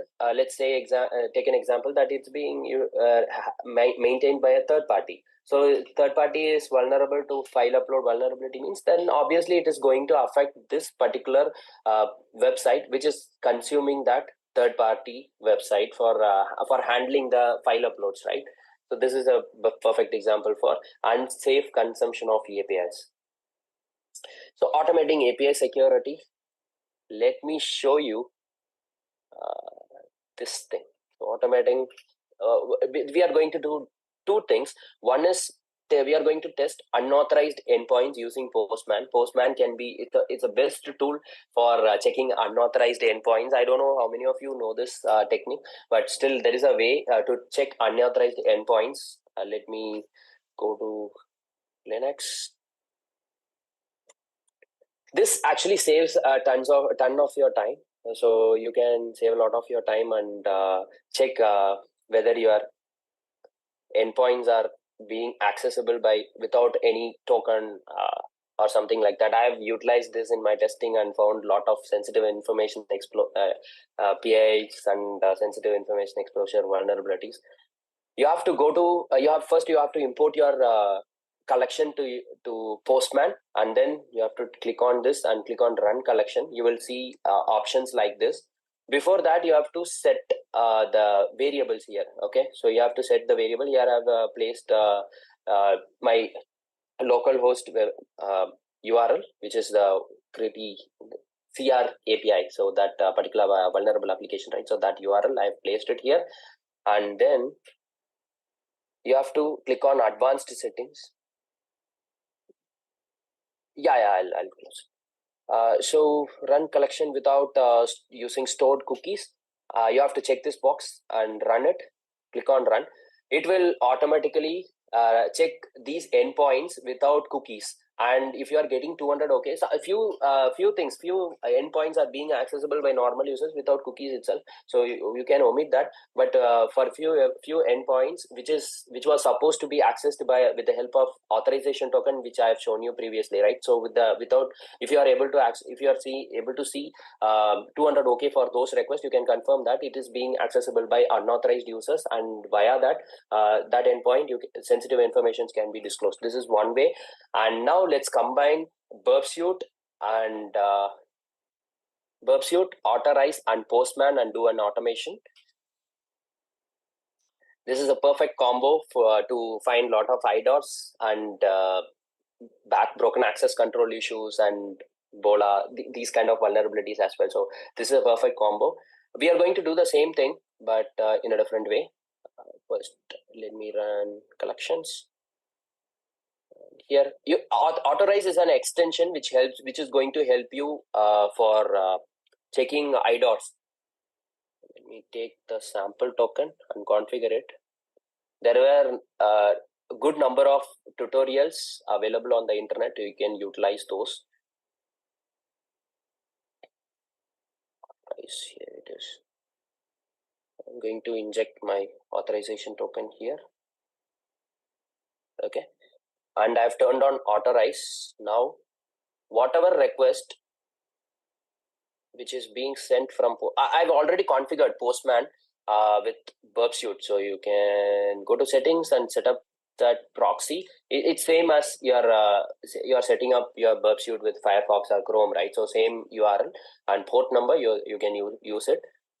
And once you are initiating this, at the same time, you can see those requests are being sent.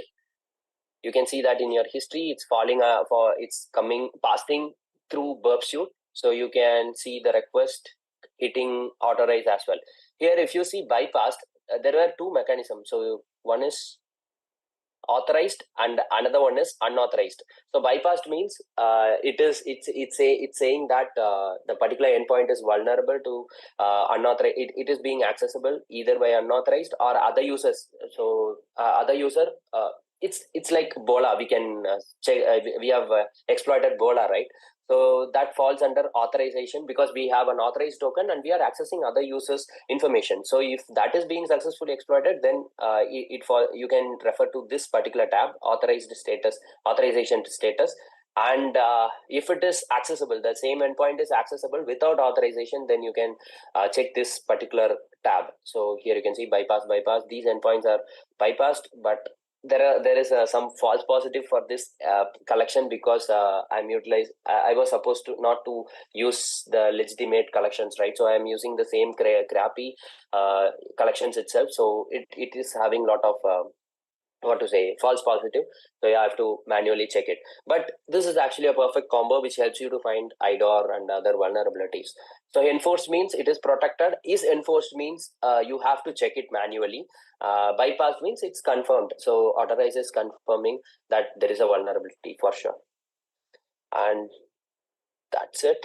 You can testing tips. So check for authorization issues. Whenever you are testing APIs, you have to check for authorization issues and inspect token contents with the help of jwt.io. First, I've given you an example, right? Shown you a decoder. So I've utilized jwt.io or token.dev you can use, and check for rate limiting issues, response manipulation when the application is handling request on, validating the request on client side. So then response manipulation will be there. And BOLA, check for BOLA and the body content of the URL parameter and RFI. Different tampering issues like payment tamperings are easily possible if there is a response manipulation. You can chain those vulnerabilities and get payment tampering issues, different tampering issues. And always check burp history. Don't forget to check burp history because some few requests will go along with the previous request. So there is a chance that you might miss those requests. So keep an eye on burp history. And when the website is handling third-party payment gateway, then you have to definitely check it multiple times. So you have to check the request carefully. This is the testing tips. You can see those. And question and Q&A. If you have any questions, do drop it on the chat box. Yeah. Well, thank you for the amazing presentation and the talk. the way how you combined Burp Suite with Portvicker was new to me. I will definitely check that out. It seems like very interesting to do during engagements. Thank you. No, thank you, of course. Yeah. Thank you. Yeah. And if you want to connect with me, you can scan this QR code and you will get the social links and you can get in touch with me. And if you have any questions, do drop it on to my LinkedIn or any social media. And I'll be available on the chat box of this live itself. So you can post it. I can reply to your questions. Thank you. There's one question I see. It's from Sharma again.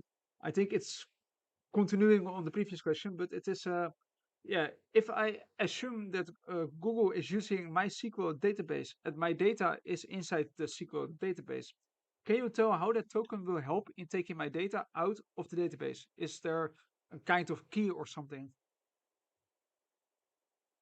This I'll get in touch with him and I'll explain it to him detailedly. So because he will obviously have another set of questions as well. So I'll explain it to him. Okay, the chat box.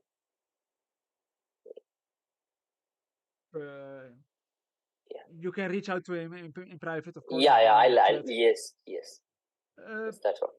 Well, I don't see any more questions in the channel, so yeah. Well, thank you again for the talk. It was very amazing, and definitely going to watch it back. Thank you. Yeah, for those people who are watching, give a warm applause for the speaker, as he definitely deserves it. And yeah, we will take a short break of 5 minutes, and then we will go. We will continue with the next speaker. So one more time, a warm applause for the current speaker. And thank you all. And we will see you in 5 minutes.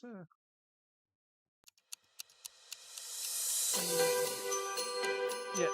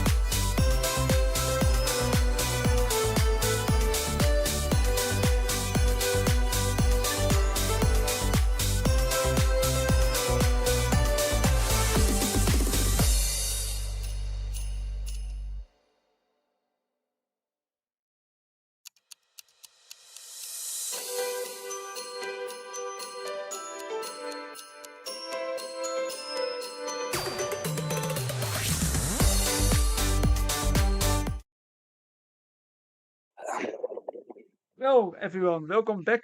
The next speaker is already waiting. He will be talking about AI in cybersecurity because there will be no conference this time without any AI involved.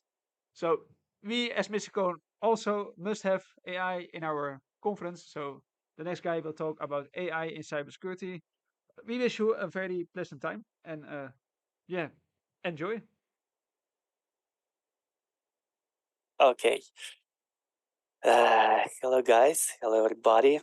Let me introduce you to my topic of speech. That is AI in cybersecurity.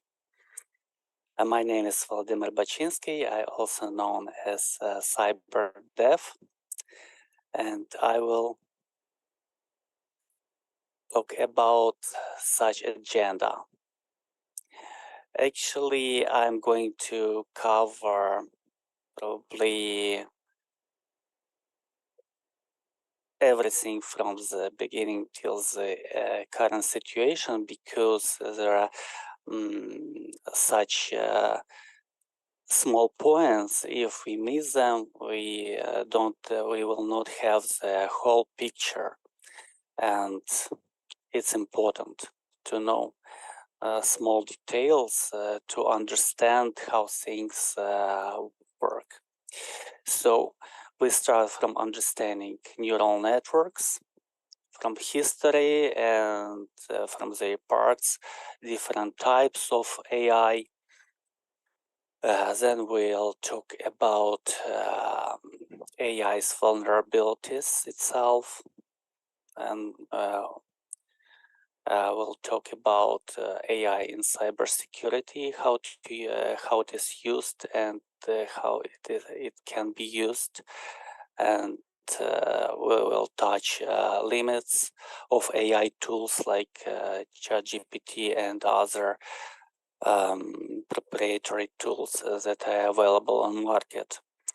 And after that, we'll talk about fine-tuned AI models as upgrade and pen testing with AI. So let's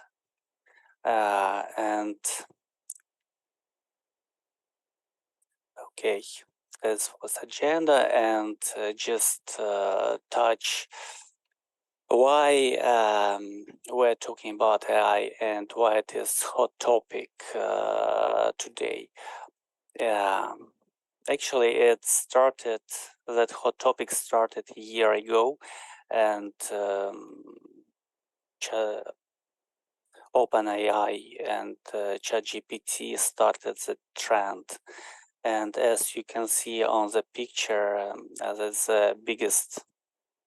They have the biggest part on the market, and they actually created a competition and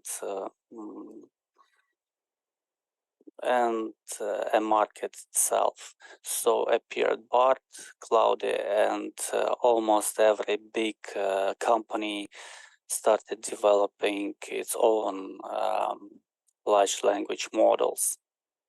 And also appeared a lot of services that are using under the hood API of ChatGPT. Those parts don't have API yet, so I know. Okay, and but well, that's not this is a high level of AI usage, because like ChatGPT and other services, it's just services. The part of AI, it's just like on this picture. Under AI, that only a small part, it's execution part, and other is business logic and application logic. And we'll talk today actually how AI works and how it can be useful, and how to build similar systems for using in cybersecurity. But before I continue to the topic, let me introduce myself. I am a cybersecurity engineer in Ukrainian IT company. It operated in 2023.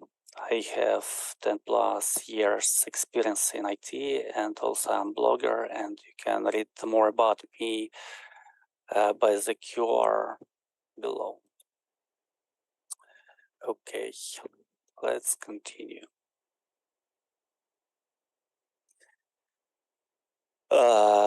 First of all, to start working seriously with artificial intelligence, we need to understand how it works on the lowest level.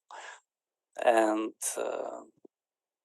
also good to know the history when it started and how it was evolving. It has been evolving. Okay, on the left side, you see a graph with the typical basic neural network. Of course, first of all, what is artificial intelligence? Artificial, it means that it is done by robots or programs, and intelligence, it means that that piece of software can do processing tasks and make decisions. So it's a piece of software that makes decisions, and it is like a digital brain, because it might look like human brain works. We see on a picture that dots is represented as neurons or decision makers. Here we have input and here output. And neurons has own weights, and in this way we have output. In the process of training, those neurons acquire weights. Probably I have to talk a little bit about history. Here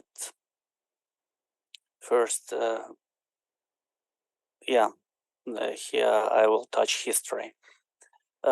First neural networks mentions appeared in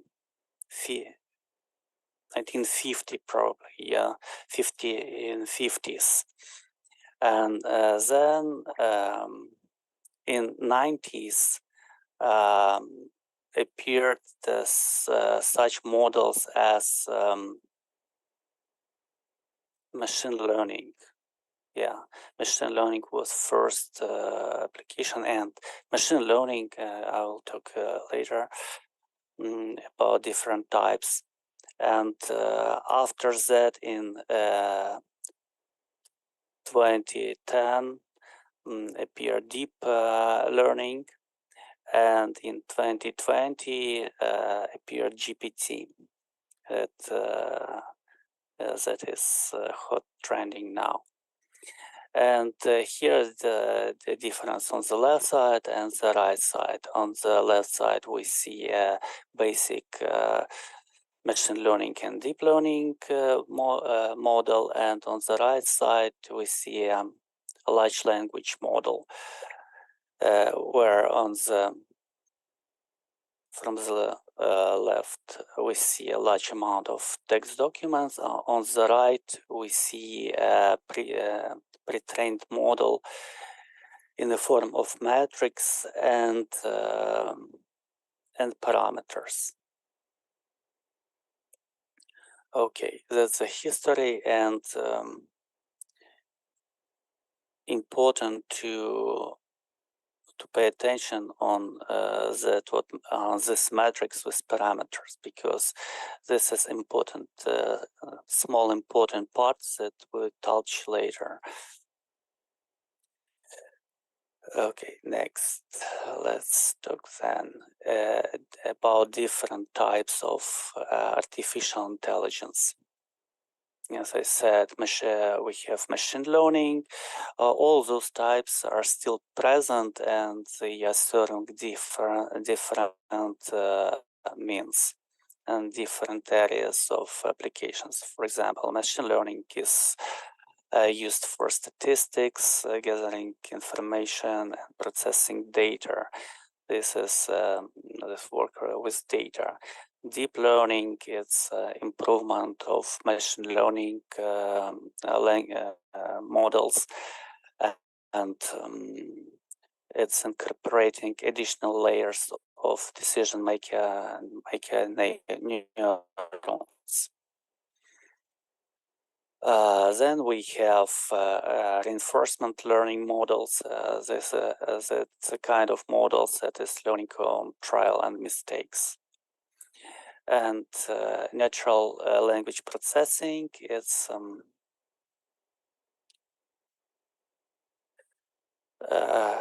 an early stage of large language model.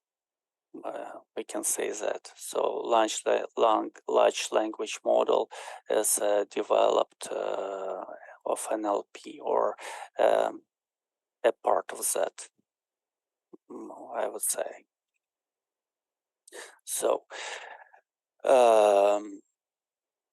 that's the basic types of AI that you should know that is used, and that's the lowest level of what does work of artificial intelligence. It's the core parts, the different algos that serves the different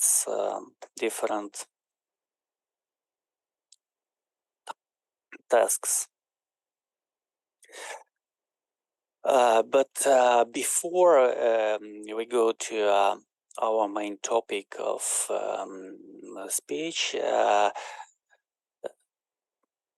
I should mention that AI, artificial intelligence model as a computer system, has its own vulnerabilities itself. As you know, everything that is digital can and does some and has some processes can be interrupted with users. And OWASP recently released top 10, especially for AIs, and you can see them on the slide. And I will not go deeper in each of them, but because you can visit the website and read about them there, but I should tell that all of those vulnerabilities are touching bypassing of how a model is trained. For example, I return to this picture. This matrix is defined how model reply to prompts, and with these prompt injections, we or hackers manipulate with input to bypass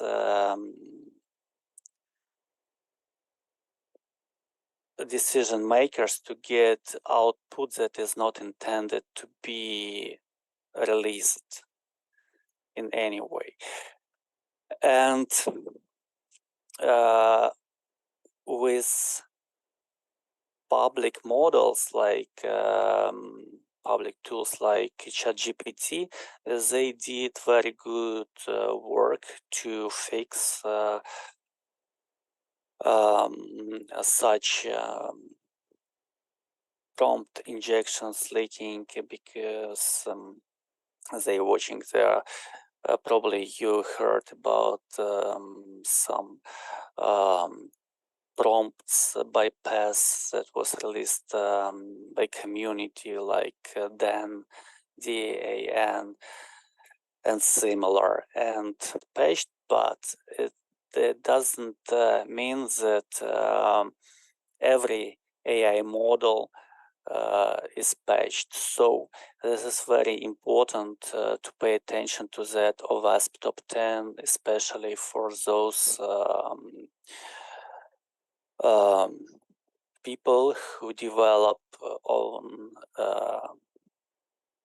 AI models and in-house models that are available for public or internal use, because they can be vulnerable for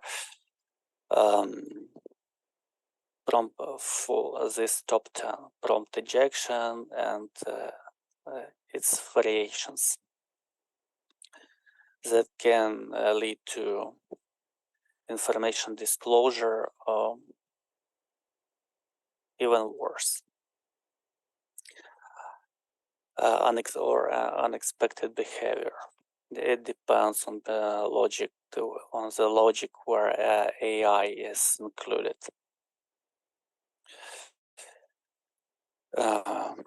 Okay, with that, let's go next. Then we come closer to AI in cybersecurity. Probably as this available for a year, I suppose that every active expert already used it and know how it is, how it can be useful for their work and what's our advantages. So I just quick conclude maybe that it can be used almost in every domain of cybersecurity, like blue team, red team malware analysis, pen test writing, scripts, codes, different kinds of settings, helpers getting explanations. It can be used by CISOs with consultants and technical specialists, because everywhere where you need, where you want to get something concise, and sometimes, of course, a model can output hallucinations or not best, because everyone knows that every solution has several, every question has or every issue has several possibilities to solve it on different levels of implementations. And in order to get a better implementation, the best, you need, of course, as the person who require that information has to have understanding that how it should work, at least, and that is as good or it can be better. If person is quite experienced, then he can get good results from the tool that AI. Still, AI has limitations, and I will talk about that in that slide. Tools like ChatGPT are okay for those tasks that require defensive security or consultants or writing automation scripts or CI/CD or anything like that. And if we are talking about offensive security, pen testing, red teaming, then you will see a picture approximately like on this slide that prompt I wrote yesterday, and I received such reply for a simple, probably very simple request like reverse shell that we can that we know that that's a basic knowledge for every pen tester, and is available for site ref shells, and there are a lot of development around that because that's basic things. I received answer from ChatGPT that it can't assist. And I should mention that it was not always in that. They fixed it just recently, and because I suppose because there are very subtle border between white hats and black hats, and in order not to give chances for black hats, they decided to prohibit that kind of questions at all. How to probably is it so? And well, I should mention also that that touches not only for ChatGPT, it also touches other models too. They are designed by responsible companies that by design implemented such measures, such ethical measures.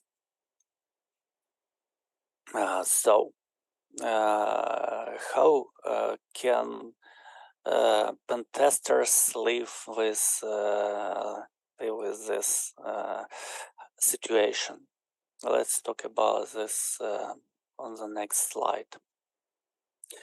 And we talk about fine-tuned AI models. Well, one way to bypass and get results from AI models is prompt injections or prompt making work in chunks. And another way to create a system that is good for your needs is to create fine-tuned AI models. What is this? First of all, we know that we work with LLM models. What is LLM models? Large language model. It's a pre-trained language model, and in order to create that model, it takes a lot of computer resources and costs a lot of money and knowledge to produce such model. But some of models are released as open source and available to be downloaded from community like Hugging Face, and those models can be fine-tuned. It means that on them we apply specific dictionaries plus custom knowledge that we want to tune our model to work with. And we retrain certain parameters in that way that that model works for pen testers' needs. And it can be done, it can be achieved in a cheaper way than create large LLM models from the scratch. Okay, that's about fine-tuned AI models, and probably what should I tell about that?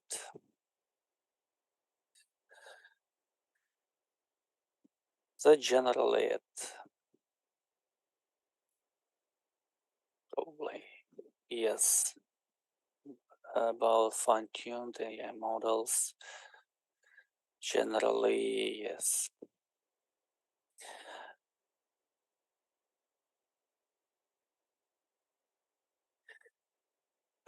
Then let's talk about pen testing with AI. It's very interesting topic because for everyone who is engaged in pen testing knows the process that require a lot of attention, a lot of time, and everybody wants to make the process easier, more fluent, spend less time, more effective, make less errors, etc., etc., notice more vulnerabilities. So I noticed and I check here such a system like Pentest GPT. You can see a link to GitHub here, and this solution, the script is coded with Python. It can connect on backend API of OpenAI in ChatGPT, any of their models. And also it can connect optionally often pre-trained model or any other model as you like.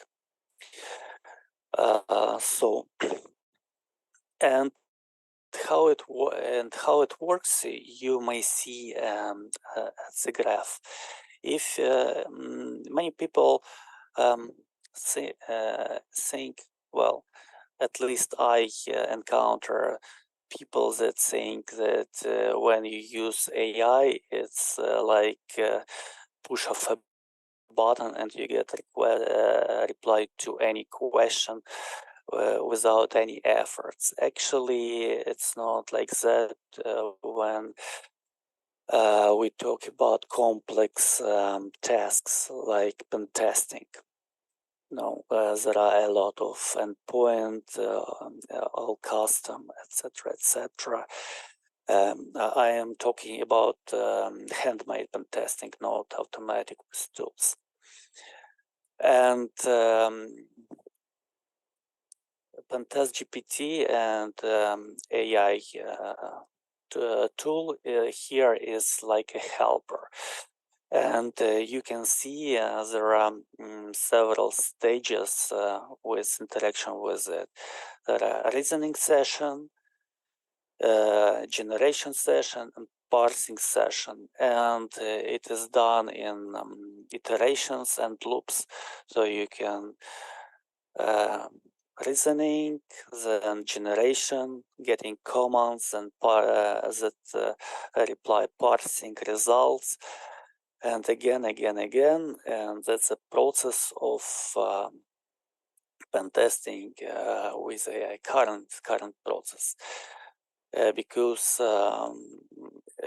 currently AI is not fully autonomous, and it should be backed with an expert. No matter how AI is smart right now, expert should be present to lead in the right direction. And well, at the end of reviewing pen testing with AI, I would say that as a methodology that implemented, the tool is good not only for pen testing but for many complex tasks. It can be used for red teaming and for coding. Just the tool should be tuned and tweaked, maybe modified the way to your needs. So I suggest to check this tool for everyone that is interested in such helper. Well, the next stage or development of such systems is AI-powered web scanners, like autonomous end-to-end security testing. Actually, I didn't see solutions on the market that implemented this thing, and idea about that appeared when I saw Pentest GPT, and I see the possibilities that it can be developed in such a system, and also started a bit like with this like a pet project. And also recently I noticed on Silicon Valley startup that is also started developing that kind of system. So it's definitely a way to go. And this autonomous security testing can be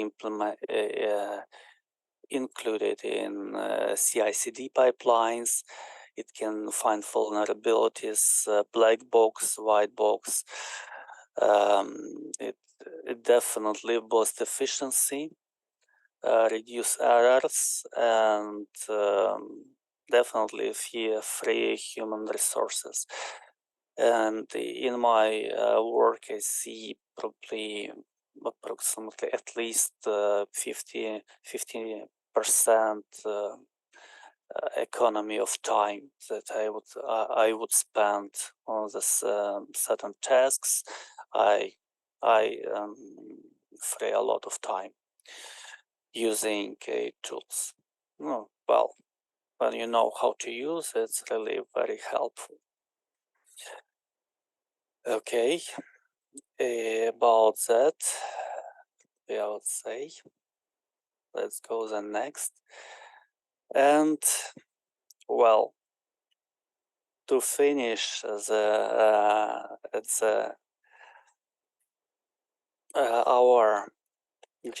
finalize our talk, it would be wise to finish the whole picture with that with know that the technology is developing blazing fast, and you see the progress last year, and definitely it's going to that systems going to get smarter, and probably soon we will see the time when we will be able to perform complex tasks like pen testing with one push of a button, when artificial intelligence become closer to artificial general intelligence. AGI means that some agent artificial is able to perform complex tasks like human being. And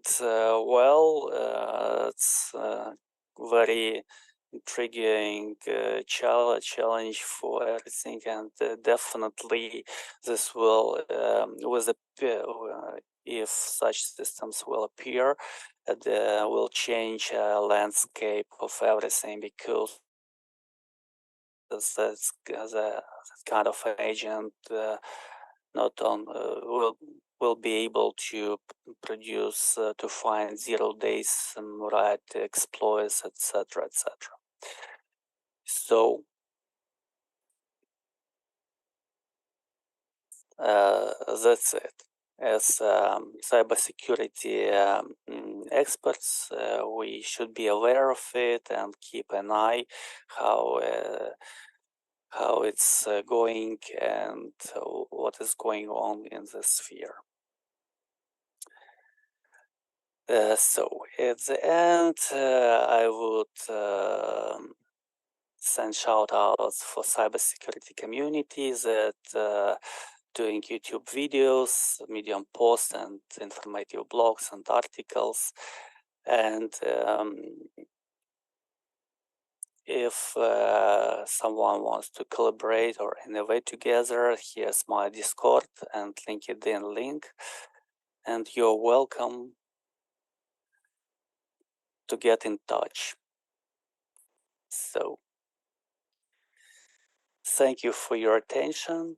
I hope I covered most of the questions related to artificial intelligence and current situation and how it can be used in cybersecurity.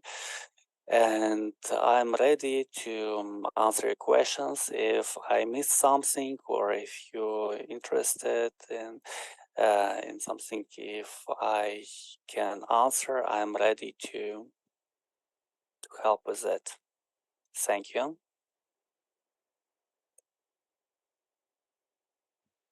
Oh, thank you for the amazing presentation.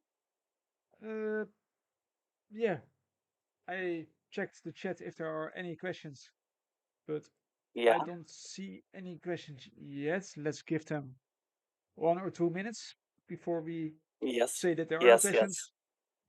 Yes. Yeah, of course, thank you for the amazing talk about AI and what AI can do in cybersecurity, what it means for our job. Yes. Oh, yes. A question is coming in. Let me read it. Okay. Do you have any ideas how we as an industry might prevent common attacks like LLMS, uh, utilizing LLMS to construct phishing emails, or malicious actors utilizing the modules to build malware? And do you have any ideas or examples how you utilize LLMs and ML to enhance your own day-to-day work? Have you automated anything recently with the use of AI or anything else? Good questions. Implementing on production system AI is a challenging task and should be approached very carefully. I didn't see automated yet, in my experience, but manually it's like professionals are testing how it works, because absolutely rely on AI, it's not possible right now, because it may hallucinate, it may produce errors, and it should be backed with expert. And to the part of question where you say black hats are using to create phishing emails, and white hats to protect from it. And yes, it's evergreen battle of sword and the shield, and never ending, and it will continue in this sphere. It's like a new tool, and it's going to evolve. And as you see, there are OWASP top 10 in relation to AI, because when AI ChatGPT appeared, a lot of black hats or just script kiddies came there and started, hey, ChatGPT, write me a virus, write me a malicious software. And that's it. So, of course, any computer system has to be protected accordingly and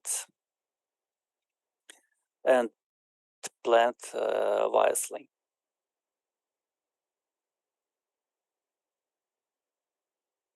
I hope I answered your question. And if you have something, ask in details or discuss, of course, you can write me in Discord and I will answer you more. Thank you for answering that question. It was it was a very long question, but I think you covered yeah, all of it. Yeah, I don't see any more questions so far. Yeah, we still have plenty of time to do any questions. So if you're watching and you think, yeah, I I really want to know, but yeah, you are afraid to ask or anything, just put the question in the chat, and yeah, we are here and happy to answer the question. Now is your chance to Yes. ask it live instead of privately on chat, which is also fine, of course.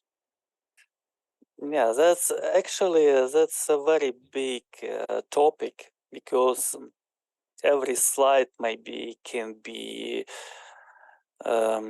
discussed for an hour and hours, because there is a lot of technical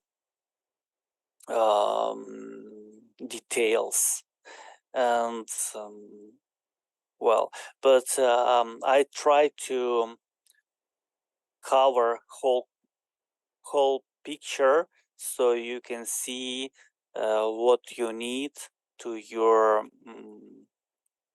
specific job and to your specific tasks, and to see those points that are important to create tools and useful instruments for your work, and how it works, what parameters mean, etc., etc. Thank you for answering. Yeah, there are still no questions so far. I can see you.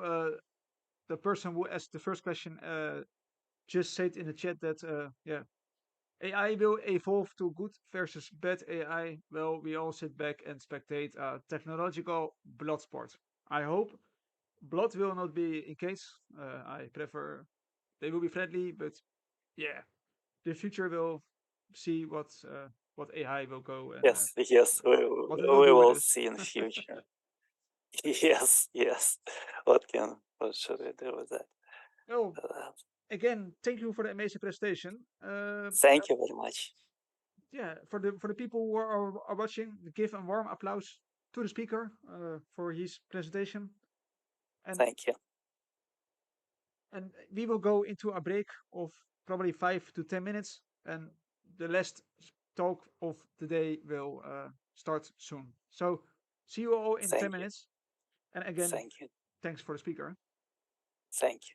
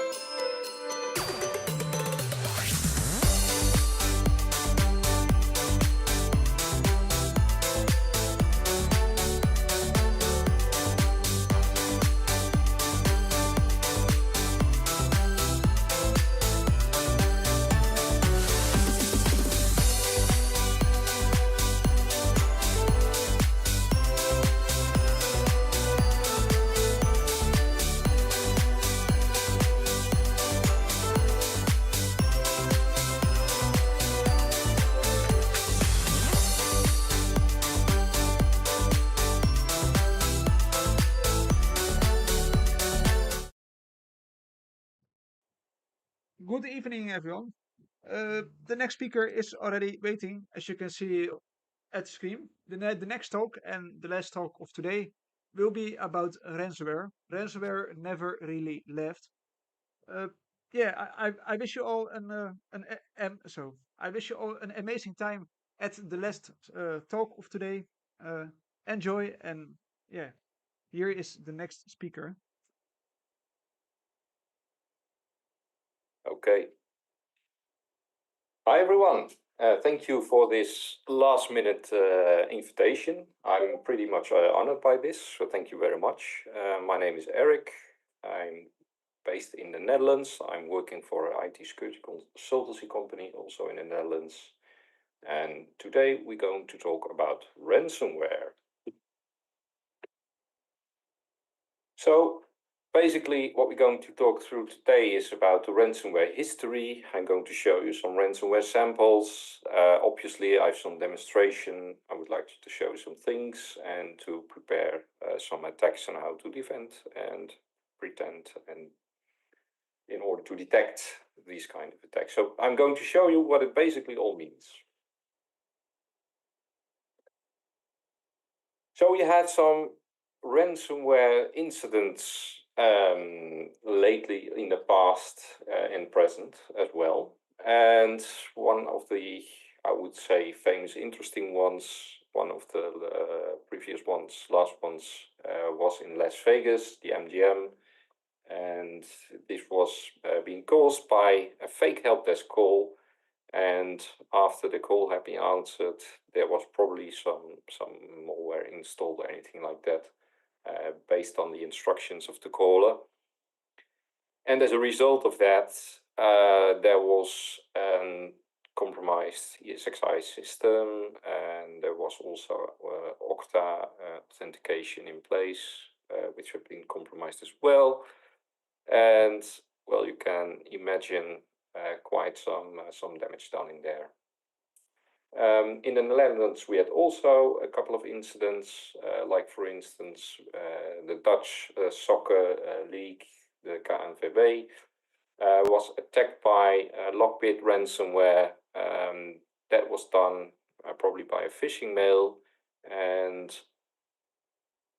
basically the KNVB denied they paid the ransom, but lastly they admit they had paid. So in the end, MediaMarkt, very big concern dealing with audio and video and computing machines and devices. Big warehouse. They were attacked 2021 by Hive, a very aggressive group that also has attacked the hospital in the past. There was a lot of damage done. Registers were unable to print the receipts, basically to deal with any kind of customer. It was put on hold, basically. Microsoft was attacked by the Lapsus Toller group, and there was some source code disclosed as well in the attack. Multi-factor authentication was also being circumvented in order to get through to the crown jewels. And Kaseya is part of a supply chain attack, and they were being attacked, and through them there were all kinds of other companies were attacked. And at a certain stage, the source code was disclosed of the ransomware group, and because of that, the attack was stopped. The Colonial Pipeline was attacked, and as a result of that, planes were kept on the ground. That was the Klopp ransomware group. Already mentioned American hospitals like the Hive, but in this case, Ryuk was involved with ransomware attack on the American hospital. And I think one of the most famous incidents here in the Netherlands was the attack on Maastricht University, and almost 200,000 euros were paid in order to get up and running again. So a couple of examples here, and you notice the damage that could be done with these kind of attacks. Now, I'm pretty sure you already know what ransomware is and what it does, but in order to get the facts entirely straight, I would do a little bit of a recap here. So, ransomware, you can compare it with a hostage situation, right? Someone is being kept hostage and being released after the ransom has been paid. Well, with ransomware, that's the way it happens, but then in a digital form. So you can speak of a digital hostage situation. And in this case, the ransom usually is being done in cryptocurrency, in Bitcoin, and in other currencies as well. And after the money has been received, if you're lucky, the files, you get the decryption key, and then you can decrypt the files again to gain access to your files. All right, so the means of the digital hostage situation, the attacker uses encryption to keep all the files secret from you. And the way that's being done is, first they're going to use a semantic algorithm, which is very fast, like also a BitLocker, for instance, uses to encrypt all of the files on disk. To make it even worse for you, in order to decrypt it, they also use a asymmetric algorithm to encrypt the semantic key with, and in that way the attacker benefits from both the speed but also the complexity in algorithm, and in that way it's also for you harder to decrypt the whole thing. Okay, and it's basically the ransomware as we know it today. The basics, if you look a while back, like in the 80s, basics are still the same. So someone is trying to encrypt all of your files. In order to decrypt your files, an amount of ransom is being demanded. That started all in 1989 by Joseph Pop, who was handing out floppy drives after he found out the audience for a particular conference. And basically the members of the conference, they accept this software they have, they put it in their computer, and then there was a program, and you only could run the program after you have paid amount of money, and then you were able to encrypt the program and use it. Now, that was the way the ransom was being executed by then. Very brilliant guy, but he was also a little bit crazy, and at a certain stage he was arrested. After that, the ransomware evolved in terms of encryption. It started with asymmetric encryption, and then with semantic encryption, and then asymmetric encryption was brought into the mix in order to make it harder to decrypt.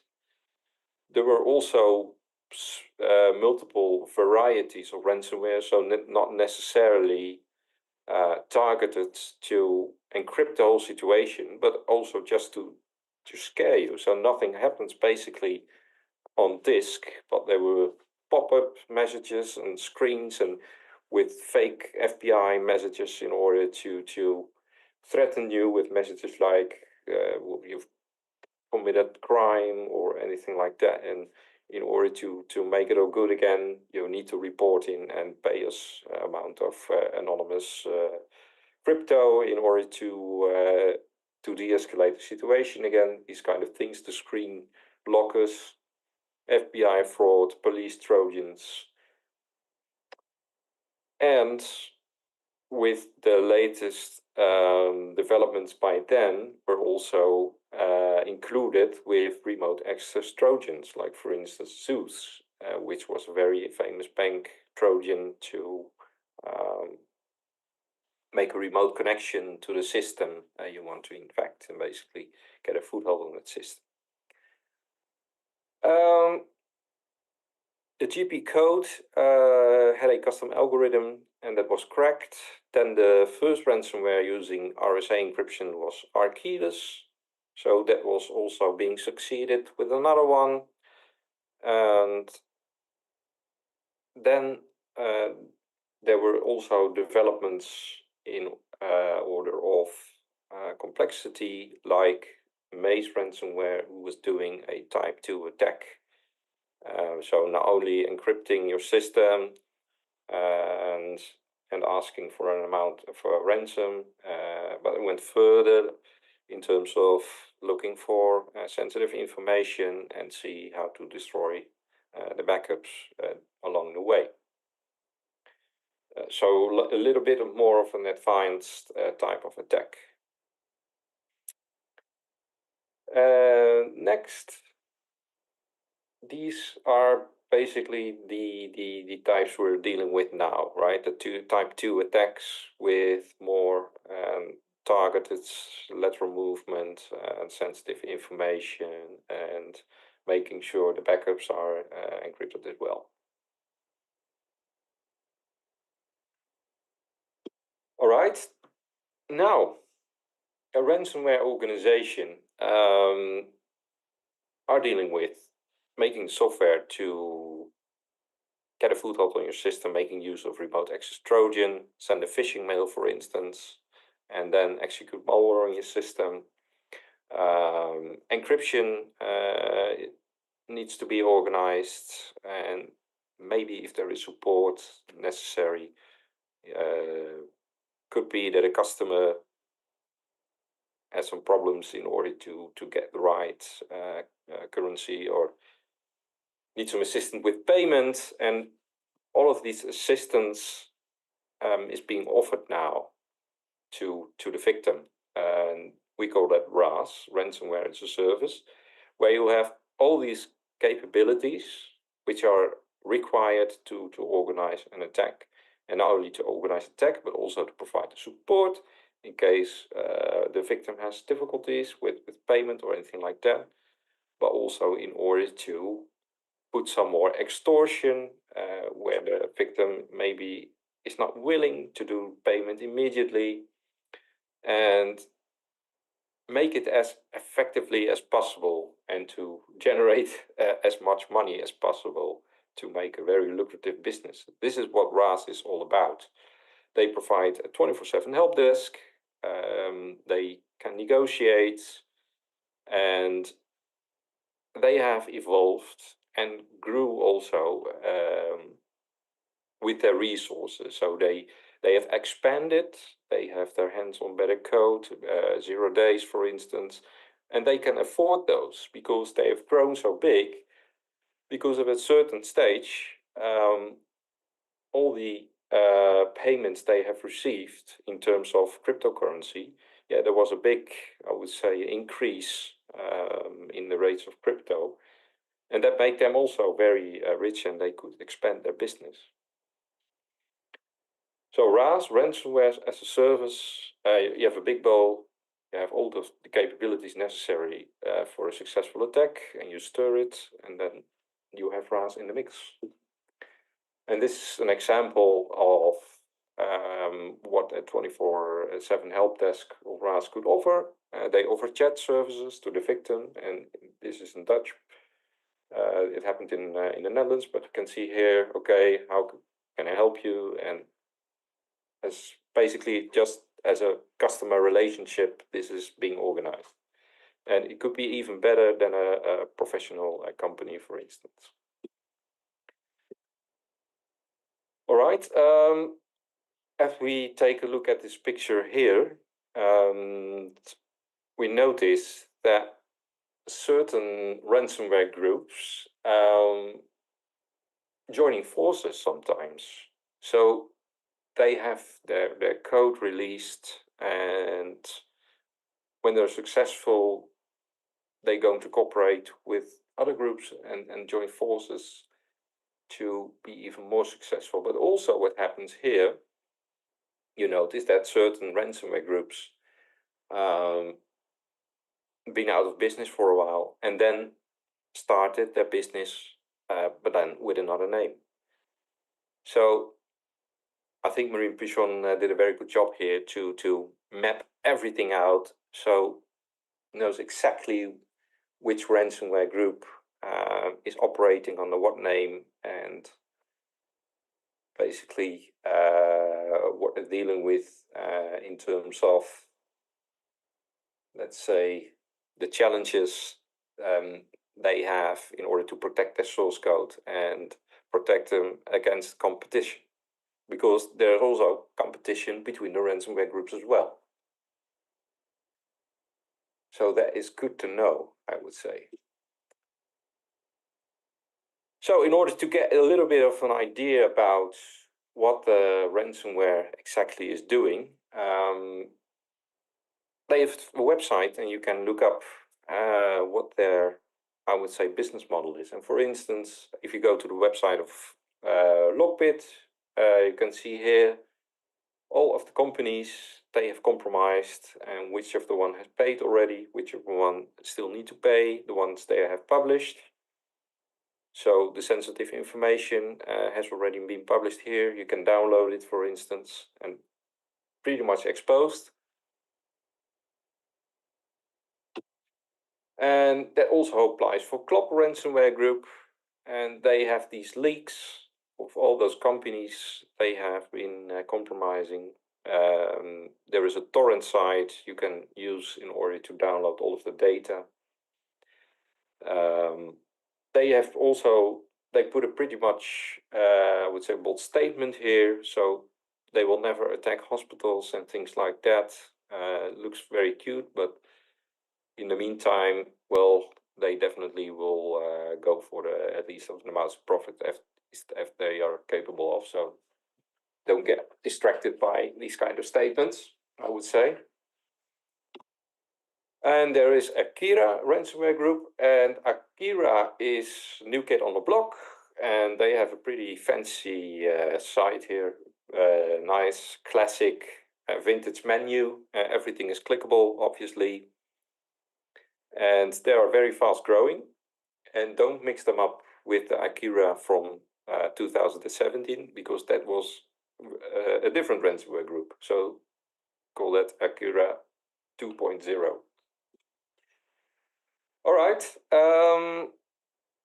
I just showed you a couple of ransomware groups and the sites they are publishing on the dark web, and to have an idea about what kind of files they are publishing on their websites, I just download a couple of those companies that were compromised, put it on an offline laptop here.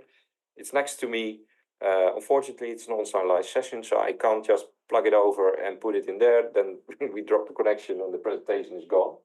But what I can do, for instance, I'm just browsing a little bit through the files here. I'm just going to call out what I'm seeing here, so you have an idea about the sensitivity of the information that has been published on the web.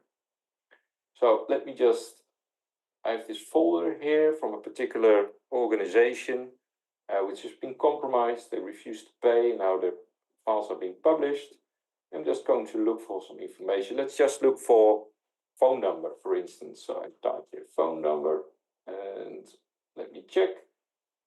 I think about 200 PDF files with all kinds of PIN information, name and phone numbers altogether.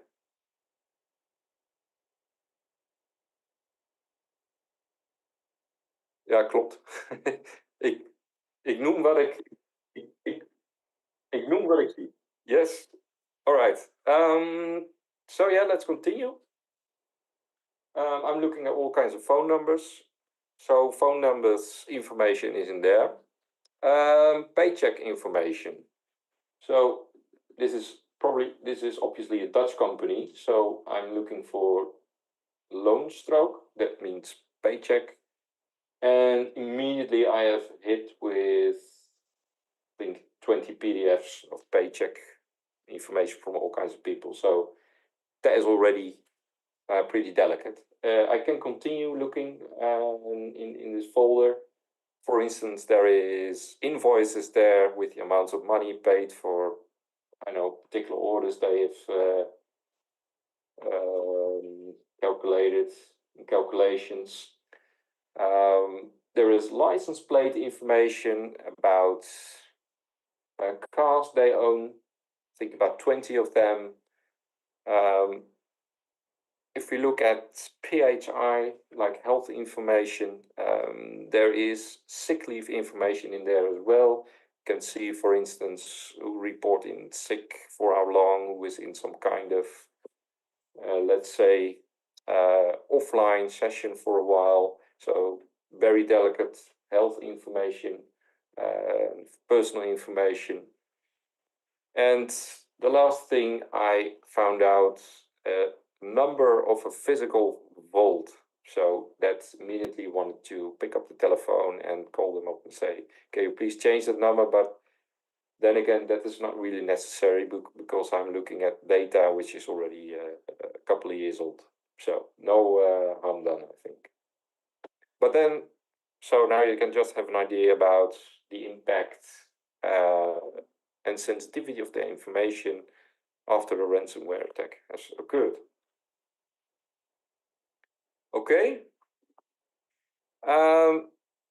Next, I would like to show you how it looks when we detonate ransomware information in a lab environment. That looks like this. So I have Ryuk ransomware, and we run it, and immediately you will notice all kinds of text files being generated. Now the encryption is starting to run. There is going to be some processes.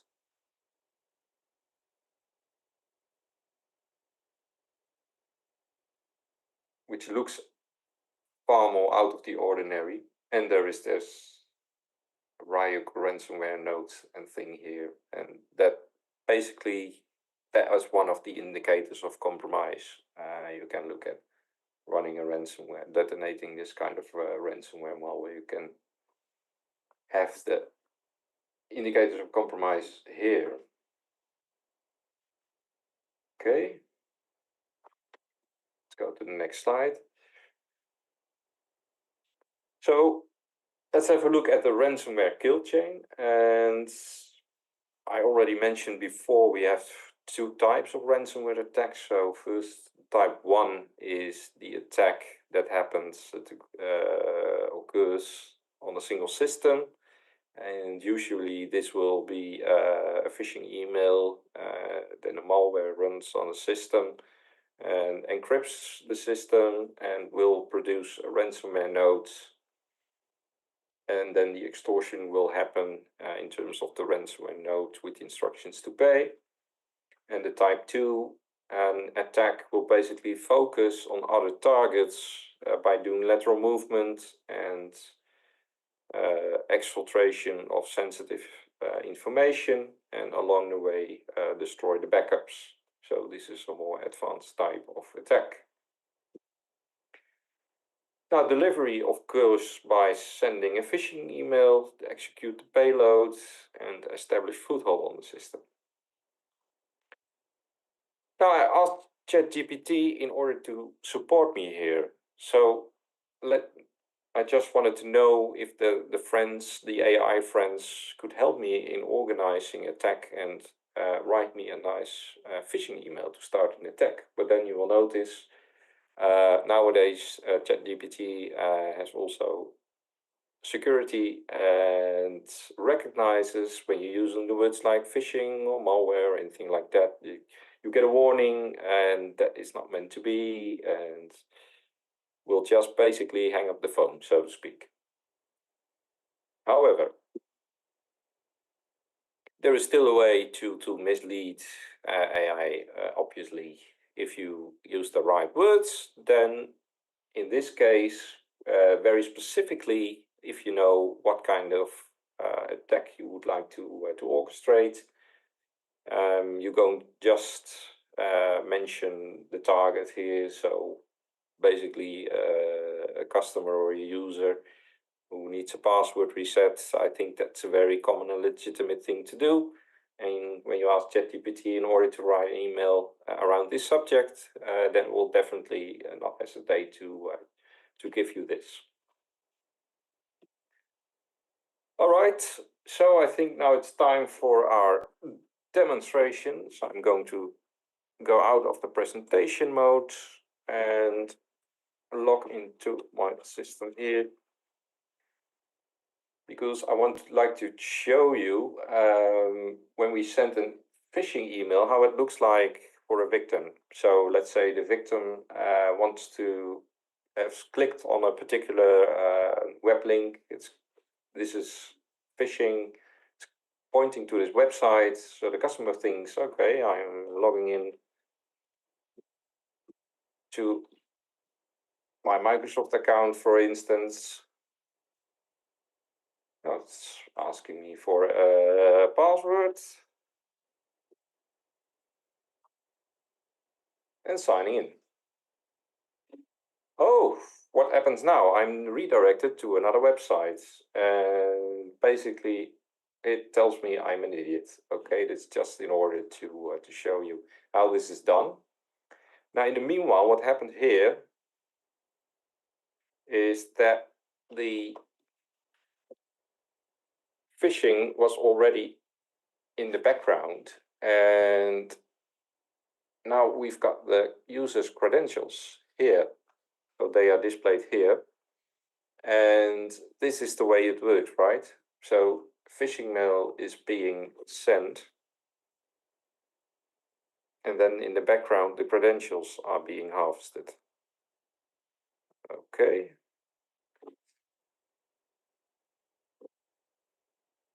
Let's go back to my presentation. Oh, it's starting all over again. It's not entirely what I wanted.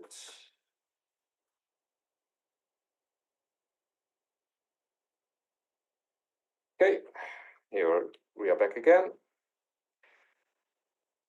And in order to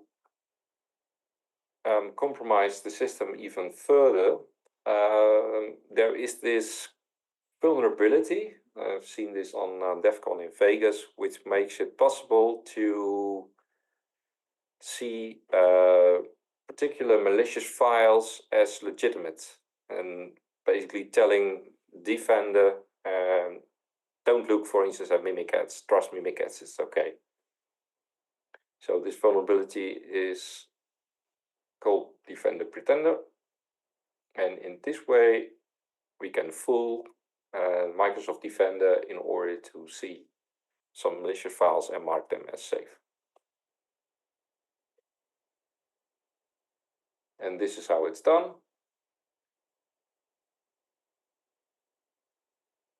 So we run the Defender Python application, and we tell Windows Defender with npc sticks-up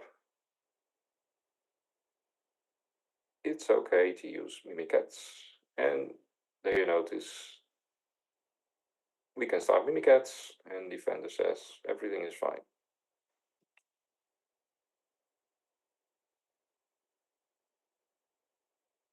On the other hand, there was also another vulnerability, which was the Folina attack, and then you can use a Word document, and it doesn't even need a macro in order to run the malware. So there was an existing vulnerability in Microsoft Office, and it allows you to, well, basically to run some code here and to set up a reverse shell, like it's being done in here.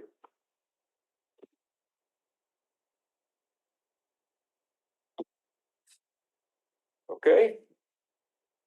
Now this is going back to an advanced type technique of ransomware. They use the lateral movement in order to move to beta targets, and in order to encrypt these and to exfiltrate sensitive information. I'm going to show you a little bit how that's being organized by the attacker. So first, the attacker will have sent a phishing mail, like you have seen, and then a further foothold can be developed by vulnerability, for instance. the malware dropper, like the Mimikatz, being marked as legitimate, or making use of a macro virus. Next, we want to move to other targets, see if we can harvest credentials of other targets, and see if we can finally get to the domain controller. That's our target. So first, let's say we have compromised the first targets, and we're going to look and listen on the network for authentication events and see if we can try to find maybe a hash value there, and decrypted hash value, we have the first password over here. So that has been done with a responder.